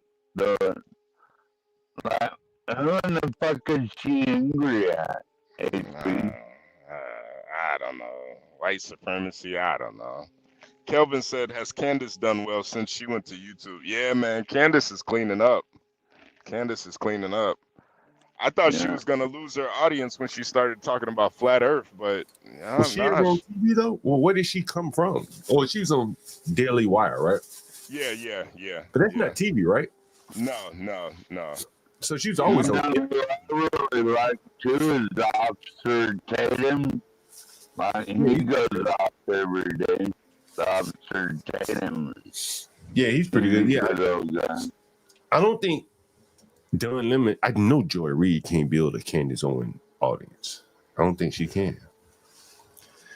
She can't hang with Candace, John. No fucking way, man. Well, she can't talk about the topics that Candace can because Joy wants to go back to that paycheck, man. That's a good ass paycheck she was getting. You know what I'm saying? So that's going to limit her in what she can talk about, right? Candace never really worked for the mainstream media. She's probably always been some kind of 1099, contract. Maybe she had a job with Daily Wire, but Candace and Officer Tatum used to be boyfriend and girlfriend. Did really? You know that? Really? Yeah. Portia says they are a network. Them on cable television. Who's a network? Officer Tatum and Candace? Yeah. I didn't know that. Okay. Well, you said they used to date? Really? Yeah, they did HP. I know No they were one both. liked to talk about it, but they did. I know they were both part of that Blexit stuff, but Oh yeah. I remember that. I didn't know they were fucking though. Damn. Yeah. Daily White. Candace has 4 million plus subscribers on YouTube alone. Wow, yeah, over 20 million. Oh wow, damn, that's amazing. Yeah. She's kind of a powerhouse, man. So yeah, Joy Reid's got a long way to go. She want to get on Candace Owens level. Yeah, Yeah. That's my girl, Candace Owens. Yeah. Just before y'all start thinking about hitting on her or something, that's my baby. All right, 12th man, John. I'm out of here. I'll be back on in first thing In the morning. though. Yep, No, I got some good stories. I'll probably go live early, and then I'll jump on with you. What time you going live, by the way? Probably around maybe 3, 4, something around there. Oh, you going early? Yeah, like Eastern time though. Okay. Central time. So it'll probably be 5. Central. Okay. Yeah, so 5, 6 your time. I got some shit to talk about. I might go on by 7, 8, whenever I wake up. All right, John, man. We gonna shut this one down then? Nah, we ride it out. We got 2.5 hours. Shit, I'm feeling good. We can do 2.5 hours. All right, man. Salute, John. Salute the chat, man. 12 man. Love you, HB. Love you too, man. Talk to you later, man. All right. Yeah, keep up that cooking, man. I got you, man. You know, we got to, what should we do? We should get for Porsche HB, going trucking here.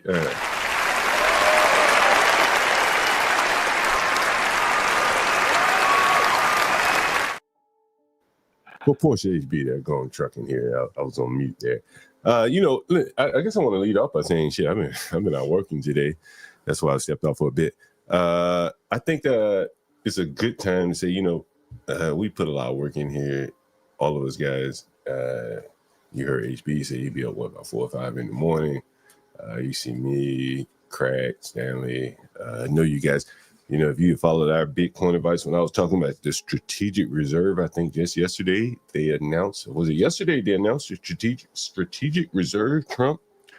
And so I think it's a good time, I like to say, I always lead off with saying, our wonderful editor, Portia J, we're running a campaign. And so we always ask the people, reach into your pocket, help out.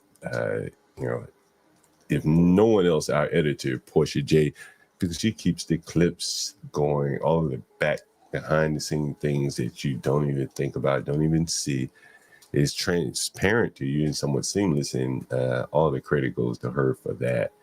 You guys probably wouldn't even believe we have a Slack account. You probably say, well, what? A YouTube channel? Y'all got a Slack? Like we're at work or something like that. And so, you listen to Stanley's channel and, he puts together a show, kind of a format of what he wants to talk about. Me, I kind of wing it. Portia, she puts on, more formatted shows than I do. HB, he has his monologues, keep you guys entertained throughout the day. And so it's really important, honestly, to be quite fair with you. Everyone likes to know that whatever they're doing is appreciated. And then, at the same time, there are costs that go along with it. We bear the cost, but we do would really, really like to appreciate, would appreciate any support for the show. And we thank you in advance. Oh, 12th man, I had a day today, 12th man. Had a day today, huh? Had a day today. What did you find out today in your rentals? Oh man, I hear about your daily rentals. Oh man, I didn't find the motherfucker dead or anything. Man, not today. No dead people today. Matter of fact, I need to call a couple people to make sure my Bluetooth is on in case someone calls in. Anyone want to call in, you can. We have the Bluetooth working, so you are able to call in, and I might need I'm glad you didn't find no dead people today. Not today. Let me make a call, 12th man. Let's see if someone's going to answer this call. Let's see if they're going to answer. The phone ringing? There we go.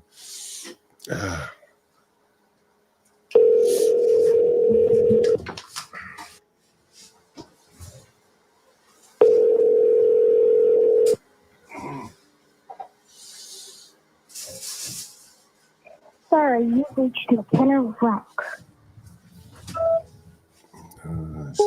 She sent me the voicemail to it, man. What can you do? What can you do to it, man? Oh, we got someone in the back. Who is this? Genius. Oh, what's up, man? What's going on, man? Hey, guys, this is Genius. What's going on? Hey, what's up, man? I did a react. What's going on? I'm sorry. I'm multitasking. So. Hey, no problem, man. No problem, man.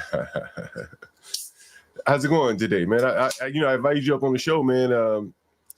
Why don't you tell us? You got time now? Is this a good time? You ready to talk a little bit later? I wanted to ask you to give us a rundown of your business if you're still here.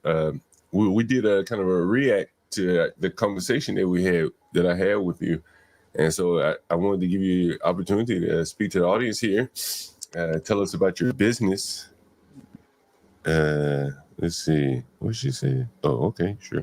And he may not be hearing me. He may be mute right now. But yeah, so this is the guy I talked to on Platinum Elite show the other night. The guy that owned the computer store, 79th and King Drive in Chicago. That's right, 79th and King Drive.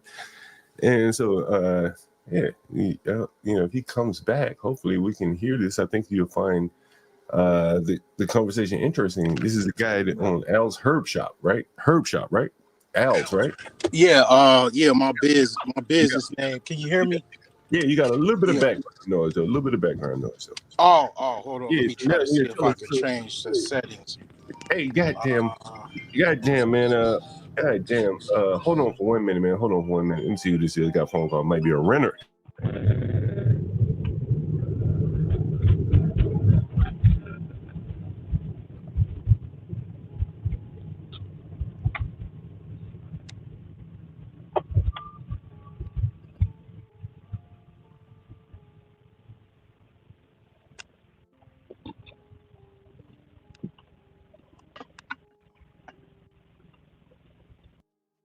Hello?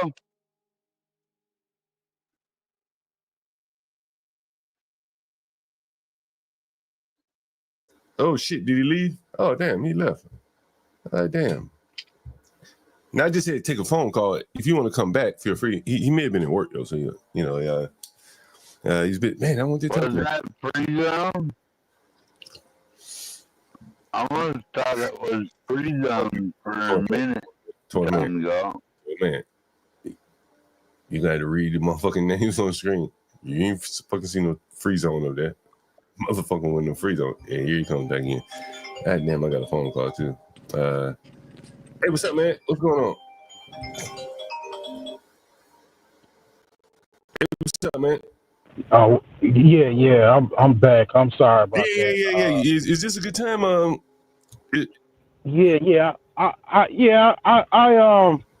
I don't want to interrupt your show, man. I remember I told you when I talked to you, man. This is kind of the format that I like. Okay. And, people with businesses and things like that. The struggles, the successes, the highs and the lows. Okay. And so, since you're up here, man, and I told you, I think it's the first question I asked you. I said, would you come on the show and, highlight your business, things like that? It's very important. At least I remember that. Yeah, so tell us, man. Tell us, what's your So I have a background. I come from my grandfather. He was a multi-million-dollar businessman in Chicago. So that's where I learned a lot of the ropes. He had a business on the south side of Chicago from the 60s to the 90s. What was the name of the business, if you don't mind me asking? It was called Chicago Food and Liquor. He had a liquor store and a grocery store, laundromat. He had a pharmacy. He had buildings on top. He's a landlord. No shit. Yeah, he was. But see, he was good. That's why I'm never gonna give up the broke genius title, even though I ain't necessarily broke. But he pretended like he was broke because that's a good way to do it. Because in Chicago, a lot of places, if they know you got money, they'll rob you. So he used to say he ain't had no money. I didn't know. I was a little boy, so I'd ask him for $1 or $2, and he'd say I don't got no money. I just took his word for it. I didn't know he was rolling the dope. I just didn't. I just took his word for it. But yeah, I learned business from primarily my grandfather. But I learned some things over the course of times. I made a lot of mistakes, and then a lot of things I'm learning from. I'm still learning. I'm just right now. I got a few like startups that I'm working on. My main one that I like is alsherbs.com. Now, let me ask you this. I don't mean to interrupt you, but I do want to have a conversation with you. You say you have a couple startups. How do you juggle a couple? People well, they're mainly just website only. So these are not actual physical locations. Gotcha. So sometimes when you do have startups, you might have to shelf some other ones, and then go with one main one. And you gonna shelf some over time. I don't have any funding right now, so it's all bootstrapped.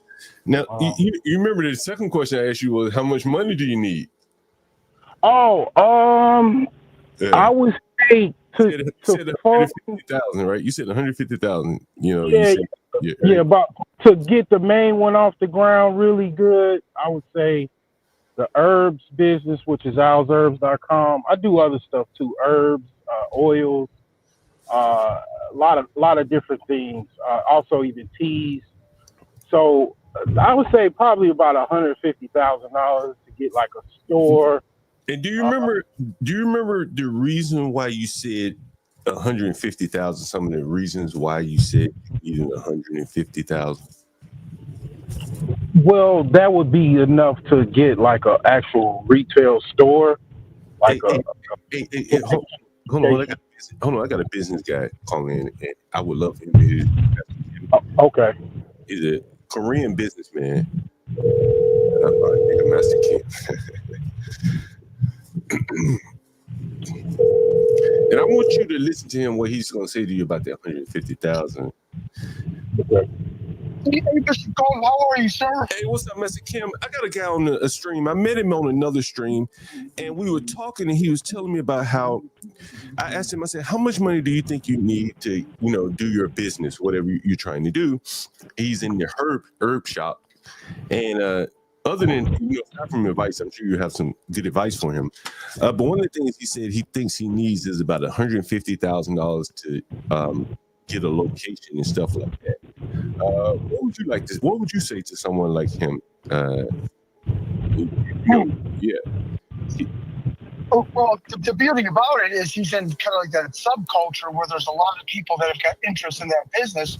So I'm sure he'll be able to attract investors that are part of that subculture world. So I think it's going to all come from a private people getting money. All right, I want to stop you right there, Mr. Kim, because he mentioned when I met him that he wanted to get loans. He was having a hard time getting loans, and I mentioned, after talking to you so much, I think that, the first, and we've had your friends up here, Ken Watson. That first seed money is probably going to come from friends and family. Would you say that's fair, John? Master Kim? Yes, absolutely. And a lot of it is, I don't know the prohibition towards but nevertheless, do you remember when Scott was on the phone? Right. He said it can't have anything to do with, that type of stuff. It can't have anything to do with gambling. Lenders are, very skittish about any of those vice type of business. So I think that, with that being said, in the weed business, there's people who would want to invest in that. No, he's not weed. He's spices. Hey, wait. No. I do have ambitions later. I do have some later ambitions to actually get in dispensaries, to get like maybe into the basically marijuana industry. That's not what I'm doing right now. No. Well, I got Mr. Kim on the phone because he'll drop off at any point. Mr. Kim is pretty busy. One of the things Mr. Kim and I talk about is like all of the opportunities in the hood communities. Master Kim, he's a gas station, convenience store type guy, right? And he's talked about how much these damn convenience stores and these, gas stations and bodegas and shit make. And I remember when I talked to you and you saying you own the computer business in Southside Chicago. I was like, damn, them niggas don't need no computers.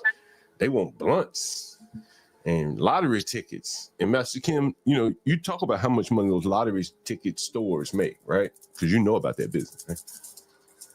Yes, absolutely. And, it basically kind of get into like, discretionary spending. People going to buy lottery and a bottle of wine, regardless of their day, good or bad, those vices, they're not even factoring that in, whether they got the money or not. They're still going to buy the Newports or Lucy's or whatever the case might be. But please accept my apology. But when I heard the word spice, I'm thinking like that K1, 2 spice, all that weird stuff. Not like spice. Oh, yeah. So this guy can get funding. He might have to be open for 6 months, so he's got some cash flow to go a bank or whatnot. Now you heard Scott say that you got to at least have a track record of at least 2 years in business, and you have a tangible facility, not like at home in your basement. Because they're going to Google you to make sure that you're legit business, not a home business. Master Kim, let me ask you this. And this is going to be one of my thoughts to this. And I'm just being honest with you, James. I think you will find it a lot easier selling what the people need. That shit, it'll sell itself. But when you get into like a niche type, product, it makes it I think that's the most difficult part of it. Because when times get hard, as Master Kim says, people are gonna still smoke and drink and eat. The government gonna help them niggas eat, but they ain't gonna help them buy spices. You know what I mean? And so that I think honestly is the hard part in the business that you're in. Every day I see him smoke and drink and handle business right on the phone. I got that dope. I got that shit they need. And a lot of young black men that are in business like yourself, that landlord in the building where you were renting that computer business, that motherfucker still renting it to somebody. He probably just rented it to someone who's selling some shit that people need. You just weren't the one. And I think a lot of young black men really need to focus on the necessities, because that's where it's at right there. That's what's happening. You know what I mean? To be honest with you, most black people don't have enough fucking money to go out and buy spices and shit. Not that you just want to sell to black people, but as you said in the stream, you said blacks buy from blacks, whites buy from whites, so on buy from so on.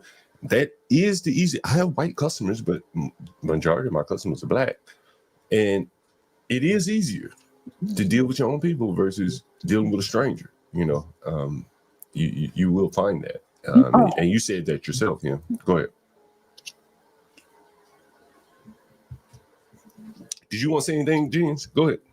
We got Master Kim up here. He's a businessman. You had any questions for him? I always like to talk to Master Kim. He's like a reservoir of good advice.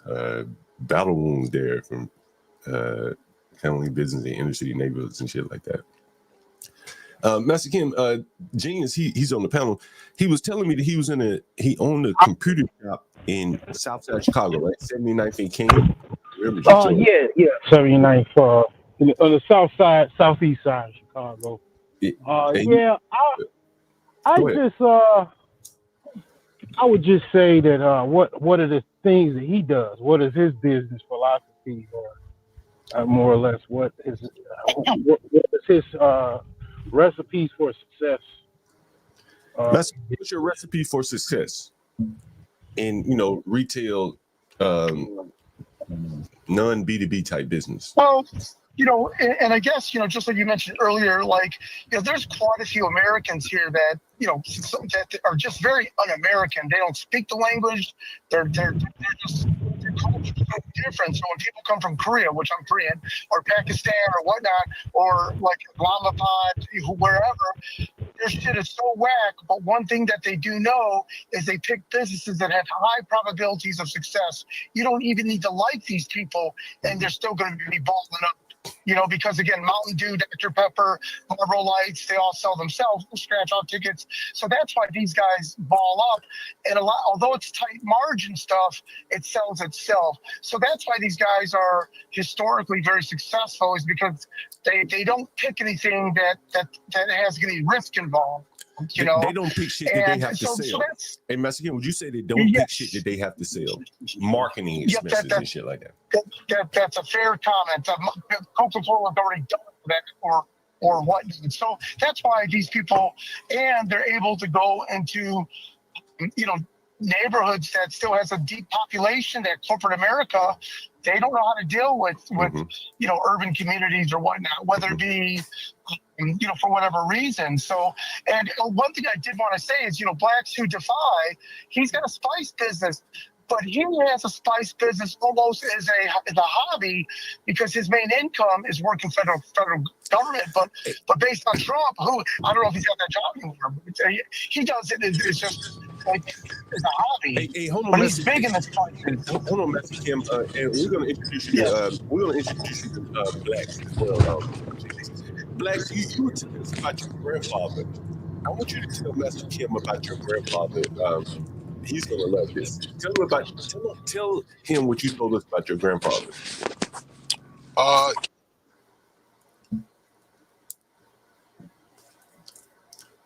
You here? Is he still here?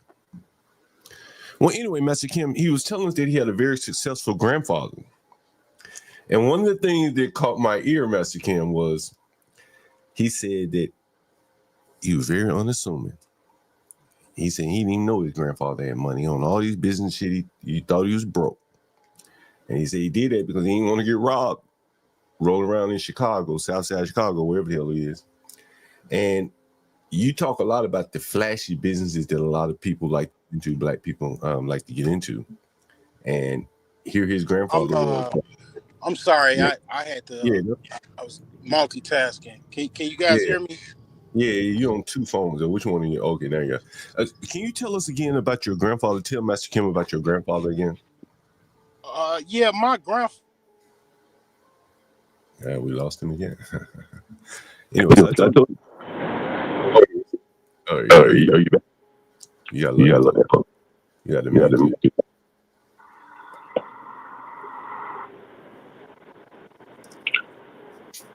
Anyway, yeah, man. You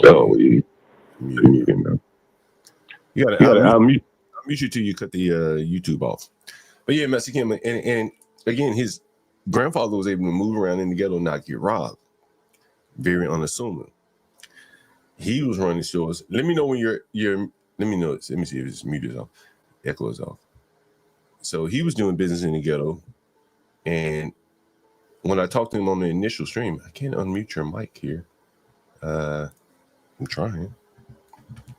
I can't unmute you. You have to unmute yourself. But anyway, so he was going in through the ghetto, Mexican, working in the ghetto, and he was telling me that he couldn't sleep at night. Nightmares, worrying about would they break in his stores. And I'm more or less quoting him there. James, you can jump in whenever you get a chance. But anyway, I just thought it was a good example, and he had logged in. He was waiting to get into a trade show about 6:30 in the morning. And anyway, I just think that, there were so many opportunities to do business in these ghettos, but you can't be afraid of, getting robbed and stuff like that. It will give you some nightmares. Master Kim, you still there? Yeah, hey, John. Yeah, John, may I add a comment real quick, if you don't mind? Yeah, go ahead. Now, so there's a term I want to say, stealing the football, right? In life, somehow, some way, you need to, at your job or go work for someone and digest and learn everything about that business. It could be the trucking business. It could be, retail. It could be public supermarket, to try to learn as much as you can so that you can steal that business model and either reduplicate. Because, for example, the vendor, the pricing, the credit terms. You learn as much as you can so that if the hammer ever comes the shoe ever drops, you leave with the customer list, you leave with the trade secrets, the business model, that nothing to get you in jail. But you need to be able to steal the football wherever you work. I'm using the word steal figuratively, meaning the business model. So when you leave that car wash and they say, fuck you, you're like, no, fuck you. You go get a partner. That's how a lot of white boys get into the bar business. They, they were a restaurant business. And not just white boys, but, they'll hook up with an attorney that's got the money. And but you got to steal the football. Because I did the same thing. I was in a fuel supply business. I understand the pricing mechanism, how to talk to Sunoco and Valerian, Shell, and then I went to a Patel. I know who my business partner is. I can't take it, and I know that Shell and BP, the big brand, they don't want another Indian wholesaler, but I'm not Indian, and I come from the industry. So I stole the football to get into the business, for lack of a better word. I didn't have the capital, but the strong partner did. And obviously we know that there's a price you're going to pay not being the strong partner, and you deserve everything you get. I deserve everything I got, not being the strong partner. While we have him up here, he seems like his connection a little spotty. I may have to mute him right now. Can you tell him the difference between how immigrants look at business or building for sale versus, say, how Americans look at it? I think this would be very informative for him. Well, yeah, so obviously we look at the cash flow as the lifeline of the family. Very few immigrants have got a 401. They can't go to FedEx or Pepsi to go get a job because the language barrier, they didn't graduate high school here, so their little credentials overseas don't mean shit. So to many immigrants, their only opportunity is to get in business. To skyrocket very quickly to the top. So they do business as a way to break poverty and to break the chance of being in poverty, to get to the top, if you will. So it's the lifeblood. So using 2007, 2009, when the housing the housing market collapsed, in a heartbeat, to let her house go to save her businesses. She had 2 stores at the time. She let her house. We did that whole wink, short sell it to a family member stuff. You know what I mean? But clearly, let any personal property go in a heartbeat to save that business. Hold on for 1 second, Mr. Kim. The only way you can sell a property to a family member is that family member has to be in a position to be able to buy it, correct? Word. That's exactly right. Right. So you got to have strong family members, right? Or strong friends, right? Yes. Right, that's right. For the get out of jail card, and whatnot. And the concept is to, like, all my homies, all my boys, they've never ever gonna hear money. But if I call them 3 o'clock in the morning from the county jail, they're going to get me out in a heartbeat because they know what type of person I am. I've never asked for favors. I got strong credit. I'm a very credible person. And for me to show my weak side, which I've never, or weak, right? And in fact, I'm just making, I ran out of money 2 months ago. I had a big chunk set aside. I ran out of money. I got nervous because my wife is opening up a new business, taking over a big warehouse.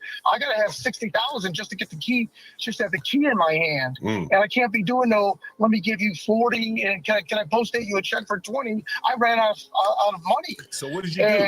So what did you do when you ran out of money? I'm thinking, man, I pieced it together. Someone owed me some money. I sold a hoopty that I had sitting in there. Just a bunch of little pieces together. Right. Yeah, and I ran out of some money, and I was embarrassed that I allowed myself to get in this situation. My Amex, Black Suit Defy, talked to them. I told them about my Amex was due on a certain day, and I was like, damn, I need to pay this. I've never made an American Express payment late a day in my life, and I was about to make one. I was like, what do I do?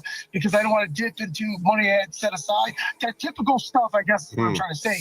But I've never called anyone to borrow money because I'm saving them for the big one. When some big stuff happens, shit, I'll be calling you a heartbeat, John. I know what you got. I'm kidding. John, I'm being a fool, man. I'm sorry, I was looking down. You know what's interesting? I somewhat take it a different way, Master Kim, to be quite honest with you. Maybe an echo. One of the things that I've done over the years, a couple of friends, people I know, I go to them when I don't need any money. I have gone to them when I don't. Interesting. Yeah. I say, hey man, I make them a deal you can't refuse. I don't need the money, so what the fuck, right? And I've taken that as a way to like build up trust with people when you're in a strong position, as opposed to coming to them for the big one when you really need it. And so what that's very well said. That's real slick. That's some real slick shit right there. I didn't even think about that. Or doing a partnership, going half on something, pay the back just so that I didn't think of that. Your way is a much better way. A lot of times, Mexican people don't have any play, but they got money. And oftentimes they're looking at you and they're like, man, I want to get in with John Galt, but I don't know how to ask him. Right? How do I ask John Galt to get in to make some play with him? And they're looking, they're paying attention. They don't want to get up and go to work every day. And so you just drop a little lure out there in good times when you're strong.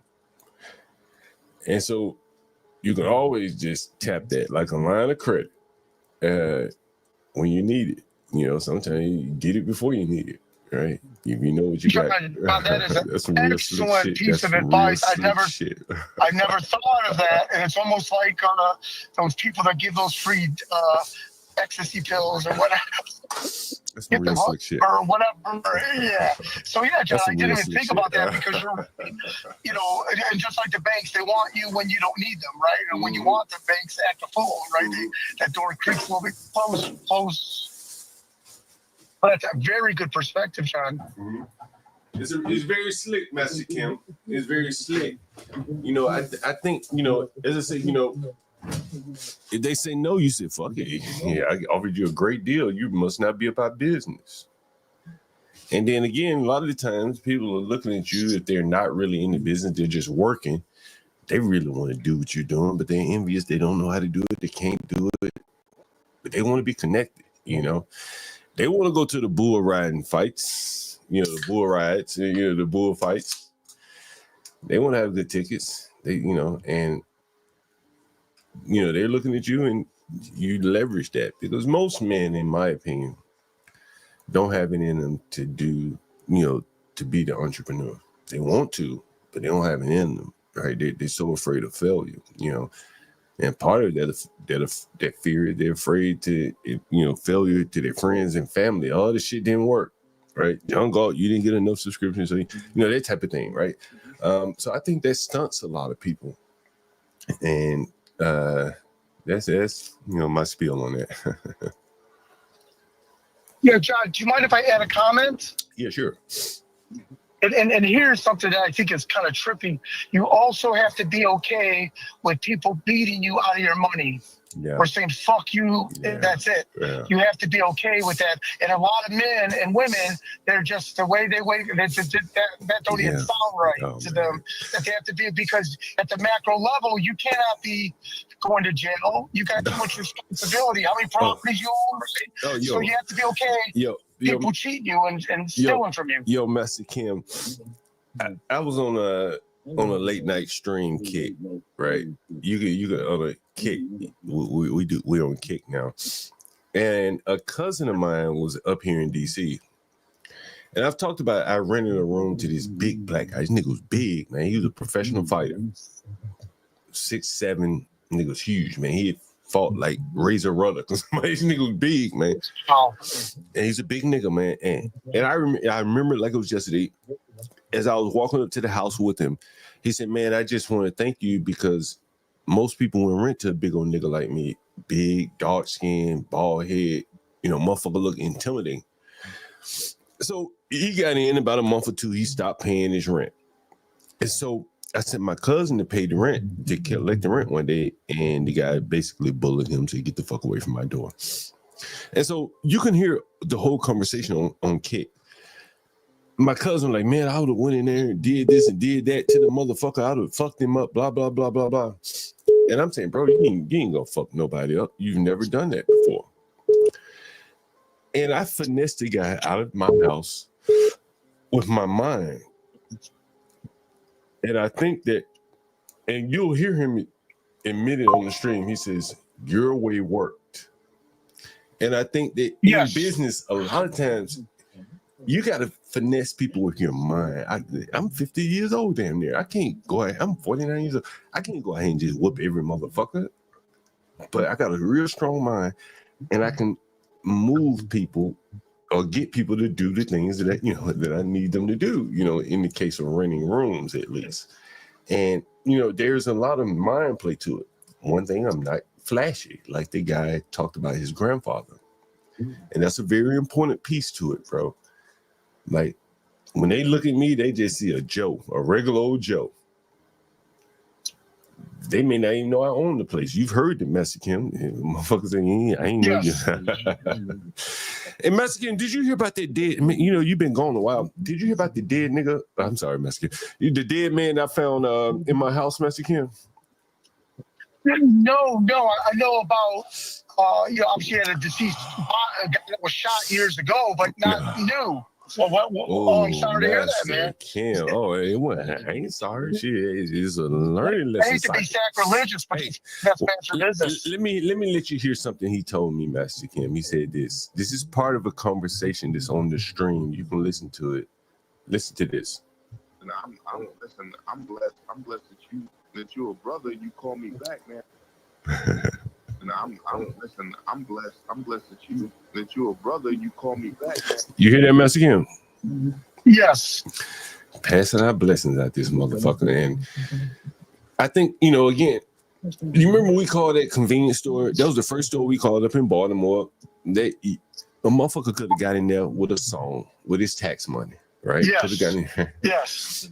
But the guy, Genius, that was on the stream, he's trying to, in my opinion, go the hard route, the much more difficult route. Selling something that people don't need is a very difficult business.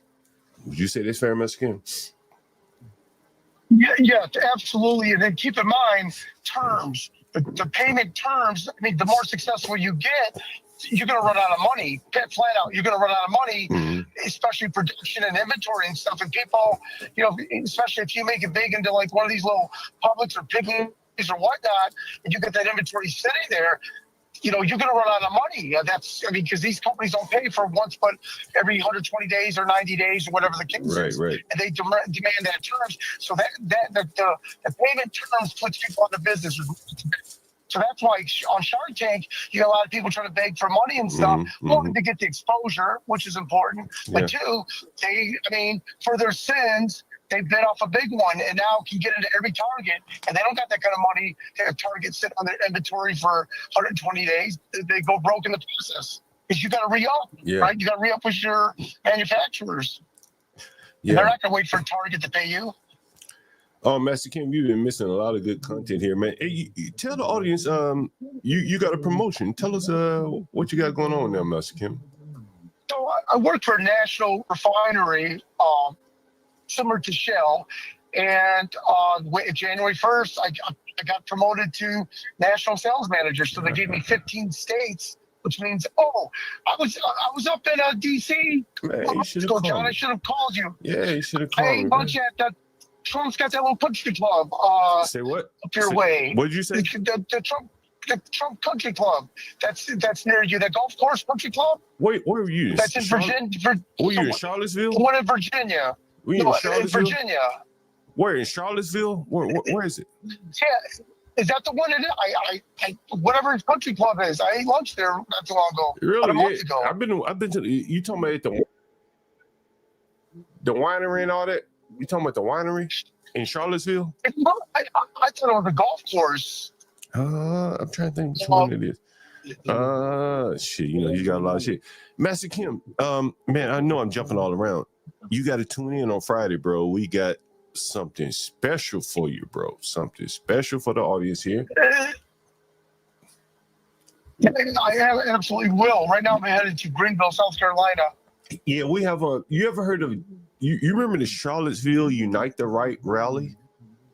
Yes. There was a guy who formed. I guess he was the leader of the rally. His name is Jason Kessler. You can Google him. I'll pull it up in a second. But anyway, he's on the SPLC website. And years ago, he reached out to me and he wanted to rent a room from me. And when he sent me, it was on Craigslist. And when he sent me the email, I said, damn, I recognize this nigga. And I kept his phone number and I kept contacting him, saying, hey, man, I would love to meet you, blah, blah, blah. And so I followed him on Twitter. And I don't know if he remembered reaching out to me or whatever, but he agreed to come on Friday, 8 p.m. Eastern. Jason Kessler. Do you remember that at all? Unite the Right in Charlottesville, Virginia. You know, is this Jason guy? Was he like a Navy SEAL or like one of those type of background people? Like, I don't know if he was a Navy SEAL, but you remember the whole saying, there were some good guys on both sides? Yes. Right. That was related to the Charlottesville rally. Yeah. Zane Wade, Jason Kessler, you guys have to look at the YouTube channel. Jason Kessler will be on Friday night, 8 p.m. with John Galt. That's awesome. That is awesome. Did a lot of so that was like a preemptive January 6th. Oh, you made the connection. Oh, you made the connection. I made the connection earlier this morning. Yeah, that was the pre-January 6th. Yeah. That was the pre-January 6th. Phony cases. Yeah. Hell yeah. And realize that the power of the slander is hard to get away from, you know? Yeah. That was a test run for January 6th. And again, Jason Kessler will be on Friday evening, 8 p.m. Tune in. John Galt and Jason. That's gonna be a beautiful thing. Hey, you missed Be Brave and John, Master Kim.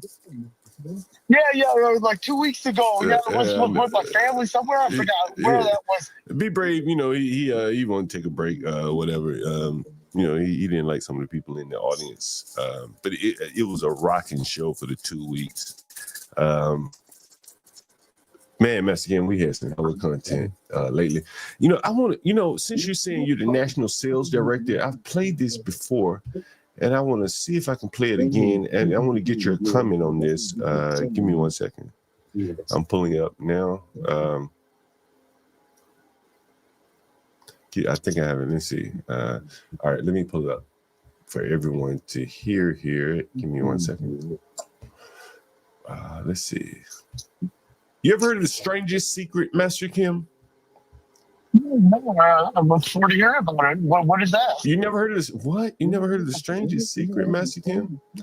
All right. No, is that a book or is that a movie? Or? No, it's a speech on YouTube, and I'm going to play a little bit of it, and I want to get your comment. The success is the woman who's a wife and mother because she wanted to become a wife and mother and is doing a good job of it. The success is the man who runs the corner gas station because that was his dream. That's what he wanted to do. The success is the successful salesman who wants to become a top-notch salesman and grow and build with his organization. A success is anyone who is doing deliberately a predetermined job because that's what he decided to do deliberately. But only 1 out of 20 does that. That's why today there isn't really any competition unless we make it for ourselves. Instead of competing, all we have to do is create. You know, for 20 years, I looked for the key which would determine what would happen to a human being. Was there a key I wanted to know which would make the future a promise that we could foretell to a large extent? Was there a key that would guarantee a person's becoming successful if he only knew about it and knew how to use it? Well, there is such a key, and I found it. A success is the school teacher who's teaching school because that's what he or she wants to do. The success is the woman who's a wife and mother because she wanted to become a wife and mother and is doing a good job of it. The success is the man who runs the corner gas station because that's no aiming point, no goal, no destination. We just start the engines and let it go. Yeah. I think you'll agree with me that if it gets out of the harbor at all, it will either sink or wind up on some deserted beach, a derelict. It can't go anyplace because it has no destination and no guidance, and it's the same with a human being. Take the salesman, for example. There's no other person in the world today with the future of a good salesman. Selling is the world's highest paid profession, if we're good at it and if we know where we're going. Every company needs top-notch salesmen, and they reward those men. The sky's the limit for them. But how many can you find? Someone once said the human race is fixed, not to... Since you've been promoted Master Kim, I wanted to play that. What do you think about that quote right there? I'm not sure if you were able to hear it. Oh yeah, absolutely. I mean, you could be and I'm not trying to degrade anyone by using such harsh language, but you could be a high school dropout, and if you get into sales and are smart enough to, because salesmen help pay the revenue to keep the company alive, as big as they get, So yeah, absolutely. Sales is something that, and I hate to put race into this. Just trying to use an example. Yeah, some you of the can talk best freely over salesmen here. some of the best salesmen are African American because they're used to, they know how to talk to people. They know how to get people to crack up. They, and I mean, if you look, they're completely two different cultures, white from black, right? And I'm talking like white males don't know really how to hit on women at a bar versus a black guy. Well, he's not shy. He's focused, understands the law of averages, right? And so the reason I put race into this is just simply for the fact of that extrovert personas that is part of African American culture.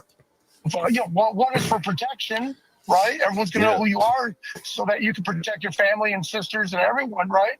But that extroverted personality and humor is excellent in sales. Absolutely excellent in sales. Master Kim, I've told this story before. I was in Louisville, Kentucky on the Bourbon Trail, and it was a black man that was our waiter at a restaurant.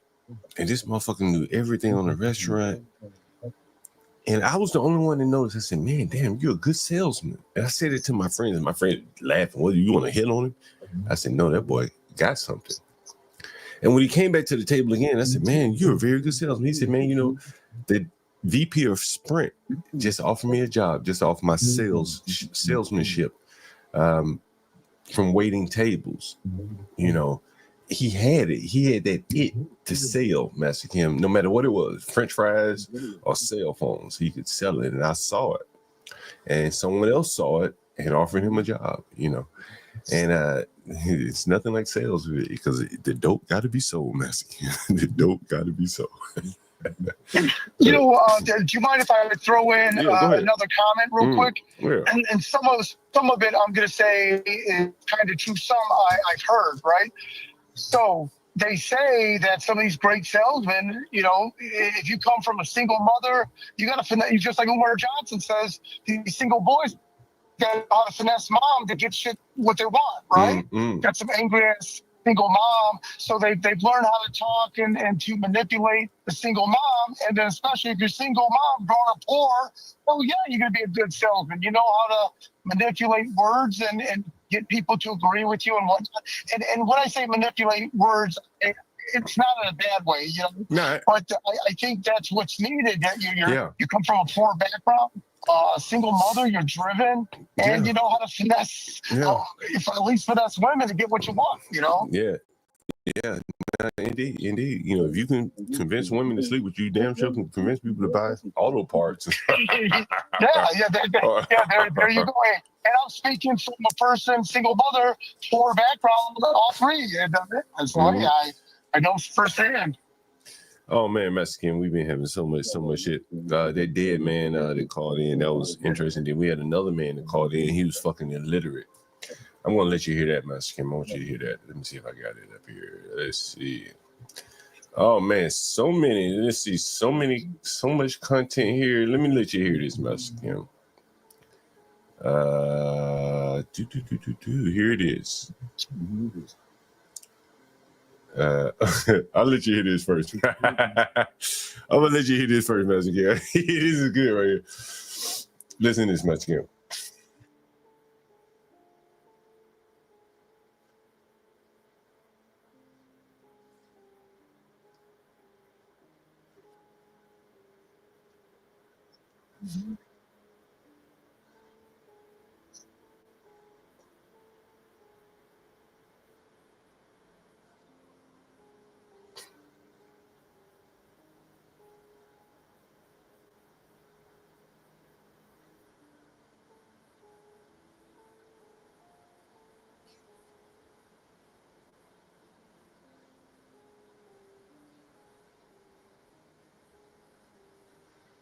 You heard that, Mexican? And Mexican, we got this right, man. We had so much. Yeah. Let's see. And then, hey, John, if you don't mind me asking, how is HB? How's Portia? Are they still part of the show? Or? Yeah, everyone's doing well, man. Everyone's doing well, man. Everyone's doing very well indeed. So I've not checked in a while. But yeah, please let the listeners know that have never heard of me before, that the reason I'm called Master Kim is a play on fake ass Asian karate, and the Koreans with the taekwondo, Master Kim. That's where that comes from. And so oh damn, Master Kim, people saying they didn't hear it. Hey, people saying they didn't hear it. Did you hear that? Let me play this one for you, Master Kim. Hold on. Let me play it. We've had so much content you've been missing. Listen to this. Yeah, lucky, bro. I love God, bro. I love God right now, bro. God, how the fuck you get on them dippers, bro? What made you take that shit? That shit because one day I met a little white joint, and she like the dippers and shit. So when you interacting with that type of lifestyle, because I used to be in the streets and shit. So I met this girl, she like the dippers, and I went to go get her some dipper from the person I used to fuck with uptown and shit. So I bought it to her one day. She was like, "Oh, I want you to hit it," and I'm like, "Damn." She like, "Hit it, test it out," and I'm like, "Nah, I don't smoke that type of shit." Yeah. So she like, "What the fuck you on? Like, is you the police? Smoke this shit, tap it." Yeah. So I said, "You know what?" It was like not a peer pressure, but it was like when she said, "Damn, what you the police?" It made me feel like, "Damn, let me show this bitch I ain't no police ass nigga." Right. You know what I'm saying? So I smoked it. I was high as shit, and then we started being intimate. She started getting me. So she finally gave you that ass once you hit that dip. When I hit that dipper. Yeah. Damn. And then Mexican, we got this right here. This is a call that came in on one of our live streams. Illiterate black man, 34 years of age. We bring you some of the rawest content here on YouTube. Take a listen. We think you'll like it. Yeah, okay. Damn, you ain't never tried to do Uber Eats and nothing like that? DoorDash? Nah, I can't even, man. I can't even drive right now, man. Why not? Well, your license fucked up? Nah, my license, I ain't never had license. I can't even pass the motherfucking test. Oh, that's because right. I can't stay focused. I can't focus, man. Right. And then I get so nervous. I'll probably pass. I'll be almost about to pass it. And then something just lock up in my brain. It's something mentally with my brain, man. Nigga, I bring you that dope.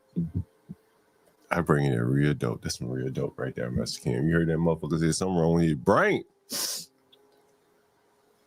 Yeah, I hope that man lives home with his older brother or mom or someone to help guide him and make sure he's safe. You know what I mean? You got to listen to the entire stream. Mr. Kim, he said, "Man, I don't have any family. I ain't got shit." You know what I'm saying? Like, I ain't got shit. You know what I mean? And he was in a homeless shelter. And he said his feet had balled up to like a fucking knot. And I guess they had to put a screw or something in him, and that shit caused an infection. He damn near died. You can hear the whole conversation, man. Amazing conversation. You know what I mean? Very interesting. Yeah. That's just crazy. And then we've had the Africans calling in. I mean, they're doing very well in this country, relative to, say, the Black Americans. And it's so interesting as a landlord, I get to see this dichotomy right here on the street level, at the housing level. So it's very interesting, Mexican. Some interesting content we've had thus far, So tell us, what do you... go ahead. So one thing I wanted to talk about, obviously, I know that you guys have obviously already talked about, a lot of these Latinos are lockdown. A lot of them don't even want to leave the house. Really? Is that what you've seen in Georgia? Yeah, all my Latino friends, because they all text each other, Snapchat each other pictures of raids and stuff, and they're saying that a bunch of legal Latinos are being scooped up too, because there's that daily quota that ICE needs to make, and they don't give a fuck. If you don't got your license on you or something, you could be legit. They're going to grab you. Because they want to get that daily quota. And, now these could be some people crying wolf and acting a fool or whatnot, but some of it's legit. But yeah, they're doing strong enforcement right now, and all these Latinos are being, you know, and you know, they're being as they know what time it is, you know. Really? And I look Spanish. You saw me, John. I look Spanish. Yeah. So yeah, he's a so brother, I'm talking like an okie dokie white boy, you know. But that's really impacting the Hispanic, where they're not even leaving the home. You know, it kind of reminds me of like the hood shit. If you got a warrant out, you don't leave radius near mama's house, right? So no, these Mexicans aren't even leaving the house. Really? Wow, then that's interesting. Yeah. So what are the construction sites like? What are the construction sites? So the construction sites have slowed down a bit, but this is a very interesting economy where some people are slow and some people are just not missing a beat. You know what I mean? So a lot of the Latinos also are going right to the border as well. Because keep in mind, I would say ICE is. Can you imagine? You get caught on the street, you get put in custody immediately. You don't get to go back to your home and grab your luggage. You don't get the, all these people, you're never going to see them again. Right? That, at least if you commit an open murder, you will get bonded. You will likely get the bond out, right? And you get to go back, handle your affairs, or talk black, have people take care of your shit. You know, versus you get deported, your life is changed immediately, as it should, right? As it should. Yeah. We get caught in Canada, they're going to arrest us immediately and deport us, you know? Or in another country, because you're not given the courtesy of like, I guess, civil criminal law here, where you get to, seek legal counsel and ultimately try to petition to bond out, you know? Mexican, what did you think about the Trump-Zelensky meeting? You know what? I'm a Trump supporter top to bottom, but I thought he's been a little bit of a bully, because these people are weak. They've had their country torn apart, but Trump is trying to speak for all Americans. You know what I mean? So I felt he's been a little bit of a bully, but hey, that's our boy, and he's got defenders. You know what, Mexican? Acting too weak. You know what, Mexican? The way I saw it was, Trump is a real estate guy like me, right? And we had a little, situation here, on the panel. I'm like, and I could have shut it down, but I just let it go for a bit. And I saw it as a teachable moment. I sent a couple texts. I said, I'm not going to shut it down. I'm going to let it go. And so when Trump was talking to Zelensky, typically in America, these type of conversations would be behind closed doors.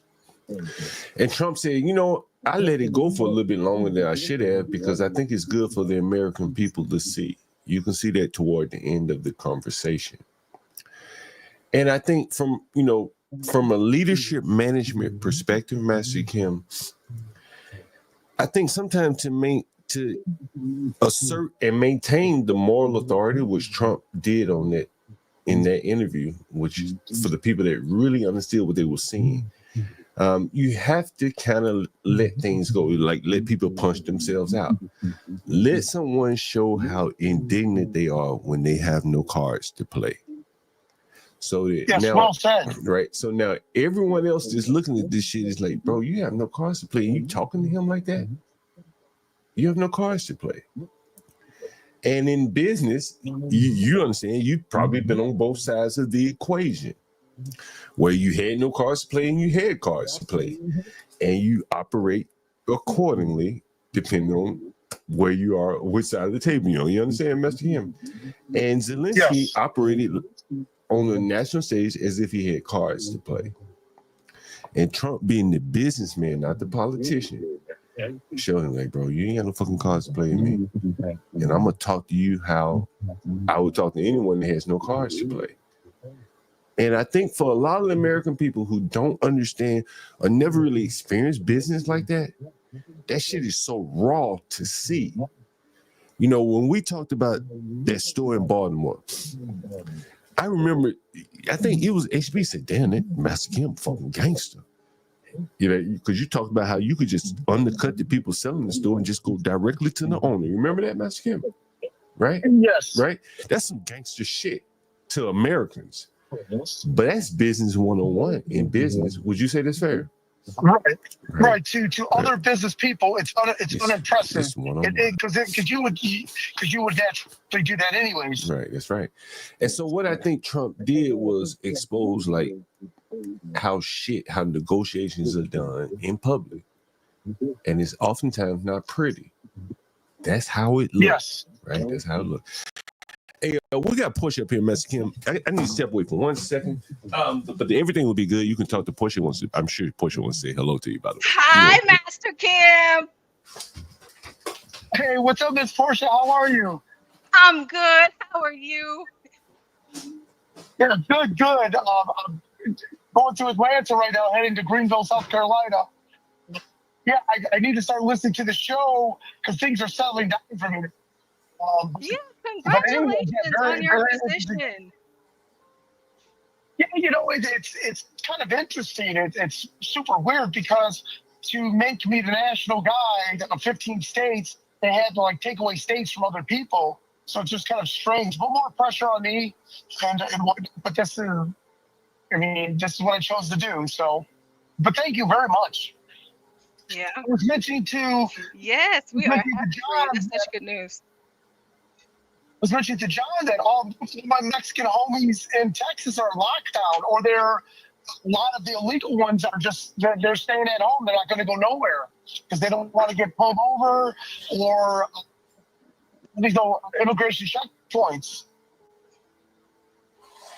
Yeah, I've been reading about a lot of that, and a lot of these people they're just hiding, hoping that things will blow over, but they won't. Yeah. Yeah. And then all those. What do you think? Do you think they'll blow over?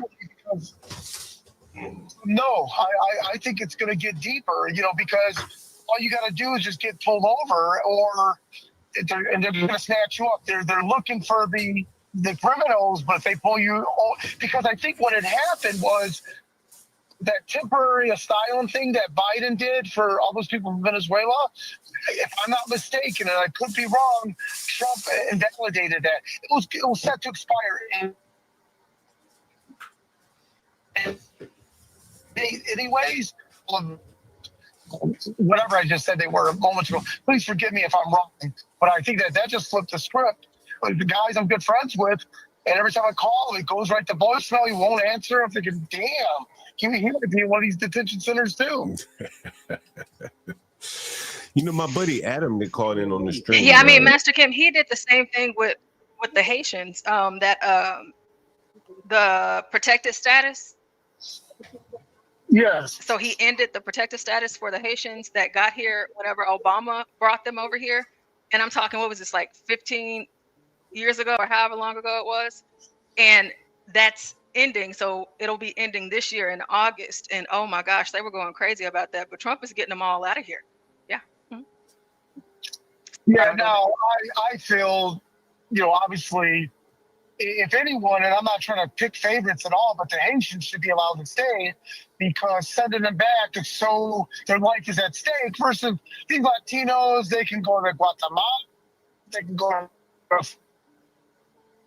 fucking Latino life. These Haitians should not be sent back because it's sending them back to hell. And I shouldn't say that, and nothing against Haitians, but they deserve to stay because it's like sending people back to Iraq. You don't want to do that. I don't know, Master Kim. I think that's a bad situation altogether.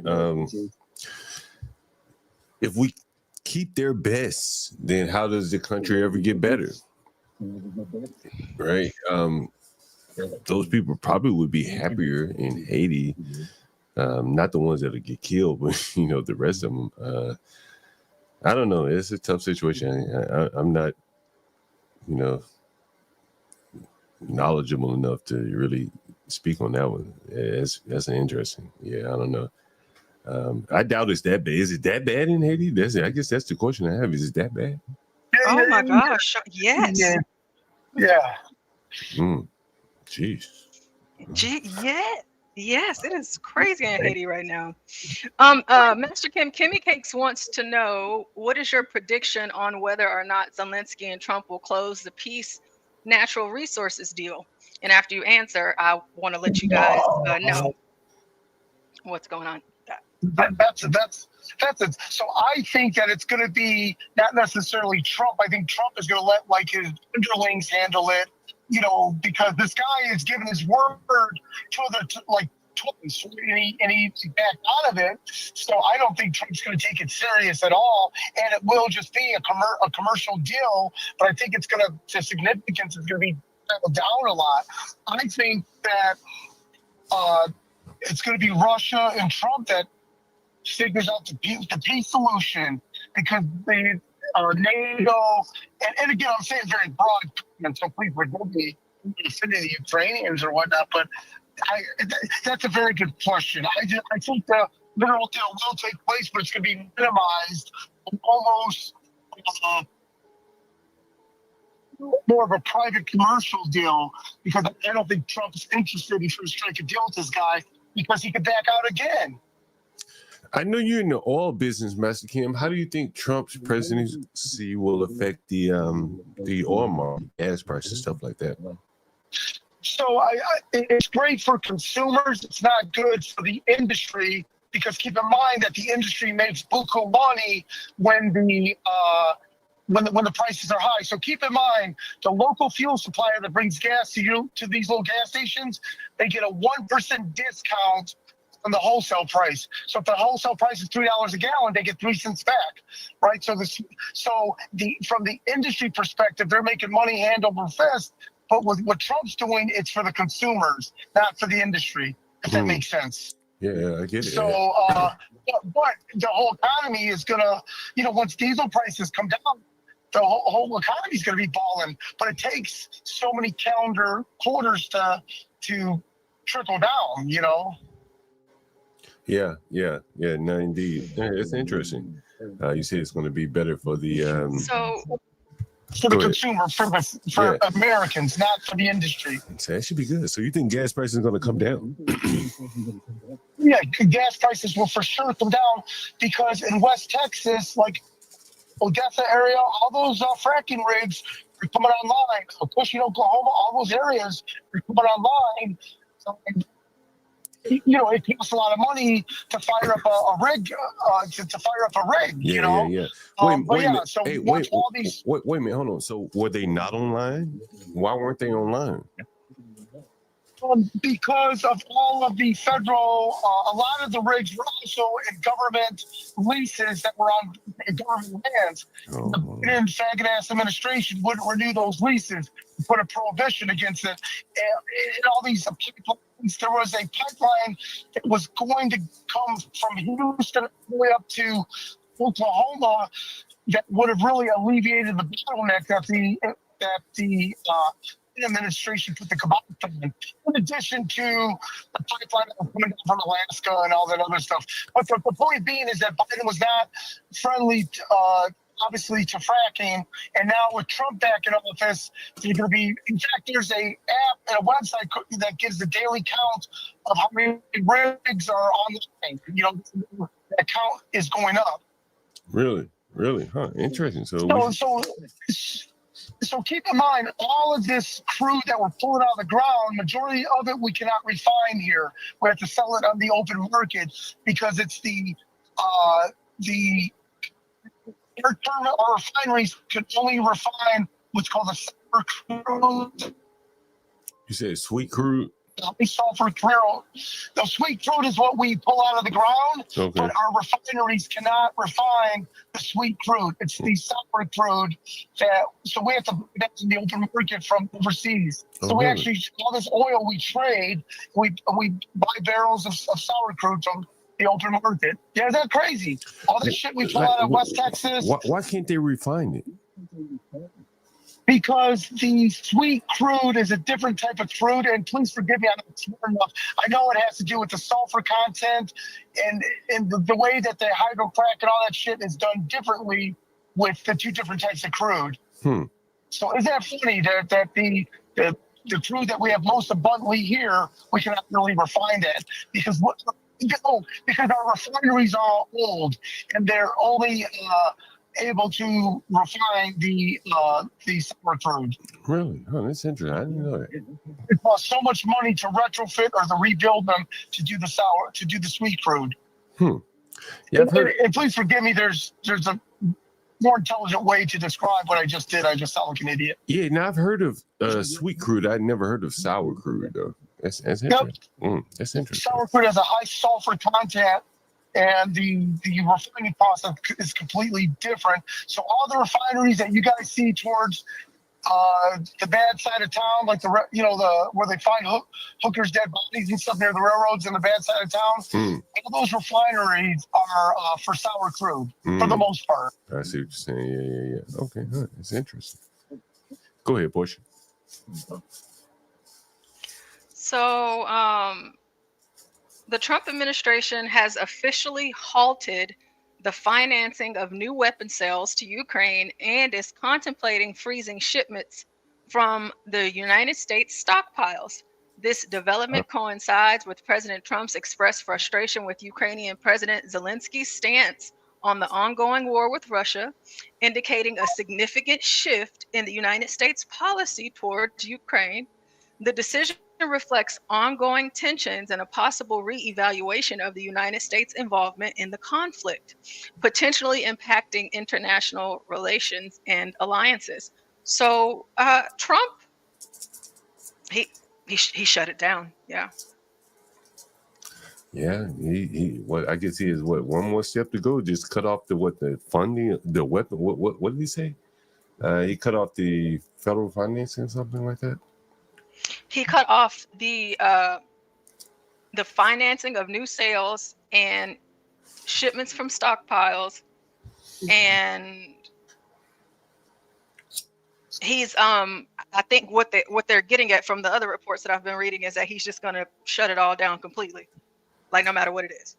Walzing and tighter on Zelensky. I think he's going to have to step. All of I think he's going to have to step down at some point, man. Master Kim, when are you going to come back on the panel, man? We're missing your business expertise there. People are in the chat saying, when is Master Kim coming back? Yeah, pretty soon. First, I need to get updated. I need to go watch a lot of your episodes. So I brought up to speed and stuff like that. You can't get up to speed. One thing I did want to mention earlier when you mentioned spices. Keep in mind, Black Suit Defy has got a spice business, and he also gets shit manufactured overseas unrelated to spices. So he is an excellent resource for the gentleman earlier that was talking about spices. Yeah, I think you're right. Someone wants to know, will gas prices go down in California, Master Kim? I don't think so. It's slightly. They'll go down slightly. Well, California has always been always on the high end because of local regulations, stuff like that. But Newsom has got these weird things that just to defy logic. There's nothing that can compete with the combustion engine or the compression engine, which is diesel, right? There's nothing that can compare with the torque or everything. All this battery powered shit, all this hydrogen, all these other weird don't get me started. concepts are just inferior, and everyone knows it, Yeah. So, so the gas, best way to save money on gas is go get you one of these easy pay cards and get the Upside app. The app on your phone. Dog, you'll save like 15 cents a gallon using those two apps together. Really? But that's the best way to save money on gas. Is that those cards that are tied to your bank account, so it's almost like a debit card. Yeah. So Circle K has something called the Easy Pay card, and the price is generally going to be about 10 to 12 cents off a gallon. But you use that with that app called Upside, Get Upside, where it geo positions your. Oh yeah. That you're there. Use those together, dog. You're saving 20 cents a gallon. It's tremendous. I want to read a tweet for you, Master Kim. I know. Here's one that's interesting. I thought about you. Let me see if I can share my screen here. Check this out, Master Kim. This is in Dallas, Texas, by the way. I'm going to read the So this is a tweet from Dylan Patel. I'm not sure who this is. Dylan Patel. Looks like he's in AI semiconductors or whatever. And the tweet says, my cast Luva Patidar Samaj volleyball tournament in Dallas is unreal. 8,000 people are here out of 40,000 people in the U.S. Everyone from a part of Gujarat and same way of life in the U.S. Literally everyone here owns a motel or gas station in rural America. Look at this shit. Well, you can't see it, Mexican, but geez, Louise, look at this. A big-ass convention center full of Indians in Dallas, Texas. Everyone owns a gas station or a motel in America. And here's some pictures of this. Here's some pictures here.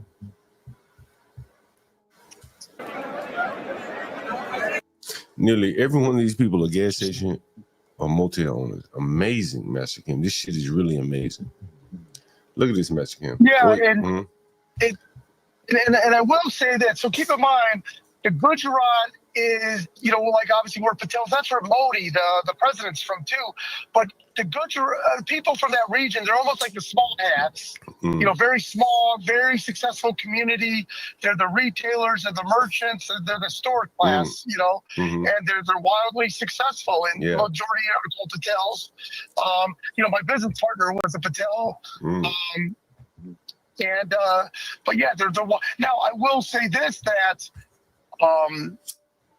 they're just like we'll talk about SEC football, like between Alabama, Georgia, these homies, they talk about Dunkin' Donuts or zoning permits or liquor licenses with the exact same excitement and the exact same focus. Like Howard's talking this shit about, who's smarter than who? Oh, you're dumb. You should, because of 3 acres, because you can get this or that, or the blah, blah, blah. So they're very hyper-focused on business, and they're very successful. And this is very important. They're race realists. And what I mean by that is they will hire white and black people to work their hotels so that you don't know that it's Indian owned. So they get it. They understand that there is an acceptable level of racism against their own culture. And they're not even trying to mess with it or accuse anyone of being racist. They just, fuck it. They want you to think it's owned by white and black people or a corporate store. Here's a sentence from a tweet from a Patel. Not that I really care that much, but having a broad community that is tight-knit with shared experiences is awesome. Tight-knit, shared experiences, broad community, awesome. What do you guys think about that? What do you think about that, Master Cam? So I think I'm going to give a little pushback, right? I think it's better to live the American dream, right? A normal American and not live just within the Indian culture, because that's not the rest of America. To have the bar fights and have the wild events of whatever it is to be an American, I think that's far more valuable, because this Indian clique is going to be with you everywhere you go, and you need to be an American to defend your family, and that's the only downside of a lot of these cultures, even the Koreans. They'll shield their children, to put them through pharmacy school and all that shit, but they're not much of an American. And I think for safety and networking and everything, man, I will say this: all these people become successful, but the first thing they do is hire a bunch of white and black people to be the face of their companies, because so the point I'm trying to mention, as this guy is trying to say how blessed he is to be part of this tight-knit community, I don't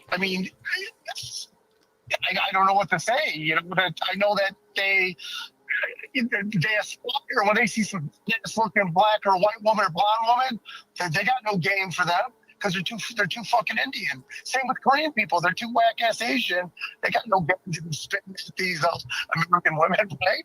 So they it's just one dimensional. I'm saying a very general kind of get angry, but I've lived the American life. All that whack ass Korean shit, wasn't anything my brother and I embraced at all. That's interesting, Mexican. Very interesting. The Indians are making their way here in America and doing very well, and they are in a tight knit community, and it seems to be working very well for them so far.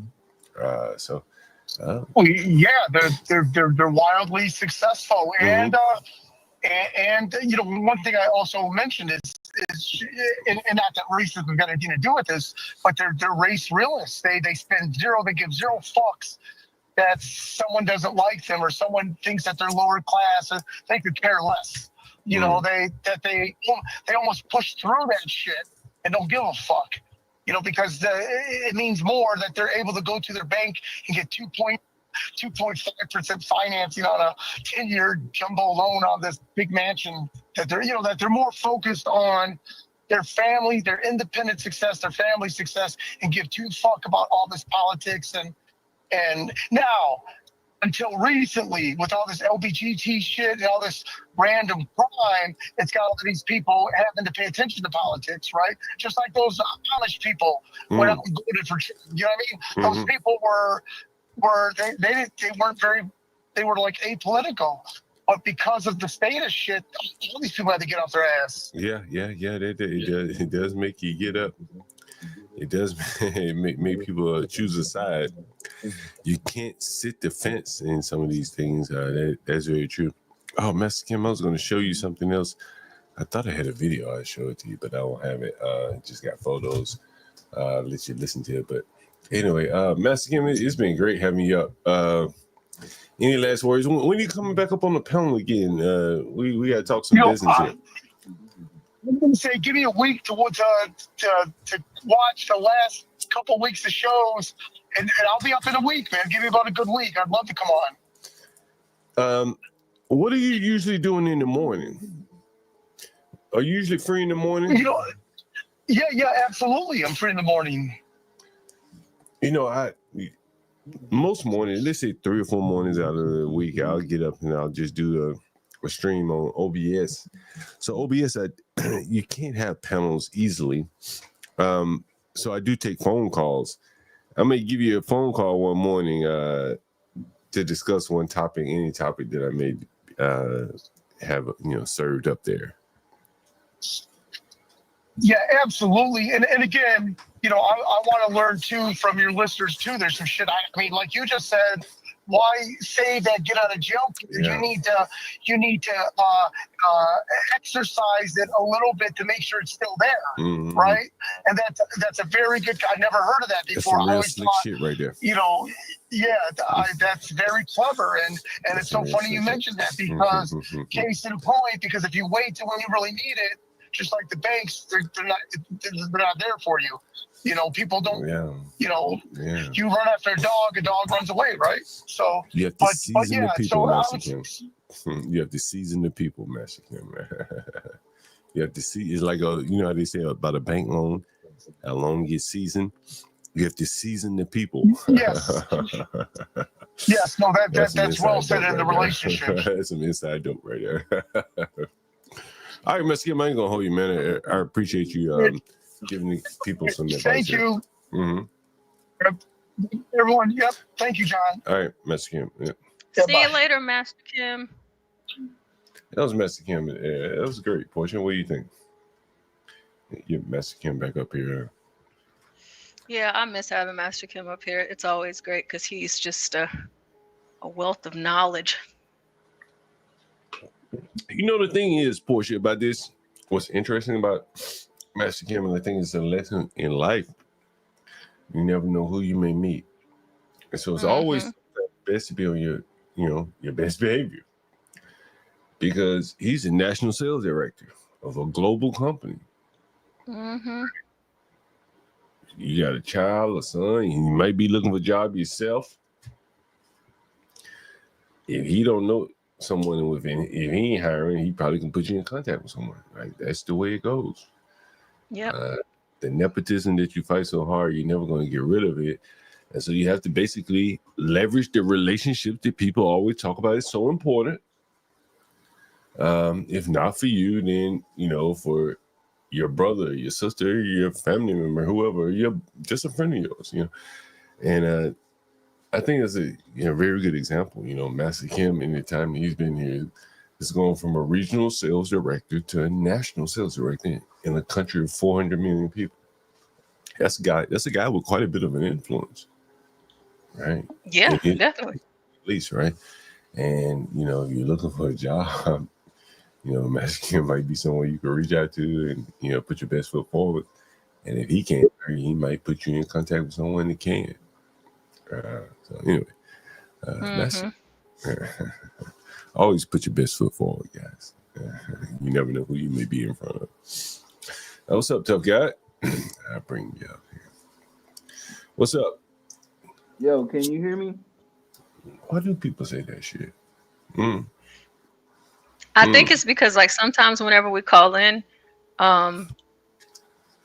we can't always tell, or you know how sometimes I'm trying to connect. StreamYard will I'm cut trying to out. connect my Bluetooth, and then I don't know if I sound far away. Some people say I sound far away, or my Bluetooth You do sound far away. You do sound far away. Hold on. Hey, Nightish, man, come up on the panel, man. You know, man, you know, because the last time you up with me and Be Brave, bro, I don't want you to, you know, we were doing a show, bro, so it was kind of a shtick, to be quite honest with you. And you know, I had been on a panel, I think with you, maybe I was on your panel, and I didn't want you to think that, damn, this motherfucker's just rude, and you know. So come up, man, and you know, love to have a conversation with you. I've watched your shows a few times and seen you on other chats. And, I had a couple questions for you. So come up, man. If you have time. If not, let me know in the chat so I won't keep badgering you. What's up, tough guy? I'm just trying to fix my damn microphone. Hold up. You sound all right right now. Yeah, I'm just trying to fix my damn. That's why I was trying to come on to see if I could connect my Bluetooth. So we got the fucking test case. So we your test case right here. Yeah, basically. That's no But yeah, how y'all doing today, man? What y'all been up to? Just one day at a time. I don't mean to answer for Portia, but one day at a time. Yeah, go ahead, Portia. Sorry about that. No, I'm here listening. Oh, you know what, John? Let me go back really quick. On the I was wondering if you were still going to do I don't know. I guess it went away. I thought you had a show scheduled for tonight. Oh man, shit. You know, I might jump on there and do something. Let me see what I got scheduled. A lot of times, Portia, I just had thoughts come in my head. I'm gonna do this. I'm gonna do this. So I schedule this shit. I got one. Oh yeah, believe me, John. I know. That's why I'm asking. I just created another one. Let's see. Let me. Oh yeah, it's the one that says I just created another one. Are blacks too sensitive on race? Well, that was done. See, so what happens is Black parenting debate. So what happens is so I'll create them on StreamYard, and then in OBS you have to go in and then select the broadcast, and so you select one that's already created, but it doesn't. Whatever StreamYard doesn't know that you've already created that stream, and so it's left. It's like in software terms, what they would call an orphan. If Richard's in the audience, he'll know what I'm talking about. So that stream in StreamYard is left orphan, right? So sometimes I go through there and periodically delete them. So I've already done the stream, but y'all can hear me now. I'm good now. It connected. Yeah. But it's orphaned on StreamYard, so I'll go through and delete it. But I'll create it in StreamYard. Like I just created one in StreamYard. I may do it on OBS, may do it on StreamYard, but it's easy to just do it. It's easy to do it in StreamYards versus OBS, because in OBS you can just select it. Oh, okay, the Trump Bitcoin strategic reverse. Did I say reverse? Okay, so I see the one that you just created. Hey, do you be smoking indica or sativa, And then John? here, so Hold on, talking. Talking. Go ahead. Strategic March reserve. 3rd. You know, Portia, we did. I went back and looked that shit up. It was exactly about 6 months ago. I was real skeptical. You know, I hear Rashu coming up. He explained it. He can't really explain it enough for me, an older guy. But when he selected JD Vance, I said, "Yo, they Bitcoin gonna fly." And I did a stream about it. I'm like, "Yo," I did a couple streams about it. It did stable coin, Bitcoin, the Trump strategic reserve. That was 6 months ago. And I think Crack was up here the other day. He was like, "Yo, Trump just announced Bitcoin, Solana." Looked into it. That's what I'll talk about at some point. You could have made a lot of money if you listened to us 6 months ago. Oh, yeah. Let's see. Let's see. What's up, John Galt? Portia, for your show earlier. Hi, Nightish. What's going on? Oh, and hey, Chris Reid. I feel like I don't see you as much anymore. Yeah, what the hell, Chris Reid been, man? We always put your comments up when you come in here, Chris Reid. Wale and Kimmy Cakes, I will be bringing karaoke back. You know, it's been a minute, but we'll be getting back to karaoke. Don't you all worry. But you haven't seen Chris Reid in a while. How's business going, Portia? Oh, everything's going good my way. I don't have any Very good. complaints about anything. How are you? Oh, good. Good. I moved. You moved? Where you moved to? I didn't show y'all. I showed us, Stanley. You may have shown that. I may not have been up here. But you moved? You moved out with your roommate, or did y'all move together? No, he moved and I moved. Okay. So I got my own spot now. Oh, okay. Shit. What's the rent like out there, motherfucker? I know the rent. 18. Shit. 18. For what you got? A 1-bedroom or studio? Studio. Jesus Christ, San Diego. But I do have a washer and dryer, and I do have my own bathroom. So. Yeah. Hell yeah, that own bathroom. I tell you, that shit was sell. That still sell the dope right there. That's what it sells. Yeah. I don't like sharing with nobody, dog. It's the shit after another motherfucker. Nobody. Fuck that. Only thing I share is the laundry. Bluetooth pairing. The laundry. That's it. But it's free. I know you ever like that shit. Yeah. Yes, California's a little different, man. It's just expensive. If I was living in where I'm from, I'd have a big ass house with a basement and a drum room and a studio and all type of shit. But you know, I live in California, so as soon as my baby 18, I told her I'm out. How the hell you end up out there, man?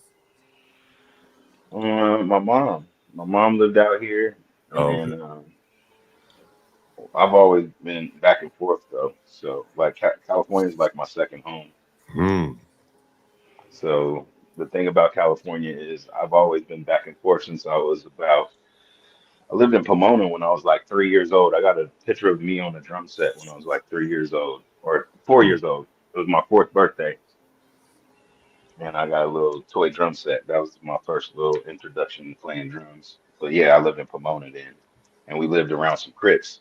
I remember that because I had a cousin Rico, and the Crips, they sprayed his hands with blue spray paint because he didn't want to join them. So they kind of like jumped him and sprayed his hands with blue spray paint.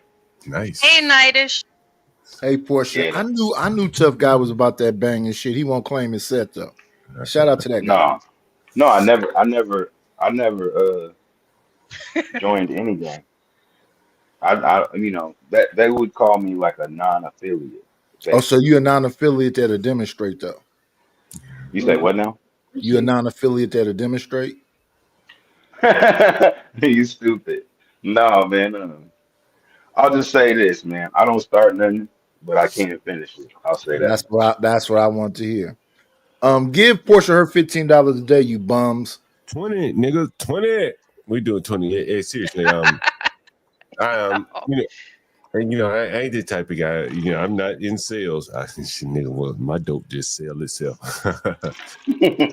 It's very uncomfortable, terrain for me to do. As you heard me talking to the guy about the spices, and I'm glad you reminded me not this. Guys, honestly, and I'm giving you a spiel again. And I wouldn't ask for myself, but I will ask for a woman. You guys, you come up, we see the views, the clips, you see all the work we put in. We see the guys that show up in the chat. Support our lovely, wonderful editor, Portia J, to makes it all happen. As I said, Portia, these motherfuckers probably wouldn't believe that we have a Slack. We have, 4 or 5 hosts? And we talked about how much money people could have made just talking about Bitcoin 6 months ago when Trump chose JD Vance. I was like, yo, that's it right there. Bitcoin's gonna go. But anyway, You believe in that? Yeah. Doge and Ethereum and all of them. I don't fuck with it. But Thank y'all. But I tell you this though, Nightish, and you should come and listen to Get Cracked, because Get Cracked is very pragmatic about this shit. You understand? And nigga, believe it or not, motherfuckers. Did you call me a nigga? I'm just talking. I'm not talking. I'm not calling you that. Don't believe it or not, there are people that do, and they create the volume that creates the market. Mm-hmm. So suspend your thoughts about is it real, is it not? I can't do that, so I don't fuck with it. But I have a strong enough understanding of finance that if you got volume, nigga, you got a trading market. Mm-hmm. And Get Cracked is the guy that said, fuck it, I don't give a fuck if it's real or not. I'm gonna trade it. I don't either. Because if I bought it, if I bought it and they think it's real for now, I would buy something with it, something real with it. Well, so if I can buy Doge at this mark and it takes my regular money and it doubles it, I'm gonna buy something with that Doge or the Ethereum or whatever one it is. It's the same way Get Cracked is saying, but I think most people don't even know what the fuck Doge, Ethereum versus Bitcoin, and that's why I did streams about stable coin. Most people never. I mentioned stablecoin on nigga County. Man, I don't want to talk about that. I just want to talk about Bitcoin. That shit was going up. But then someone like Get Cracked, he'll tell you something like the milkshake theory. You ever heard of that? I never heard of that shit, bro. You ever heard of that? Mm-mm. But what about Brick? I think if Kamala had gotten elected, I think BRICS would have had a better better opportunity. I think you think they on brick ass, that ain't gonna work out. I'm sorry. You think that America's on brick ass to stop it, to destabilize it? I think that Trump is going to curb a lot of that green energy shit. And as the guy that just called in, Master Kim, he talked about the sour crude energy that America does have, oil that America does have a lot of. And it's just a matter of changing course from this green energy shit that the BRICS could not buy into. Now, I've been to Africa many times, bro. That green shit don't sell in Africa, bro. It wasn't going to work here either because they can't get enough electrical cars out there or stations to fuel them and all the other stuff. So their problem is that, and what they're going to do, how many windmills can you put up? I mean, fuck windmills. I mean, you're going to have to go to oil at some point. Oil, I think, is be the base of it all. And some of them really want to go to nuclear power. But the bigger problem is you're not going to be able to convince the African countries to jump over the cheap power of electric, oil-based power. And I don't know a lot about this industry. I used to work at Con Edison, I should. But you're not going to convince them to jump over. In many of these countries, they have oil, like Nigeria. Mm-hmm. You tell them niggas to jump over what they got in the ground and go chase some white man's scheme of green energy. I don't see how that works. Their problem is the same problem like in America. They have too much infighting. They got their they got their soldiers or those people over there that China might come over and give some money to, or whoever might come over and give some money to, and the people really don't have any say. So whoever it is over there that got the weapons is the one that's dictating everything. That's why they in so much debt. But at the end of the day, Africa problem is they don't understand what they have, and they still. It's just like it's almost like they primitive still, because like these people didn't understand here ownership. I don't think they understand ownership either. But at the end of the day, you know, I've been over there, man, bro. Listen, I've been over there, motherfucking in light squad. Damn, when the lights come back on, I don't know. You can't run a business like that. You need you need refrigeration. You don't know if you're gonna have refrigeration. Sometimes they'll tell you. We had a guy, John. We had a guy from out here that was a rapper. His name is JT the Bigger Figure, that went out there to Africa to live. He was digging wells still. Yeah, and I knew, you know, I was there so long, and, you know, I got to know a lady. She was running the store. I know JT from the Bay. Yeah, he's from San Francisco. And I never thought about the consequences of running the store when your power could be out and you need that refrigeration to keep your products. You know, your power could be out. You might not have water. It's destabilized, and that's the problem. So even if you got money, what can you do if you can't be consistent? Well, you can have generators and shit like that, but again, that you need oil base. You need gas. You need gas. Or they have solar powered generators, but they don't have big solar power generators. Yeah, what you want, man? Man, I was on my motherfucking scooter today and fucking ran out of energy 2 blocks away from home. I had to push that bitch. And I think they said something there's electric anxiety. You know. Well, that's what it be. That's what I'm saying. They don't have enough stations to charge it, and it's too far away. So like that was your issue, right? So that's the issue here. So when they start talking about windmills and electrical power stuff, unless you had them at everybody's houses and you got them every mile, every 5 miles, every 10 miles, something that's reliable, all that stuff is going to take too long to happen. So they're going to stick to what they already using, gas and oil. Who got time to sit there and charge your shit, man? Gas your car 15 minutes or 2-3 minutes? Yeah. Fucking, you know, like, you know, I just don't think it's sustainable. I think for the wealthy people, you know, let me back up. You ever been to Europe before? Who, me? No, I haven't left California. Man, so. Oh, I went to Oregon once. All right, so I'm an Alabama nigga, and most of the time we eat inside. You know, you go to a restaurant, fucking eat inside. When I moved to New York, that shit was kind of cool seeing people eating outside. You understand? You know what I'm talking about? Little cafe. Yeah. She knows what I'm talking about. But that shit not as authentic as when you go to Paris. Them niggas really eat outside. Like, that's their culture. Amsterdam. They do it out here too in California, bro. What I'm talking about is that New York mimics kind of Amsterdam. You know, Amsterdam, there's an Amsterdam. I think Harlem there's a Harlem in it. I got a picture. There's a Harlem in Amsterdam, the real Harlem. So that's a laissez-faire society, though, right?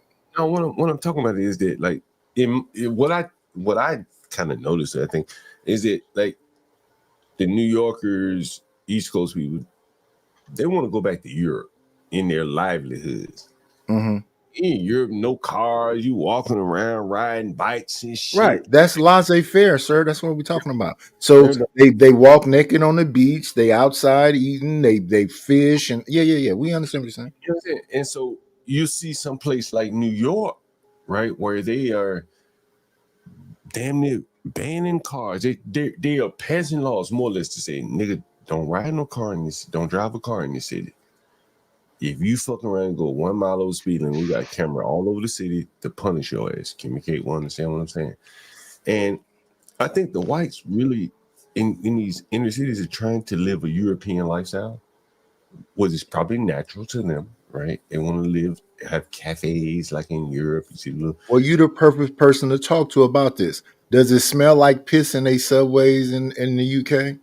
Is it people human shit on the sidewalk walks and in the subway? Is it piss all in the stairwells? Because when you compare New York to the UK, and see, therein where I think is the problem. Is that let's say if you go in Berlin, the motherfuckers are rule followers. The fucking trains run on time, my nigga. On time. Yeah. In New York, nigga might be done do some trash in the subway tunnel. Delayed the train for everybody. Or nigga acting crazy on the train. And delayed the train for everybody. It's a different, you got all the infrastructure, but you got different people using the infrastructure. And those are the ones that, cause the problems, the delays, the trash, the pissing. The people in Berlin, the Berliners are not pissing on the subway. It's the people that are coming in that are pissing on the subways. That's the difference. So the New York comparison is a bad comparison. Like Tough Guy said, the California comparison is a little bit better. So I live in Oakland, California. Right next to us is Alameda, California. They're outside all day. They're walking all day. Even though you can drive and whatever else, those are more like family type cities. If you live in Benicia, Rodeo, these type of places, they're riding bikes. They're women running up the street with their baby strollers, and they outside like that because they do want what you're describing, and it's a little bit more freer. And now that there's so much gentrification, they're able to do so. But it's white people culture. You know what I'm saying? And it's not that just doesn't come by itself. So the Africans are all inside? I don't think the Africans are like walking cultures, subway cultures, casually drinking cultures. I don't think the average. Well, they don't have no infrastructure. So I mean, but are they inside? No, what I'm saying is the average African is not casually drinking. Bro, you know what blew my mind when I first went to Berlin? No lie. I grew up in Alabama where children were not allowed in the liquor store. Up here in New York, D.C., children are allowed in the liquor store. And so in Berlin and probably all throughout Germany, they have what they call them, beer gardens. Man, they be motherfuckers in there with their children. Drinking. Yeah. Drinking with their children. Nigga, you can't go anywhere in America and see people just straight drinking. So you have a true fixation on white folks. This is not a fixation. It's just a realization of the difference. Let me help you out for 1 second, John. I think he does. I think he does have a fixation. You have a serious. I understand your serious fixation with Europe and white folks. Listen, when I was 10 years old, John, listen. I was born January 25th, 1970. When I in Oakland, California, when I was younger, maybe 8, 9 years old, my grandmother could give me a note to go to the store and buy cigarettes and wine and everything else. Yep. And the man would pack that bag up with wine, cigarettes, and whatever. And say, tell your grandmama, blah, blah, blah. Since we lost a sense of community, they don't do that with kids no more. Nope. Since family is gone now, since morality is gone now, we get into a different thing. But that thing that we into, you know where that comes from? And I listen to you and Be Brave talk about the young blacks. That shit comes from them motherfucking crackers. Yeah. So them is listen, and I love that y'all went into that whole thing. You know who buys the most hip hop? White kids. Yep. Y'all don't ever talk about them little white kids that got them ankle monitors on that are going to shoot up every motherfucking thing. The school, and the trench coat mafia and all this other. Y'all act like those shits don't exist. Let me white kids is bad. Listen. One second. If some young black cigarettes in middle school. If some young black kid, one second. I'm gonna be short. If some young black kids go shoot something, it's because somebody been fucking with them and bullying them. When the white boys go shoot up something, they shooting everything. 90s, come on. For no reason. Oh, hold on. So, let me piggyback on that real quick. Hold on. Let me say something for 1 second. 1 second. I gotta step away for 1 second. I'll be right back. Go ahead. Okay. Oh, this nigga again. No, one second. The little white boys. 1 second, y'all. The little white boys is serious EBK. They everybody killers. I'm supporting what you say. Basically, it's a real world story that it just happened today. So I had to go handle some paperwork at the courthouse in Illinois, back when I lived in Illinois. And I was going through the courthouse in the lobby where they kind of wind you down and metal detector and all that.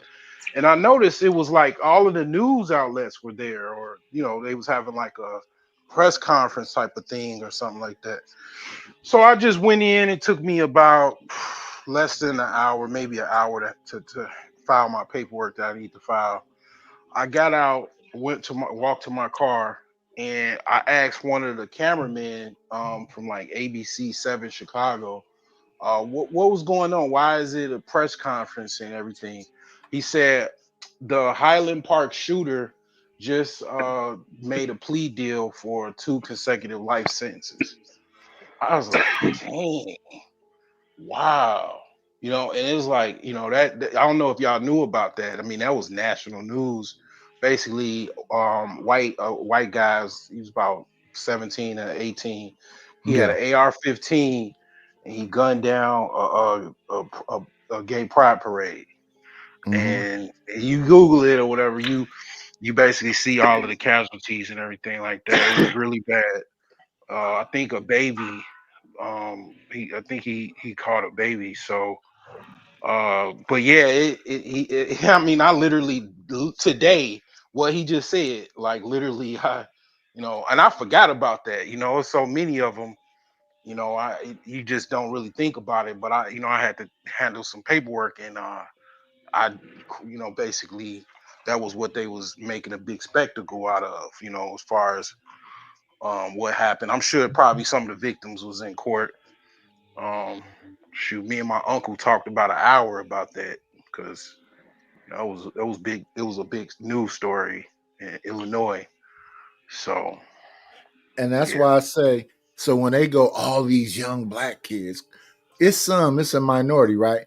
But it don't take that many white folks to tear some shit up. It could just be 1 or 2 of them.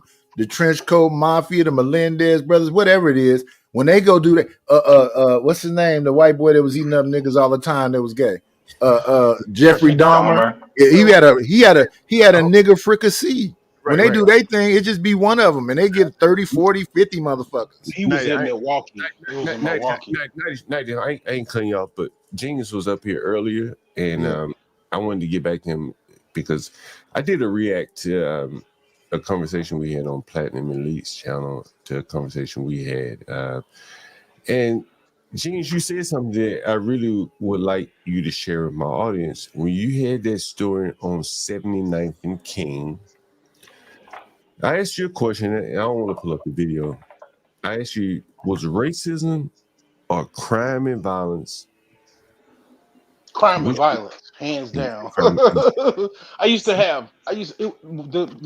place where my store was one of the most violent parts of the South Side of Chicago. It's still violent. I would say that it's the equivalent of like the Bronx in New York. From what I hear, I've yet to. I was supposed to go to New York this year, or actually last year, but I didn't make it. But I've never been. But it's rough. It's very rough. 79th Street between. Everybody from the Chicago area knows 79th Street is from Cottage Grove to all the way And the to Hundreds. State Street. Oh, so somebody from Chicago on this panel? No, nigga, I I used to heard live there somebody too. say 100. Oh, you used to live there. Yeah, Oh, okay. So I used to live everywhere, nigga. That's But crazy because I lived in any place I lived at. I lived in the I don't hood. need no fucking history lesson where you live. We ain't got much Oh, time. okay. So he's telling us we listen to Genius. I ain't giving you no damn history lesson. I just said wherever I lived in the hood, nigga. Thank you, but Genius is talking, man. Come on, man. We don't want to go Okay, off. yeah. So yeah, Come it on, was man. Why pretty you much. always hating on me, John? I can't say nothing around your ass. No, you can't. Bro, trying to get his story out because he came up real abuse, having connection problems. Let's go. But you interrupted him right now. To let him talk. We got 34 minutes. Go ahead, man. Go ahead. Yeah, so for 79th Street between, I would say you could go all the way from Ashland, but that's west. But basically, east would be State Street from State Street to all the way to Stony Island. You can really say from State Street through the lake, it is rough. it's a rough part of the south side of Chicago. So you were saying that GDs and Larry Hoover or somebody fucking lived in the neighborhood? Is that right? They were killing people like roaches? Yeah. I was in a turf of basically between. It was a battle, a street battle between the gangster disciples and the black disciples. Okay, the BDs and the GDs. That was the. And you say you had nightmares. Something you said you had nightmares about. Shoot, I had daymares, man. I used to go to sleep in the back of my store. I had a futon, and I knew it was rough. I carried a 380 on me. That's it.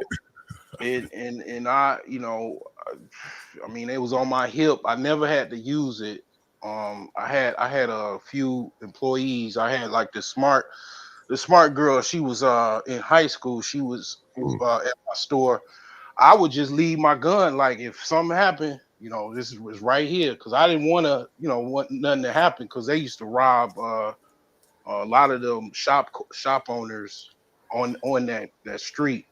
Let me ask you this question: would you be afraid to open up, let's say, a corner store in Southside, wherever you were living in, with 79? No, I wouldn't. But I would say this: I was listening to the Korean guy or master, whoever I forgot his master Kim. Yeah. I was listening to Master. I want to Kim. understand that question though from John. If the fucking Arabs and everybody else don't give a fuck about opening a store up in the hood, why should, if you born and raised there, you be scared? Hold on. That's a good question. I would do that. I would. Yeah. I've actually already did it because not really, but my grandfather had a corner store. Okay. He had a liquor store. So why haven't you? Can I ask you a question? I'm not criticizing you. I just really want to know. I did do it. I just had a computer store.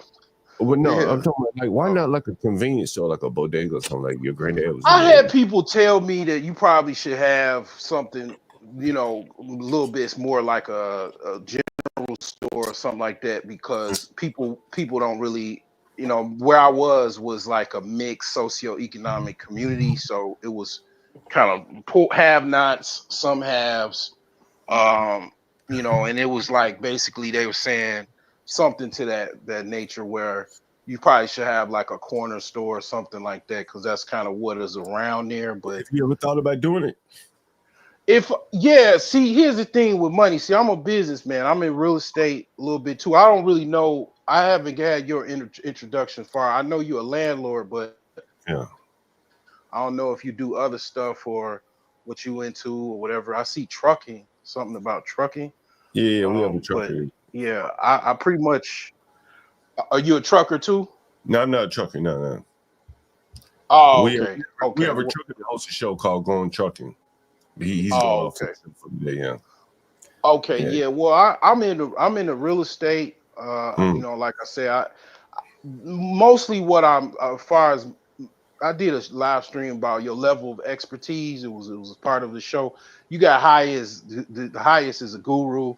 The lower level is a beginner. And the only thing I'll say that I'm either way though. Only thing I'm a guru in is IT. Mainly like computer repair, software troubleshooting, stuff like that. Because I've been doing it for like 17 years. But you're doing spices now.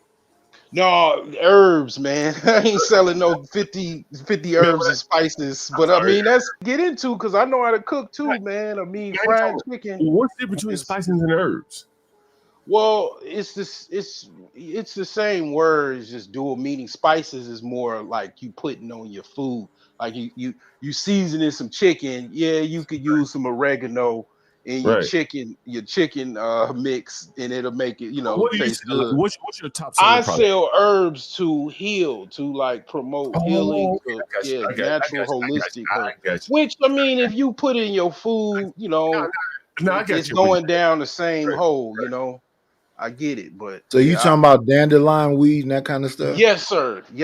Like I got dandelion, rose hip, I got rosemary, oregano, cinnamon.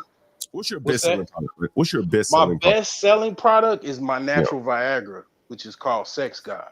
You want that? Then you gotta fuck. Yeah, I can sell that because Who buys it the most? Who's the biggest consumer? 35 and up, 35 and up men. No. Racially. Hold on, 90s. Because I'm getting there.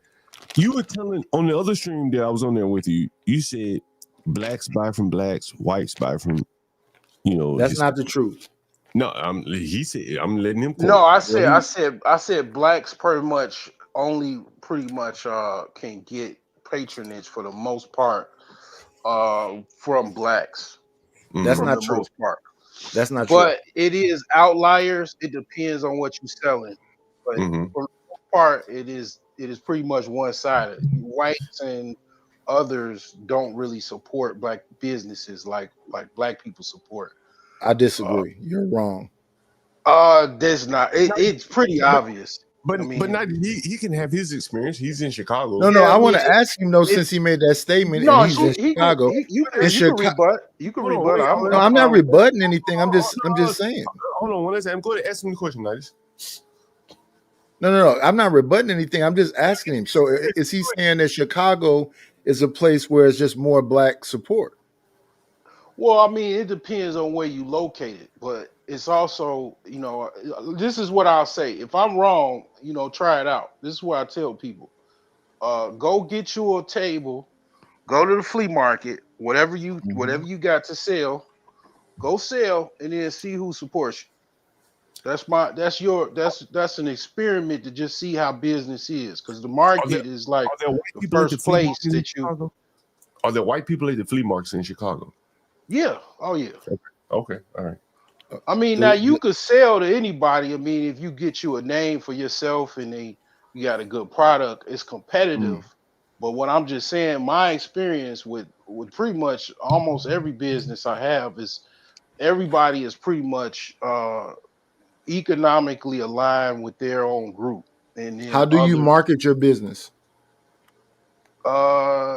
That's pretty much not what I'm talking about right now. I'm saying is like we talking about racial demographics. And I'm talking about the same thing. I'm not changing anything. I want to stay right there with the same thing you're talking about. How do you market yourself? Do you market yourself as just a business, or do you market yourself as a black business? Yeah, I mean, I pretty much market myself just pretty much general. I don't necessarily put a racial spin on it, but I'm not necessarily an expert on marketing. Marketing is actually, a discipline within itself. You could go to college and university for just marketing. Business is a wide variety of different disciplines.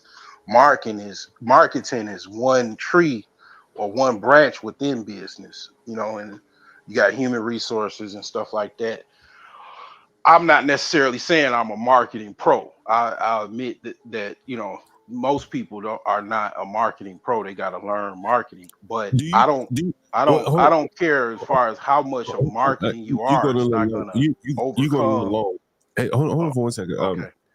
Do you think that by the fact that you're not a marketing pro, you probably need a product that oh yeah, hands down. I've said that on my stream. I've talked about that with a lot of different people. Marketing, man, it's a guy on Instagram.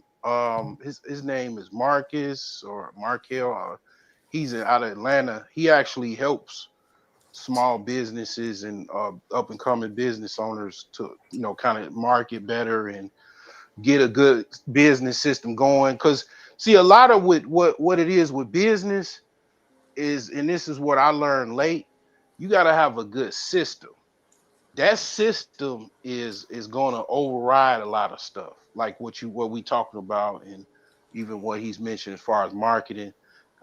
You having a good business system will actually take you to a whole nother level, because see, with business, like what I'm doing now, being self-employed, just trying to kill whatever I can eat, kill whatever I can eat, and scrapping and stuff like that. Yeah, that's when you start out, but the goal is to gain enough momentum and to have some type of system to where it runs itself. Like for example, IBM runs itself. You don't even know who the CEO is, but IBM is still running. Okay, Microsoft, you don't know who the CEO is, but they're still running. Microsoft is in, they got headquarters, wherever. I think it's in Washington. You gotta come on here. And what you just said, you gotta come on here and watch me sell that dope, man. Sell dope. Dope sells itself. Hold on. Dope sells itself. That's right. That's right. Right. So that's my point. See, that's the thing. That's what I said. That's what I said. Hold on, young buck. I'm gonna tell you this. All that spice and shit you selling, you'll never get this. And I'm blessed. I'm blessed that you're a brother. You call me back, man. And I'm blessed. I'm blessed that you're a brother. You call me back, man. That nigga dead right now. You made a mixtape off of somebody talking about. Man, I had that. That was back when I had my store. No, hold on. Fuck that. This is some real dope right here, nigga. This is high learning. That was a dead nigga. He dead right now. What's your point? My point is, me and you gonna be dead niggas soon. So what's your point? But all that spice you selling, they never gonna tell you this. And I'm blessed. I'm blessed that you're a brother. They already told me, bro. And with them bliss, okay, let me tell you a story. He couldn't hear it, genius. What he said, because your brother what? He said, I play the game. I love playing this shit. And I'm blessed. I'm blessed that you're a brother. You call me back. That you're a brother, and you call me back. Right. So that's my point. If it's a business, it's an actual business. No, sir. I'm gonna let you finish. I'm not gonna be long-winded. But you made a point, and I just want to know: did you hear your own point? No, but you said that people don't even know the face of the company. And let me say a testimonial, man. So, I had. This is how niggas conversate. I had a guy I work with, and his stomach was hurt.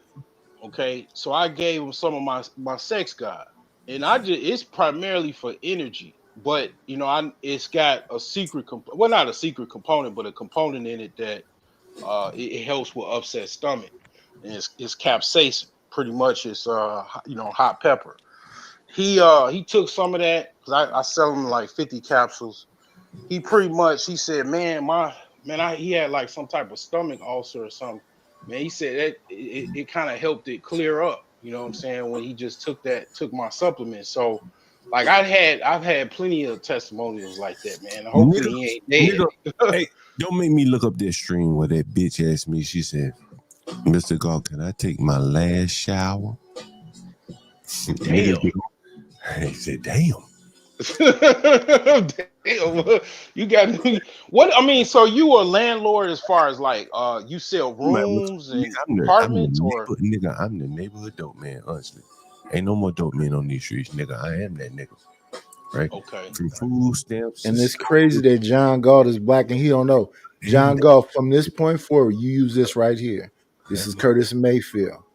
I'm your mother, I'm your daddy, I'm that nigga in the alley. I'm your pusher man.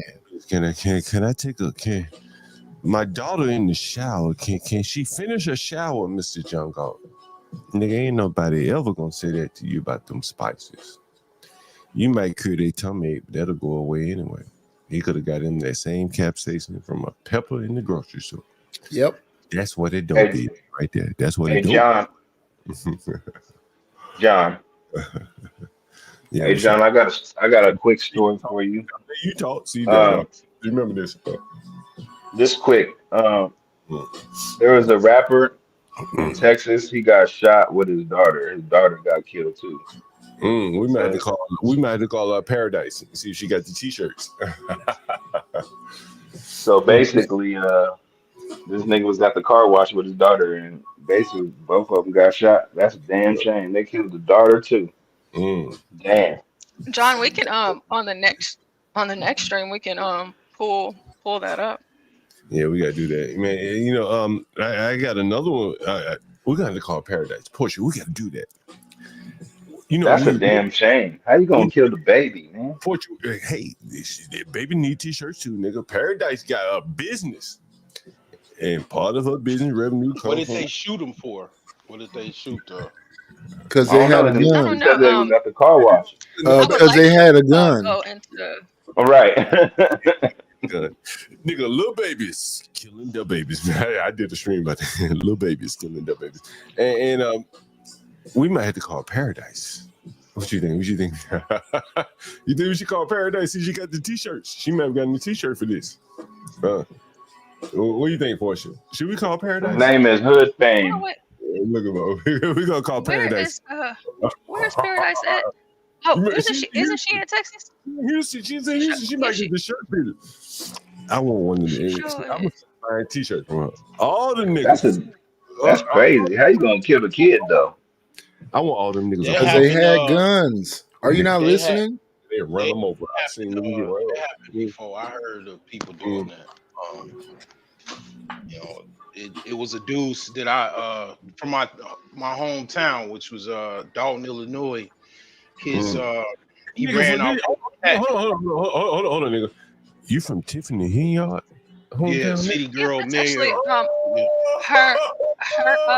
her last meeting is actually happening right now. Oh, nigga. Her last meeting. Did you vote for Ah, her? shit. My mother and father moved from Dalton in 2001. I thought Dalton was a retirement community. Ballot for that motherfucker. Did you send a mail in ballot for? You probably could steal. Wait, John. 1 second. I thought Dalton was a retirement community. No. It's pretty much like so they shut down a lot of they basically demolished the projects in Chicago in the late 90s, early 2000s. Yeah, a lot of people were pushed out all over the city and different parts of the suburbs, and they pushed all the way towards Dalton, and Dalton got real ghetto. You know? It went from Fresh Prince of Bel-Air to South Central. Hell no. One second. Let me talk to Genius since he used that term. Where does the term ghetto come from, Genius? Come from the Jews in Nazi Germany. Yeah. In America, where was it first formed? It was a place called Levittown. You know who lived in Levittown? Black people. White people. Yeah, small hats. So that's the ghetto thing, right? So when I hear somebody say it was real ghetto, what does that mean? And even better, let's go beyond ghetto. The term nigga. Where does that come from? Who formulated the nigga? Well, shit, nigga. Negroes. Have you heard of a man called David Soul? Just talked over me. Are you trying to ask for a question? No. It's just a compound question. It's more than one part, sir. Have you ever heard of those before? Compound questions is more than one part. What are you asking? I'm trying to figure out. I'm asking you the concepts at the same time. No. You asked me a question. Do you want me to answer? Let me know when it's my turn. You're asking a question, or are you just trying to make a statement? It's a compound question. I just explained that. It's more than one part. Go ahead. That is stupid. Go ahead, man. No, I mean, all I'm saying is that it's two parts to the question. It was one. I said one part. Let me say the second part. Are you in the ghetto, or do you live? Do you think where you live is the ghetto, or I don't think where I live is the ghetto. I don't think what makes it ghetto. Maybe help me understand the question better because we only got a few minutes. Help me understand what is ghetto so I can answer that question. People have lower wages, unemployment, poverty. They might like loud music with rims on old cars. Does that sound any familiarity to you? So let me help you out. Where I live at is called Oakland, California. And where I live, there are Cambodians, Laotians, Vietnamese, Tongans, Samoans, That's and the a California majority thing. of the people. 1 second, sir. The majority of the people that live here are white. The black Yep. population is very low. So would that be considered a ghetto? There's a I don't know. Starbucks I near me. haven't been to Oakland. I haven't No, been no, to no. Oakland. There's a But Starbucks. I've seen some things from Oakland. I seen some gorilla pimps beating up a well, I don't want to say hoe, but unless I Frisco can. is real bad. I mean, was she a hoe? I I seen mean, I was seen she some a hoe? gorilla pimps doing in action in Oakland. That you know, seemed pretty ghetto to me. sometimes That's some Y. It's some Wait, YNs. before It's some John YNs in Galt, I think one I Frisco. was second. traumatized Wait a 1 little bit second, after sir. I 1 saw second, that. sir. Before John Galt plays this right here about Oakland In and Out closing, you know why Oakland In and Out closed? I don't know. It's a Because it crime. was ghetto. Right. It's not. No. I want to answer your question. You tell The me. Raiders. 1 second. The Raiders left. The Warriors left. The A's left. So Was since that because it was that ghetto? thing that was the hook, I'm in Oakland. Can I talk about this conversation? Yeah, go right ahead. Yeah. Right. So the major teams left, which was giving these business their money. So once those major teams left, we had a breakdown in what they call the Hagenberger corridor. So everything that was there was getting their money from those teams. And once those teams left, yeah, they took it over. You got it, John. I ain't got it. You really got quick, John, do you got you still got some energy left in you? Shit, nigga, I might call a GoPuff order. Matter of fact, yeah, hey, support the channel, man. Hey, get gonna get y'all a 6-pack. Yeah, get this woman her $15 a day. So we can I keep wanna- it going. Why you keep undercutting? Yeah, I want I to see just wanted this to make story. sure. I wanted to make sure that John is coming back. So Yeah. Why you? Yeah, John, because I want you to see this story, John. Fuck y'all, motherfucker, keep undercutting Porsche. $20, nigga. Come on, help the woman out. Like, help the channel. Fuck the woman. Help the channel. It helps her do her business much more efficiently. We're gonna do $20 a day. I think, like, get crack, set stretch goals. We're gonna set stretch goals here. Yeah, $20 a day. Go ahead. What you say? Hey, I already know what the thumbnail gonna be. It's gonna be about some pimping. I'm gonna put John in his pimp hat with his 3-piece suit on. No, John don't like talking about pimping, nigga. He don't like the game. No. Who He don't said know that? none of us. I might show y'all. John don't like the game, nigga. Okay, He don't know cool. nothing about the Cool, game, nigga. Cool. So who said that? Was I that know, me? I just wanted to make sure Nidus, that I know you John. can appreciate the game because you from the O, nigga. No. I'm a square. But you from the town though, so you already know what it is though. I'm a square. I don't know nothing about it. I don't know nothing about no gorilla pimping. Shut your ass up. Hey. Nigga know everything. I don't know nothing about no renegade bitches. None of that shit. Yeah, I bet you don't, nigga. Is my mic on mute? No. Hey, You know, John. You know that's why I always say that. Am I muted right now? Now, Portia talking. No, we can hear you, Portia. I can hear you. All right, thank you. Thank you enough for it. Go ahead. I ain't said nothing. I'm just letting these people ramble. Are you going to be up for a few more hours? Like, will you come to the next one since we're about to end in about 5-10 minutes? Yeah, I come to the next. I probably got another 2 hours in me for sure. Okay, good. All right. So y'all go ahead and I already turned on the redirect. So, and for those of you, all you fellas on the panel in the back chat, I put the link to the next StreamYard as you guys are getting ready to like wind down and stuff. Portia, I think I'm gonna start off with this motherfucker. This shit I saw today. Ooh. Let me help John Galt out since he up here mumbling. He sound like he been sipping. All you niggas in the back and you niggas on the panel, send $5 to fucking Portia. I done told this pieces of shit. Nigga keep saying $5. Boy, I'm gonna drop your ass. And I don't drop anybody. Hey, look, you dropped me before. I've been dropped from better places than this, nigga. No, what you think you saying right now? Got me fucked up. No, nice. I don't drop people. So when I say you dropped me before, yes, you do, nigga. You be dropping me all the time. I said it in the chat earlier. This nigga think he said something right there. Let me send this file. See, you got to get your money up so you're not so emotional. Hold on. Wait, get your money up. You ain't got to worry about stupid shit. Nice. When I did the show, be brave. When I did the show, be brave. Don't explain. No, stand on business, nigga. You don't have to explain nothing. Fuck it. You got it. And I am. So that's why if you give me a few minutes, I only need a few minutes. I'm dropping since you need to explain something to me. I'm out. Peace. No, I want you to. He gonna drop. But when I dropped you nights, honestly, on Bree Birdie, was because we just run the stick show. They bring people up, bring them down.